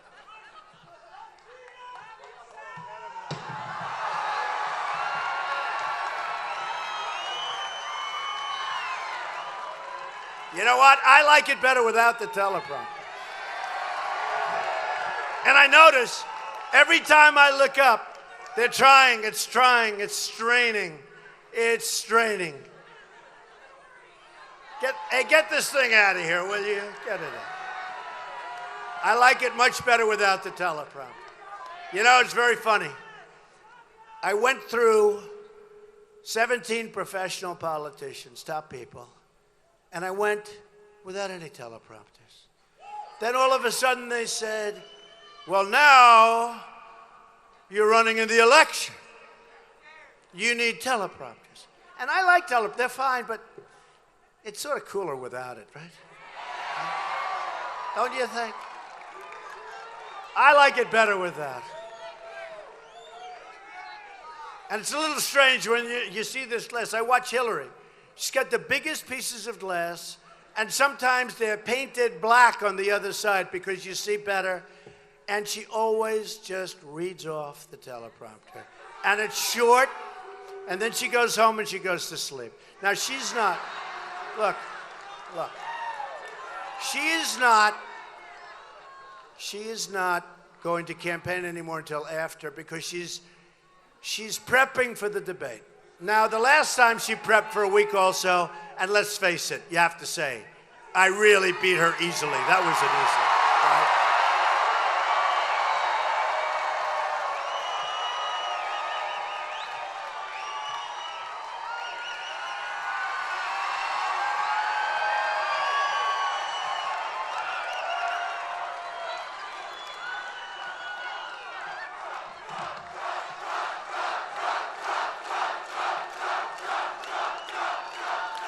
So here's the story, here's the way I work, here's the way government works. So the teleprompter's a bummer. It doesn't work. That means the company doing the teleprompter is in the back. That means they didn't do a good job. So I won't pay them, right? I won't pay them. And tomorrow, I'll have a story in the newspaper. Donald Trump did not pay a contractor who put up the teleprompters. Well, why should I? They don't work. And, no, it's true. It's true. And they'll make me like a bad guy, like I'm a bad person, right? You know, I pay contractors on time. I am so good. We just built a hotel on Pennsylvania Avenue, the old post office. On time, under budget. We had great contractors, right? But when you have a bum contractor, now, here's the thing. You have a bad contractor, don't pay or cut the price. You have a good contractor, get that money out fast. But the country should do the same thing. They build roads. They build roads that cost much more than they're supposed to cost, right? They build roads that are crazy, where they're double and triple. They build buildings where you ever see 1,000%. There's a hospital being built in one of my favorite states. It's so out of control. It's like 1,000%. It's a VA hospital. 1,000% cost overrun. I looked at it. I figured it was as massive. It's not even a big deal. Not even a big deal. Our country has to be able to do things on time, on budget. Has to be able to build on time, on budget, has to be able to purchase its military equipment, not for political reasons because some political guy owns the company, but because that's the equipment that our generals, our admirals, and our soldiers and sailors want. Have to do it. And we're going to change our whole purchasing procedure. For instance, the purchase of drugs. The drug companies have a tremendously powerful lobby. We don't negotiate properly. We would save so much money with proper negotiation. And it is true about the military. if you are somebody that has less good stuff that they don't want as much as another company, but you are a political power, you contribute to the senators and to the congressmen and to the people that make the decisions, and you work with the admirals and you work with everybody, all of a sudden they're buying equipment that's not as good and they're spending more money doing it. We're not going to be doing that stuff anymore. Remember this, I'll have spent over $100 million of my money running for office. And some of these people said, and they say it all the time, they said, one in particular said, you don't realize what you've done. Never been done before. You don't realize. It doesn't matter whether or not you win or lose. It makes no difference. What you've done for political history. I said, let me tell you a little secret. Okay. If we don't win on November 8th, it will be the greatest waste of time, energy. You ever hear that word before? Energy? You ever hear the word? Low energy. He didn't sign he signed that pledge, but a couple of those guys that signed the pledge, they signed the pledge because they wanted me to sign the pledge. And then when they lost, they never got beaten so badly in their lives, folks. But when they lost, they didn't honor the pledge that they signed. I was actually surprised. Only a few of them. Most of them did. Many of them, Ben Carson, and a lot of great people. Mike Huckabee's been great. Chris Christie. We've had a lot of great support. We've had a lot of great, especially from the real world.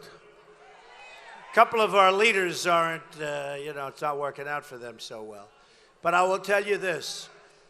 We are going to have an amazing victory on November 8th. We're going to come back here and celebrate, but we're going to have an amazing victory.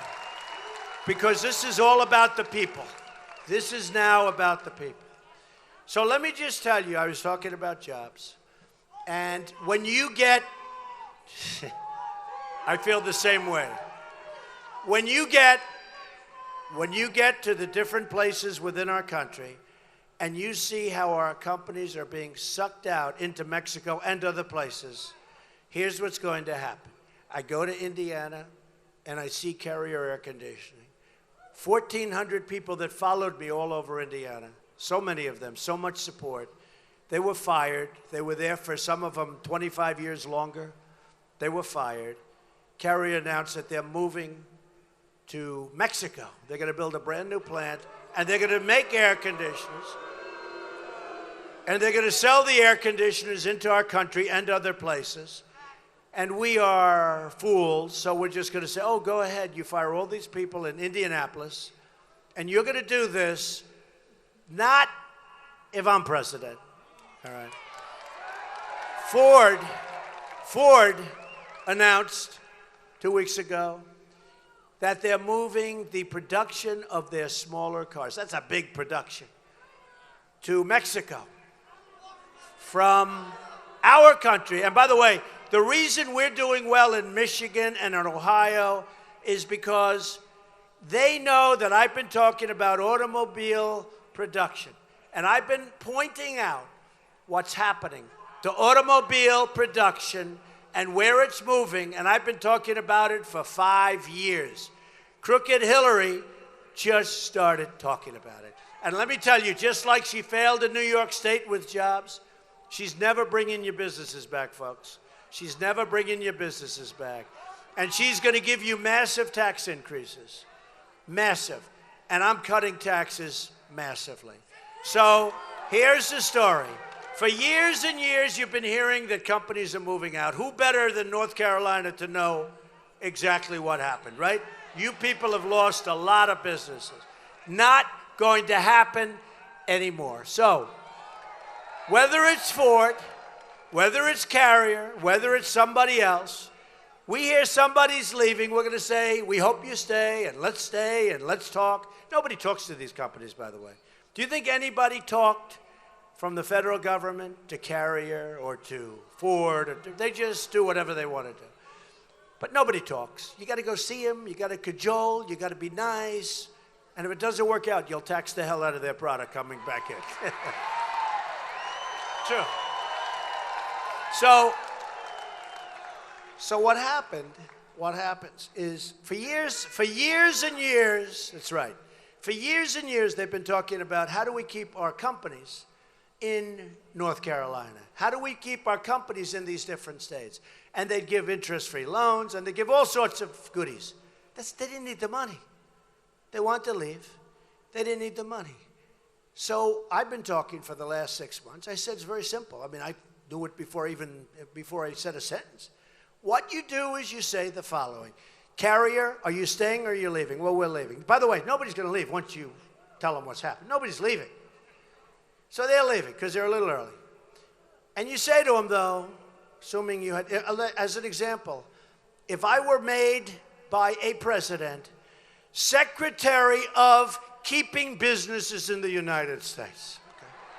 I'll be, instead of Secretary of State, Secretary of Keeping Businesses, not a very glamorous title, but boy, would I be good at that. Because I would call up the head of Carrier as an example. And I would say, congratulations on your new plant in Mexico. Yes, I agree it's warm, but I hear it's going to be a lovely place. And if you move, and we don't want you to move, there are consequences. He'll say, what are the consequences? I'll say, every single time you make an air conditioning unit in Mexico, and you think, after firing all of these people in Indianapolis, you're going to take that unit, have it come across the border with no tariffs, no taxes, you're 100% wrong. We're going to charge you. We're going to charge you, very importantly, we're going to charge you a 35% tax for any unit that you make. Now, here's what's going to happen. Number one, very strongly, nobody's going to leave. But if they do leave, that, 1%, 2%, believe me, nobody's leaving. If I'm that secretary, nobody's leaving. But if they do leave, we're going to make a fortune. So it's okay either way, right? Ladies, right? Because we cannot afford to continue to lose our companies. We're losing our companies. We're losing our jobs. We cannot afford to lose our jobs. We cannot afford to lose our manufacturing. So it's going to all come to an end. It's going to all come to an end. We are going to keep our companies. We are going to expand our companies. We are reducing taxes, the biggest tax decrease since Ronald Reagan, and could even be bigger than that. Our companies are going to stay. Our companies are going to expand, and our companies are going to thrive. In addition, new companies will be started, and new jobs will happen. And we will produce 25 million jobs over a period of 10 years, as sure as you're standing there. And I give you seats, but there were too many people, sorry. So whether it's Carrier, yes. Oh, is that Carrier air conditioner? What's he talking about? Oh, you don't have the speaker? I'll tell you, whoever runs this place is not doing very well. You don't have the speaker. They said, do you hear me over there? Great job, fellas. So now we don't have to pay for this, and now we don't have to pay for that. Man. Who the hell runs this place?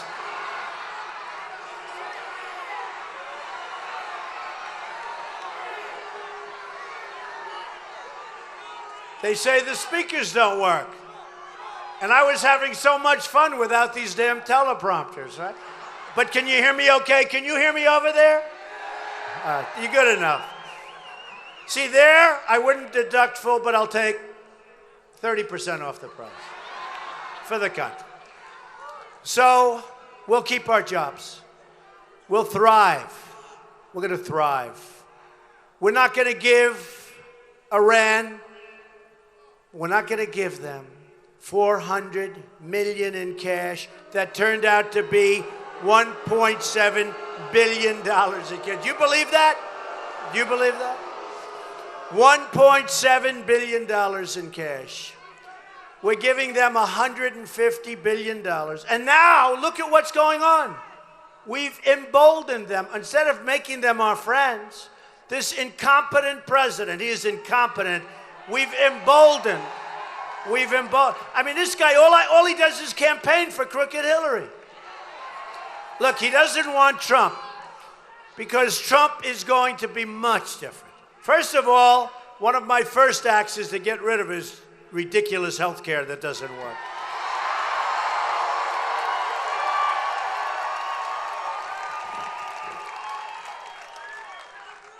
I wonder who pays for that big plane when he flies in to campaign for Hillary. I know the answer. You know what happens? The campaign pays for a tiny little fraction. A tiny little fraction. Is that good or bad? Oh, they just got it working. All right, we'll give them 20% off. Good, sounds much better, right? Good voice, right? All right, good. Thank you, fellas, that's great. So, we are going to, well, we have no choice, repeal and replace Obamacare. Now, you saw what happened. The governor of Minnesota came out, he said the Affordable Care Act is not affordable. It's a disaster. Hey, folks, it is a disaster. Hillary Clinton wants to save it. She wants to spend a fortune. Your premiums are going to go up next year over 100%. This year, you look at Texas, you look at your area, you look at everywhere, they're going up 50, 60, 70, 80%.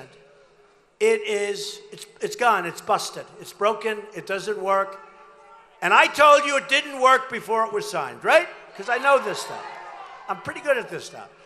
It is a disaster. We're going to have a new health care plan that's going to cost much less money, both for you and for the country.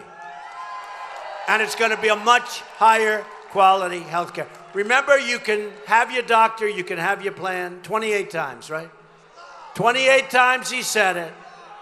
28 times.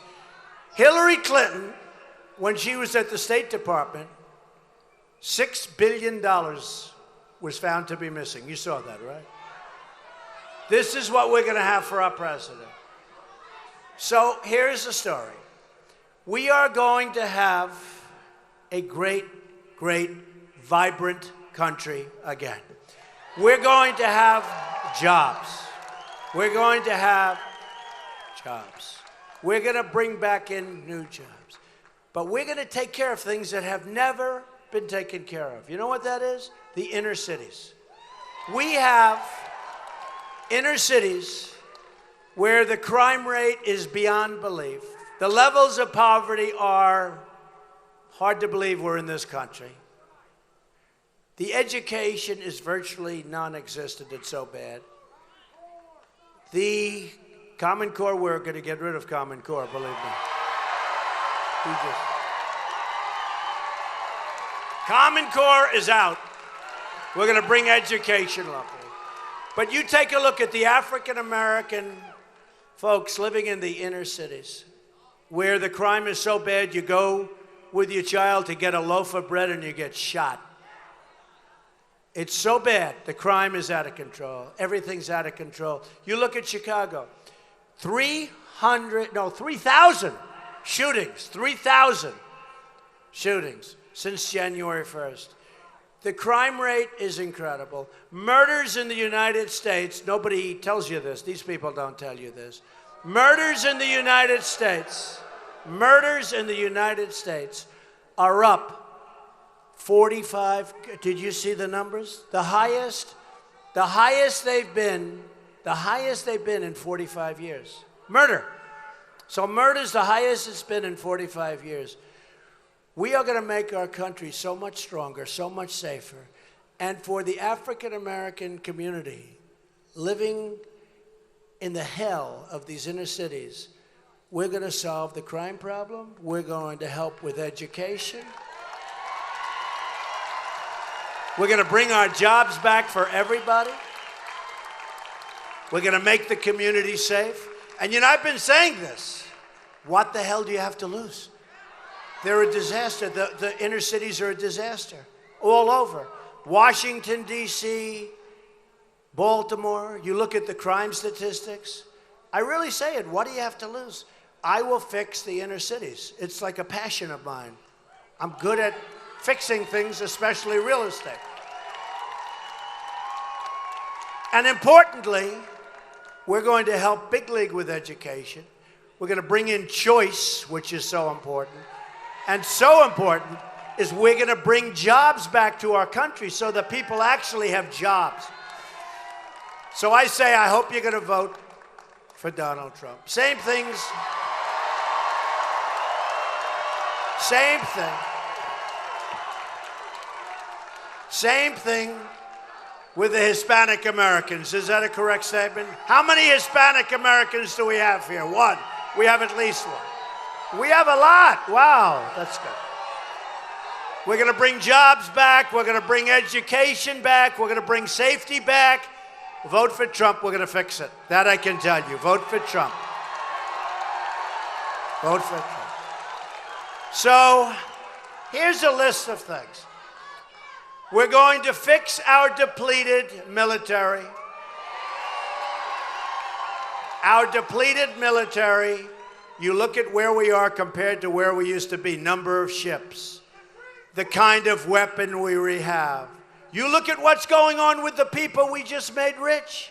Look at what's going on tonight. Just take a look at what's gone on.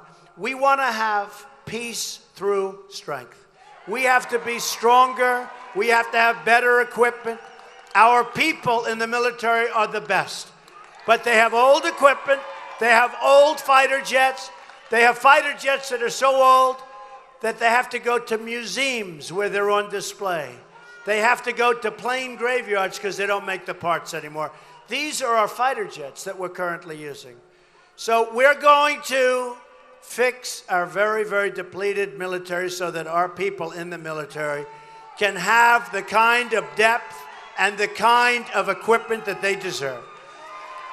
We're going to work with our veterans because our veterans, in many cases, are treated far worse than illegal immigrants coming into the country. We're going to help our veterans. Big veteran state.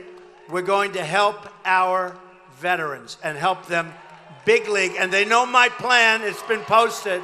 And I have tremendous veteran support. There's not going to be waiting online for 9 days and 7 days and 6 days.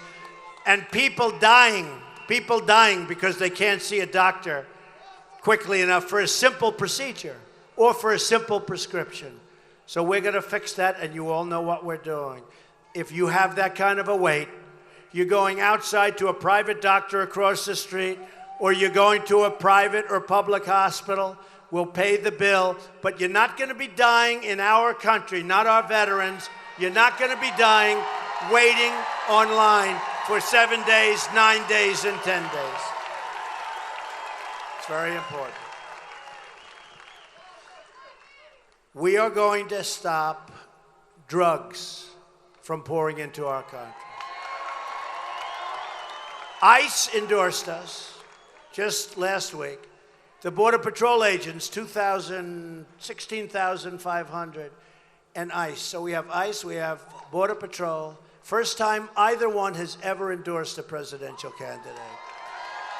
We are going to stop, and I promise this to the people of New Hampshire because New Hampshire has a tremendous heroin problem. We are going to stop drugs from pouring in to our country and poisoning our youth. We're going to stop it. We're going to stop it. And we're going to stop people from coming into our country illegally, but we are going to have a big, beautiful door in our wall. And that door is going to let lots of people in, but they're coming into our country legally. Come in legally.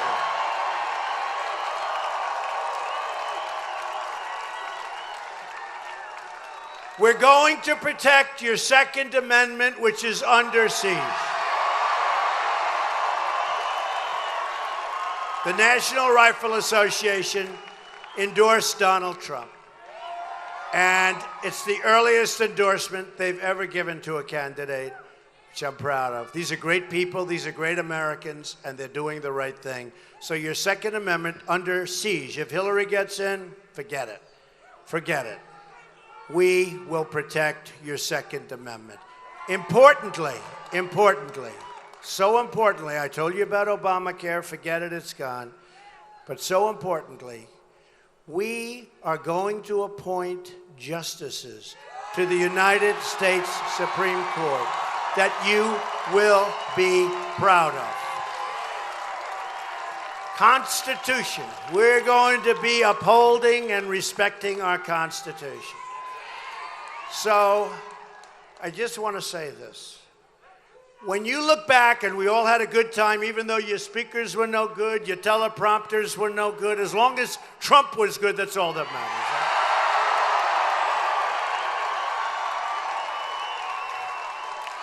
Right? We had a good time. But you're going to look back at this evening. You're going to say, hey, I had a good time. But you're going to go home, and in 15 years, and in 25 years, hopefully in longer than that, you're going to look back at this evening and say, this was a very important evening in your life. More importantly, I love those signs, women for Trump. Because I actually think I'm doing well with women. Whoa!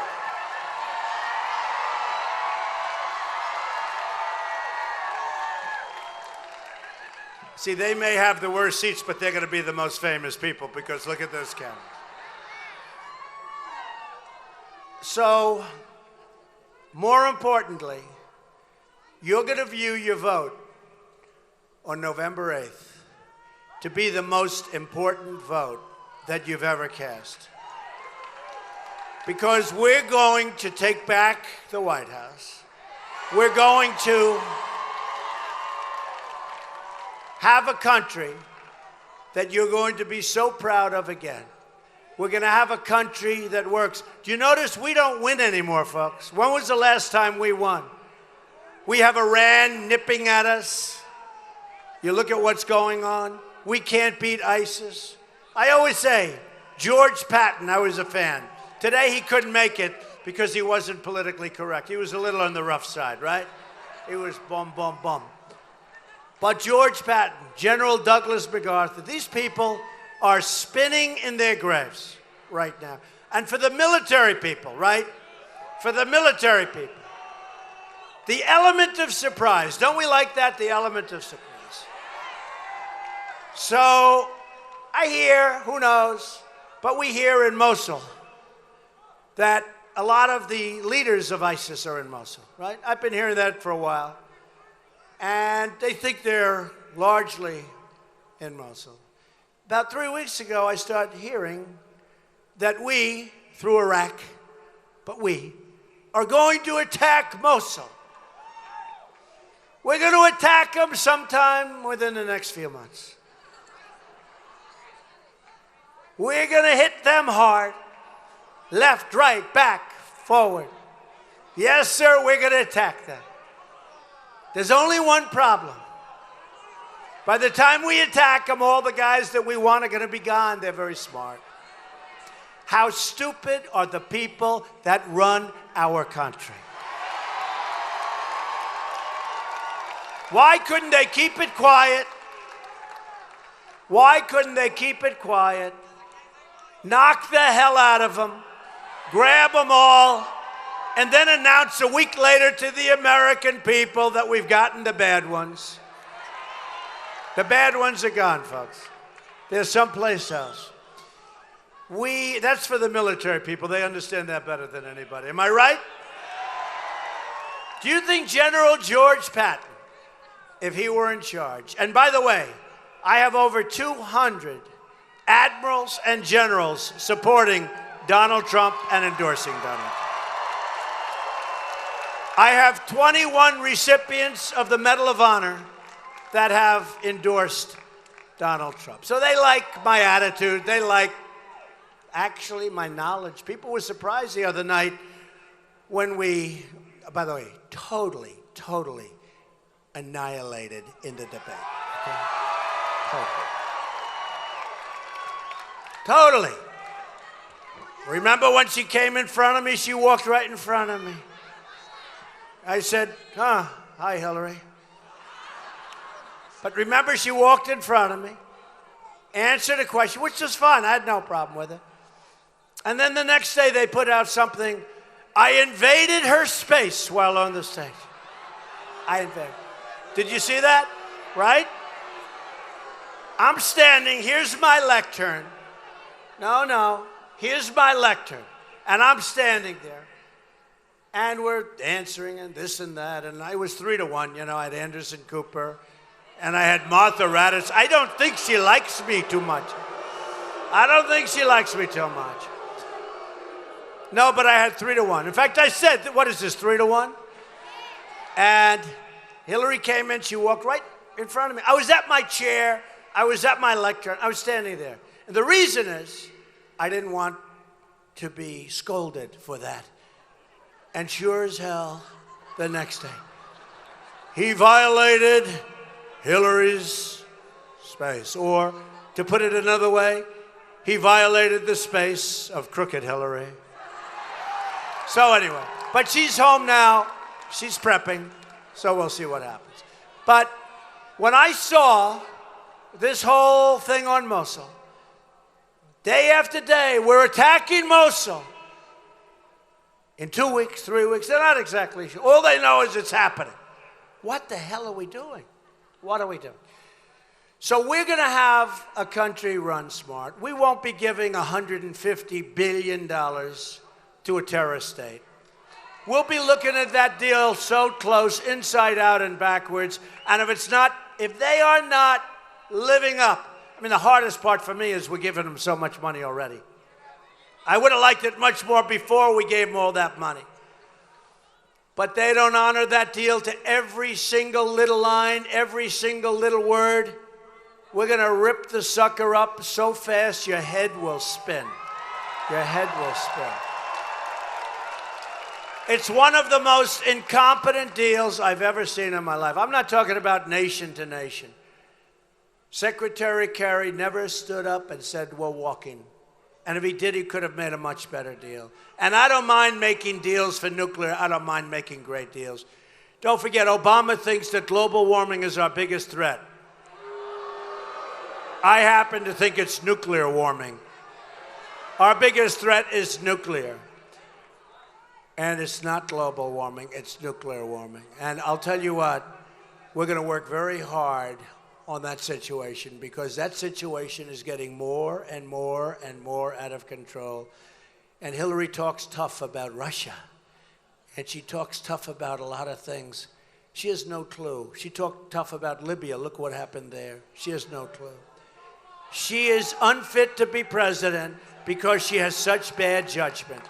Bernie Sanders said she has bad judgment. And I said, thank you, Bernie. I'm going to be using that for about 6 months after they take... Look what happened with WikiLeaks. They took the election away from the guy. How can he be supporting her?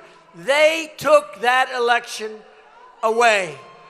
It was a rigged system. The whole system is rigged. And that's why when the media does what they're doing now, that's rigging the system, folks.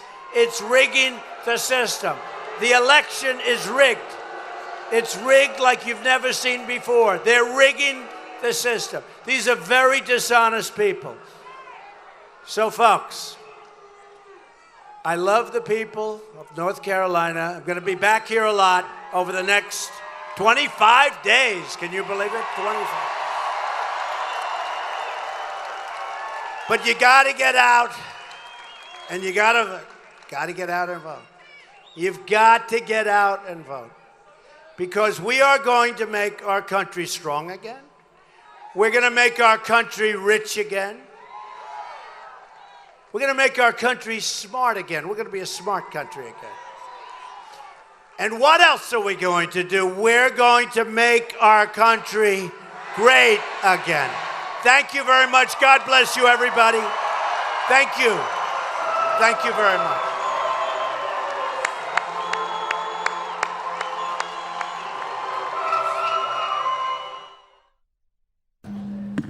Welcome, everybody, to the Fox 10 News Now stream, part of Fox10Phoenix.com. Donald Trump wrapping up a very epic rally there in Charlotte, North Carolina. Halfway through, his teleprompters gave out. He took them down and went on a rant. That is on our YouTube page right now, Fox 10 Phoenix YouTube page. You could share that video with your friends and family.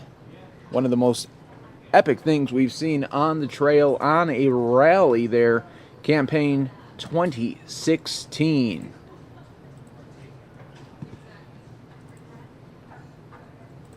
And folks, next week, Wednesday, presidential debate, the third and final one, going to be live in Las Vegas. Our very own Steve Kraft, John Hook will be in Vegas for the third and final debate. We'll be streaming it right here on the Fox 10 News Now stream, part of Fox10Phoenix.com for you. Cover starts at 5:30 Arizona time, 8:30 out on the East Coast, while the main debate starts at 6 o'clock. We'd love for you to be part of our coverage there on Wednesday. Third and final debate in Vegas. Welcome, everybody, to the Fox 10 News Now stream, part of Fox10Phoenix.com. We'll be back in 1 second.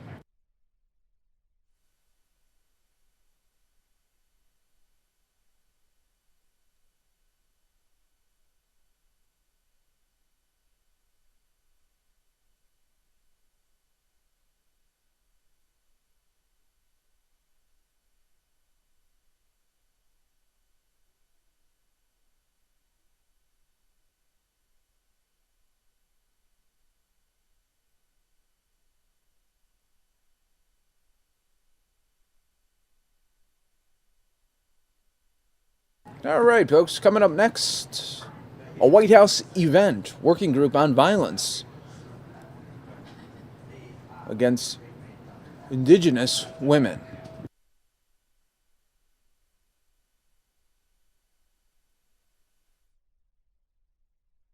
From Mexico and Canada. My name is Carrie Bettinger Lopez, and I will be your MC for much of the day. I have the distinct honor of serving as the White House Advisor on Violence Against Women, and in that capacity, I advise Vice President Biden and the White House Council on Women and Girls on issues of sexual and intimate partner violence. I also serve as a liaison to the federal agencies and to the advocacy community.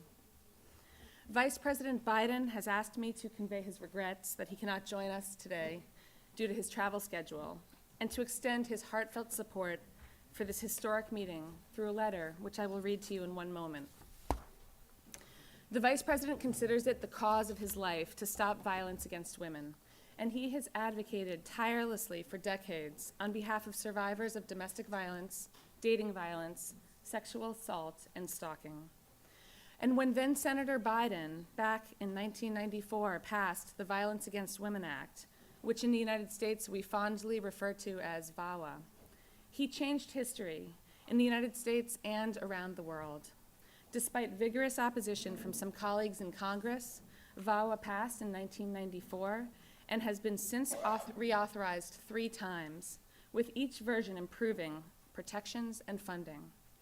VAWA has also served as a model for other countries of what a robust national response to violence against women should look like. Vice President Biden often speaks about his desire to change our national culture, where violence against women is all too often, ignored or condoned. He and President Obama are firmly committed to curbing victim blaming and bringing to the center those survivors who have traditionally been placed at the margins. And that brings us to our convening today. Throughout our world, and North America is no exception, Indigenous women and girls, and men and boys, face the enduring legacy of historical trauma and injustice. and this has real consequences bearing on their disproportionate experiences with violence. So that is why when President Obama, Prime Minister Trudeau, and President Peña Nieto met at the North American Leaders Summit in Ottawa this summer to discuss key regional priorities, they announced a trilateral commitment to establish a North American working group on violence against Indigenous women and girls. We've since had several listening sessions with tribal leaders and advocates who have informed today's agenda.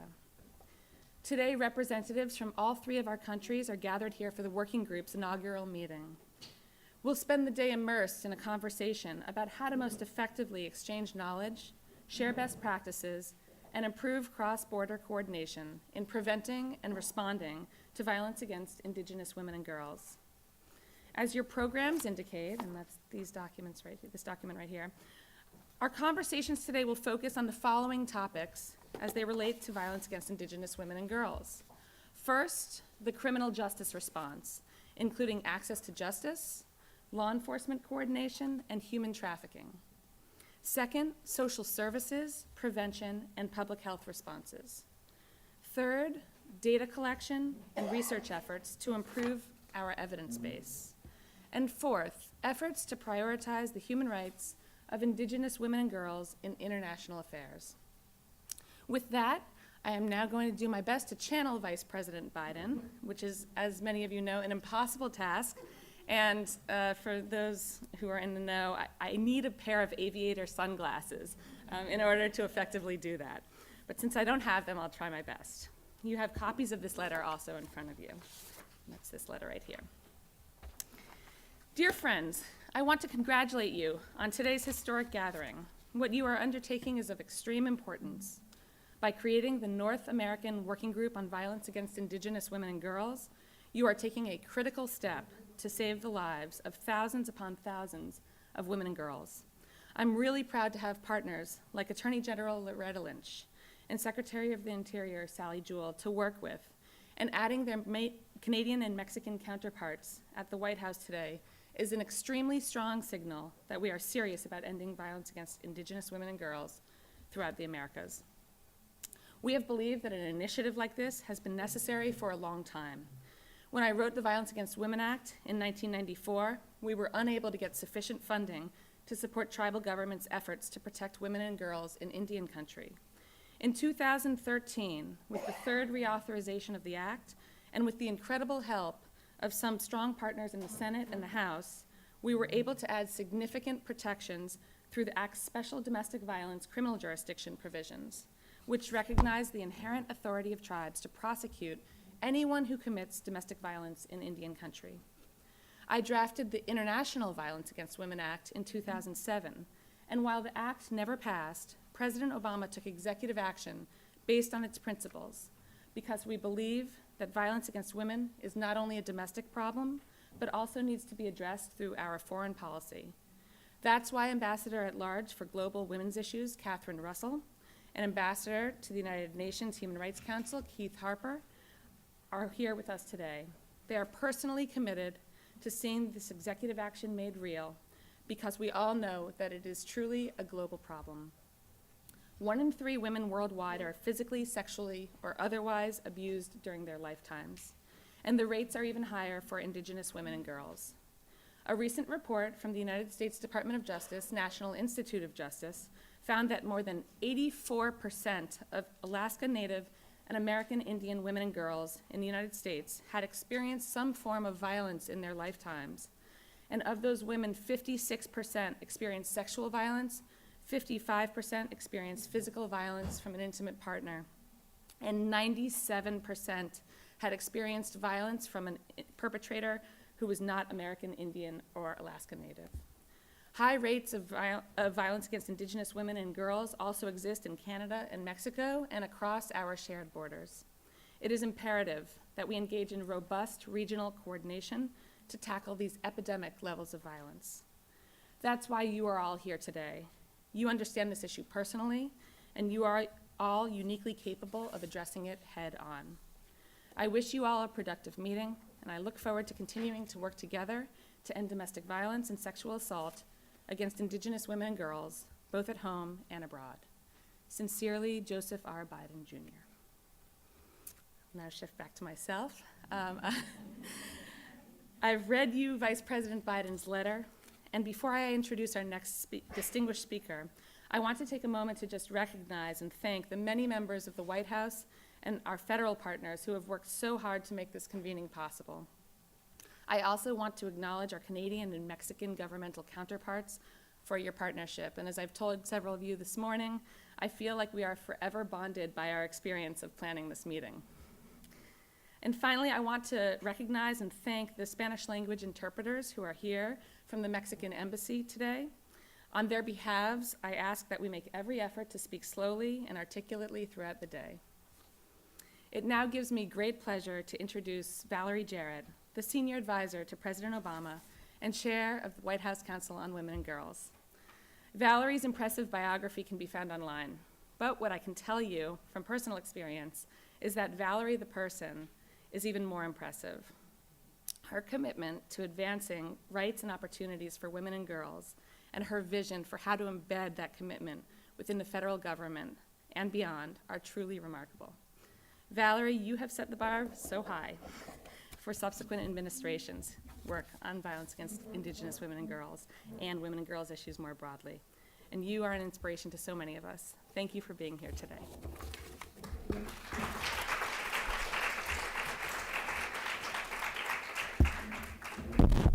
Thank you, Carrie, for that lovely introduction and for your leadership here at the White House. Good morning, everyone. On behalf of President Obama, it is my pleasure to welcome you all to the White House for the inaugural meeting of the North American Working Group on Violence Against Indigenous Women and Girls. And I, too, want to take this opportunity to extend a special thank you to our partners in Mexico and Canada who are with us today. Welcome. I want to acknowledge how historic this convening is. Each country's delegation today is led by a woman. What a spectacular way for us all to start the day. This is actually a really big deal because we know that when more women have seats at the table, the issues of women and girls are given even greater weight. They become a priority. President Obama has made diversity and inclusion a priority since day one of his administration, and 2 months in, he created the White House Council on Women and Girls, which I am so proud to have chaired since then. Our priority is to ensure that in all of our programs and policies and legislation that we support, we put the interests of women and girls front and center. And of course, we also know that it's essential to have men joining us. So to the few good men who are here today, we welcome you as well. We are delighted to have you participating in the conversation. Our movement must be inclusive in order to have sustainable results. Today, we are witnessing this principle in action. This inaugural meeting represents our commitment to working together as a region for human rights, for health, for safety of a population that has been chronically underrepresented and underserved. President Obama has emphasized that now is not the time to rest on our accomplishments over the last 7+ years or to slow down in any way. He has challenged us all to stay strong and to run through the tape. So I want to emphasize that point. We are committed to leaving the world better than we found it, and we will spend every last remaining day that we have here in service of that.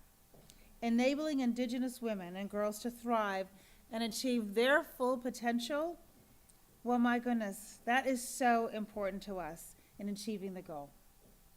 Therefore, ending violence against women is key to our strategy, and we're proud of the progress we've made with our partners across the country to champion tribal sovereignty and marshal federal resources at unprecedented levels to prevent and respond to violence against women. Today, I am just thrilled that we're making several new exciting announcements about our commitment, including a brand new resource that tribal leaders and advocates have told us is so sorely needed. We have been listening. We're announcing a new hotline to assist Alaska Native and American Indian survivors of domestic and sexual violence, and we're releasing new clinical care guidelines for Indian health services facilities for identifying and responding to intimate partner violence for all patients. Our efforts are informed by two core principles that tribal leaders and advocates have told us go hand in hand. The importance of the trust relationship that the United States government has with tribal governments, empowering the tribes to take charge of violent crimes against women. And second, support for tribes so they can mount a very strong coordinated response to violence, including health resources that we all know are so important for survivors. Perhaps the two clearest examples of our administration's commitment are President Obama's 2010 executive order that establishes the White House Council on Native American Tribes, creating a new national policy to ensure that the federal government engages in a true and lasting and effective government-to-government relationship with federally recognized tribes. And the administration's strong support for the implementation of the 2003 reauthorization of the Violence Against Women Act. As Kerry mentioned, Vice President Biden was the original author of the act over 2 decades ago. And among many improvements, the updated law recognizes the inherent authority of tribes to prosecute anyone who commits domestic violence in Indian country. We know that that was a gap in the law. We have closed that gap. Tribal leaders and advocates have long called for this. We delivered. Our commitment to ending violence against women has been ingrained in our foreign policy as well. We all know the power of that statement in North America, which brings us to the discussion that we're going to have today. We all recognize the alarming high and disproportionate rates of violence against Indigenous women and girls across the continent, and we know it's a concern for all of our countries' national security. And it's a challenge we must face together. So I thank you again on behalf of the President and his entire administration for joining us here today as we work together to tackle our shared challenges and to chart that very important path forward. I'm pleased to be joined here by my colleague, Ambassador Kathy Russell, who I've had the pleasure of working with since day one of the President's administration in her 2 very important capacities. She now, as you all know, is the Ambassador at Large for Global Women's Issues. She works day in and day out on these issues that we all care so deeply about. And as the chief architect of the United States' strategy to prevent and to respond to gender-based violence globally, Ambassador Russell works tirelessly to communicate these issues as a key tenet of our foreign policy. She reinforces that a world where more than half of the population is neglected, disenfranchised, violated, and abused is a world that is unsafe for us all, unstable, and less economically productive. She understands that when we say here at home, has global implications, and it's true around the globe. And we all know that when women succeed, everyone succeeds. So with that, I apologize for having to leave before you end what I know will be an incredible session. I look forward to hearing about it from everyone on our team here today. And with that, please join me in welcoming Ambassador Russell. Thank you all.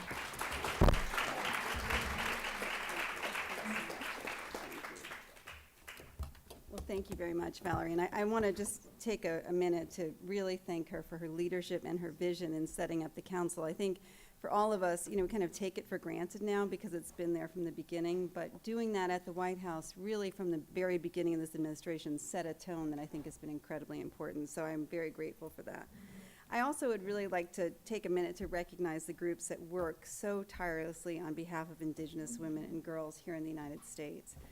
Thanks in large part to their efforts, tribal courts are now able to investigate and prosecute non-Native men who abuse Native women on Native land. And I think that's an incredibly important step, and Valerie and Kerry both referred to it, but I think we should all be very grateful for that incredible persistence on their part.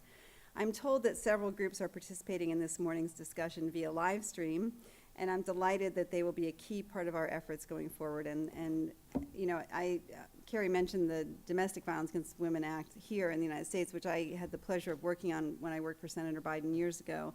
And the advocacy groups were absolutely critical to our work. We never would have made the progress, and that's a message that I deliver to countries all around the world to support their civil society because they're absolutely critical. So in this job, I've traveled to dozens of countries where I've learned about the challenges that women face and also talked about how the U.S. government can support progress on gender equality. These challenges vary by country, certainly, from laws that prevent women from fully participating in the economy, to difficult security situations that make it hard for girls to go to school, to hostile environments for civil society organizations working on behalf of women. But there's one issue that every single country struggles with, and that's gender-based violence. Throughout their lives, women and girls around the world are vulnerable to various forms of violence. Parents choose and fantasize over the possibility of having a daughter. Girls undergo harmful practices like FGM or early and forced marriage. Students face sexual harassment or rape. Girlfriends and wives suffer from domestic violence, and elderly women and widows are sometimes abused, isolated, and cast away from their communities. And unfortunately, the downside of my job is that I've seen all of this firsthand. All these forms of violence add up to one disturbing statistic, which is that 1 in 3 women will experience some form of violence in her lifetime. You know, it's a statistic that we say so many times, but when you actually stop and think about it, it truly is a staggering number. But even more disturbing is the fact that for Indigenous women and girls, these numbers are even higher than that. Here in the United States, Indigenous women face the highest rates of physical and sexual assault, higher than any other group in the United States. In Canada, Indigenous women are 7 times more likely to be murdered than non-Indigenous women. In Mexico, these communities are similarly at higher risk for gender-based violence. North America is not alone in this problem. On almost every continent, like the Kekchi living in Guatemala, to the Berbers in Africa, to the Gurung women in Nepal, women and girls in Indigenous communities are more vulnerable and often more susceptible to violence. That abuse is compounded by systems that make it difficult for survivors to access the care they need or the justice that they sorely deserve. This is truly a global problem that deserves and requires global attention. But as neighbors who share both borders and a common set of values, our countries also share responsibility, particularly when it comes to gender-based violence in these communities. When President Obama, Prime Minister Trudeau, and President Peña Nieto met in June for the Leaders Summit, they recognized this challenge and decided and committed to take action. And I would say that that leadership, we've seen it in our country on the part of the Vice President, the Secretary. It makes a difference. Leadership matters in all of these contexts, and so I really applaud all of you for coming from countries and being part of governments that really understand the importance of this. It's really why we're here today, to explore the range of issues that we can address together, from increasing access to justice, social services, and health systems, to tackling human trafficking, to developing services for victims that are sensitive to their needs. It's clear that these issues require a coordinated, comprehensive approach, because they're influenced by a number of factors. For example, on the international level, we've heard that access to justice can be hindered when information isn't easily shared between law enforcement communities. At a regional level, an increase in extractive industries can sometimes lead to increases in crime that affect Indigenous communities. Both of these issues can lead to upticks in gender-based violence. Clearly, history plays a role as well. In the United States, violence against Indigenous communities stains many pages of our history. Understanding that history, understanding the legacy of trauma and tension it has left behind is an important part of our conversation here today. These are complex issues, but I have no doubt that when our governments come together in partnership with each other and with Indigenous communities, we can better prevent and respond to violence against women and girls. We can hold perpetrators accountable, and ultimately, we can advance the rights of women and girls to lead lives free of violence. The foundation for our efforts is really strong. Through the North American Leaders Summit, our countries work together on everything from climate to trade to girls' education. Through the Equal Futures Partnership, our countries have joined more than 30 others working to give women equal opportunity to work, to lead, and to achieve. And through this forum today, we're able to deepen our partnerships, strengthen our alliance, and improve our efforts through this trilateral cooperation. This is a theme I saw in many places and I see every day across the spectrum of issues in foreign policy. Coordination and collaboration may not make great headlines, but they are key to our progress on almost every issue, particularly ones like gender-based violence. And that's really because we have so much to learn from each other. In Mexico, more Indigenous girls are staying in school thanks to programs that provide financial support to families. In Canada, the National Inquiry into Missing and Murdered Indigenous Women and Girls has been given the resources and support needed to study this issue in depth. And in the United States, the reauthorized Violence Against Women Act has provided tribal communities with both the authority and the resources they need to address violence in their communities. These initiatives reflect the individual responsibilities our countries have taken on this issue. Today, we're coming together to share that responsibility and take another step forward, this time together. Our meeting makes clear that we recognize the importance of the issue, that it isn't invisible and it will not be ignored, that we're interested in learning from each other's efforts, and that we're committed to working in partnership to combat gender-based violence. The United States is a proud supporter of girls and women, both here at home and abroad. We believe in their potential and their right to fully contribute to their societies. We're invested in their futures, knowing that it's a future we all share. We're grateful to Canada and to Mexico for joining us in that investment, and we look forward to making progress together in partnership with each other and with our Indigenous communities. So thank you all very much for being here. I'm very much looking forward to the conversation today.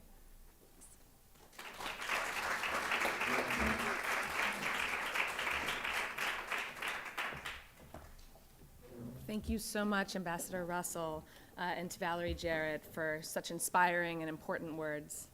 It is now my pleasure to introduce Caitlin Kennel, the Director for North America at the White House National Security Council. Caitlin.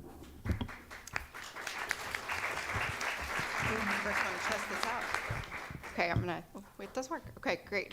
Thanks, Carrie, for the intro. Thank you, Ambassador Russell, for taking the time and for those great remarks to lead us off, and to Valerie Jarrett to set the stage for us on the importance that this administration in the United States places on this issue.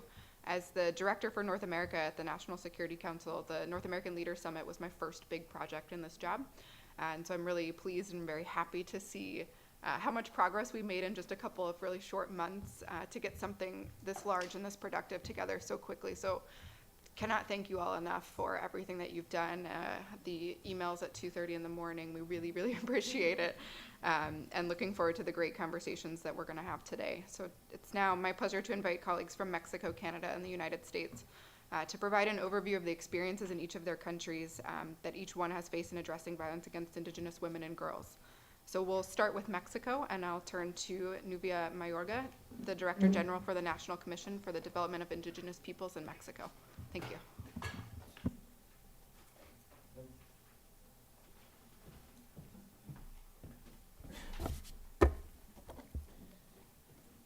Muy buenos días, honorables representantes de Estados Unidos, Canadá y México.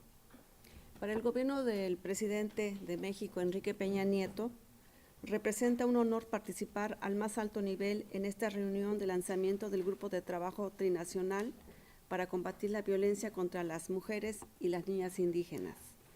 Como resultado de los compromisos alcanzados por los mandatarios de Canadá, Estados Unidos de América y México, en el marco de la 8ª Cumbre de Líderes de América del Norte, celebrada a finales del mes pasado de junio. Deseo agradecer en nombre del Gobierno de México a las autoridades del Gobierno de Estados Unidos de América por albergar este encuentro y recibirnos en este recinto.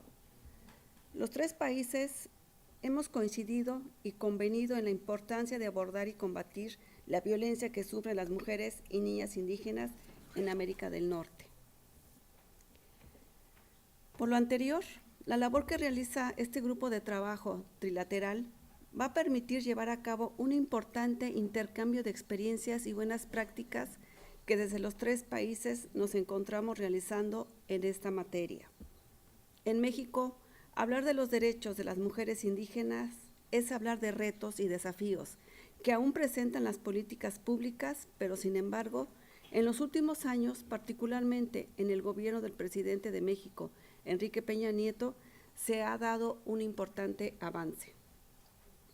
Por primera vez, la Planeación Nacional, el Plan Nacional de Desarrollo 2013-2018, establece una estrategia transversal de perspectiva de género, que se ve reflejada en todos los demás instrumentos de planeación que derivan del mismo, entre los que se encuentran el Programa Especial de los Pueblos Indígenas, en el que se trazan las líneas de política pública para alcanzar la igualdad de género y eliminar la violencia contra las mujeres y niñas indígenas. En base en ello, la Comisión Nacional para el Desarrollo de los Pueblos Indígenas, que en sus siglas es CDI y que en el transcurso de esta presentación lo estaré nombrando como CDI, tiene como objetivo llevar a cabo distintas acciones para promover el desarrollo integral y sustentable de los pueblos indígenas, teniendo como uno de sus principales principios incluir el enfoque de género y la interculturalidad de las acciones. La CDI cuenta con un programa de derechos indígenas, a la vez de realizar un conjunto de acciones transversales para consolidar una política pública que prevenga, que atienda, que responda y contribuya a la erradicación de la violencia contra las mujeres indígenas y a la eliminación de los estereotipos de género que se han generado contra las mismas. En este sentido, la principal herramienta de esta política pública para la igualdad de género e intercultural que hemos impulsado son las casas de la mujer indígena, que son espacios físicos en los cuales un grupo de mujeres indígenas apoyan a otras mujeres indígenas, brindándoles asesoría, orientación y acompañamiento para la atención de la violencia que sufren, así como información sobre sus derechos sexuales y reproductivos. Ello a través del modelo participativo de atención a la salud sexual y reproductiva, a la violencia de género en mujeres indígenas. A la fecha contamos con 29 casas de la mujer indígena, que han brindado más de 8,000 asesorías a mujeres en lo que va de esta administración del presidente Enrique Peña Nieto, por lo que el Gobierno de México considera que la experiencia de estas mujeres indígenas va a enriquecer el intercambio de experiencias en el seno de este grupo de trabajo trilateral. Aunado a este trabajo de las casas de la mujer indígena en el programa de derechos indígenas, participan los gobiernos locales en la elaboración de diagnósticos sobre la violencia contra las mujeres indígenas y mecanismos de atención diferenciados. Estos diagnósticos permiten conocer las causas y formas de violencia que sufren las mujeres indígenas en lo local y las acciones tendientes a su eliminación. Las organizaciones de la sociedad civil son fundamentales en las acciones que lleva a cabo el Gobierno de la República. Por ello, se otorgan recursos económicos a través de este programa para que estas organizaciones coadyuven en el gobierno en la eliminación de la violencia contra la mujer indígena. Es así que se apoyan acciones de derechos de las mujeres, atención y prevención de la violencia familiar y de género, salud sexual y reproductiva, violencia obstétrica contra las mujeres indígenas, prevención del embarazo en adolescentes indígenas, mismas que se fortalecen con el trabajo que México está realizando en el Foro de Población de las Naciones Unidas, prevención del VIH, fortalecimiento y promoción de la partería tradicional, nuevas masculinidades con enfoque intercultural, así como la promoción de los derechos de las mujeres indígenas con discapacidad. Asimismo, se llevan a cabo importantes acciones para el empoderamiento de las mujeres indígenas para fortalecer su participación en todos los ámbitos de la vida política y pública, con instancias del Poder Judicial y de manera muy amplia con la máxima casa de estudios de nuestro país, la Universidad Nacional Autónoma de México, con quien la CDI coorganiza el Diplomado de Liderazgo para Mujeres Indígenas, no solo de México, sino del Centro y Sudamérica, conjuntamente con el Foro Indígena y ONU Mujeres, como organismos multilaterales. En el acceso a la justicia de las mujeres indígenas, hemos excarcelado en lo que va de esta administración, por delitos considerados como no graves en la legislación mexicana, a 4,315 personas, de las cuales 374 han sido mujeres indígenas. Para apoyar estas acciones, en el marco del nuevo sistema de justicia penal que hoy existe en México, contamos con un padrón de 198 abogados y abogadas indígenas bilingües y hemos capacitado a 650 intérpretes de los cuales también son traductores en lenguas indígenas, que coadyuvan a que las mujeres indígenas tengan acceso a la justicia en su lengua. Estas acciones se están llevando a cabo en estrecha colaboración con la Procuraduría General de la República y el Poder Judicial de la Federación, con quien hemos suscrito importantes convenios para que garanticemos el acceso a la justicia de la población indígena, que les permite with Indigenous people in Canada with the launch of a long-awaited national inquiry into missing and murdered Indigenous women and girls this past year, and thank you for mentioning that, Ambassador Russell. I had the honor to lead the federal government's engagement with Indigenous peoples on designing the inquiry into missing and murdered Indigenous women. During this past winter, we heard firsthand of the devastating effects of violence on the survivors, the families, and the loved ones. In many face-to-face meetings, which both the ministers who are attending here today went to, and an additional minister from Canada, our Status of Women Minister Haidu, we met with more than 2,000 Indigenous people who were affected by violence in a matter of just a few months. We received feedback of about 4,000 responses to an online survey as to how to design the inquiry and what the impacts of the violence were. We met dedicated, strong Indigenous people who want change in our country and who want the violence to stop. They shared their ideas on how the inquiry should be designed and the issues that it should examine. And some of the themes that we're discussing today are exactly the themes that we heard about as we traveled the country this winter. We heard from victims of human trafficking who confirmed that the issue of violence against Indigenous women and girls knows no borders. We heard of the intergenerational effects of abuse caused by colonialism, racism, and sexism that were reflected in past practices such as residential schools. We heard from many Indigenous men and boys who want to be a part of the efforts to end the violence and who want to end the intergenerational traumatic effects of the colonialism and racism and sexism they too have suffered from. We also heard calls to put a spotlight on the issue of child welfare and our policies for dealing with children on reserve so that they can be improved. All of this input informed the design of the independent national inquiry.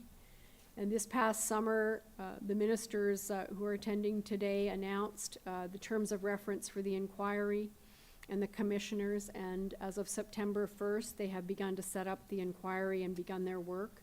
We anticipate that they'll issue interim recommendations in November of next year and December of 2018 final recommendations. And I encourage you all to check out their website and watch for those recommendations because they will apply probably in many ways to all three of our countries. I've talked about the inquiry, but today in our breakout sessions you'll hear more about other immediate actions that Canada is taking to address some of the underlying causes of violence against Indigenous women and girls. And you'll also hear more about that from our two ministers who will be speaking at the end of the day. I'd like to take a moment just to share a few of the initiatives that are happening in our country in a high-level fashion with you this morning. We have Aboriginal community safety planning, where Indigenous communities receive funding to develop community capacity and strategic responses to safety issues, including the safety needs of Indigenous women and girls. Our government's health department, and we have representatives from Health Canada here today, addresses risk factors linked to family violence on reserve and in the north in our Inuit communities by supporting community-based health promotion and prevention programs. Health Canada also supports access to mental health counseling in the shelters that our department helps fund. We have 41 shelters currently built in Canada and several more being built over the next couple of years. That counseling provides a coordinated, trauma-informed, and culturally appropriate services for women and children living on reserves and in our Inuit communities. Canada is also ensuring matrimonial interests on reserve through our Family Homes and Reserves and Matrimonial Interest Rights Act, which provides on-reserve spouses and common law partners with options, rights, and protections previously unavailable to them in our law, and also provides avenues for victims seeking protection. Our federal police, the Royal Canadian Mounted Police, and we have a representative from our RCMP here with us today, have really updated their reporting policies and practices to ensure better data collection. And we're going to talk about data today, but without the data and statistics as to what's actually happening to our Indigenous girls and women, we can't know the extent of the issue and how much we need to change that issue. So the data collection is absolutely crucial, and the RCMP is really playing an important role in that for us in Canada. In collaboration with our federal, provincial, and territorial partners and community organizations across Canada, we have a federal victims strategy led by Justice Canada, and we have our justice representatives here with us today as well. It supports the development and delivery of culturally responsive victim services for Indigenous victims and survivors of crime, and specialized services for the families of missing or murdered Indigenous women and girls. With the Victims Fund, more than $6 million per year is allocated to increase services for Indigenous victims and survivors and establish the Family Information Liaison Units, which were announced as part of our national inquiry. There are many more initiatives that we'll talk about with you today and share and learn from all of you about the best practices in your country. Across Canada, with our provincial and territorial governments, they are also taking action to combat violence against Indigenous women and girls. All provinces and territories are agreed to fully participate in the inquiry, making it the first ever truly national inquiry in our country. Other provinces, for example, this year in Ontario, the provincial government announced significant funding over the next 3 years to support Walking Together, a long-term strategy to end violence against Indigenous women. With prevention and it's reducing the impacts of violence on youth and families as a key component of that. And in the north, our territories are funding culturally relevant initiatives designed and developed by Indigenous women and for Indigenous women to take action to ending violence against them. To make progress to end violence against Indigenous women and girls, the Government of Canada strongly believes that it's necessary to work in partnership with our 3 countries and in partnership with our Indigenous organizations and partner groups that exist in all 3 of our countries. We're looking forward to today's dialogue on how we can continue to work together and build towards our next meeting along with Indigenous partners. Our 3 countries have taken an important step with today's meeting to join forces to end violence against Indigenous women and girls. Thank you again for hosting this meeting, and I wish you all a productive day. Merci. Thank you.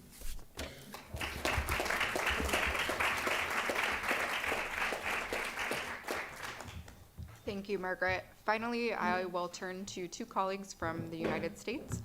First to Larry Roberts, Principal Deputy Assistant Secretary for Indian Affairs at the U.S. Department of Interior, and then to B. Hansen, the Principal Deputy Director of the Office of Violence Against Women at the U.S. Department of Justice. Thanks. Good morning, Sigoli. My name is Larry Roberts. I'm a citizen of the Oneida Nation of Wisconsin and leader of Indian Affairs at the Department of Interior, and it's my honor to be with you all here today. With so much of Indian country either sharing international borders or near international borders, our work is so vitally important together with Canada and Mexico to address this very important topic of eradicating violence against Indigenous women and children. Tragically, Native American women experience violence at extremely high rates. More than 84% of Native American women have experienced some sort of violence in their lifetimes, and the data shows that more than half of the perpetrators are non-Native. So in the United States, we are taking important steps to address domestic violence in Indian country.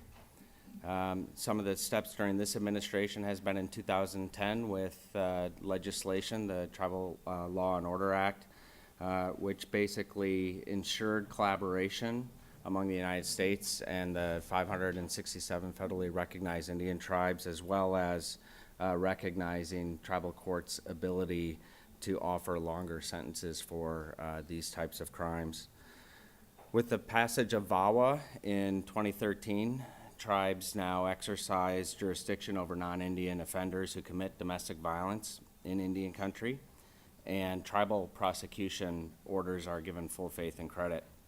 There's currently 5 tribes across the country that are exercising this jurisdiction currently: the Confederated Tribes of the Umatilla Reservation, the Pasquayaqui Tribe, Tulalip Tribe, Fort Peck, and Sisseton, Wahpeton, Oate. Jurisdiction is just one piece of the puzzle. We can't begin to make headway with our troubling domestic violence statistics without also addressing the criminal justice system as a whole. Increased budgets have been key to the steps that the administration has taken, but we're still at an estimated $2.2 billion shortfall. Through the good work of folks like Tricia Tingle in the Office of Justice Services, we're working side by side with tribal nations to strengthen tribal courts. We're also working side by side with tribal nations to increase resources within Indian country to address crime. And so from 2009 to 2011, the department, working hand in hand with Indian country, demonstrated that violent crime can be dramatically decreased through a targeted approach and community policing techniques. Through this effort, over a 24-month period, we saw a decrease of 35% of violent crime across 4 reservations. Building off of these results, we also launched a recidivism initiative. We base this program on data which suggests that the vast majority of offenses are not committed by violent criminals, but rather people who have suffered from untreated substance abuse issues, and many of whom lack access to treatment options. And so too often we saw some individuals out there serving effectively life sentences 6 months at a time. And so we launched an initiative to address recidivism on 3 reservations, and our preliminary data shows that we've seen a reduction in recidivism by double digits. So this recidivism work is also folded into our Tawahe initiative, which focuses on strengthening families. And we know that we need to address the root issues of poverty and other issues to really address this harder issue of eradicating domestic violence in Indian country. So, for example, with recidivism, if a young girl is shielded by abuse from hands of a community member who has had access to treatment, it's one less likely adult that we're going to see long term in our criminal justice system. So the status quo for Indigenous women and children in Indian country is clearly unacceptable. The United States is taking a serious and comprehensive approach to address this. Enhanced tribal jurisdiction, targeted law enforcement resources, and then programs designed to support individuals and families are examples of strategies that give us tremendous hope for the future. We know that our work is not done, and we want to continue to explore solutions to this complex issue. We look forward to learning more from our neighbors in Canada and Mexico about the ways that we can partner together to ensure safer and healthier Indigenous communities. So thank you.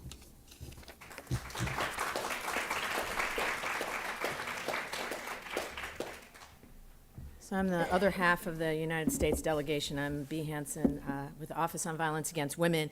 I just want to thank our partners from Mexico and Canada for being here with us and taking this trip to be here. It's proving to be an exciting day.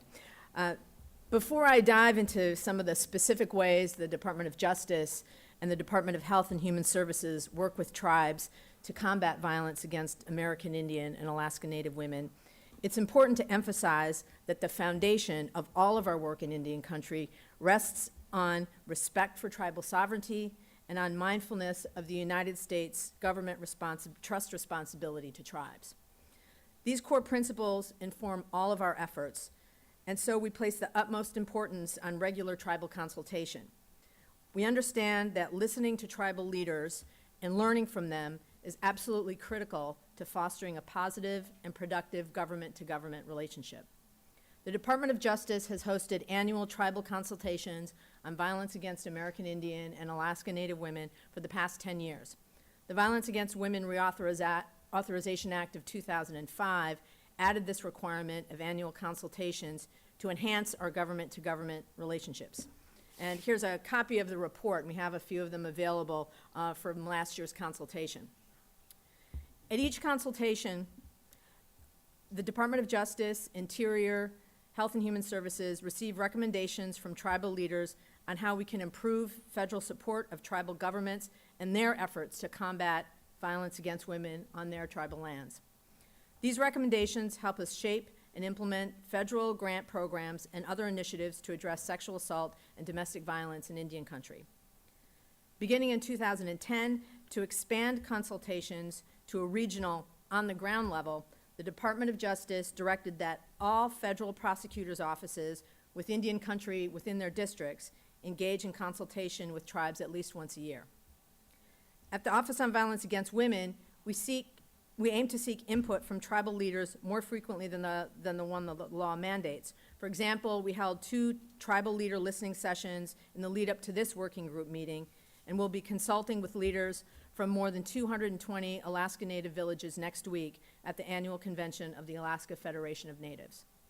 The Department of Justice has an Office of Tribal Justice, which advises the department on matters pertaining to Native Americans. And at the Office on Violence Against Women, we have a Deputy Director for Tribal Affairs. That's Lorraine Edmo, who's here with us today. She works to ensure that the voices of tribes are heard throughout everything that we do in our office. Lorraine meets regularly with tribal leaders nationwide to gain a better understanding of the needs and challenges that tribes face. She coordinates the implementation of the tribal provisions of the Violence Against Women Act within our office, and she oversees a staff of grant program specialists responsible for administering grants to tribes. The Violence Against Women Act authorizes 4 grant programs that are specifically designed for tribal communities: the Grants to Tribal Governments Program, the Tribal Sexual Assault Services Program, the Tribal Coalitions Program, and a new Grants to Tribal Governments to exercise special domestic violence criminal jurisdiction. And Larry had mentioned that provision in VAWA 13 a few minutes ago. In fiscal year 2016, the Department of Justice awarded more than $107 million in new grant funding to American Indian and Alaska Native communities. This includes nearly $45 million from the Office on Violence Against Women to fund programs in 87 tribes to specifically address domestic violence, dating violence, sexual assault, stalking, and sex trafficking. Also in fiscal year 2016, the Department of Health and Human Services provided $14.5 million to support domestic violence services through 238 tribes and tribal organizations. Beyond providing funding, we also support training and resource sharing initiatives to build capacity for tribes to address violence against women through their own criminal justice and healthcare systems. As Larry mentioned, a historic provision was added to the Violence Against Women Act in 2013. And so federal law now recognizes tribes' inherent power to arrest, prosecute. All right, folks, we are going to be switching to another event here. 6:06 out in Arizona right now. We appreciate you guys being with us this evening. Earlier today, we saw a Donald Trump rally in Charlotte, North Carolina. And now let's show you Hillary Clinton earlier today in Seattle.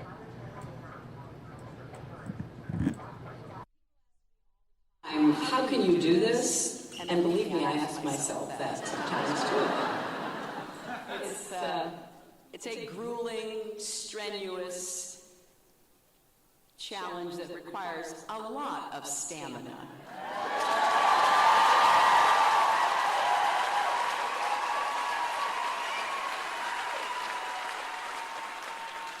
But what gets me up and keeps me going are people's stories. Stories about what they have faced and overcome. Stories about what they hope to get in terms of help, respect, recognition. I really want to be the president for the struggling, the striving, and the successful.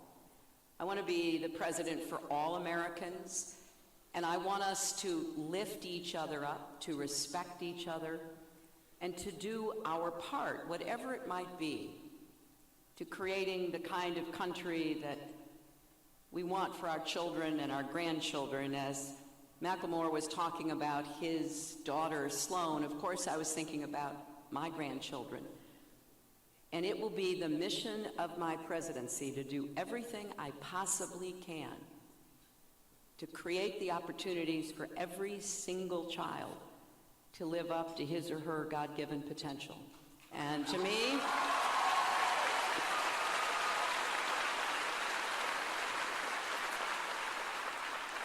there is no more important task for a family, a community, or a country and our world. I want to thank your terrific elected officials. I have such a great deal of respect for them. I'm looking forward to having the chance to work with them in the future, and particularly with your members of the Senate and Congress. So I want to thank Senator Patty Murray and Senator Maria Cantwell, Congresswoman Delvenie, Congressman Rick Larson, Congressman Adam Smith. I want to thank your governor, who I've had the chance to work with in the past, Jay and Trudy. Thank you both. Mayor Murray, Executive Constantine. I am excited about having the chance to work with them, and I also want to thank the team that put this amazing event together, led by Lindsay Reutemann and the Northwest Finance team for our campaign.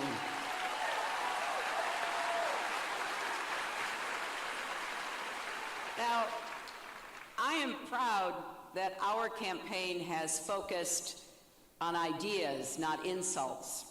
That's the kind of campaign that Senator Sanders and I started running back in the primary, where we talked about issues. We had a lot of the same goals, but we had some different ideas about how to get there.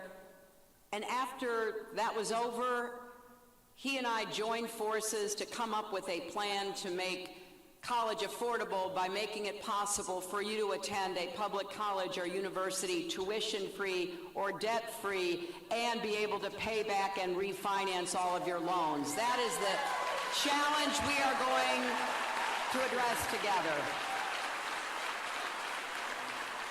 You know, bringing people together to solve problems is key to our democracy. There's no question about it.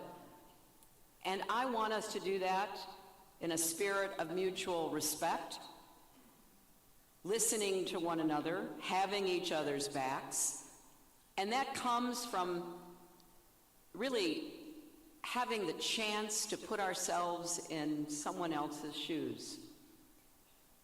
It's a shocker to me when I hear some of our fellow citizens, led by my opponent, degrade and demean so many other Americans. It's heartbreaking, really. And as our extraordinary First Lady and my friend, Michelle Obama, said so powerfully,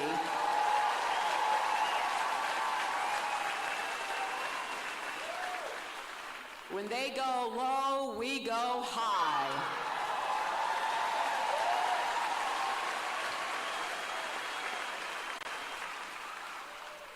It isn't easy running against someone who is so negative, so divisive, so dark and dangerous. I have said many times, I've known Republican presidents. I had to work with President George W. Bush after 9/11 when we had to rebuild New York City, and he gave me his word, and he was good to it, that we would get the resources we needed. I've known people who've been nominated by the Republican Party. I've had my differences with them on policies and principles, but I never questioned their fitness to serve. Donald Trump is different. He is unqualified and unfit to be the president and commander-in-chief.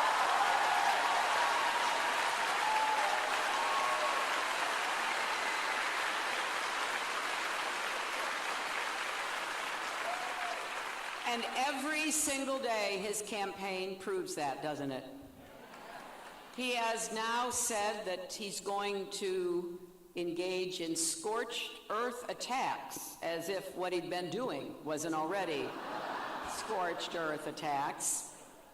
And I've said, you know, I really don't care what he says about me and what he does going after me. I am not going to respond to that, but I will stand up and defend everyone else who he insults, he degrades, he demeans.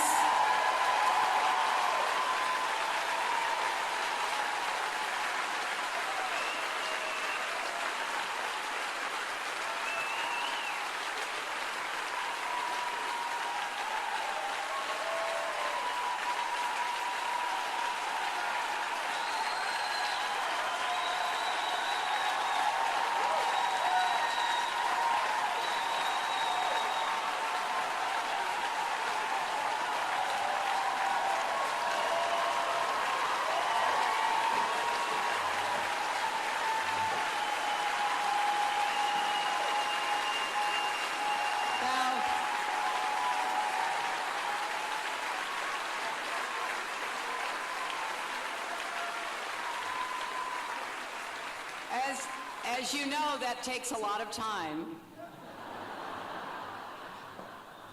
The whole world has heard how Donald Trump brags about mistreating women, and the disturbing stories keep coming.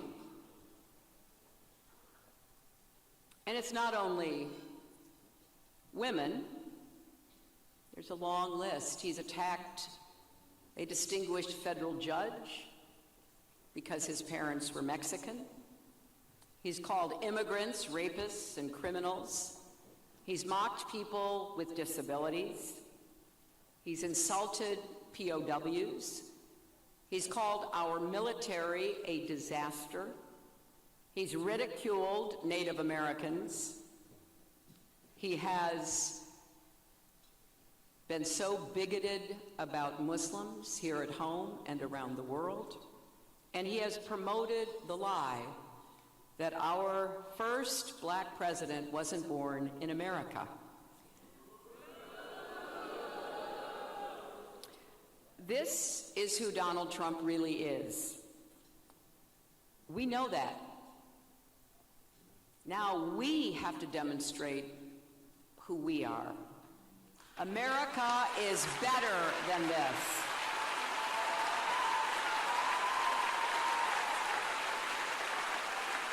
Now, there's a lot about this election that is dispiriting, unsettling.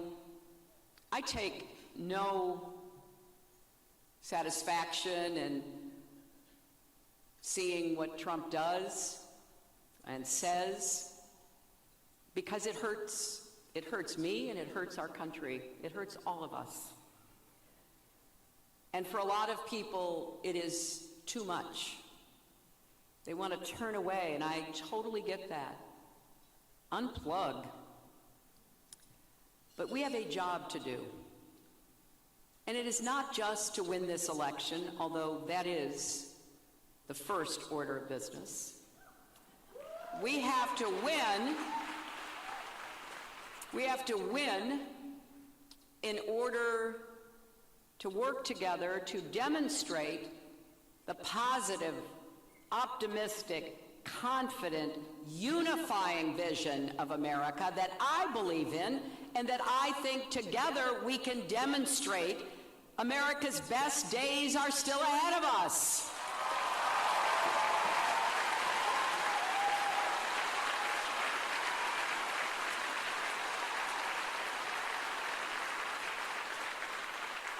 And we need to send a message to all of our children, all of our little girls and boys who are watching this intently. I've gotten letters from parents and teachers talking about what their kids in their classroom or in their homes are saying and feeling. I got a letter from a woman who adopted a little boy when he was just a baby from Ethiopia. He's an American now, a naturalized American. This is the only country he's ever known. And he is now 10 years old, aware of what's going on in our political campaign. And he said to his mother, "If Donald Trump wins, will he send me back to Ethiopia?" We have got to stand up for our basic beliefs that we're all better off when we treat people with respect and kindness, that it is never okay to bully anybody or to be hateful and degrading toward anyone. We need to refocus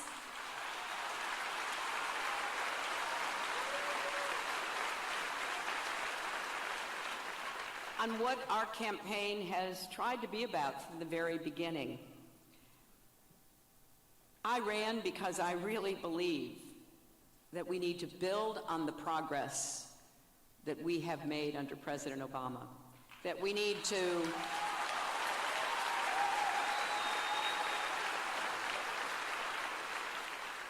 look at what he inherited back in 2009 when he became our president, the worst financial crisis since the Great Depression.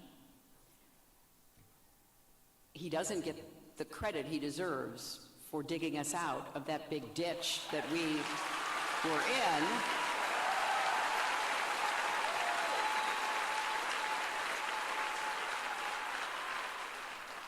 And to be very clear-eyed about the progress we've made, but the work we still have to do.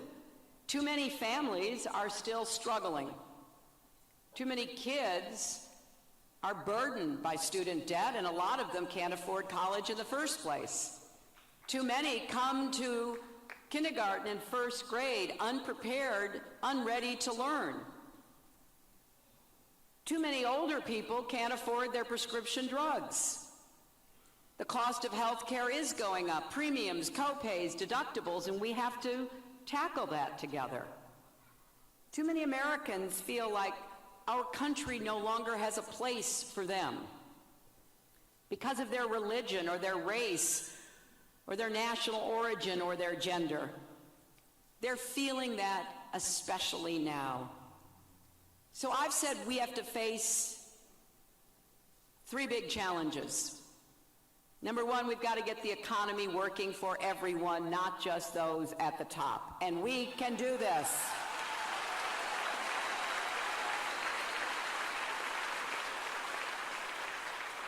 I have laid out a series of plans, and Tim Kaine and I have written a book together called Stronger Together, because we want you to know what our agenda is. We have this old-fashioned idea that if we're asking for your vote to be your president and vice president, we ought to tell you what we want to do to actually produce results for you.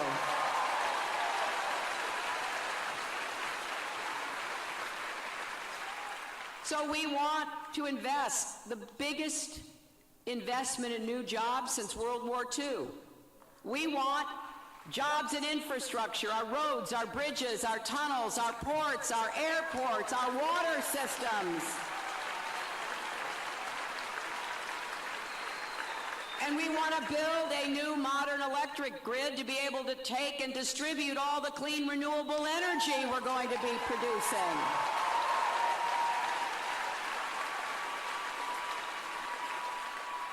I want us to install 500 million more solar panels by the end of my first term and enough clean energy to power every home within the decade.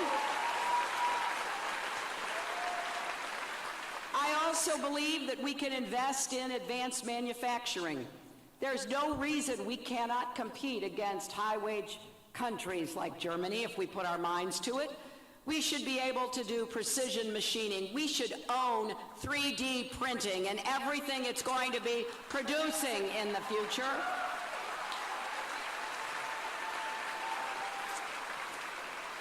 We need to invest in research, technology, and innovation. We've always been the global leader, but we've fallen back a little bit. And boy, there's so much we're on the brink of being able to understand, the breakthroughs that could come. And when it comes to clean, renewable energy, we have to not only combat climate change to save our planet, we have to do it to create the millions of new jobs and businesses that will come about because we are committed to do so.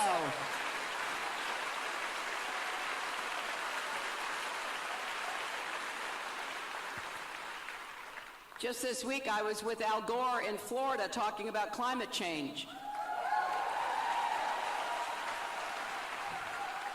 And here's a little interesting factoid. Because of Republican leadership in the state of Florida, the current governor of Florida, Jay knows him, he put out an edict telling the state government employees never to mention or write the words climate change.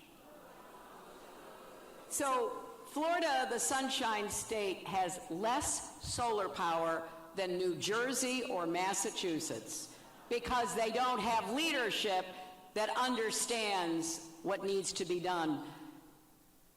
And as Al and I were talking, Al said, look, you know, this is not only critical for our country and the world, but it is something that would be smart for Florida because they're having sunny day flooding, and they're already seeing the results of climate change.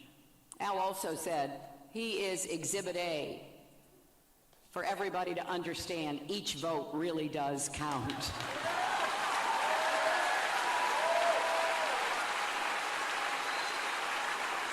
Now, while we grow the economy, we have to make it fairer. And among other things, that means we have to raise the national minimum wage so that people working full-time are not mired in poverty. We have to encourage and incentivize more companies to share profits. So if you are an employee who helps to make the profits, it shouldn't just be executives who get to share in the result of your hard work and productivity. And it is way past time for us to guarantee equal pay for women's work.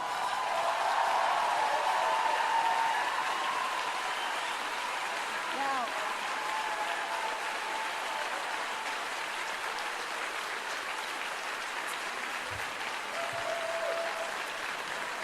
I talk a lot about that, as you might guess. So when I talk about equal pay and paid family leave, something else we need, and affordable child care, my opponent and his supporters accuse me of playing the woman card. Well, I'll tell you what, if standing up for those issues is playing the woman card, you know what I say, deal me in.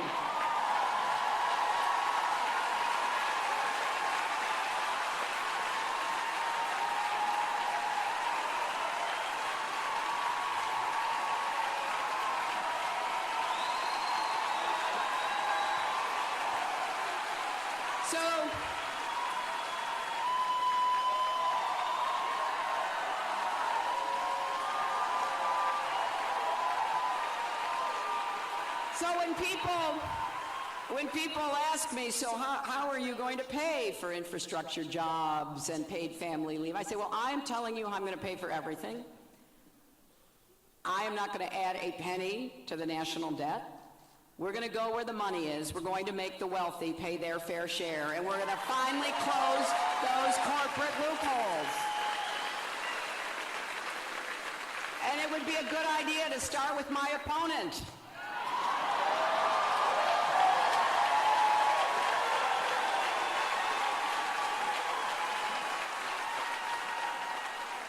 Any of you see the last debate? Well, we finally got him on the record that he hasn't paid federal income tax for many years. That is just flat wrong. Every one of us have, you know. He says it's smart not to pay. That means he thinks all the rest of us are stupid, but I think we are doing our part to support our veterans, our military, Pell Grants, health care.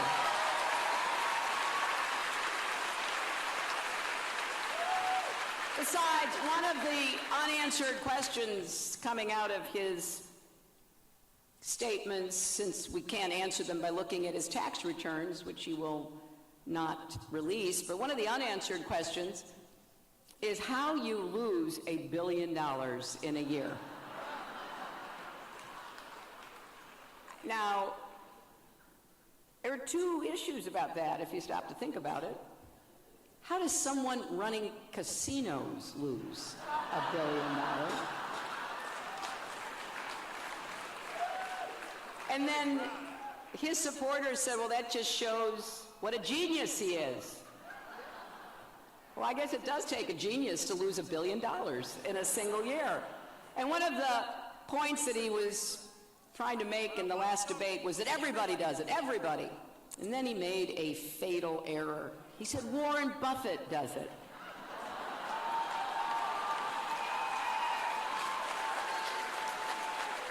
Not that he would have ever asked for my advice, but I would have been happy to tell him never pick a fight with Warren Buffett. Because the next day, Warren Buffett issued a press release saying he has paid income tax for 72 years, since he had his first job when he was 13 years old.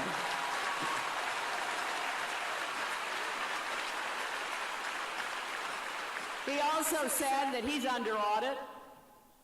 He has no problem releasing his tax returns. He'd be happy to meet Trump anywhere, anytime. You bring yours, I'll bring mine. We are also facing some difficult questions around the world, and we need steady, strong, and calm leadership in the Oval Office. We need to be sure that we protect our country and that we lead the world in accordance with our values. And every time I hear my opponent talk, I understand why so many Republicans, particularly those who have served in national security and foreign policy positions under Reagan or one of the two Bushes, have publicly said they cannot support him. Because his temperament and what he has already demonstrated in terms of not knowing what happens in the world and how important it is to be thoughtful and careful about the words you use, disqualifies him. But make no mistake, he's already done damage to us.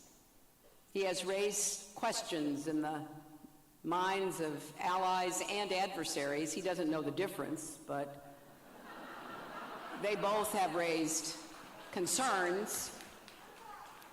And we're going to have to repair that damage after this election. I've talked with many foreign leaders and representatives who have said, what are we supposed to believe? We hear the statements he makes. We hear him praising Putin when we're scared to death of what Putin is doing in Europe and Syria. We hear him say that he won't let Muslims from anywhere in the world come to America. What are we supposed to say to our people when we're your ally fighting ISIS and terrorists? So make no mistake, we do have to repair the damage that he's done, which we will do. But on both domestic and on national security grounds, repudiating his candidacy sends exactly the right message. And that is what we must do on November the 8th.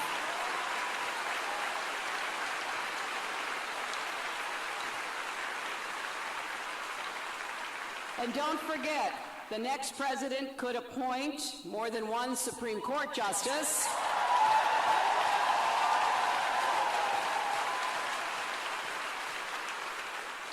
And we already know the kinds of people that Trump has said he wants to appoint if he were ever in that position, heaven forbid. And who are they? They are people who would reverse Roe v. Wade, reverse marriage equality, do nothing about Citizens United that is corroding the basis of our electoral system with dark, unaccountable, undisclosable money.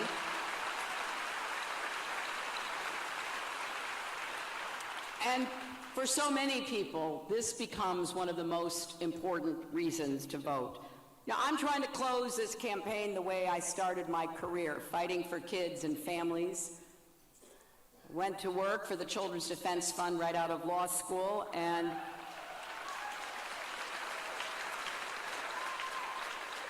have had the great privilege of working to open schools for kids with disabilities, stand up against discrimination that keeps African American kids out of schools, try to do what we must to reform the criminal justice system so that it is not discriminating against African American and Latino and Native American people.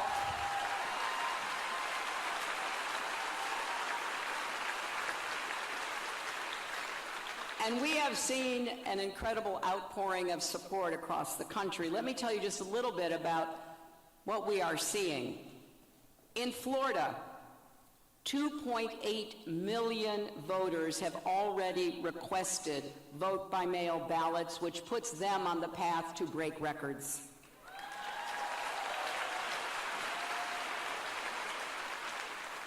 In Iowa, registered Democrats are outvoting registered Republicans by a margin of nearly 2 to 1.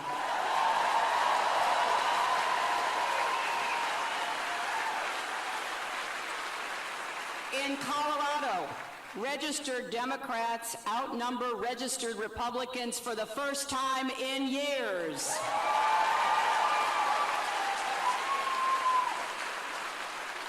And in North Carolina, ballot requests are up from African Americans, Latinos, and Asian Americans who are going to be turning out in record numbers.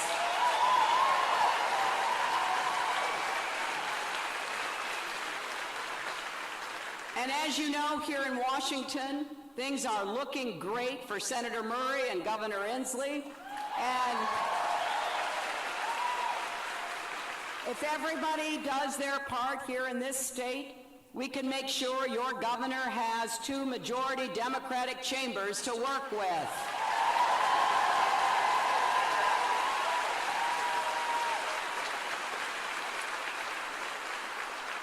Now, beyond the numbers, I can tell you enthusiasm on the ground is tremendous. Yesterday morning, I went to one of our field offices in San Francisco where hundreds of people come in every day, some of them showing up at 6 a.m. to start calling the East Coast, to remind people to get registered and to do everything that they can to help us turn out the vote. And if you get a chance, you should really check out the OH Votes Early. That's Ohio, OH Votes Early, hashtag on Twitter. There are such inspiring stories. I was seeing some of them on TV and online that were being sent and broadcast of people standing in line starting the night before early voting began because they were so determined to be sure that their vote counted. Everything we are seeing reflects that Americans understand how critical this election is, and they are ready to stand up and vote for the kind of country that they believe represents the best of our values, who we are, who we can be together. So, my friends here in Washington, a big vote is not only important to send that message from this great state, but also to elect Democrats down ballot. So if you believe as I do that no matter who you are or what you look like or who you love, you have a place in America, then you've got to vote and you've got to get your friends and your family to vote.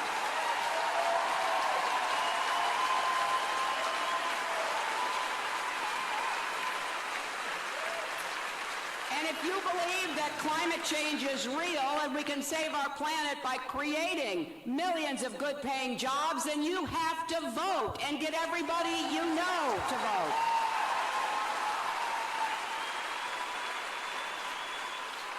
We can go down every single issue you care about, because it will be on the ballot. Maybe not listed, but represented. My name may be on the ballot, but everything we care about is actually there too. If you know anybody who's thinking of voting for Trump, please stage an intervention.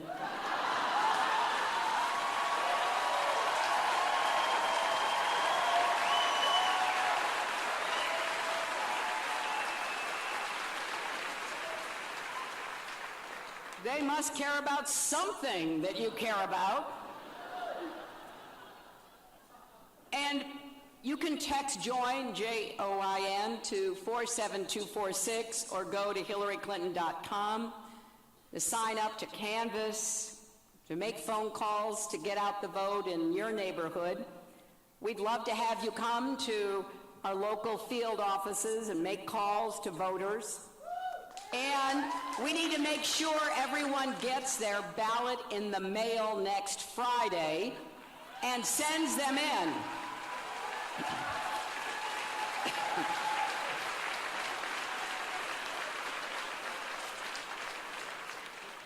And maybe one of the additional arguments you can make to those friends who may be straying is that if we do our job, in 25 days, Donald Trump will stop being on the news every single day.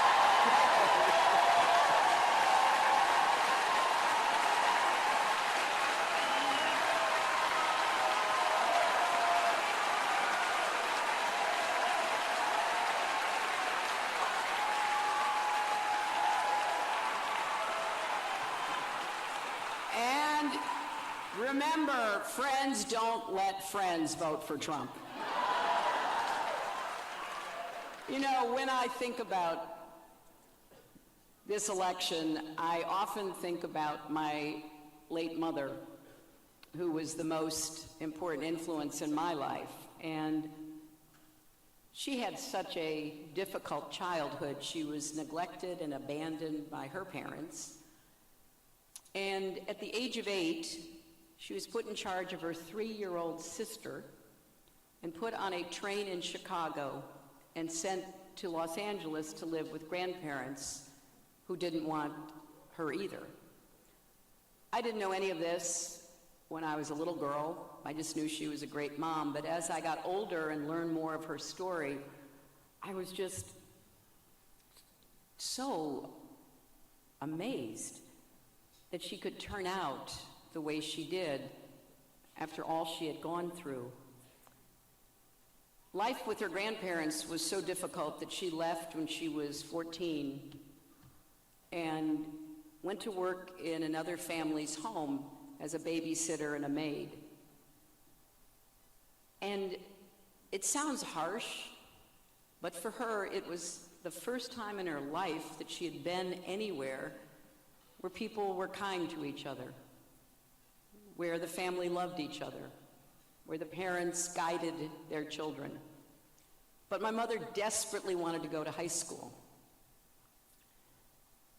And the woman she was working for knew that and said to my mother, you know, if you get up early and get your chores done, you can go to high school, but you'll have to come right back. Again, that sounds harsh, but for my mother, it was the greatest of gifts. So she did, all during her high school years, get up really early, get her chores done, and then literally run to high school. And then after it was over, she couldn't be in any clubs, she couldn't do anything extracurricular, she had to run right back. But she graduated from high school. She never had the chance to graduate from college. And she believed deeply in education and instilled that in me. And I asked her one time, how on earth did you make it through without becoming bitter and broken? And she said, along the way, people showed kindness to me. Throughout this campaign, I have said we need to have more love and kindness in our country. And not just as a reaction to Trump,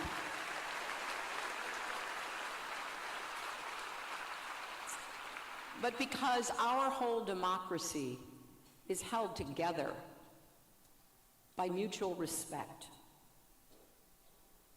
by understanding what someone else wants and what you want and how you work through to obtain compromise. I'll tell you, two of the people who understand that better than anybody else that I have met and worked with are your two senators.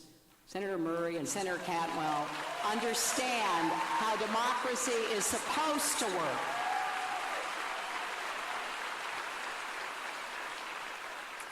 I tell you that story because for me, it is about having a victory on November 8th. But much more than that, it is about asking all of you to partner with me from the local level to the national level, to find ways that we can make sure that there are opportunities for everyone, particularly our kids and our young people. I want us to start looking after each other again. I want us to find ways to help people who are feeling left out and left behind, and there are too many of them right now in our country. We need to pass some laws and we need some real national commitments, but we also need people to support each other. So I will be asking for your help. I need your help, not just to win this election, but to govern and to heal the divides that exist in our country right now. I do believe there isn't anything we can't do once we make our minds up to do it.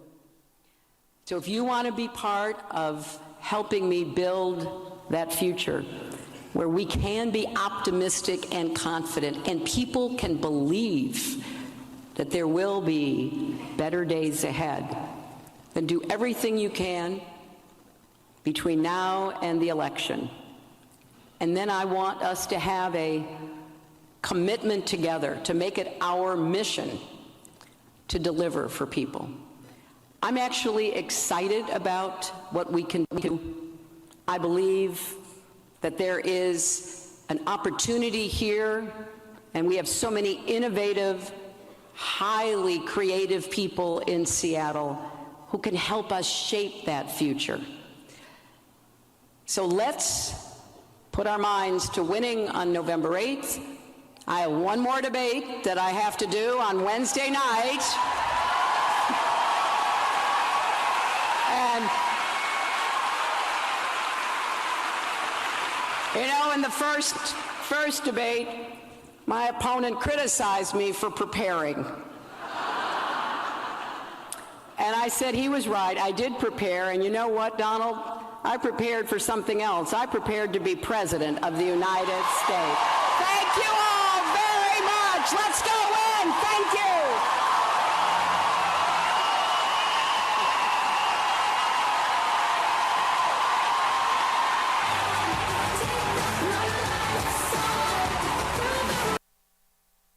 All right, folks, just a reminder, Wednesday is the third and final presidential debate live in Las Vegas. John Hook and our very own Steve Kraft will be at the debate, and we will be streaming live right here on the Fox 10 News Now stream for you, starting 5:30 on Wednesday. 6 o'clock is the debate. We will stream it for you in its entirety. You guys are watching the Fox 10 News Now stream, part of fox10phoenix.com. We always appreciate when you are with us.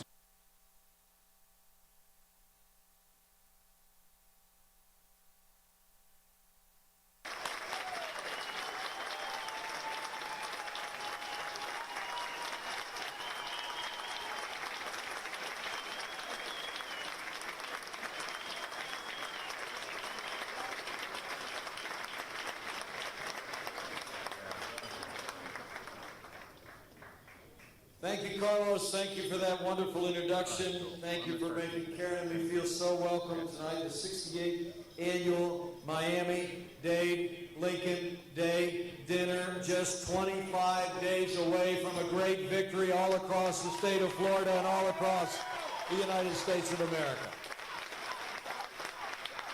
Incredibly honored to be with all of you tonight. Karen and I really are. It's wonderful to be back in Florida. We had a great event up in Pensacola today.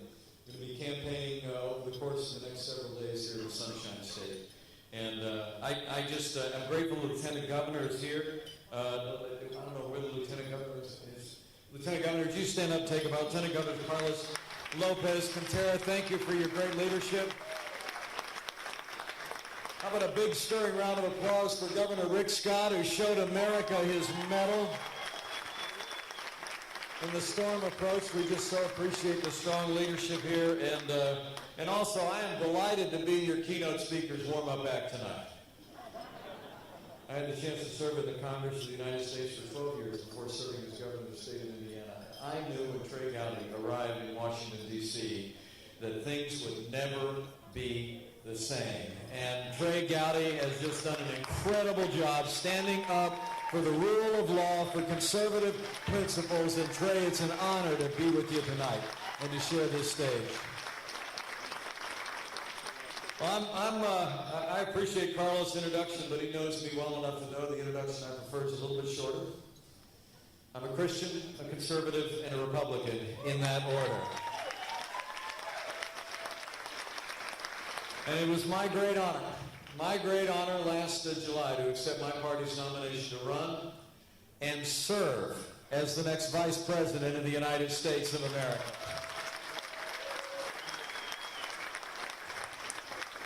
We've got 25 days in front of us, and we've got our work cut out for us, not only here in the Sunshine State, but all across America. But I just have two major requests. Would you do me a favor and send Marco Rubio back to the United States Senate with an overwhelming majority in Florida? And would you not rest and not relent until we make Donald Trump the 45th President of the United States of America?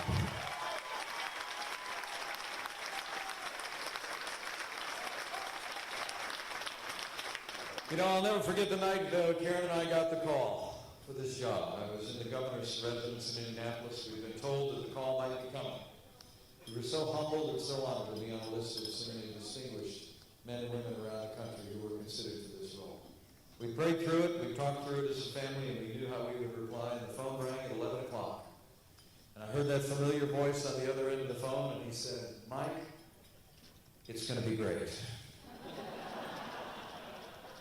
And I said, well, if there's a question in there, the answer is yes. And he's been right every single day, because this is a movement that is going to transform America, and it's going to carry us to a tremendous victory come November the 8th. And I truly do believe Donald Trump embodies the spirit of America.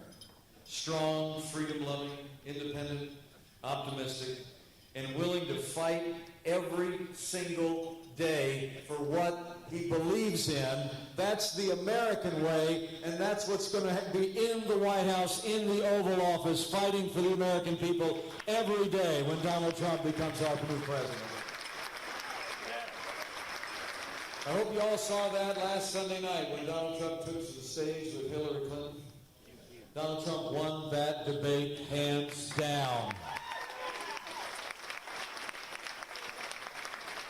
And we had a little bit of debate of our own. Carlos mentioned it in Farmville, Virginia, a little bit more than a week ago. And I want to apologize for being a few minutes late tonight, because actually I was backstage and Senator Tim Kaine called and interrupted me 5 times before I was introduced to come on. But I'll tell you what, some people think I won that debate a week ago Tuesday, and I'd leave that to others. But I honestly think, just like Sunday night, I think Donald Trump won that debate. I think Donald Trump's ideas won that debate. I think Donald Trump's vision to make America great again won that debate. And that vision and that energy and that man are going to win all the way to the White House come November the 8th. Because, you know, at the end of the day, this is not so much a choice between two people.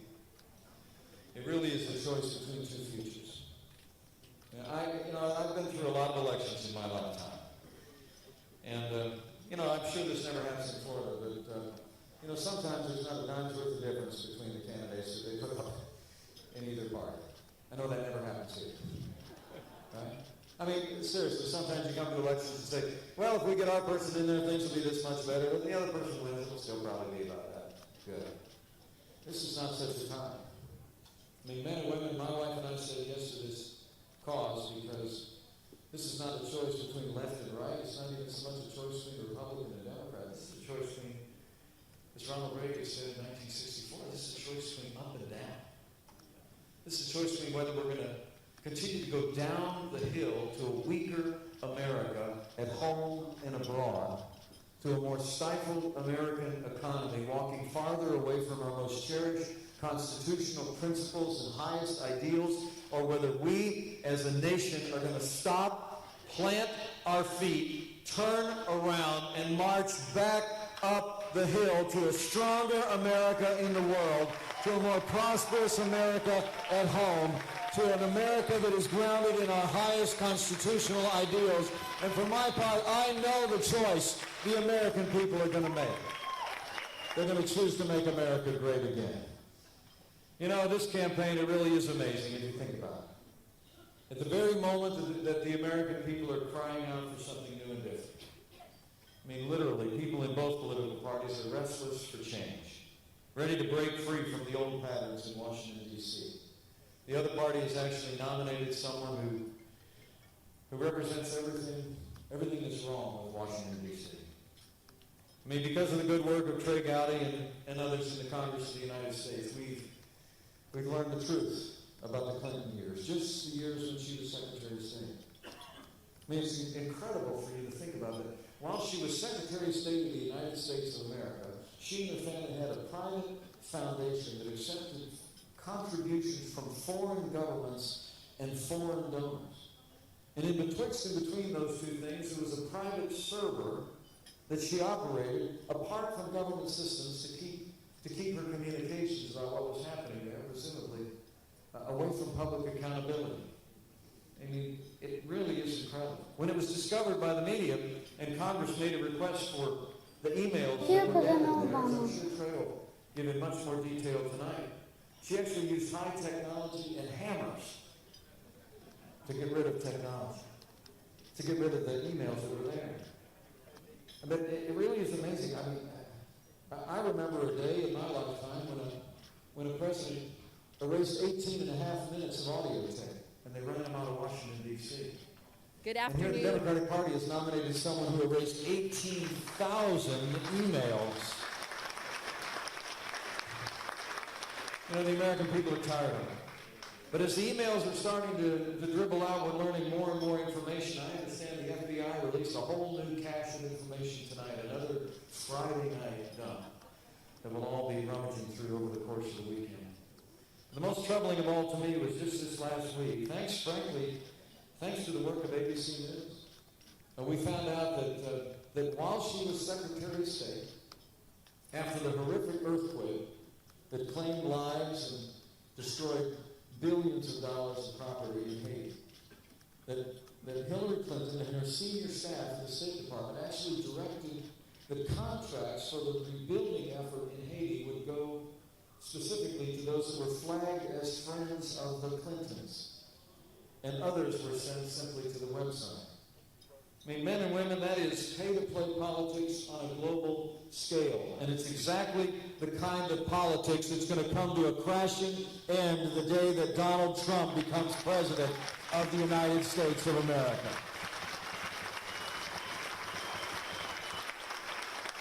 You know, I do have to tell you, in the midst of the avalanche of evidence of political favoritism and outright corruption and deceit that's flowing out of the Clinton years, in the midst of the willful ignorance of the national media about all of that, and in the midst of daily and unsubstantiated attacks on my running mate, it's easy to lose sight that this election really is about big things. It's about things that affect every American and impact our families and our lives. In the time I have remaining, I want to remind you of those things, so that hopefully you leave here tonight having had a great meal, having heard from an incredibly courageous leader on Capitol Hill, but I hope you also leave here tonight and determined to go tell somebody about it. Because this election, I think at the end of the day, despite all the distractions that come up day to day, and I got to be honest with you, I have to turn on the television every morning with a stick. I just never know what's going to be there, right? But the truth of the matter is, this election is really it's about national security. It's about safety at home and abroad. It's about a more prosperous America, and it's about our Supreme Court of the United States.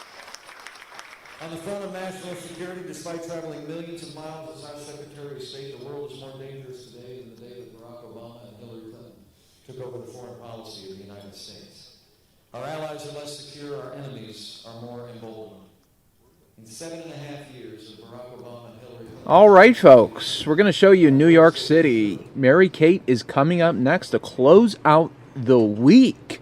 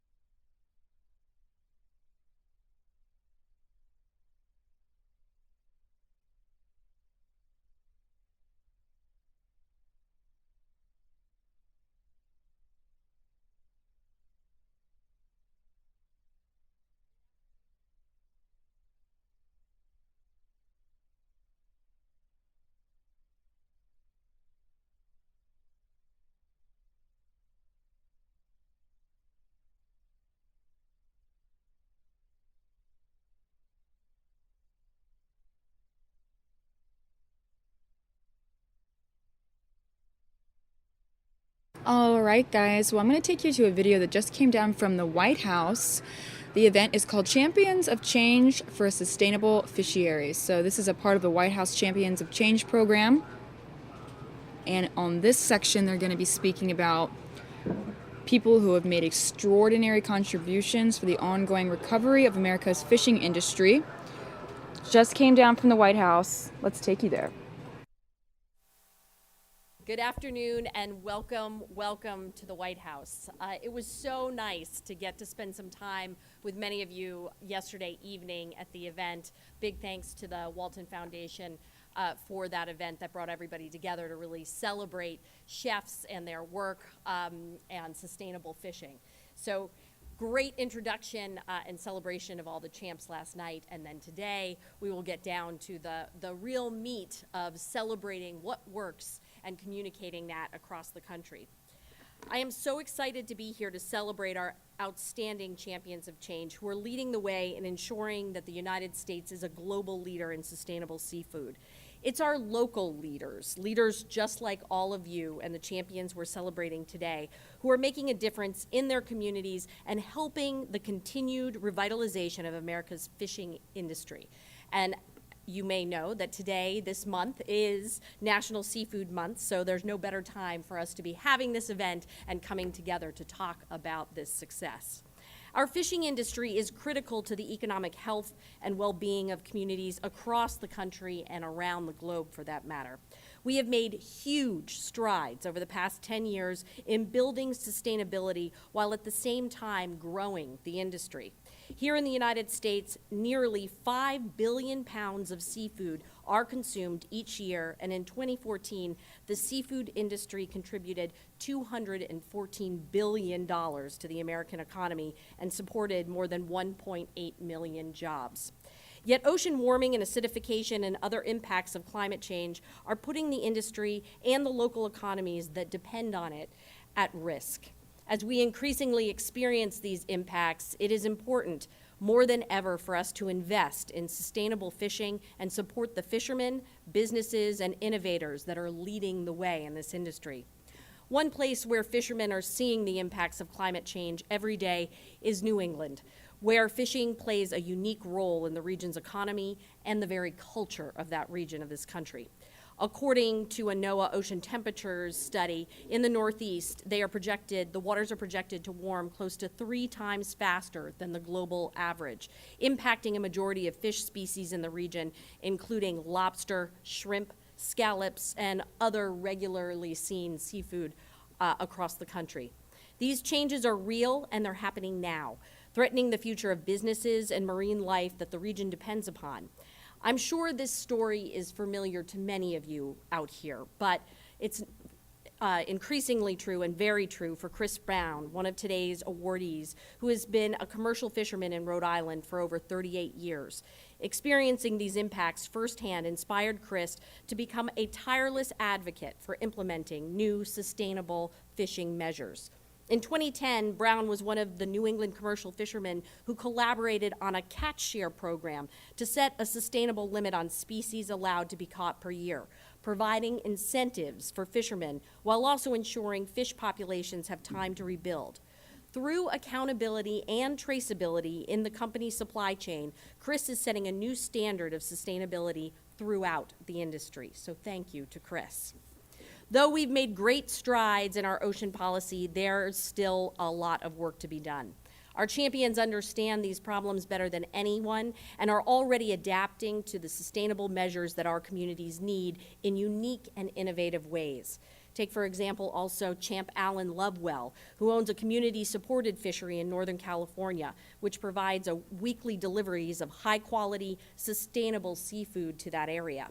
This unique business model helps connect consumers directly to their local fishermen while also maximizing the use of local fish species without overfishing. This company has also launched a new program, Bay to Tray, that provides local seafood to public school children through their school lunches and brings local fishermen into their classrooms to teach them about ocean health. Now, as someone who has 2 little children, my son who is 6, his favorite dinner is any kind of white fish. So if we could get that white fish here in the DC school system, that would be really incredible, because their lunches, as far as I can tell, have no fish. So in conclusion, let me say to all of our champions here today, you are remarkable. And this Champions of Change event that we've had now, several of these, you will be the last of the Obama administration, where we really, really get to celebrate the local impacts and the local leaders who make the real difference in this country. So thank you for traveling all this way, especially on a Friday before a holiday weekend, for us to really celebrate the heroes of this country, which are the local leaders and our champions of change. Thank you and enjoy today.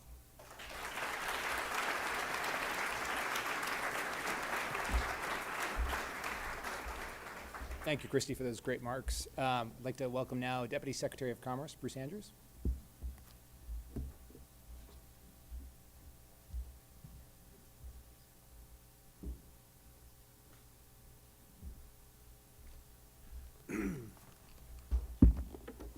Well, good afternoon, everyone. And before I begin, I want to thank both the White House Council on Environmental Quality and also our team at NOAA for planning today's event. I also want to thank all of you for being here. Today, we recognize a group of men and women for their service as champions of change. While I won't be able to join you for the entire event, I really want to be here today to personally say how important your efforts are to our communities, our country, and our planet. Every day, ordinary Americans do extraordinary things. They are not motivated by fame or fortune. Instead, they are driven by the idea of making things better for their families, friends, and neighbors. That is what Champions of Change is all about. It's a chance to recognize those making a difference in their communities. It's a chance to celebrate people like you. Fishing is one of our nation's oldest and proudest professions. Every morning before the sun rises, thousands of Americans head out to sea to fish. And back on shore, there are entire industries that support this important commercial and recreational activity.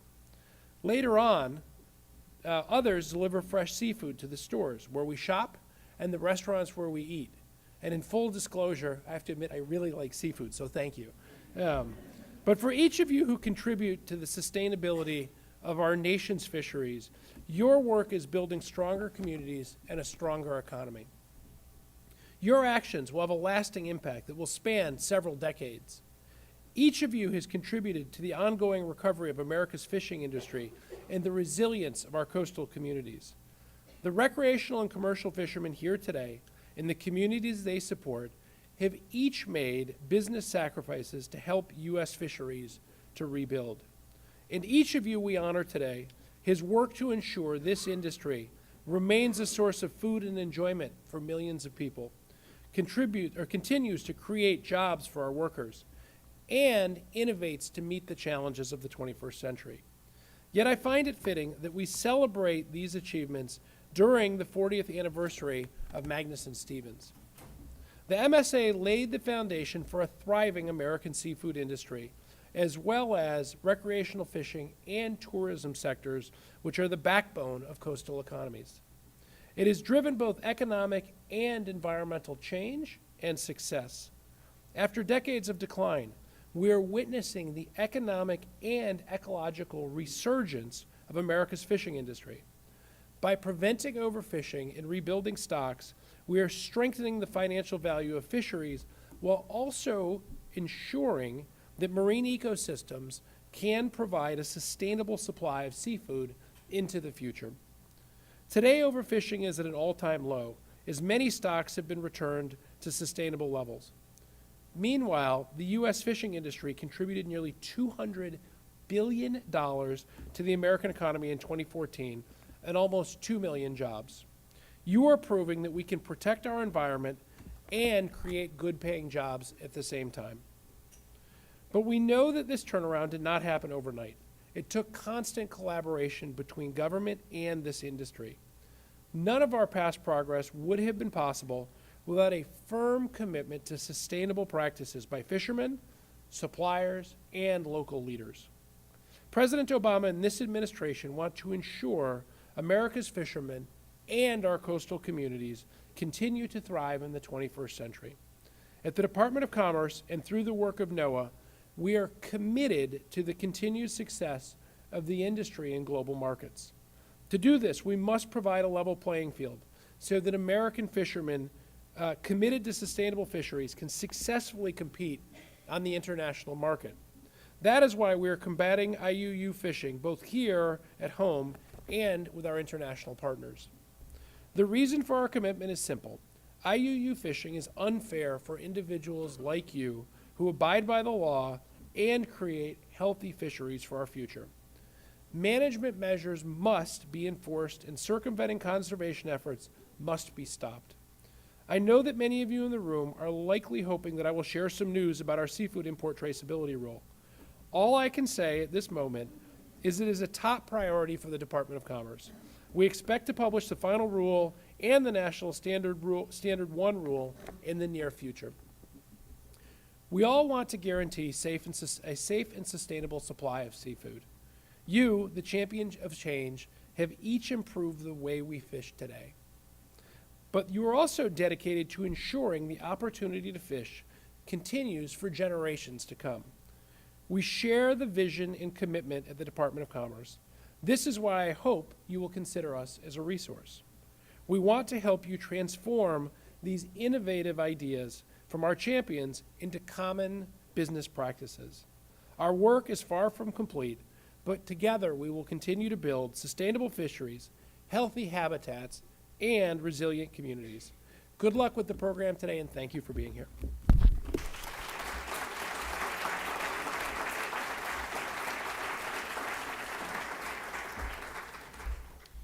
Thank you, Bruce. Thanks for setting the hook. So I'd like to welcome our first panel. So Alan Lovewell, Byron Inclade, Christopher Brown, Jason Dela Cruz, Linda Bacon, and Luca Mossman. Please come up. And the moderator will be Ellen Bolin from the National Oceanic Atmospheric Administration.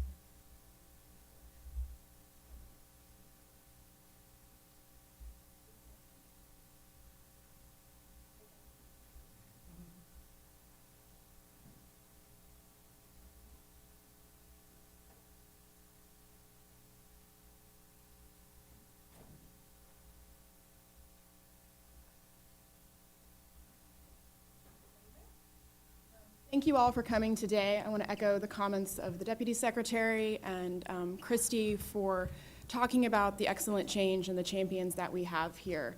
I've actually had the privilege of meeting a lot of the men and women that we're speaking to today in their regions and seeing them on the water and at management council meetings, which are tedious but very necessary, and seeing their commitment and their dedication to both the process through the sacrifices and the successes that we've had. And so it's going to be a great opportunity to hear more about what they've been able to do. So why don't we quickly go down and introduce yourself and just provide a quick bit about kind of who you are and where you're from. Hello, everybody. My name is Christopher Brown. I am the president of the Rhode Island Commercial Fishermen's Association, and I am also the president of the Seafood Harvesters of America. I am an active commercial fisherman. I fished a couple of days ago. I'll be fishing tomorrow about 2 o'clock in the afternoon. And, well, anyway, I've been fishing for so long. I have seen this industry at its best in New England, and unfortunately, I've seen it at its worst. We have taken some hard hits to turn things around, and I think we are most of the way through the turn. You know, I get to come here and talk to you about this stuff, and it is by virtue of the fact that I stand before a huge bunch of fishermen who have some enormously wonderful core values. That is why I am here. It is not so much me. I think it is always the people that you represent that lead you to a place like this. So I'd like to accept any accolades on their behalf. So I'll turn it over. Hello, my name is Alan Lovewell. Before I start, I just want to thank everyone. It's obviously been a tremendous effort to get everyone here, and obviously we all represent a lot of individuals back home that have put in a tremendous amount of effort to make our dreams and our visions reality. So without them, it's obviously not possible.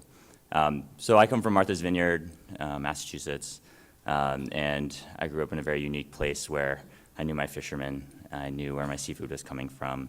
The bycatch of the fishermen I knew would actually end up being my dinner. And I moved out to Santa Cruz, California, and I've traveled around the world, and I've realized that my experience where I grew up was very unique. In fact, most people don't know their fishermen. They don't know where their fish comes from, and it's a big problem. It's one of the leading reasons why we have IUU. If we knew the conditions in which our seafood was being produced, we probably wouldn't buy a lot of it. And so what I decided to do, and why I'm here, is because, come up with a solution, a unique solution, where we're at, again, connecting fishermen to the consumer, not just for consumer trust and knowing where their food is coming from, but on the fisherman side of things, knowing where their fish is going. I think that's a really valuable thing that we don't often discuss. Fishermen like to know where their fish is going just as much as we like to know where we're getting it from. And then also realizing that seafood isn't just about, and local seafood isn't just a right or something for the elite. And we shouldn't just have to get it out of Whole Foods or large grocery stores at a premium price. That it should be accessible to all. It's a commons resource. It comes from the ocean. No one owns the ocean, or at least all of it. We obviously have our EEZs, but the idea that we should all, as citizens, of this country and other countries, should be able to access seafood in different ways, and getting seafood to children in schools, I think, is a great way. One, to improve the nutritional value of foods being served to these children, but get them connected, get them excited about the ocean, get them excited about maybe becoming a fisherman one day. And right now, those opportunities are again slim. So putting together those building blocks is, I think, fundamental for having a sustainable future.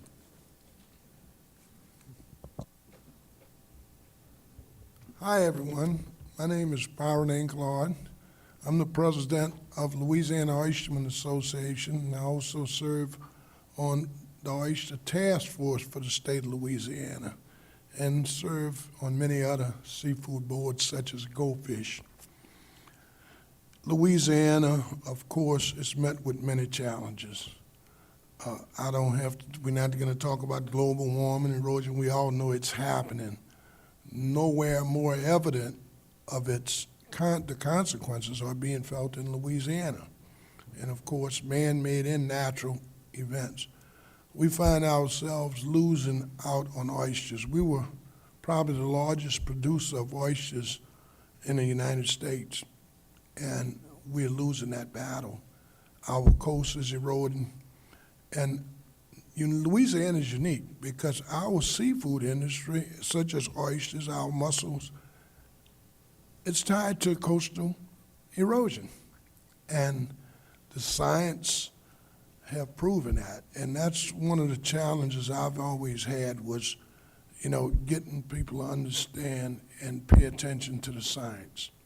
Because I do believe if we're gonna change the course and change the attitude and the mindset of the fishermen and those that benefits from it, we have to pay attention to the science. And my job has been making sure we have the policy and that allows the science for us to move forward and benefit from our science community. So thank you, and I'm grateful to be here. Aloha mai kako. My name is Luka Mossman, and I'm from Hilo, Hawaii. I grew up, I'm not a president of anything. I'm so honored to be here around accomplished people. I'm just lowly, I work for Conservation International as a project coordinator. but I'm first and foremost a Native Hawaiian, and I'm also a fish pond practitioner. And I'm here, like everyone else, to represent those people that I work with on the ground. In Hawaii, in ancient Hawaii, there was over 400 fish ponds across the state of Hawaii. Now there's less than 50 being managed and being restored. But it's exciting to see more and more people on these fish ponds, seeing that our fishery in Hawaii is everything to us. You know, when those boats stop coming in and stop bringing food, we depend everything on the ocean. And the fish ponds help us not only perpetuate a culture moving forward, but it also helps produce fish and provide fish for our communities. It's a very old system, but it's also very innovative moving forward into the future. And my whole job is to help support those people that work on these fish ponds so that they can have a sustainable livelihood, and also, you know, promote this practice to the younger generations so that they can grow up to be these fish pond managers and see these fish ponds be more productive. The fish pond that I grew up restoring in Kalehaleolono in Hilo, Hawaii, is over 800 years old, and it's still working today, and it's still feeding the children, the Native Hawaiian children that live around it. And so it's exciting to see more and more fish ponds being managed. It's kind of the in thing now in Hawaii, and so I'm really stoked. I'm really honored to be here and learn from you, learn from everybody on this table and sitting in the stands. I really look up to these champions that are working to protect our oceans, to protect our food. We're talking about it last night. Food is culture, and if you don't respect your food, you don't respect your culture. And so that's what our people and our fish pond practitioners really thrive at, because we all love eating fish and we want to continue eating fish. So that's why we have these fish ponds. That's why we're all here. Mahalo. Linda Benkin. I'm from Sitka, Alaska, commercial fisherman for over 30 years, everywhere from Southeast Alaska to the Bering Sea, and no, it's nothing like Deadliest Catch. I am the executive director of Alaska Longline Fishermen's Association and feel, as others have said, that really any success I have is due to the incredible people, fishermen that I work with, and both at Alpha and in various coalitions, networks that I'm also involved with. I have found fishermen to be incredible problem solvers. They have to be when you're out on the water 90 miles offshore and something breaks. You have to know how to fix it, and you have to know how to get yourself back to shore and keep your crew safe. So we've tried to harness that creativity by working with our fishermen, involving them in research projects with scientists, with academia, with NGOs, with the federal government, state government, to solve the problems that we see, that other agencies see, and be creative about how you enable fishing to continue while taking care of the fish and understanding better the forces that are happening in the ocean.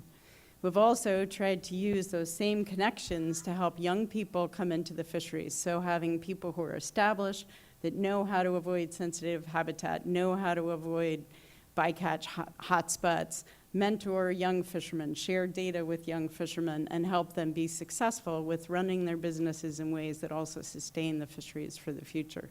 Like Alan, we have a CSF to try and connect people, try and tell the stories of the people in the fisheries, of their successes, of their commitment to sustainable fisheries for the future. I'm really excited to be here, really honored to be part of this group, and really look forward to hearing from everybody who's part of this process. Thank you very much for this opportunity to be here, and I'll be honest, it's a very humbling experience. Jason Dela Cruz, I've been a commercial spearfishing for about 15 years now, and I kind of grew up in the business, from catching bait to supplying it to the little boats when I was, 10 years old to 12 years old, all through those summers, and then kind of just evolved into the fishing industry. It really is something that I truly love. Being in the water as I do as often as I am, it's something I even, seems like the older I get, the more I appreciate just looking at what's below me and less worrying about harvest, which I think is kind of an evolution of things. I am the Vice President of the Gulf of Mexico Reef Fish Shareholders Alliance and then the Executive Director of Gulf Wild. We were one of the first people to decide to actually build a traceability and a brand out of our fish in the Gulf of Mexico. We focused in the reef fishery, which is less of a coastal community and more of a kind of a regional area. So when we built the brand, we built it with that mindset so that we could identify our product all the way through the supply chain.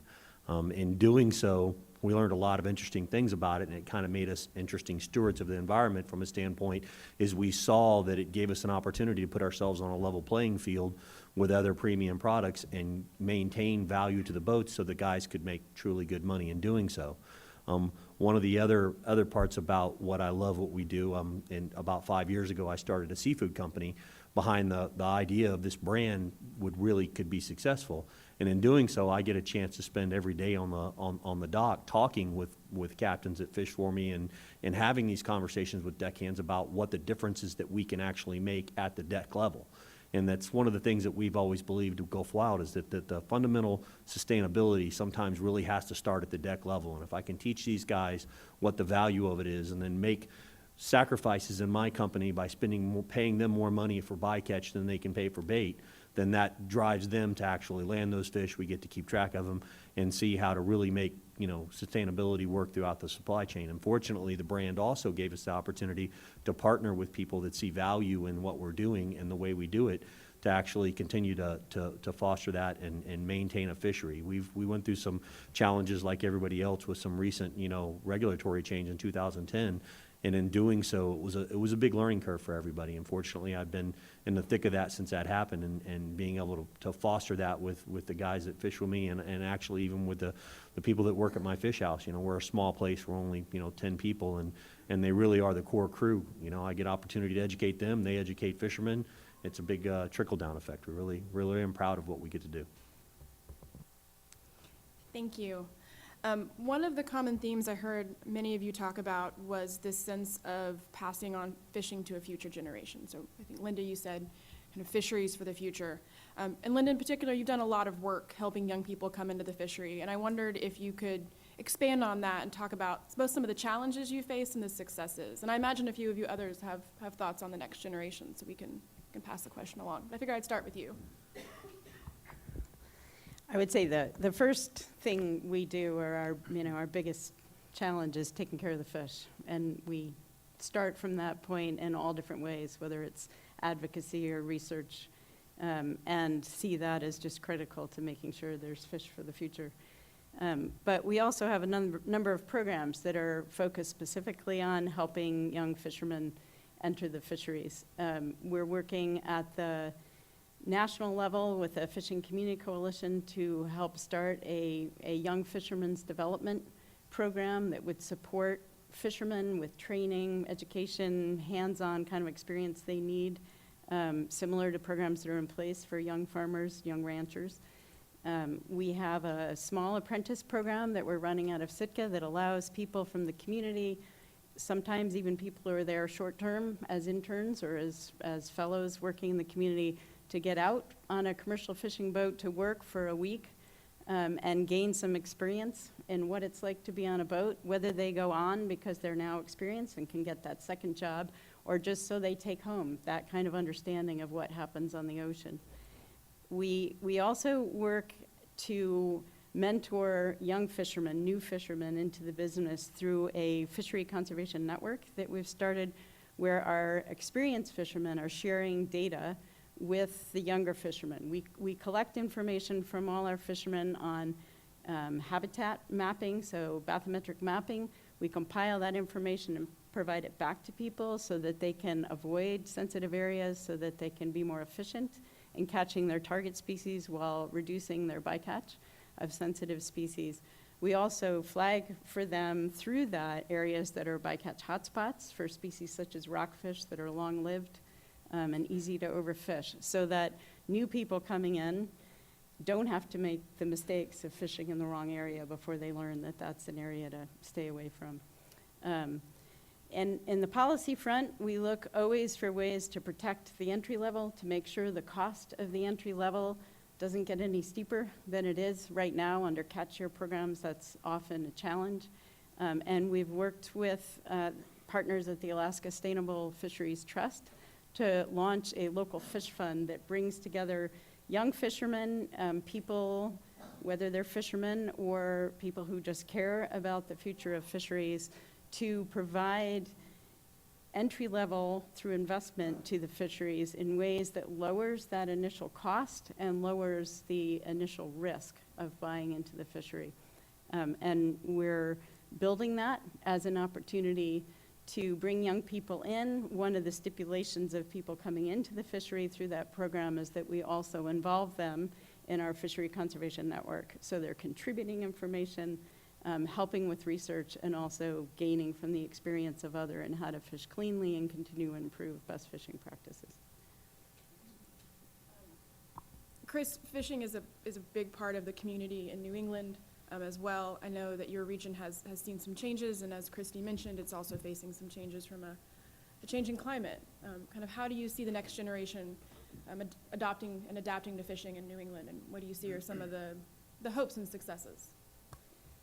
Yeah, thank you. The next generation of fishermen's best hope is that we accept accountability as our savior in this generation. We have had a rough and rocky relationship with the scientific process. It is well documented. That is probably the only thing that's well documented in New England.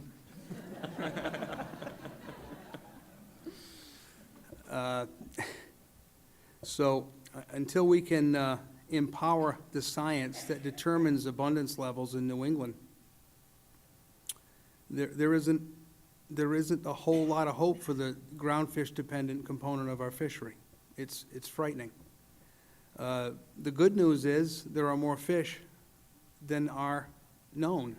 The bad news is we don't have access to them because we have such a poor relationship with the scientific process. You know, catch verification is a necessary component in our fishery. We do not have that. We do not know precisely what is being landed. We do not know precisely what is being discarded. In some cases, discard assumptions are infinitely higher than the reality that we have. So it's not a one-sided conversation. In short, if you can't measure it, you can't manage it. We're managing for the future. It's hugely important that we do not lose our horizons and our goals. You know, the average age of a fisherman in New England is about 58 years old. That's my age. And every time it goes down a number or two, it's because one of the really old guys tipped over.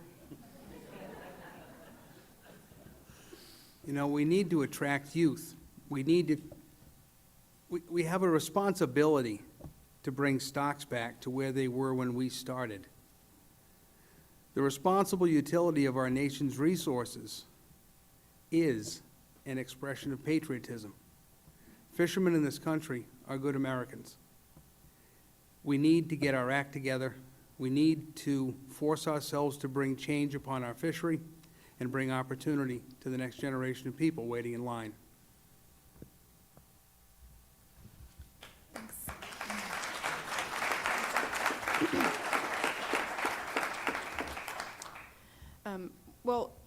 Byron, you talked about the fact that your region has undergone a lot of change. I know that you've done a lot of work with the communities after Deepwater Horizon and the challenge that that posed to the region. I think the unique thing about oysters is they're both a source of food for the community as well as a critical part of coastal restoration. And I didn't know if you could talk a little bit more about some of the work you're doing with the communities in that region. Well, Chris mentioned something in his statement. Louisiana, we have done a remarkable job of accountability. We could tell you what time, what day oysters, where they were caught, and where they went. And we trace them from the water all the way to the consumer. And it also gives us a very good idea where we're producing, where we're falling off. And if we don't know where these oyster reefs are and where they're being depleted at, then you can't have an effective management program. And you'll find a lot of times where the oysters were and not now, that's where you see largest sign of coastal erosion. So, and that's when we're talking about bringing our science community in. We were warned about these things by our science community, but we didn't pay attention. And unfortunately, there were always the voices behind the political movement. We've got to change that in Louisiana. We've got to put our knowledge in front of the political movements. And I find as we bring our oyster industry back, we're going to find we're going to have a big weapon on coastal erosion. And I'd like to say this, as a young fisherman growing up, we had oyster reefs on the east bank of Plaquemine Parish off of California Point. You couldn't even bring a boat into there except with a navigational genius. I could remember an instance where we had an incident where the Coast Guard was sitting outside in Black Bay, and he had to get to this boat. And he said, well, I got good water. I got all this navigational equipment on there. My little brother, who has a third-grade education, he said, you're not going to get in there. And his challenge was to get in there. After about 4 or 5 times, he finally said, could you bring me in there? He said, sure, I'll bring you in there. That's why I'm sitting there. So he navigated him through these oyster reefs. He had no idea these reefs was there. So those oyster reefs control tidal surge. When you have them there, you know, it slows that water down. It allows that sediment to fall out. This is one of the arguments I have with not having the right policy in front of the science or to support the science. The Mississippi River is one of the largest sediment transfer in the world. Why haven't we seen land down there? But yet, when the Mississippi River overflowed its banks, and it steady built those oyster reefs, and those reefs slowed down that turn, gave that time for that sediment to fall out of that water, and that's what helped build our coast. I believe that, and I think if we look at the science, we could have both sustainable seafood and protection for our coast. And those mussel fish provide not only just that, it's so many things, purifying the water, you know, so that's I hope I've answered the question. So, but anyway, that's where we stand, and that's why I'm so worked on policy. And we've changed some of the equipment. Right now, I just got a bill through legislation. It took me 15 years to do so. It's called lifting the moratorium. And you can't do things when you have a law sitting there saying you can't touch none of these oyster reefs, you can't move them, you can't do anything with them, and we don't want to move. So we have to change our habits. We can't go out there and take 1,000 tons of shells and material every year when Mother Nature is only producing 100, you know. So we've got to reverse those things, and that's a responsibility of the fishermen and our legislators. So I hope I've answered your question. Thank you for the question. That's very helpful. And as someone who likes oysters, I very much appreciate your work. I like all seafood, actually, so this is very helpful. Luca, actually, similar question to you. I know a lot of the work around fish ponds has broader impacts in the surrounding environment. I didn't know if you could talk a little bit more about some of those impacts. Yeah, so our ancestors figured out a long time ago how productive estuaries can be when they see these brackish water environments and how productive the microorganisms are in there, and that attracts all kinds of different fish. So when they seen that, they said, "Oh, I can make an estuary," and so they developed these rock walls along the coastline to not stop but slow the freshwater inputs into the ocean. So when you slow down that freshwater, and that gives it time for the fresh water and salt water to mix and produce that microorganisms, and that's what attracts the fish, and that's what feeds the fish and have them grow rapidly and exponentially. And so and these systems so when you have these booming systems along the coastline, they almost act as fads along the coast. And so you have all this activity inside the fish pond, and all of that activity attracts other ocean fish closer to the pond. So they not only benefit the people who manage those fish ponds, but they also benefit the fishermen that fish along that coast. And so we're not, for us on that manage fish ponds, we let nature dictate how we work and how much we eat. You know, as long as we keep the freshwater stream or the freshwater springs healthy, and we keep the fish pond healthy, you know, you're going to have a lot of fish. But if it's not healthy, you know, the amount of fish that you harvest from those ponds greatly decline. And so it's not only benefiting to us, but it just benefits the whole coastline. And so that's why we do what we do. Thanks. And I think Luca and Linda might be tied for the people that flew the farthest to come here. I was trying to figure out geography, but you guys can have to figure that out at the end. Alan and Jason, both of you all mentioned kind of this need or this sort of approach to being able to trace the fish from where you bring it in from the dock to where it goes to on the plate. Jason, you've done a lot of work with Gulf Wild. Your fish has been served at events in DC. Alan, your fish is reaching school kids, which is a pretty finicky audience at times. Can you, either one of you, talk about how traceability has changed, kind of how you approach your business and how you approach what you think of as a future for the fishery? Jason or Alan, and then the other. I think the main thing for us as we've been thinking about traceability is that it doesn't need to be some sort of, I guess, expectation or something that's managerial. That's kind of the reason why traceability exists in the food system. Mostly is for managing risk. It's for understanding, you know, foodborne illnesses. It's for understanding, you know, quality and controlling quality. But what we found is actually traceability for us is really more about telling a story. It's about engaging an audience and our customers, the school kids, the individuals and families that receive our fish, and getting them excited about where their fish is coming from, right? There's context, and I think that's for us what excites us about traceability. It's not so much the back end side of things, again, in sort of managing your supply chain, which I think, you know, Jason will speak a lot more to. For us, it's more about an educational tool, an awareness tool.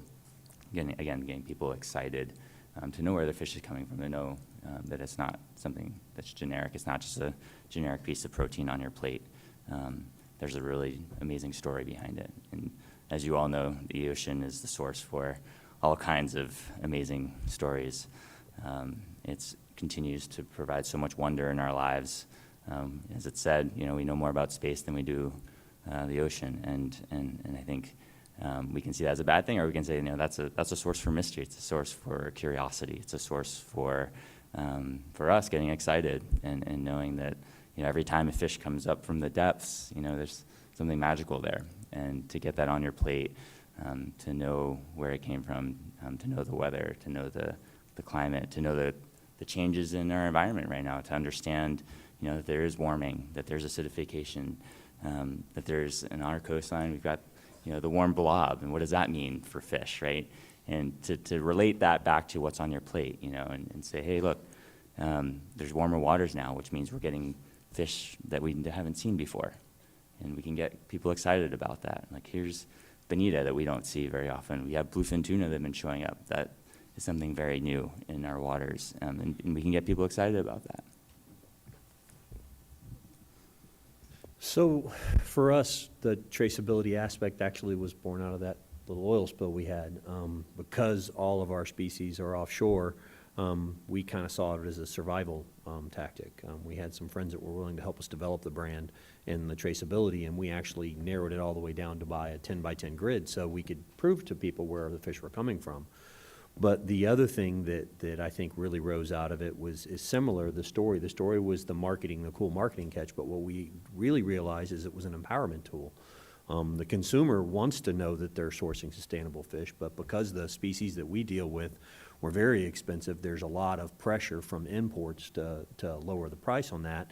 And that wasn't necessarily the big challenge, but the challenge was that people wanted to know that they were sourcing a domestic product that was truly sustainable, and there was no real way to identify us separately from the imported product, and this gave us that tool to do that. So the empowerment tool that you were giving the consumer by them buying a fish with a tag on it that showed the name of the captain and where it was caught in the fish house, and then the steps along the way that it gave them was really the key to really let them make their choices and make sustainability something that they can provably say that they're doing, not just, assume. So we kind of started for one reason and then evolved it into a tool that really gave clarity to it. And he is right. We have used it very fortunately through the process and learned really neat things about it. We can identify problem areas even in individual boats by using the location of where the fish come from and stuff like that. So that's been incredibly helpful. But the empowerment of the consumer has really been the biggest trick that we've come up with and truly traceable product and identifying the product. Great, thanks. I've also heard a couple of you mention the fact that you are seeing changes on the water. We're seeing some fish move north. I've heard stories about what people are seeing in the Gulf of Maine. I know it's a concern in Alaska and other areas. And so I'll just open up the question to the panel of what do you see as some of the challenges from a changing environment, as well as some of the possible opportunities in terms of how you approach fisheries management, and what does it look like? Chris. Yeah, one of the problems with climate change and the industry's survival is our permitting structure. I'm permitted to catch fish that I caught over the course of the last 30 or 40 years because they are indigenous to my neck of the woods. They are readily available, and it's fine until they don't live there anymore and they live somewhere else. And the fish that now live in my backyard, I don't have permits for. We have incredibly rigid structure around our permits. There is no consideration for stock shift, and I just don't know how we're going to get through it. It's a really, if you want to start a fight with somebody, start talking about reallocating based on climate change. It's a good way to just not. We'll look at that as time to go. No. Yeah, but it's a real threat. One of the conditions of a food web that is out of whack, well, one that is functioning in a stressed condition, is that it from time to time produces enormous year classes of specific species. You have these huge sine waves of abundance that roll across the screen. In New England, we have haddock, we have scallops, we have lobsters. There's always something that is in tremendous natural abundance. Whether or not it's a healthy scenario or not is debatable. But then you have a lot of the people who live there who didn't fish for scallops, didn't fish for lobsters, didn't fish for haddock, and they are permitted to sit and watch their friends make a lot of money. Any definition of a sustainable fishery going forward will include your ability to survive economically in any environmental situation that is presented to you. This nation is bettered by more people surviving in the fishery than fewer. We need to have the ability to talk about changing the way we permit vessels. We need to be able to consider sharing the upper reaches of abundance on these stocks with people who currently do not have them in their permitting portfolio. That way, when their stock flourishes and the other guy's stock tanks, we don't lose another layer of fishermen. In New England, we say that the sun don't shine on the same dog's butt too many days in a row. And this is a classic example of what happens when, the ecosystem goes crazy, you don't have permits, you get rich people one day, and then the next day they're poor by virtue of them just being in the fishery long enough, their stock is going to come and go.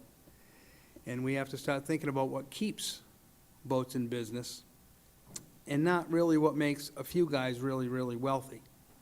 I'm not opposed to wealthy guys, but I like to see a lot of boats in the harbor.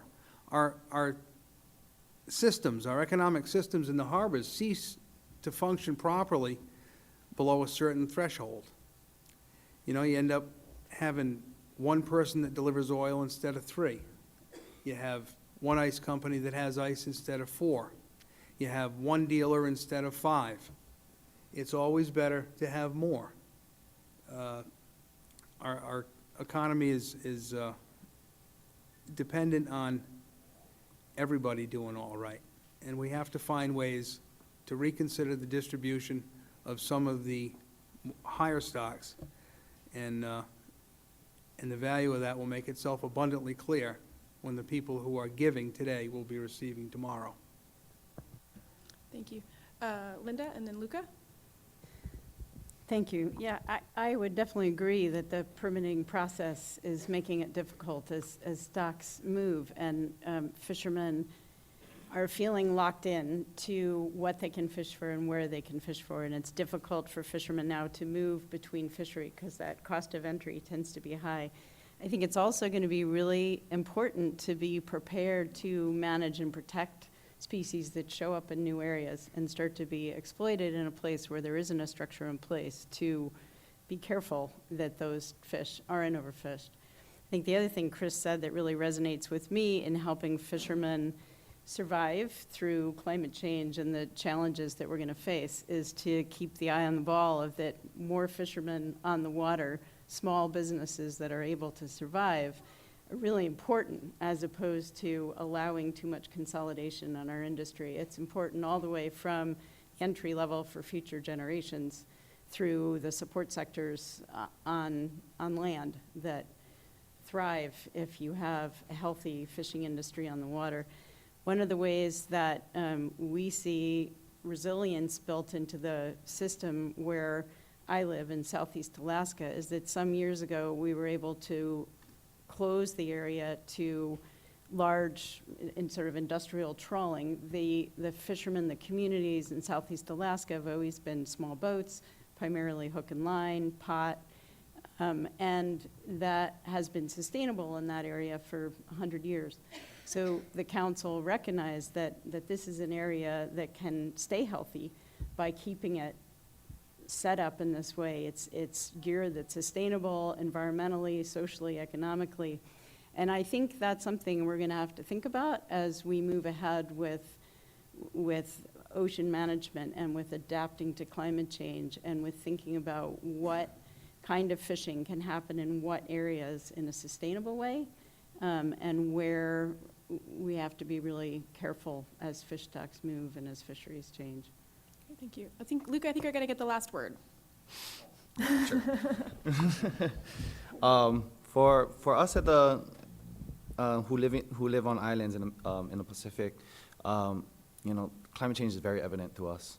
Especially a lot of our brothers and sisters down south in the South Pacific are losing their homes and are losing their islands, and they have to change their entire livelihoods and move to other places that are still above water. Our fish ponds, for us in Hawaii, our fish ponds are the first indicator of climate change, of sea level rise especially. Our walls that sit right along our dry stack, what we call, sits right on top of the coastline. And just this year alone, we've seen tides that we've never seen before. Tides are about a foot higher than they were, a year ago. And that's not going to change. It's going to consistently get higher and higher. And so our practice is, our ancient fish ponds are in danger. But as long as we still have this practice, as long as we continue to teach the next generation how productive fish ponds are and how to create them and how to manage fish ponds sustainably, our fishery is going to be okay. But we have to be observant of our resources, of these new changes in our ecosystem, so that our people stay resilient. Thank you. Thank you. So thank you all for your time and for sharing sharing with us your stories, and also some of the challenges that you continue to face, and really looking forward to hearing about what you all do next and the changes you continue to make in your communities. I think I will turn it back over to Whit. You can grab your card for me.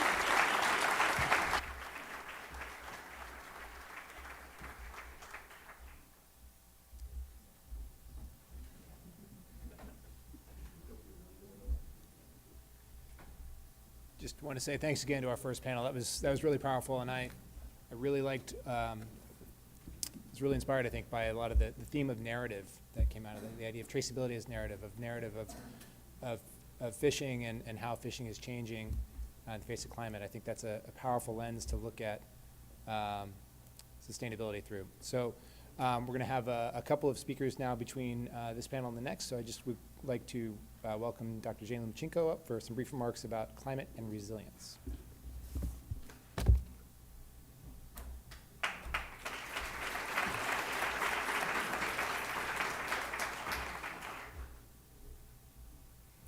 Hi, everybody. I am so excited to be here today. This is really a fabulous, fabulous opportunity to celebrate champions of change. In my very short remarks today, what I want to do is just offer a few reflections, teeing off President Obama's theme of resilience during the Our Ocean conference of a few weeks ago. The ocean, as most of you know, and that I've learned from a lifetime of studying marine ecosystems, the ocean is resilient. When given half a chance to recover before it's too late, the ocean can in fact rebound. It can adapt, regenerate, and return to health. America, too, is resilient. And the fishermen that I have had the opportunity to know and work with over the years are most definitely resilient. They are among the most resilient members of our community.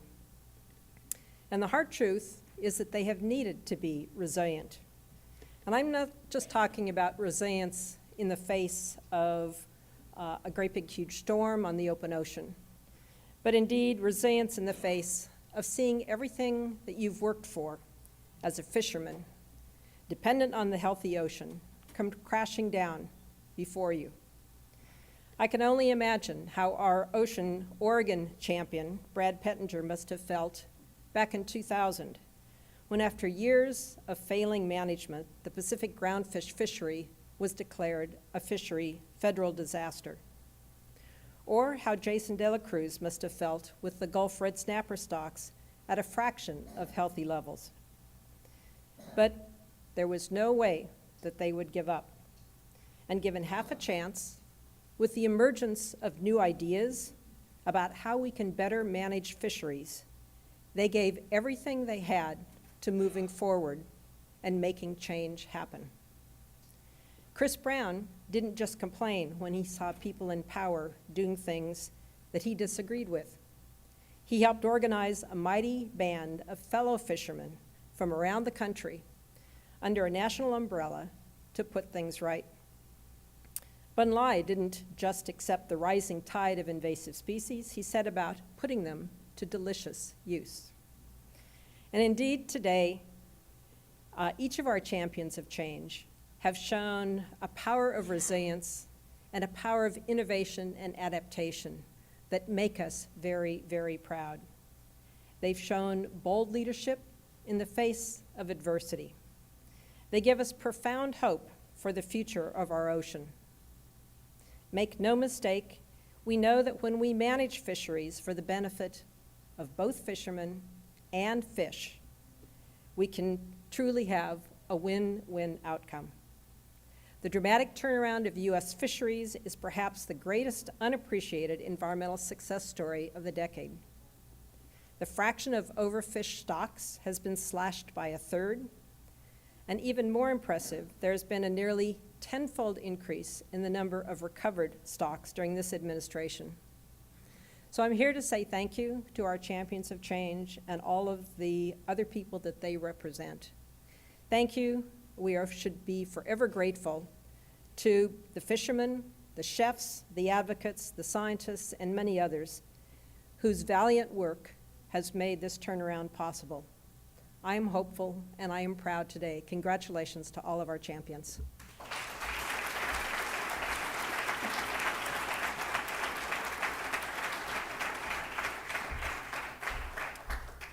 Thank you, Jane. Sentiments I know we all share. Now I'd like to welcome National Oceanic and Atmospheric Administration Administrator, Dr. Kathy Sutherland.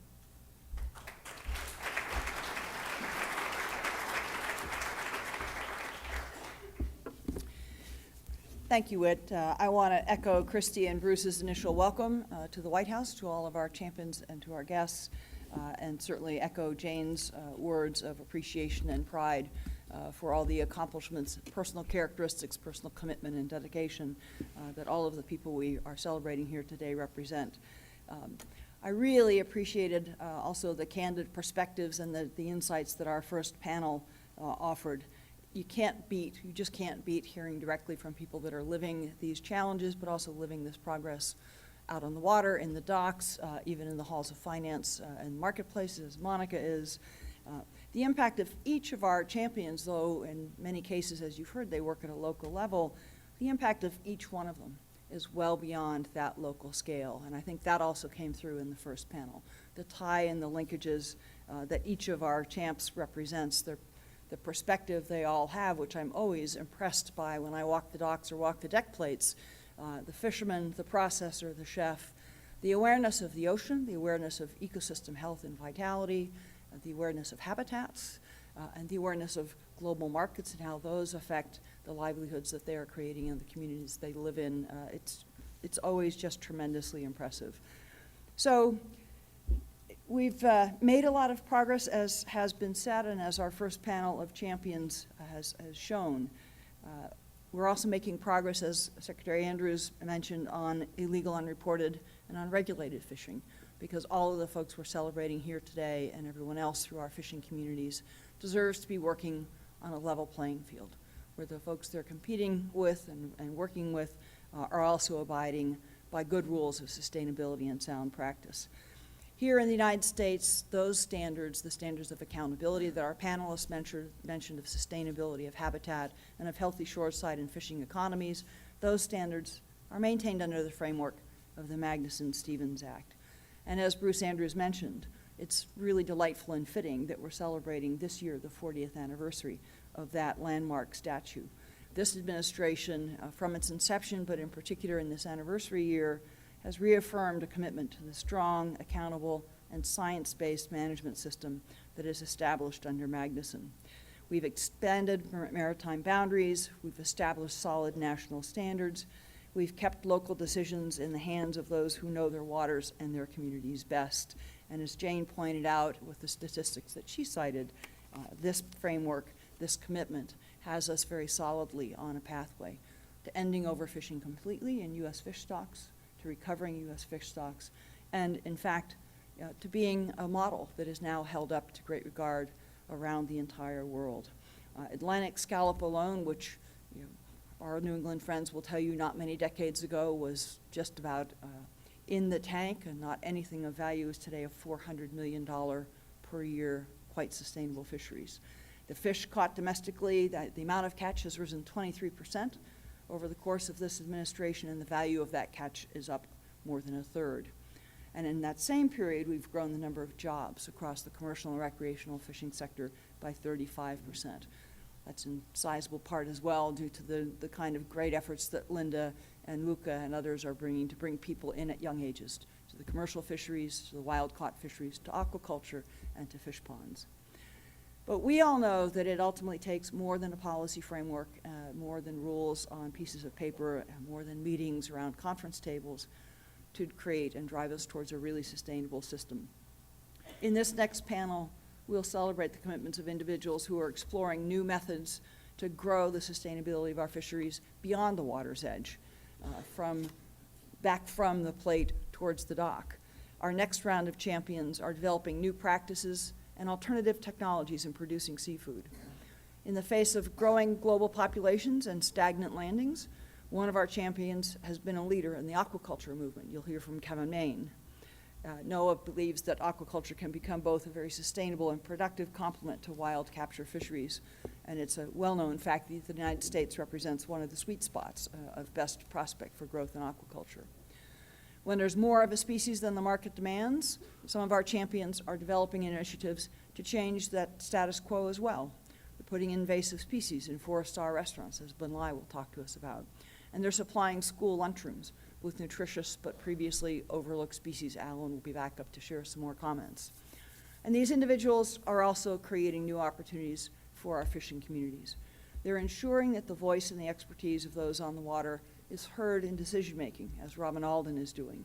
And they're connecting those individuals with new investors who can help support new entrants to the fisheries and new sustainable practices, as Monica will talk to us about. With each of these efforts, we take another positive step towards preserving the health of the ocean and promoting a more vibrant and productive fishing enterprise across our communities. All right, everybody, well, that's the end of that White House video that I wanted to show you, but I'm going to take you now to a Donald Trump rally that aired earlier today. During this rally, he even takes a moment to take down the teleprompter, saying he doesn't need it.